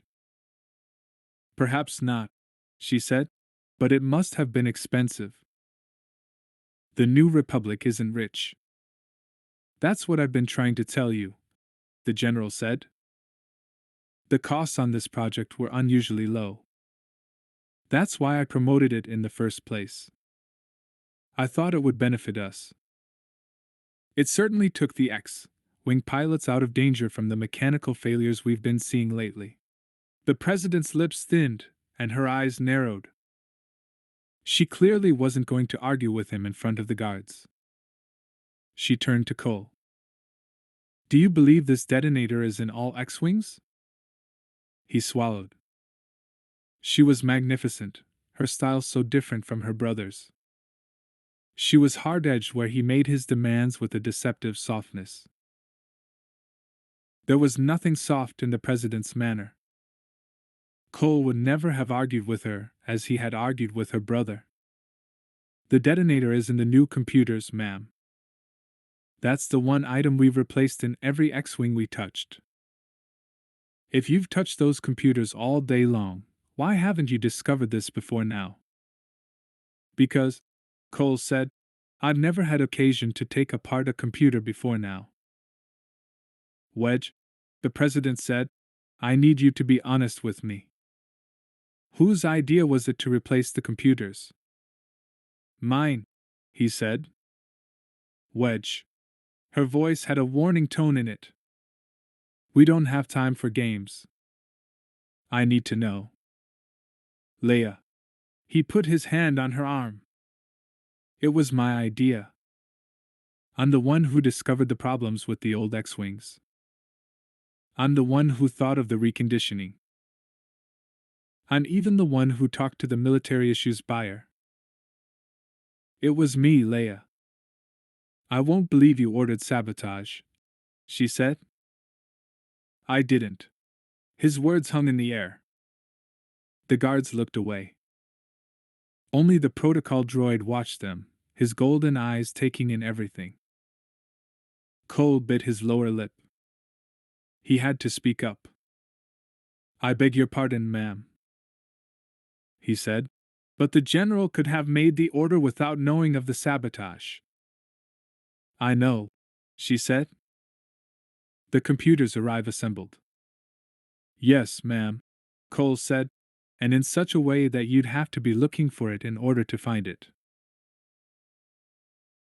I wouldn't have found it if Luke Skywalker hadn't objected to the computer change specifically. And even then, I didn't find it. R2 did. Mistress Leia, the protocol droid said, the Cloperians have a policy against astromech droids in the maintenance bay. R2 whistled.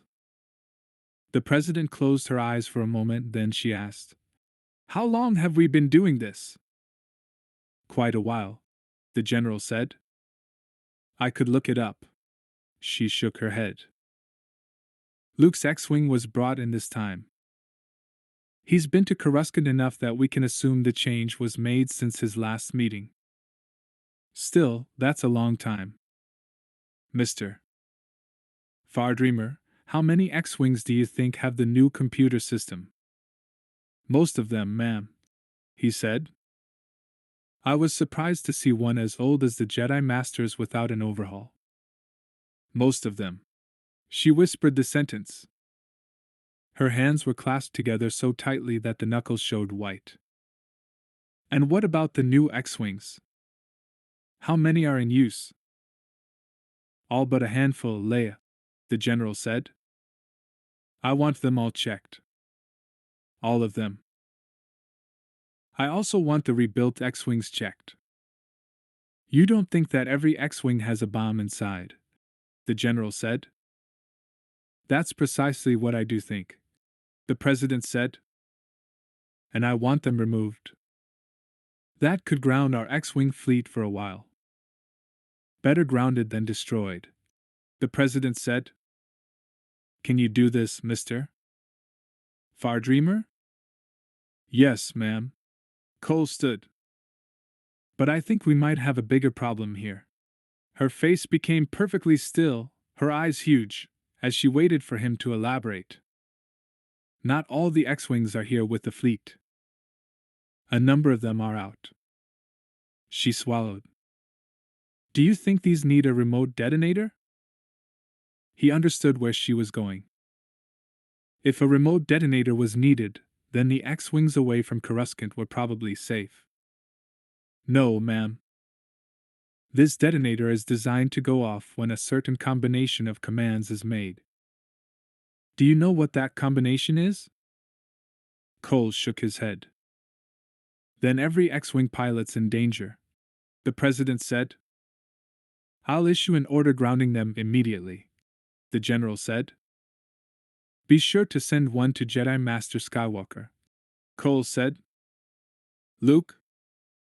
This time, the panic in the president's voice was evident. Yes, ma'am. The X-wing he took is an exact replica of the prototype here, right down to the computer. Oh, Luke, she said. Then she looked up at the general. I don't even know where he is. The general put his arm around her. We'll find him, he said. We have no other choice. Almania loomed in his view screen, a large white and blue planet surrounded by clouds. Its 3 moons were smaller than Almania, and colored differently. 2 had a lot of green mixed with the blue. Luke's charts told him that all 3 moons supported life, and had long-established cultures. Pydyr was the most famous, both for its exclusiveness and for its wealth. He had never heard of the other 2, or of Almania, for that matter, until Brachus had told him about it. Oddly enough, he trusted Brachus's information. Brachus still had a thread of goodness in him, a thread he fought, but one that existed. Luke was afraid, though, that one day Brachus would overcome that goodness, and would use all of his considerable powers for evil. All Luke could do was help where he might, and let Brachus know that Luke was there. Letting his students go was the hardest part of teaching, allowing them to make their own mistakes, allowing them to be themselves, allowing them to choose their own paths. Brachus had a great deal to fight from his past. Luke hoped that Brachus would make the correct choice for the future. But Brachus had once again gone into Luke's past, except for his words about Almania. You're supposed to go to Almania. The answers you want are there. And then, later, leave the fighting to those who are ruthless. They'll win anyway.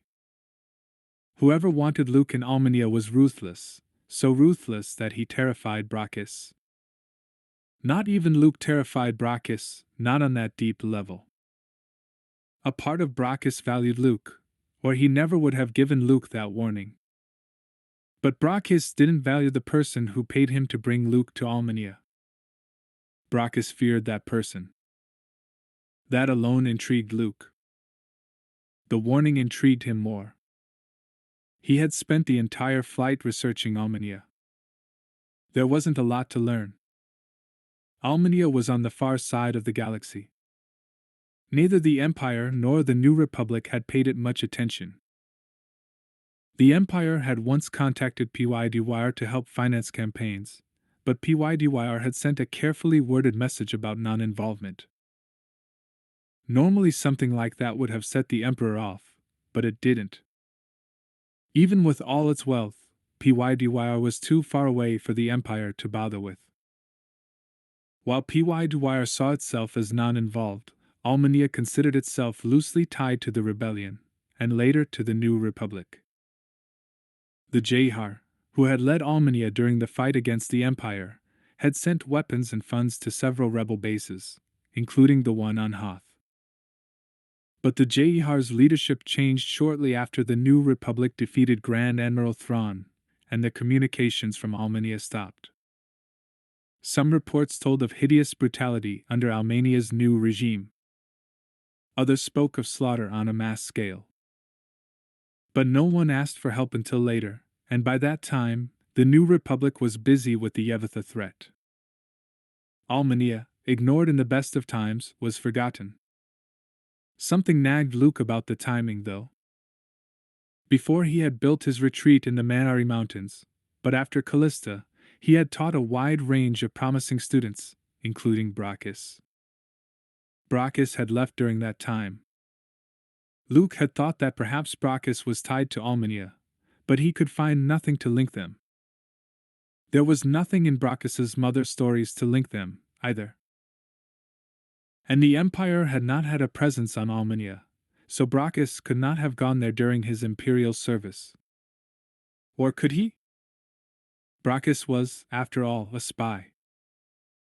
Did Brachus have something to do with the change in the Jehar? Brachus had warned that Luke was walking into a trap, and Brachus was part of that trap. But was the warning part of it? Luke had not felt that level of deception in Brachus. Only fear. Leave the fighting to those who are ruthless. They'll win anyway. They hadn't in the past. In the past, Luke had been able to defeat them. From Vader to Palpatine, from Thrawn to Dala, from Warrior to Nil Spar, Luke and his friends had dealt with the ruthless and defeated them. Yoda had taught him that there was great strength in the Force, strength that came from compassion, not from hatred. In that hatred alone, the ruthless weakened themselves. They won't win, Luke whispered to Brachus, wishing he had thought to say this in the droid factory. I can guarantee it. Although Luke didn't know quite yet what he was facing. He only had the remembered pain of the blast, the fear that had risen in Coruscant, and throughout the New Republic. As he got closer to Almania, he felt a distinct chill. He checked the temperature in the X-Wing. It was normal.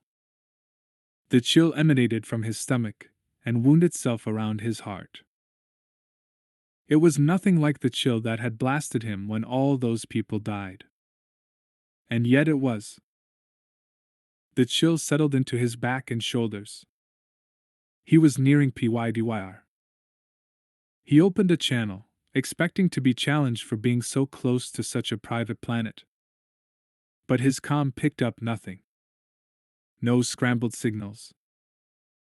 No local broadcasts. Nothing. Nothing at all. And he should have gotten something. He scanned the planet below.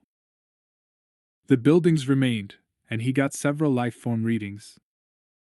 But only about 10. 10 on the entire moon. When there should have been thousands. Millions. The chill gripped his heart. The cries had come from here. From PYDYR. He would have to investigate. Almania could wait a day. Then he felt the tendrils of a presence. It felt familiar, but too far away to be clear. And it felt almost as if it were being filtered through a dense atmosphere. He had felt it before. On Telti. Just before he saw Brachus. But this wasn't Brachus. That much he knew. This was someone else. Someone equally familiar. And more powerful. Much more powerful to be felt from so far away. The feeling had a malevolence in it, though, that was unfamiliar. Except around Emperor Palpatine. Luke had felt it then. But this wasn't Palpatine. This was someone else. Someone Luke had known. He punched the coordinates for PYDYR into the navicomputer, and the X-Wing swung around, veering off its normal course and heading toward PYDYR. The answers would be there. The feeling grew stronger, both familiar and unfamiliar. The dark side was strong near Almania. Almost as if the entire planet were awash in it. Luke's mouth was dry. Perhaps he should go back to Coruscant and get help. Leia, Han, anyone. Going into this alone would be very destructive and difficult. But he could handle PYDYR. With only 10 life forms on the planet, he wasn't about to run into all of them at once. He would see what happened on PYDYR, and make his decision from there. The X-Wing broke into the atmosphere. This side of PYDYR was awash in light. Buildings stood below him, with expansive avenues between them. Avenues wide enough to land an X-Wing in. Empty avenues. An odd shuddery feeling ran up his back. He took control away from the navicomputer and began the landing procedures himself. This would take hands-on work. Even the automatic guidance systems wouldn't help him here. A light flashed on the screen. He glanced at it only to have it disappear. He frowned, wishing he had his old X-Wing, then he returned his attention to the landing. Precision landing of a kind he hadn't done in years. He pulled the joystick and felt the X-Wing shudder beneath him. The buildings were close on both sides. The X-Wing shuddered again, and the computer locked. The screens went dark. Luke reached for the eject button only to find it was missing. There was no droid eject either, of course.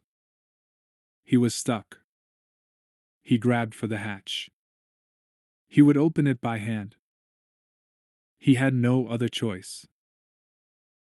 The ground spun close to him as the X-Wing exploded. 26. This time it was Leia's turn to call an inner council meeting on short notice.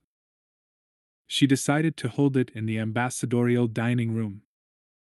The X-Wing problem had to be dealt with quickly, and she picked the room closest to the bays. The corridors here were highly polished, and the plants around the pillars well tended. The dining room was often used for state dinners, and the entrance always had to look spectacular. Leia hated the formality of the area, even though she had helped design it. She and Wedge had reached the grand staircase leading up to the dining room when she felt cold. Her vision blurred, and she stumbled, clutching the mahogany railing for support. A face formed in the air before her. The same white face she had seen before the bombing. It smiled, its black, empty eyes glittering their amusement. Leia, an unfamiliar voice said in her ear. Leia. And then she collapsed, her elbows and knees hitting the marble edges of the stairs. She thudded down to the floor, the marble cutting into her already ripped military fatigues. Leia, Wedge said. He bent over her, his strong hands bracing her shoulders. Are you all right? Her teeth were chattering. Evacuate the building. What? Evacuate the building, she said. On the basis of what? That face. She sat up. Her hands were shaking. I had the same vision before the bombing, but it had been different. Then she had heard voices scream and had been overwhelmed by cold. The destruction that had sent Luke to Coruscant before the actual bomb went off. All right, Wedge said. I'll dash. No, wait. She passed a hand over her face. The owner of that skeletal mask wanted her to panic. She had to think. She had to set her emotions aside and think. This is an unscheduled meeting. No one would know we're here. Still, Wedge said, we should change locations. Leia shook her head. The disorientation was still there, but it wasn't as strong. She used Wedge's arm to help herself to her feet. No. It feels different. That face. It was warning me of something else. And she could almost grasp what that something else was. Almost, but not quite. It would come to her, though. She was certain of that. Let's have the meeting, she said. All right. Wedge sounded confused, but he obviously wasn't going to ask more questions. At least let me post some more guards. Leia shook her head. We did that before the bombing, too. For all I know, this vision is stress-related. I was feeling stressed before the Senate meeting. And now too, huh? She smiled at him. I don't like these detonators, Wedge. Whoever planted them has found yet another way to penetrate my home. Coruscant is no longer safe. It never really was, Leia. I know. But until recently I could go about my business without feeling the threat of death hanging over me. Now I worry about everything. I worry about the children's rooms. I worry about the hallways.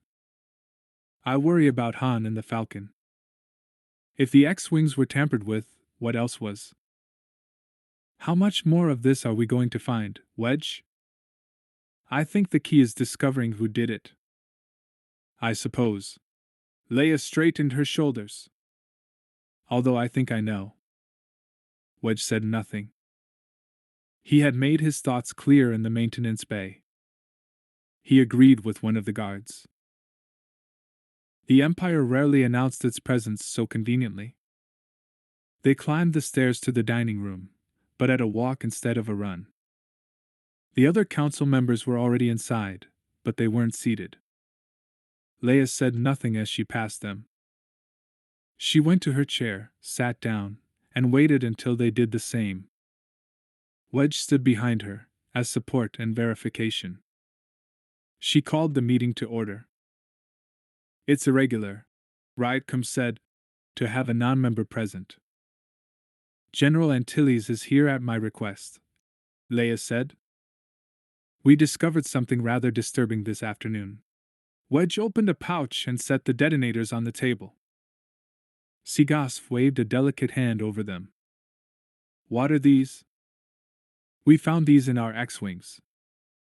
The entire squadron is outfitted with them, apparently, Leia said. They're detonators, Wedge said. With Imperial markings, Nose said. He sounded stunned. Mido's crimson face did not change color. He peered at the detonators, then smiled at Leia. Nice try, President. The chill she had felt earlier returned. Try, he said. We accuse General Solo, and you find a different device that points to the Empire. How very convenient. What do these detonators have to do with the bombing of the Senate Hall? Webbles asked. Mido shot him a withering look. Everything, Webbles. The President is trying to show us that her husband had nothing to do with the X-Wings, and so by implication, we are to assume he had nothing to do with the Senate Hall. Leia clenched her fists under the table. Mido was going to oppose her at every turn. General Antilles has warned the squadrons to bring the X-Wings in, but there are some he's been unable to raise. I want to send a general distress signal throughout the New Republic's planets, so that we can bring home those who might be in danger. What triggers these detonators? No asked. We don't know, Leia said. We're working on that right now. And they're in every X-Wing? We believe so. Oh dear, Leia said. If they're in each X-Wing, where else might they be? Good question, Mido said. Why don't we ask the President? Leia wouldn't know that, Seagas said. She would if she planted them. You've gone too far, Bel Iblis said. You owe the President an apology. Leia waved a hand to silence Bel. Actually, I'd like to hear why Senator Mido believes I have suddenly become a traitor to the Republic. Your husband, President, and his attack on the Hall. Even you have said he would do nothing without your approval. What are they accusing Han of? Wedge whispered. Treason, Cho-Fi whispered back. Han Solo. Wedge had stopped whispering. That's the stupidest thing I've ever heard. Han Solo was risking his life for the rebellion, while these cowards were hiding under the wings of the Empire. You, Mido, have no right dash. Wedge, Leia said softly. You're a guest. You don't have permission to talk. I can't believe you tolerate this stupidity, Wedge said. Not everyone believes it's stupidity, Mido said. Who better to betray the New Republic than someone who is one of its most trusted members? You forget that Palpatine was a senator when he overthrew the old Republic. None of us has forgotten that. No said. This is different. Is it? I think you're being too zealous, Leia said to Mido. I know you're trying to prove you're worthy of your council seat. But attacking President Organa solo is not the way to do it. She and I have had our differences in the past. And he smiled at Leia as he said this dash. But even I would never impeach her good name. You wouldn't have to, Mido said. I'm glad you called this meeting, President, because I was about to call one myself. You need to know that there's a no-confidence movement in the Senate. There will be a vote shortly. What's a no-confidence movement? Wedge asked. It means, Seagas said, that the government will say it no longer has confidence in Leia's leadership. If the no-confidence vote passes, Leia will have to step down. The leaders of the vote will force it. They can't do that, Wedge said. You're Mon Mothma's chosen successor. Yes, they can, No said. Chosen or not, she was ratified by a vote. Everything was moving too fast for Leia. It was all spinning out of control. She could handle the big, obvious threats, but the treacheries hidden everywhere, even in little bugs inside machines, were too much. Leia's fingernails were digging into her palm. She would maintain a semblance of calm, even if she weren't really calm. She would regain control. The first place to do so was inside this room. She turned to Mido. What's the no-confidence vote based on? On the preliminary bombing results, he said. Really? Her voice was cold. She made herself as haughty and regal as she could, even though she wanted to tear him from limb to limb. And how did the full Senate get those results, considering that they were part of a private meeting of the Inner Council? The room suddenly became very silent. I don't know, President, Mido said. Now the crimson was fading from his face. She finally decided that she liked that trait. It broadcast his emotions. You don't know? She asked. And yet the full Senate will be voting based on facts from a closed session of the Inner Council? A vote I didn't know about. How did you find out? President, Riot said softly. Mido, Webbles, and I are new to the Inner Council. We don't know all the rules. That argument held last meeting, Riot, Leia said. I won't accept it this time. You know the rules. You have just decided to play differently. Well, it won't work. This is not the Empire. We do things above board here. Except, Mido mumbled, Sabotage. President Organa Solo has done nothing wrong, No said. Neither has Han, Leia said. Our evidence says otherwise. Your evidence could have been planted.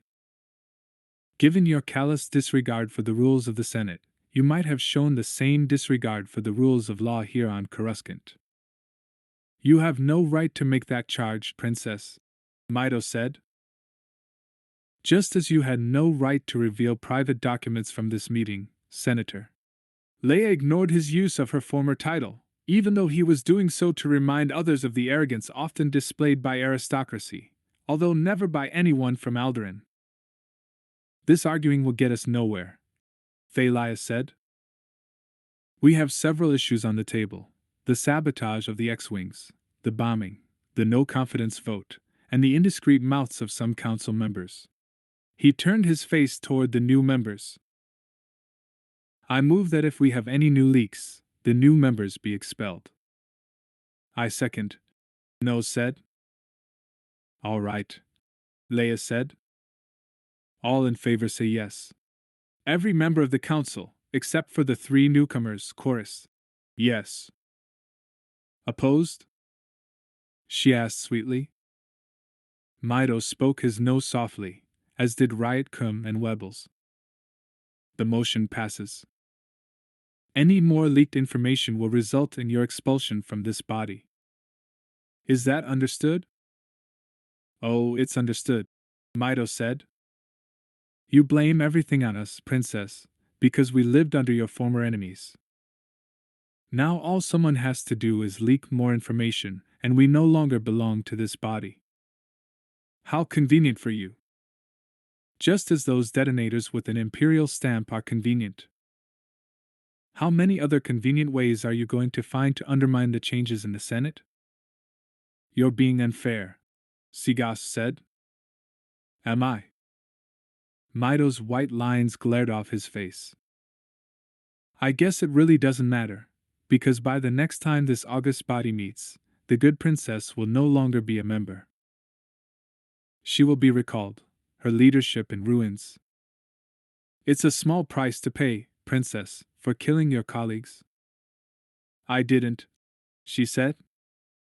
She was shaking. She kept her hands under the table. I can't believe you're accusing me of that.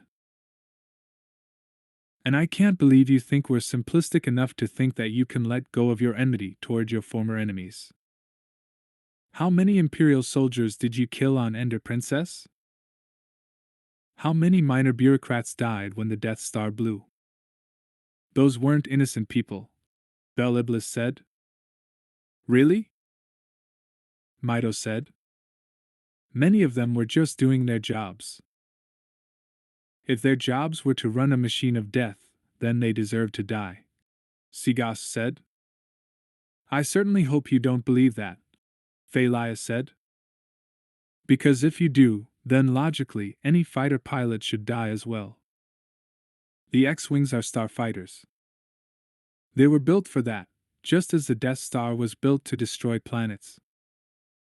That both an X-Wing and a Death Star can be used for transport is merely incidental. Leia could barely breathe. She shook her head. The discord in the room felt personal, as if she had caused it. Senator Mido has a point. Things are never as simple as they seem. Not even in accusing another member of this council of sabotage. Have your no confidence vote. You can put a political spin on anything. But I will stand by my record. Since the Battle of Ender I have served this republic, and since I was 18, I served the rebellion against the Emperor. And I have served it well. You can play all the political games you want, Mido. You can manipulate things behind the scenes. You can destroy the unity that has marked this body from the beginning. And while that might give you personal power, it will only hurt the new republic. I hope you understand that. I hope you factor that into what you're doing. I know what I'm doing, Mido said. I don't plan to harm the new republic. I plan to help it. Your methods leave a lot to be desired, Leia said. And so do yours, Princess. So do yours. Night had fallen on Coruscant. The streetlights were on, but they cast a pale glow over the rubble that still marred the outside of the Senate Hall. 3PO stopped outside the restricted area, but R2 kept going, his headlamp making a circle of light through the gloom. I will not go any farther, 3PO said. That blaster shot damaged your circuits. I'm going to report you to Mistress Leia. R2 blasted a raspberry at him. R2, really, this is nonsense. Master Cole is quite an efficient technician, but he is not a droid repairman. He wouldn't know if your memory chips were damaged. You need to have someone professional go over your circuits. You're not acting like yourself. 3PO waited outside the lines marking off the restricted area. R2 cast his headlamp on some of the rubble, then continued forward. R2 bleeped at him. 3PO gasped. You malfunctioning little twerp. You have no right to call me names, not when I have your own best interest at heart. R2 beeped 3 times. You do not have the Republic's interest at heart. You don't have a heart. R2 disappeared into the ruined building. You can't go in there, 3PO said. It's not safe. The roof will cave in on you. R2 whistled. The sound echoed from inside. Found something? 3PO said. How could R2 find something when the investigators didn't? He stepped over the line and into the rubble. I'm coming, R2. R2 did not respond. 3PO tilted his body and rested a golden hand against the rubble to brace himself. R2, wait for me. R2 whistled again, then beeped. I'm going as fast as I can, 3PO said, and then added softly, Slave driver. A huge pile of rubble blocked the door. The rubble was made up of parts of the ceiling, permacrete, and masonry that had broken off during the explosion. Much of it was covered with blood. A faint light shone through the dirt-strewn corridor. Pieces of droids, mostly protocol droids, littered the floor. Hands stuck through the broken masonry. Charred heads stared darkly at the gloom. R2 chirped a caution. I am being careful of the wires, 3PO said, although I can't believe they'd still be live. It would help if you came in here and cast a light on my path. R2 beeped. No, I am not being unreasonable. R2 beeped again. And no, I am not following you. I am keeping an eye on you. Someone has to. You sustained serious damage, and I'm still not certain if you're in your right circuitry. R2 raspberried him again. I don't care what you call me. Most droids would need 3 days of maintenance just to get the carbon scoring off their plates. You go bustling off after a few moments, muttering something about having the solution to the bombing. I don't understand how getting hit with a blaster would give you any kind of solution at all. 3PO rounded the corner. R2 was standing near the rubble closest to the door of the Senate Hall. Most of the dirt had been cleared away, leaving electronic parts, broken metal, and ruined communications devices. Bits of furniture were mixed in, the desks designed for multilimbed senators, the perches made for bird-like representatives, the translators for those who didn't speak basic. R2 had his jack in the middle of the pile. His scanner was out, and it was flashing as it moved. His headlamp was trained on the pile in front of him. Surely the investigators filtered through that junk, 3PO said. As usual, you're making too much of all of this. Sometimes, R2, I wonder why Master Luke tolerates you. You've become much too eccentric. R2 beeped. No, of course I don't want him to replace you with a new droid. Those new droids are stuck up. 3PO stopped beside the pile R2 was working on. R2 moaned softly. You were right? 3PO asked. About what? R2 pulled his jack out from the rubble. In it, he held a small detonator of the same type found in the X-Wing. It has an Imperial signature, 3PO said. Oh dear. Mistress Leia isn't going to like this. R2 beeped. No, I don't like it much either.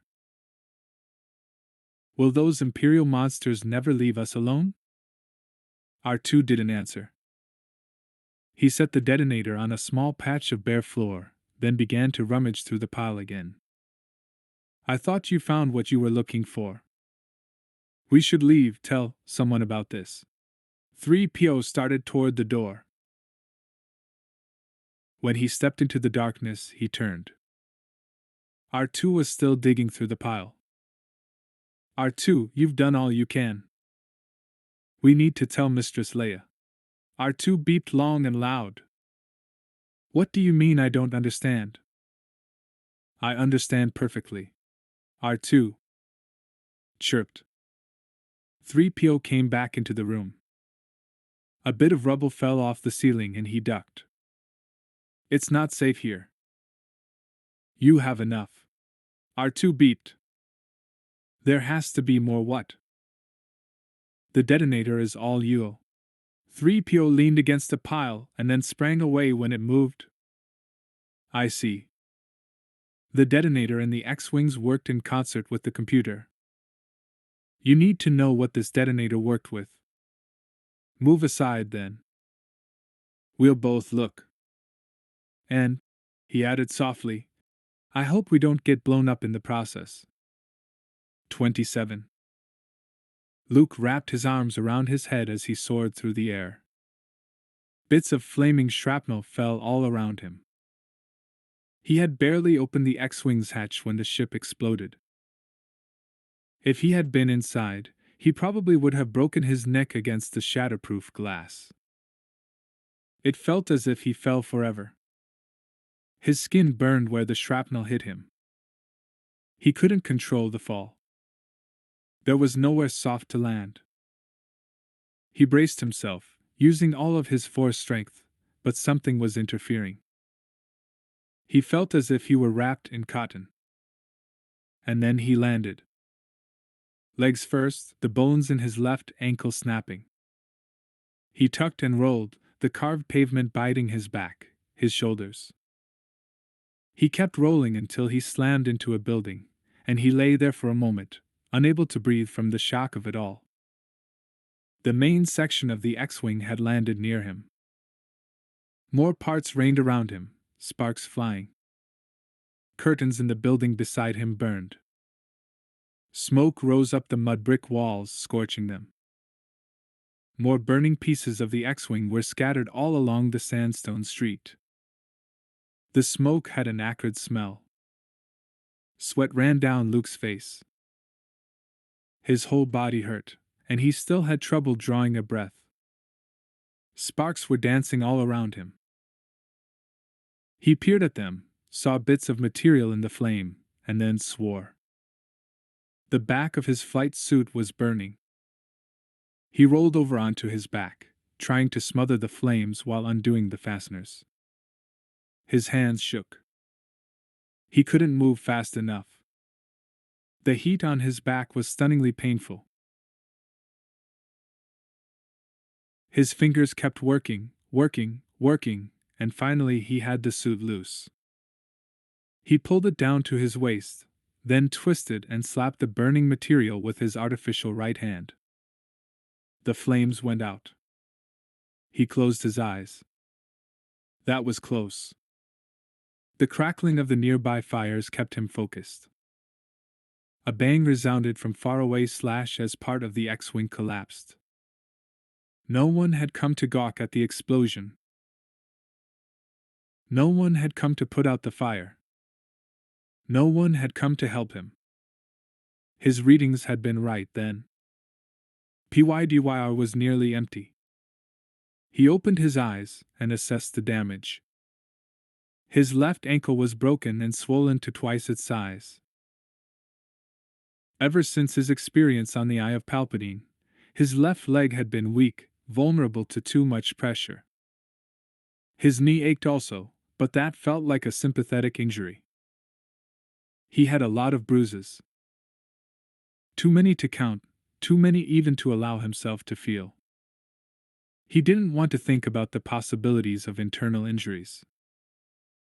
His left hand was slightly burned. He must have touched the flames with his real hand and his back felt raw. He was thirsty, a bad sign.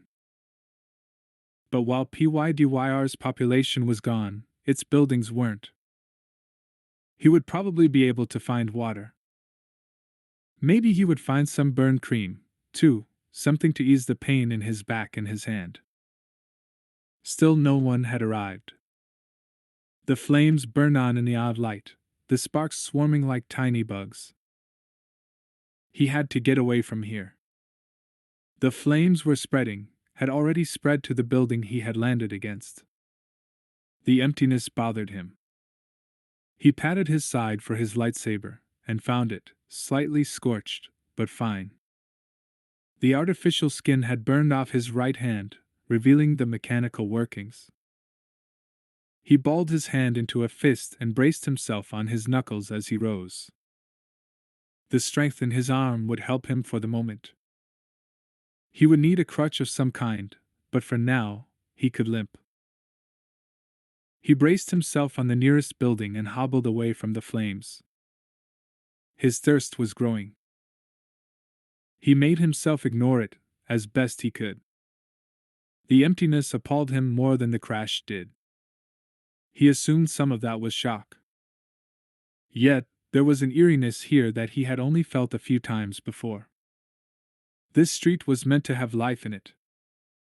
These buildings were meant to house families, to hold laughter and conversation and warmth. The street should be full of voices, of vendors, of people going about their business. He should smell alien cuisine, unusual perfume, even unfamiliar garbage. Instead, the only smell was smoke from his destroyed X-Wing, the only sound the snap of flames, and his own ragged breathing. He ducked into an archway, and leaned against the column. It too was made of mud brick and decorated with tiny stones. He leaned his forehead on them. Spots danced in front of his eyes. He didn't know the proper burn treatments. He'd always had R2 for information, the medical pack for emergencies, and a whole battery of medical personnel on the inhabited planets. Here he had no one. Except himself. Even on the Eye of Palpatine, he had had Callista. He pushed thoughts of her from his mind. He couldn't afford to think of her, especially not now. He caught his breath and went inside the building. The smoke hadn't gotten here yet, and the only acrid scent came from his own clothing. He was in an entry, filled with brown carved tile. The walls were covered with frescoes, mostly of a humanoid people with oval faces and almond eyes, long, flowing arms, and small mouths that didn't seem to smile. Yet their entire demeanor radiated joy. Wooden chairs stood in the hall. They were covered with dust. A stand near the door held walking sticks and canes. He pulled one out and leaned on it, thankful that it could take some of his weight. He had to find a source of water. He was getting dizzy. His back throbbed. He rounded a corner, walking carefully on the long red rugs that covered the flooring.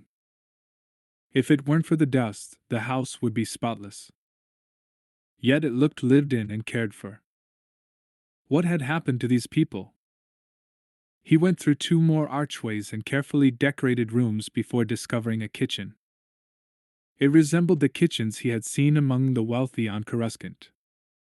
Modern appliances gleamed from the walls. Knobs, dials, and keyboards substituted for the crude cooking facilities he used on Yavin 4. All the pots and pans here were for decoration. But there was a water recycler and a purifying pot near the cooking pad. He staggered over to it, grabbed a porcelain mug, and turned on the recycler. It groaned, then hummed to life. In a moment, he had clear, fresh water. He drank it down quickly. 1 glass, then 2, then 3. He had never tasted anything so good. The dizziness was fading, and his mind was clearing. He studied the keypad. If it was like the ones on Coruscant, it wouldn't have just kitchen information. It would also tell him what supplies were in the house, a family history, and a history of PYDYR. It would also carry news feeds and anything else he needed to know. He leaned his hips against the counter, and used his right hand to activate the keyboard. His finger was all metal now, except for the charred pieces of synthetic skin hanging off it. He hoped the keypad wasn't activated by fingerprint or retinal scan. The screen sprang to life. Stranger. You are not in our records. Luke typed, I am new here. Your owners are gone. We know. It has been silent here. But we are instructed not to give information to strangers except in case of emergency.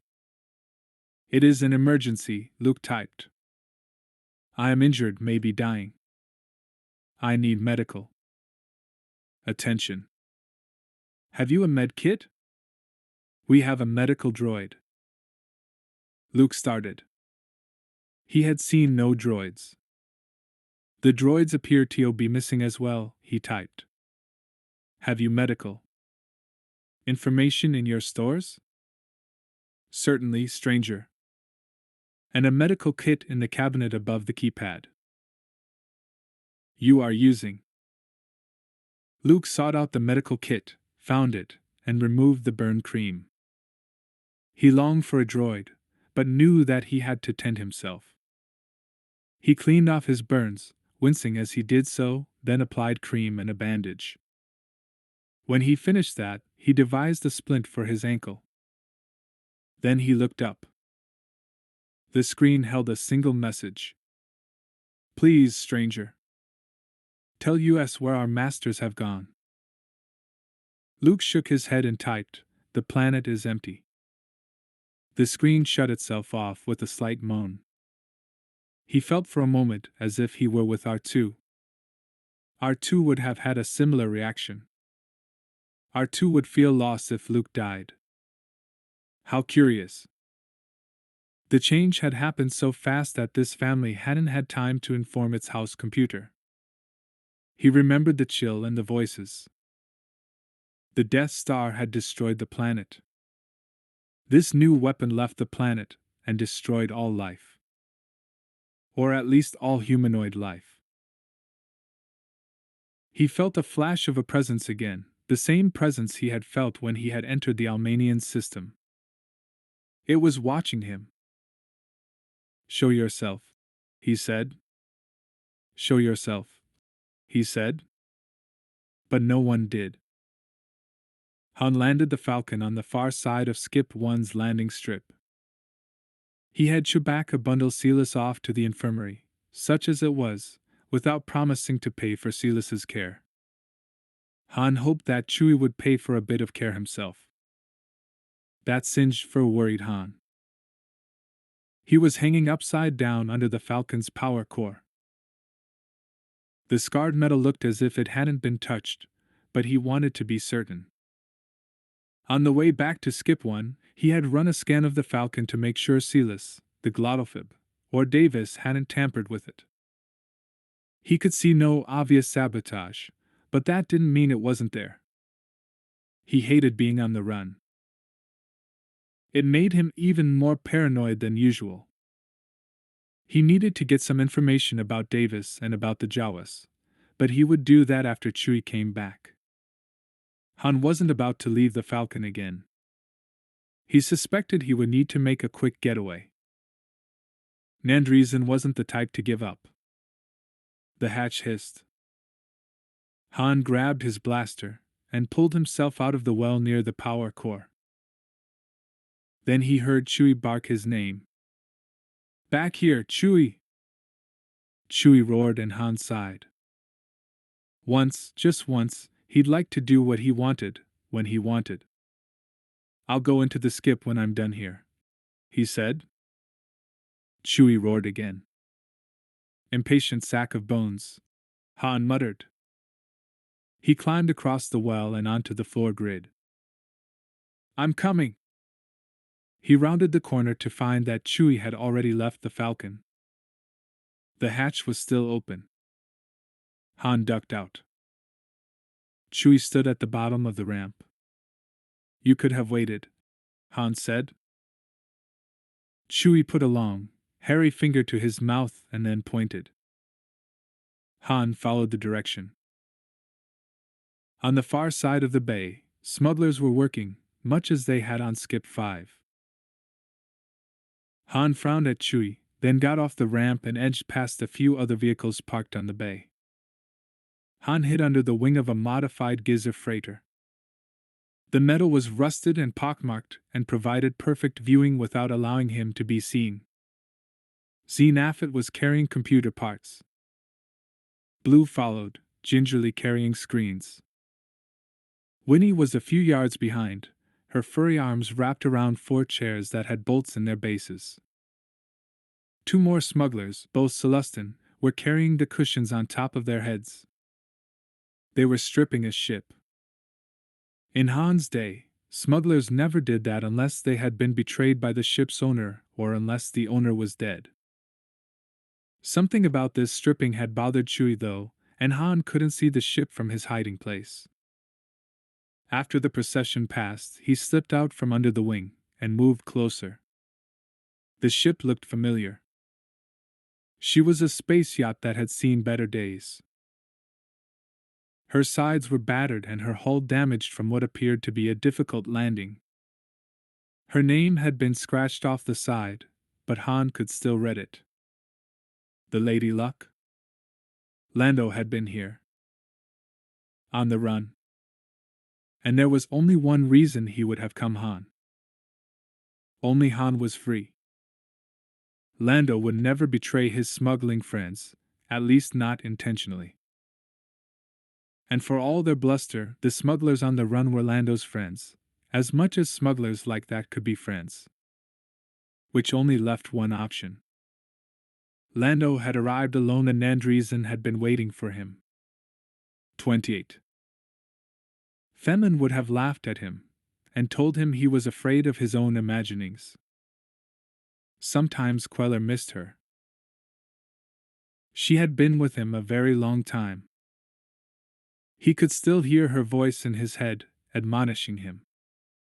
He missed her, but he didn't regret killing her. Some things just had to be done.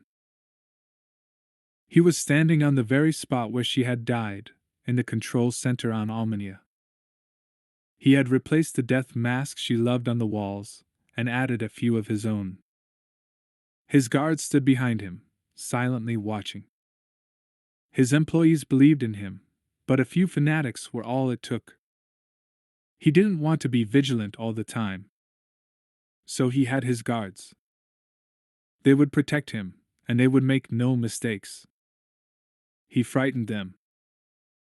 But he didn't frighten Luke Skywalker. Queller pulled his chair out and sat down, extending his long legs under the console. The screen before him showed the wreckage of Skywalker's X-Wing.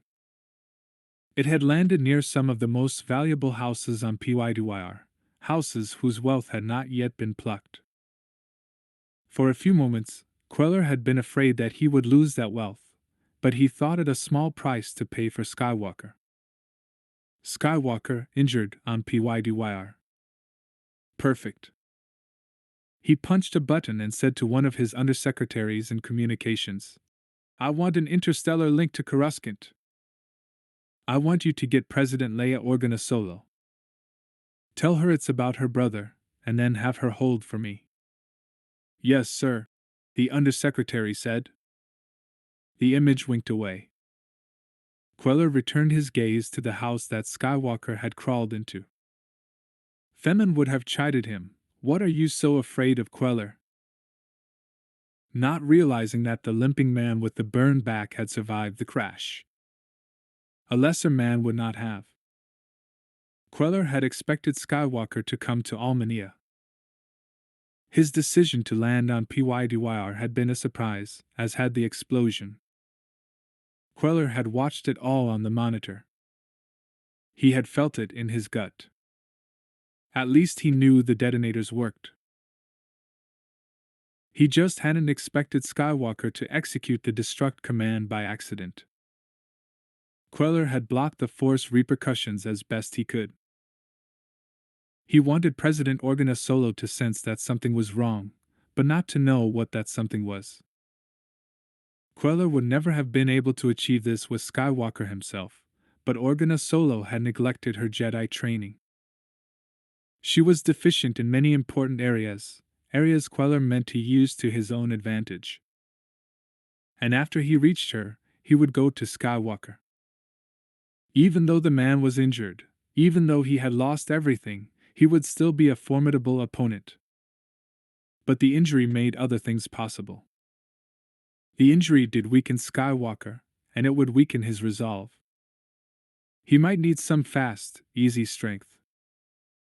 Queller might succeed where the Emperor had not.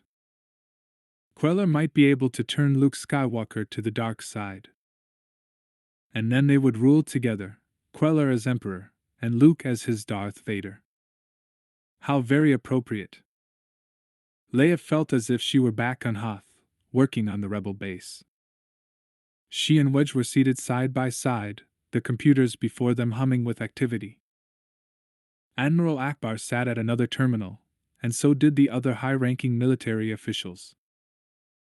They were tracking down the remaining X-Wings, the ones that had left Coruscant after the reconditioning.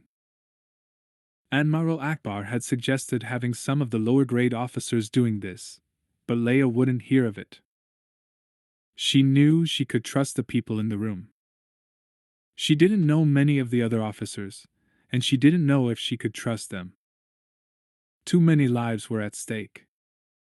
She had to know this was done right. Besides, it gave her something else to concentrate on besides her anger at Mido. The no-confidence vote would be held the next day, and Senator No wanted her to campaign. She would, a single rousing speech just before the vote was held. She remembered no-confidence votes from her days in the Old Republic.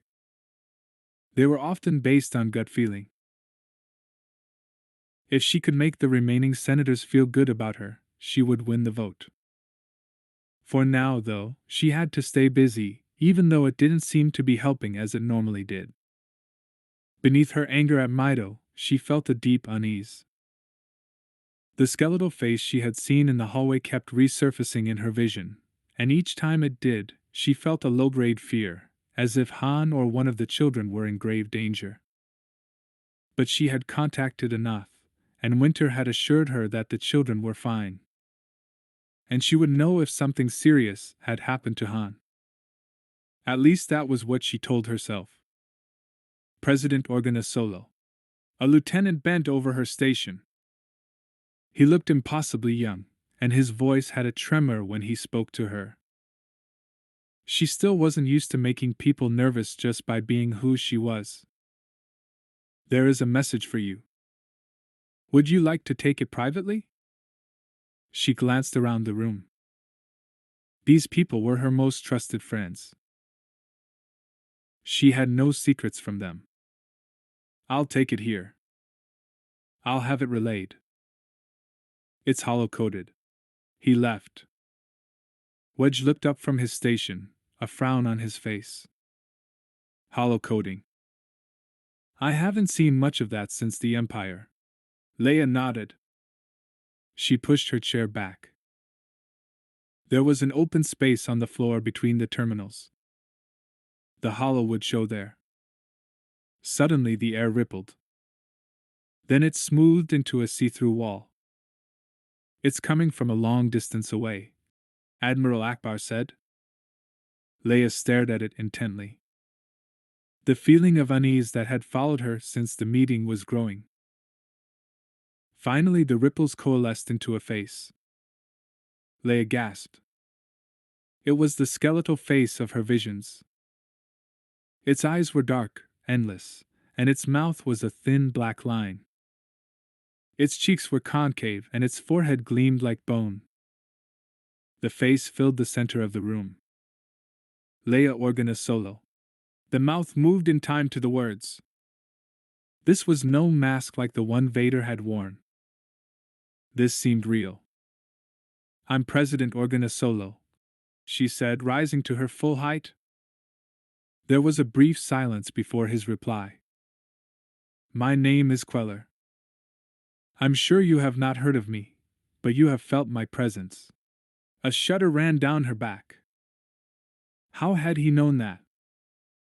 You felt it when I destroyed the people of PYDYR in a single moment, without using anything as crude as a Death Star or a Star Destroyer. I prefer elegant, simple weapons, don't you? Leia jutted out her chin. She had to look regal and unafraid before this man. What do you want? She used the same cold voice she had used on Mido.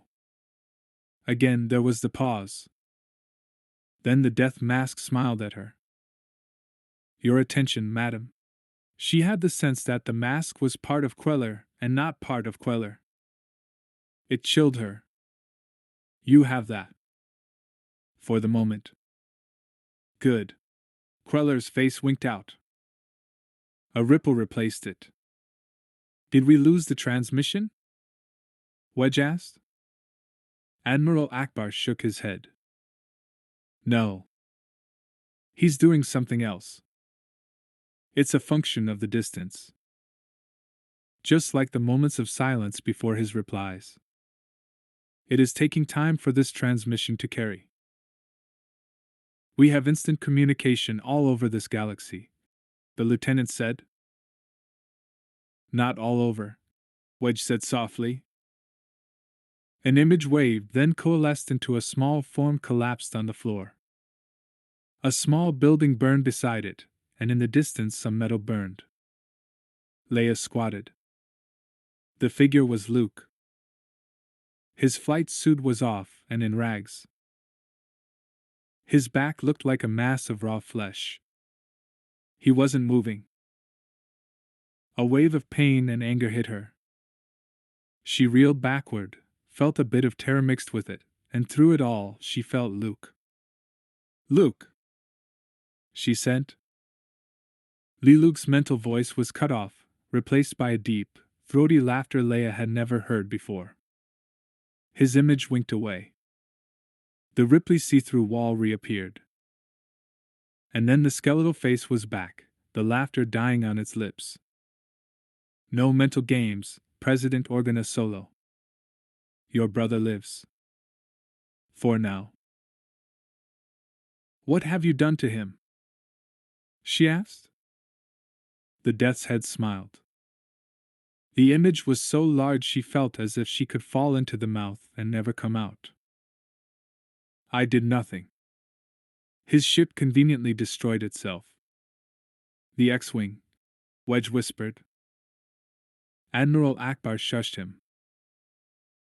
I would have preferred that he land a bit closer to home, but he did not. Still, he's on my property now, and on my property he will stay. Unless you do two things. First, you must disband your inefficient government. And second, you must turn power over to me.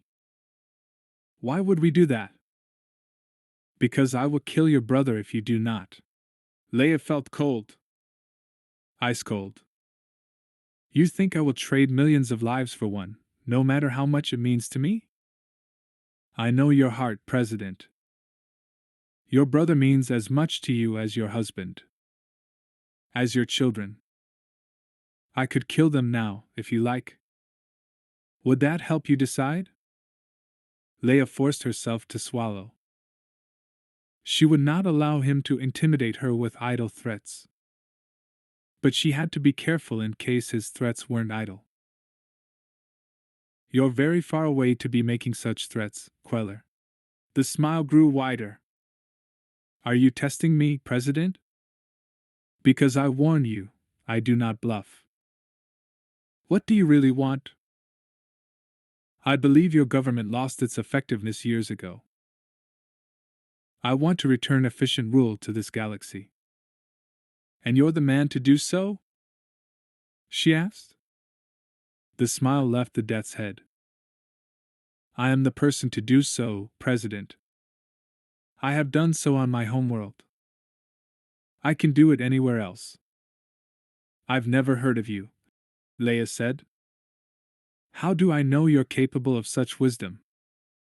No one had heard of young Luke Skywalker before he rescued you from the Death Star. Or of the brash Han Solo before he joined Skywalker and Obi-Wan Kenobi. There were even planets that had not heard of you before the rebellion, President. Sometimes reputations develop late. What will you do if I refuse to turn the new republic over to you?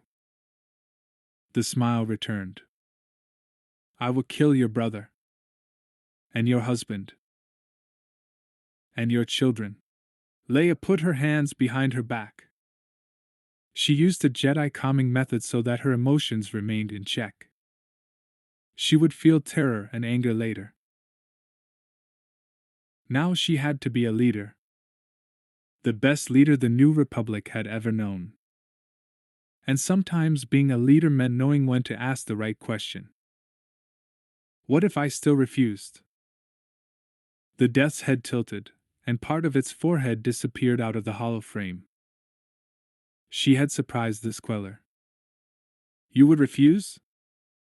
I haven't made any decisions yet, she said, keeping her voice calm. I simply want to know my options. Then I will destroy your subjects, President. Why would you want to do that? Leia asked. Even if you succeeded, you'd have no one left to rule. There are always more worlds. With the wealth I would have from the New Republic, I can find those worlds. You can't kill everyone in the Republic, Wedge said.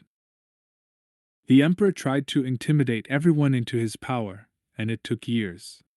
The Death's head's smile grew. I can kill all of them at once. That's hundreds of worlds, Admiral Akbar said. You can't kill that many beings at the same time.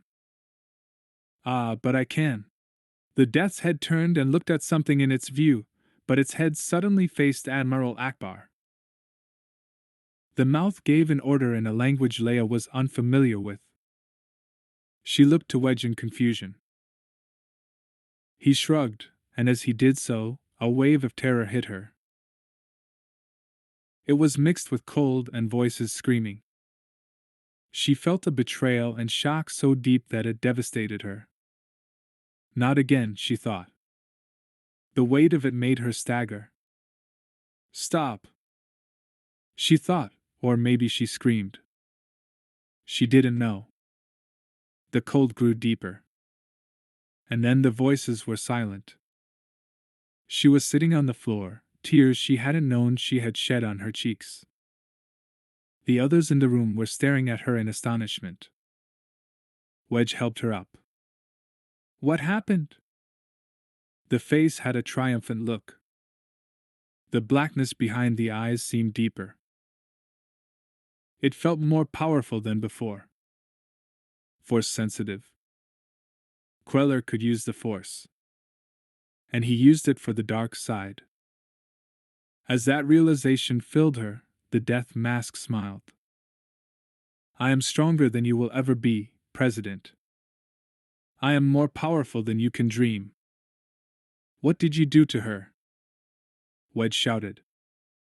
I'm all right. Leia worked to keep her voice calm. She let go of his arm. I did nothing to President Organa Solo. I merely gave you a demonstration of my powers. Overpopulation is such a problem, don't you think? I just rid the galaxy of at least 1 million lives. More room for the rest of us. 1 million lives? Akbar murmured. That is my second demonstration. You remember that feeling from the first time, don't you, President? How can you? Leia asked. Those were people. Living, breathing people. Well, actually, most of them didn't breathe, Queller said. At least not in the way you do. But they no longer have to worry about breathing, through lungs or gills or air holes. See how good I am for the galaxy? No, Leia said. I will not argue methods with you, President. You have heard my demands. Either you acquiesce, or in 3 days' time, I will kill your brother. You can't kill Luke Skywalker, Wedge said. Why not? Because he is a Jedi Master? Or because he is your friend?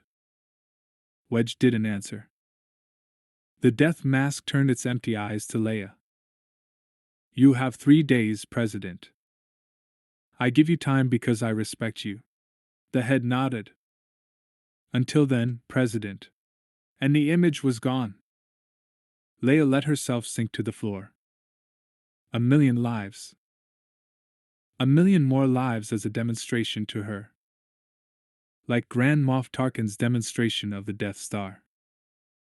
Tarkin had taken her father. Queller threatened her new family. She wouldn't let him win. Han and Luke and her children would come home to her. And the new republic would remain hers.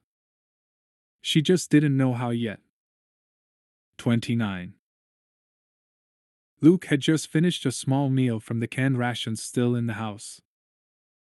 He was resting, regaining his strength as best he could.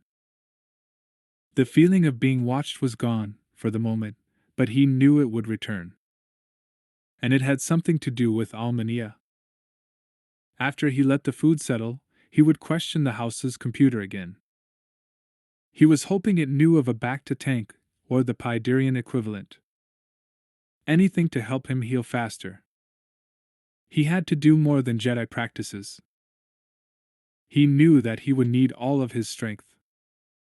Once he found the back-to-tank, he would start a search for a new ship. He wasn't sure if he would proceed to Almania, or if he would go back to Yavin 4 until he healed. He didn't know how much time he had.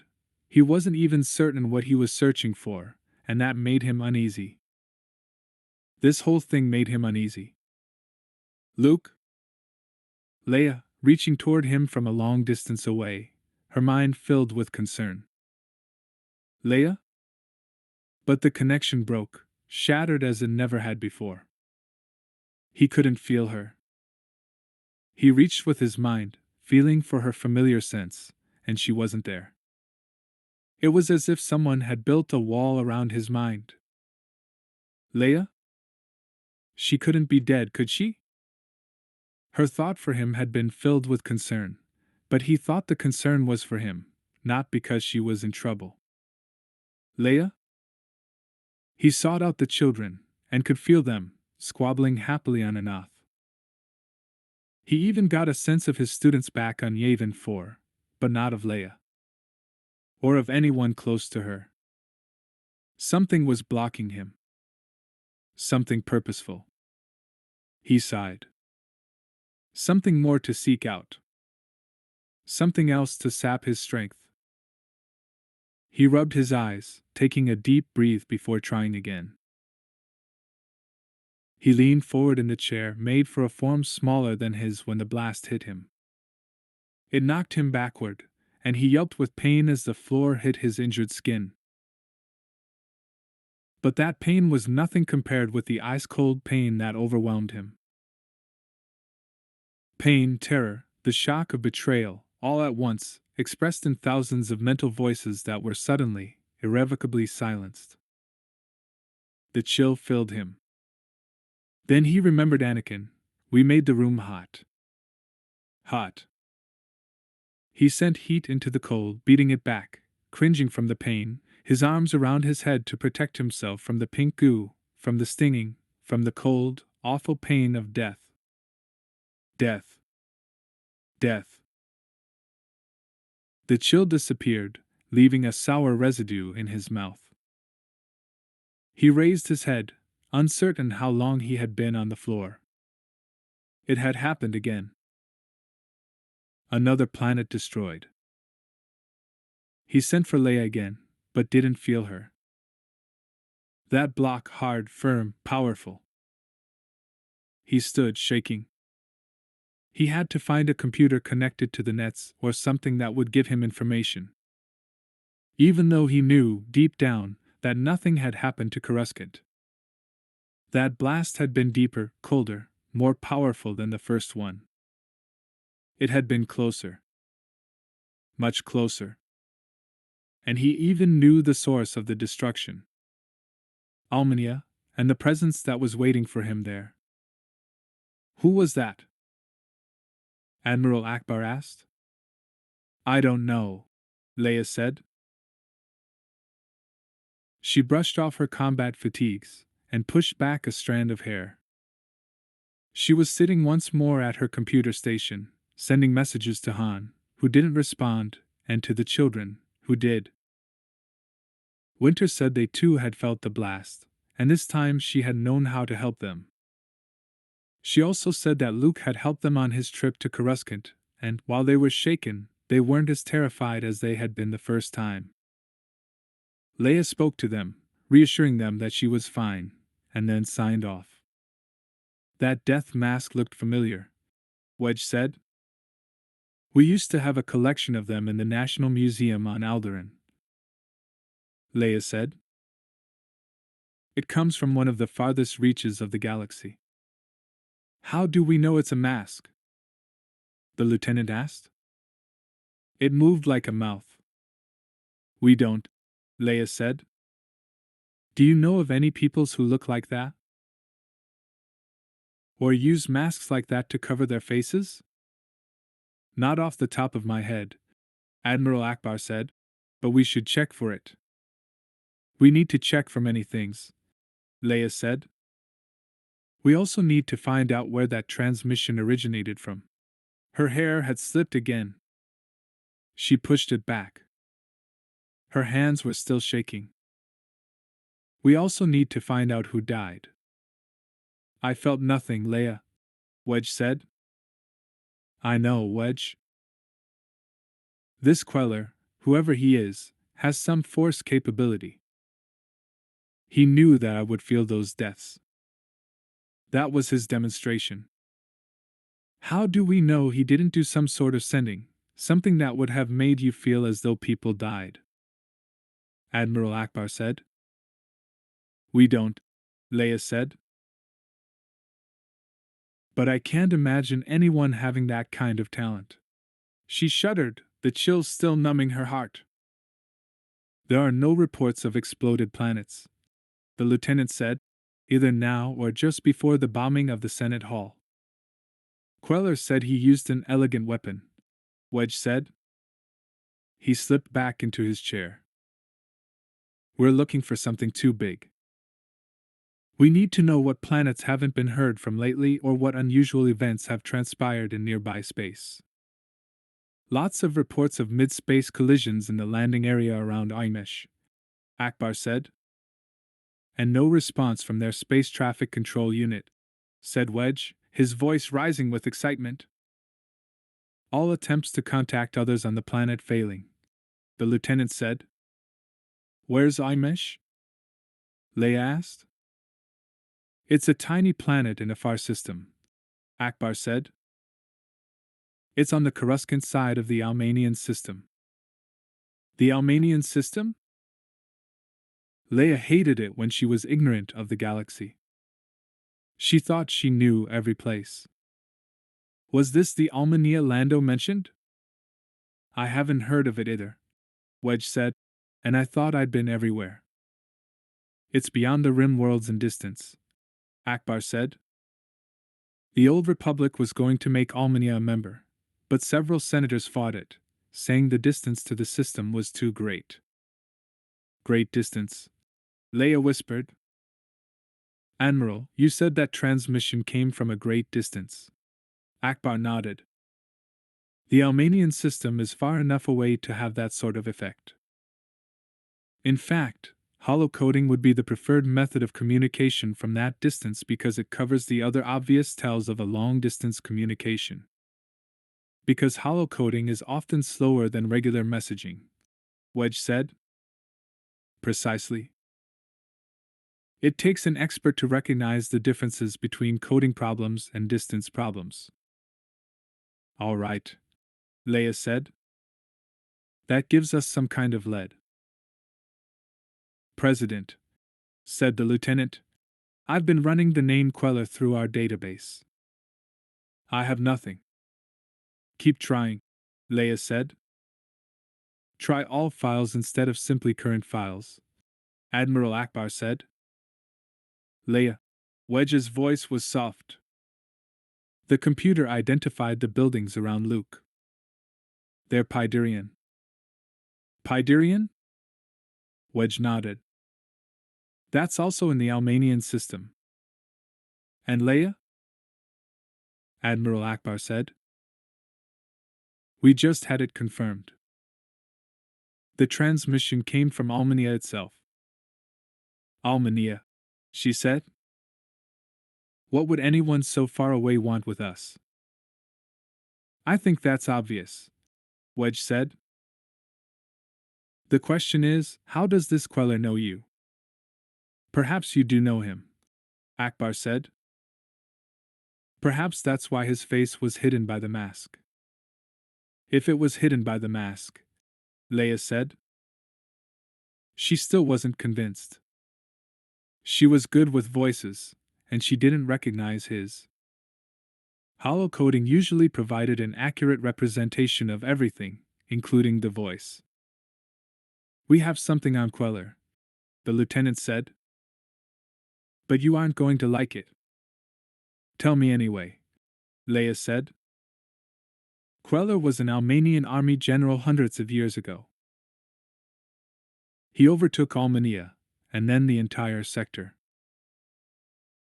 In his later years, he was a beloved leader, known for his compassion and his decisiveness. But early on, when he was conquering, he was one of the most ruthless people in the history of the galaxy. He would do anything to consolidate power, said the lieutenant.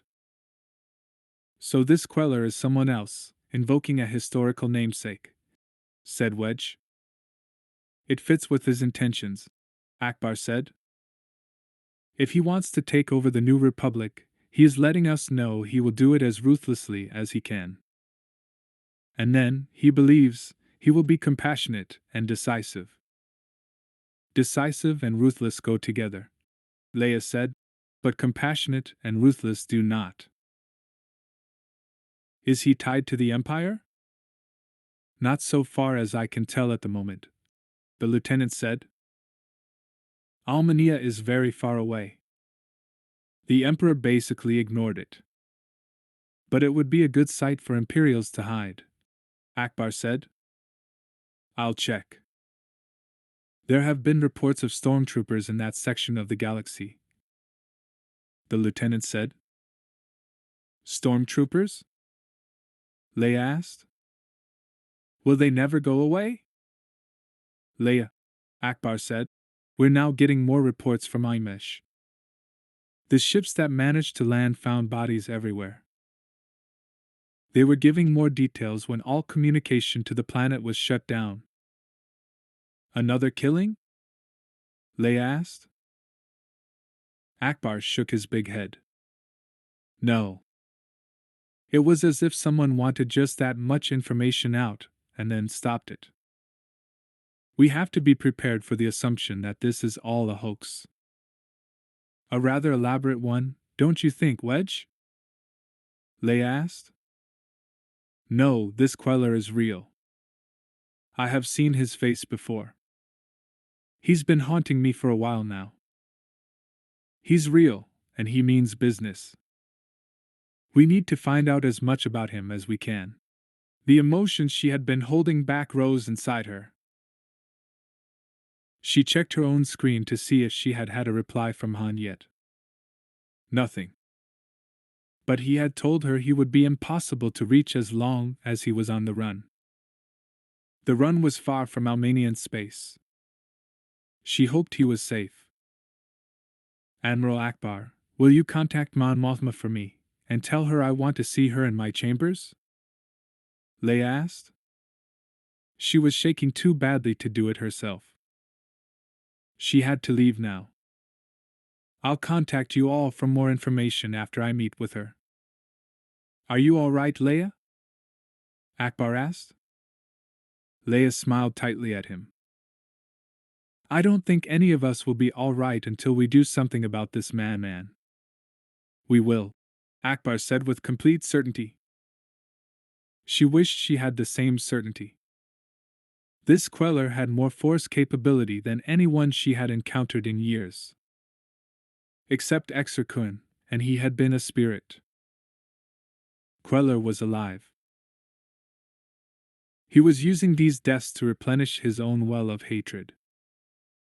The dark side ate people from within, but while it did so, it gave them much too much power. He appeared to have more power than she had. More power than Luke. Look! The echo of his mental voice still reverberated in her mind. He was probably on PYDYR. She would help him, if it was the last thing she ever did. 30. A pile of chips, scorched wires, and broken metal toppled on 3PO. The weight of it activated the sensors in his chest. They flared, warning that the weight had to be moved or he would suffer damage. R2? 3PO's voice sounded muffled. There was no corresponding beep. R2 hadn't even noticed when the pile fell on 3PO. R2 was chirping softly to himself on the other side of the hallway, digging through a pile of rubble with all of his extensions. R2! I say R2! R2 whistled at him. Not in a moment. Now. Can't you see I'm trapped here? R2 tripped. Then R2 hurried across the floor, moving carefully to avoid the debris. A door opened on the side. R2's head swiveled. Hurry, R2! 3PO apparently couldn't get himself out of the pile. A Cloperian slid inside. He was wearing a guard uniform. Suddenly R2's chirps turned to submissive beeps. The Cloperian frowned at the debris pile. R2! R2 moaned. The Cloperian grunted and swept the rubble off 3PO. 3PO sat up. It's about time dash. He stopped when he saw the Cloperian. What are you doing here? The Cloperian asked. This is a restricted area. I was trapped, 3PO said. Yeah. I noticed. But before that. How'd you get in here? I followed him. R2 blat at him. He seemed intent on something inside. When I queried him, he said he had seen something or someone, so I thought we'd better investigate. Surely we did nothing wrong. The Cloperian crossed 4 tentacles over its gray chest. It frowned, making 100 extra wrinkles on its already wrinkly face. This place is restricted because it's dangerous. I'm not even supposed to be inside. It could kill a living being. But since you're a droid, I suppose there's no harm. Unless I get killed. Just get out. Gladly, sir, 3PO said. Gladly. He climbed out of the remaining rubble and toddled down the corridor. Come along, R2. R2 whistled. Whatever it is, it will have to wait, 3PO said. The good Cloperian has told us to leave, and leave we shall. No more of this heroic nonsense. Leave that to Master Luke and Mistress Leia. R2 beeped extensively. Yes, I agree, droids can be heroes too, but not when they're disobeying Cloperians. R2 chirped, then blat. I suggest you save that language for the next time we're alone, 3PO whispered. Do you remember our last run-in with a Cloperian? Is everything all right? The Cloperian asked. He started to follow them. Fine, sir, fine. I'm just trying to get this astromech unit to follow me. He's quite insistent about trouble inside. The trouble is that this building will collapse soon, the Cloperian said. At least this section. I keep telling them that, when all those investigators come in here, but they don't listen to me. Investigators? 3PO asked. Were they looking into the bombing? Is there anything else? The Cloperian asked. But they work inside the hall itself where it's all unstable. There's even openings in the roof. I keep expecting to come on to my shift at night and find a bunch of them dead because the roof collapsed.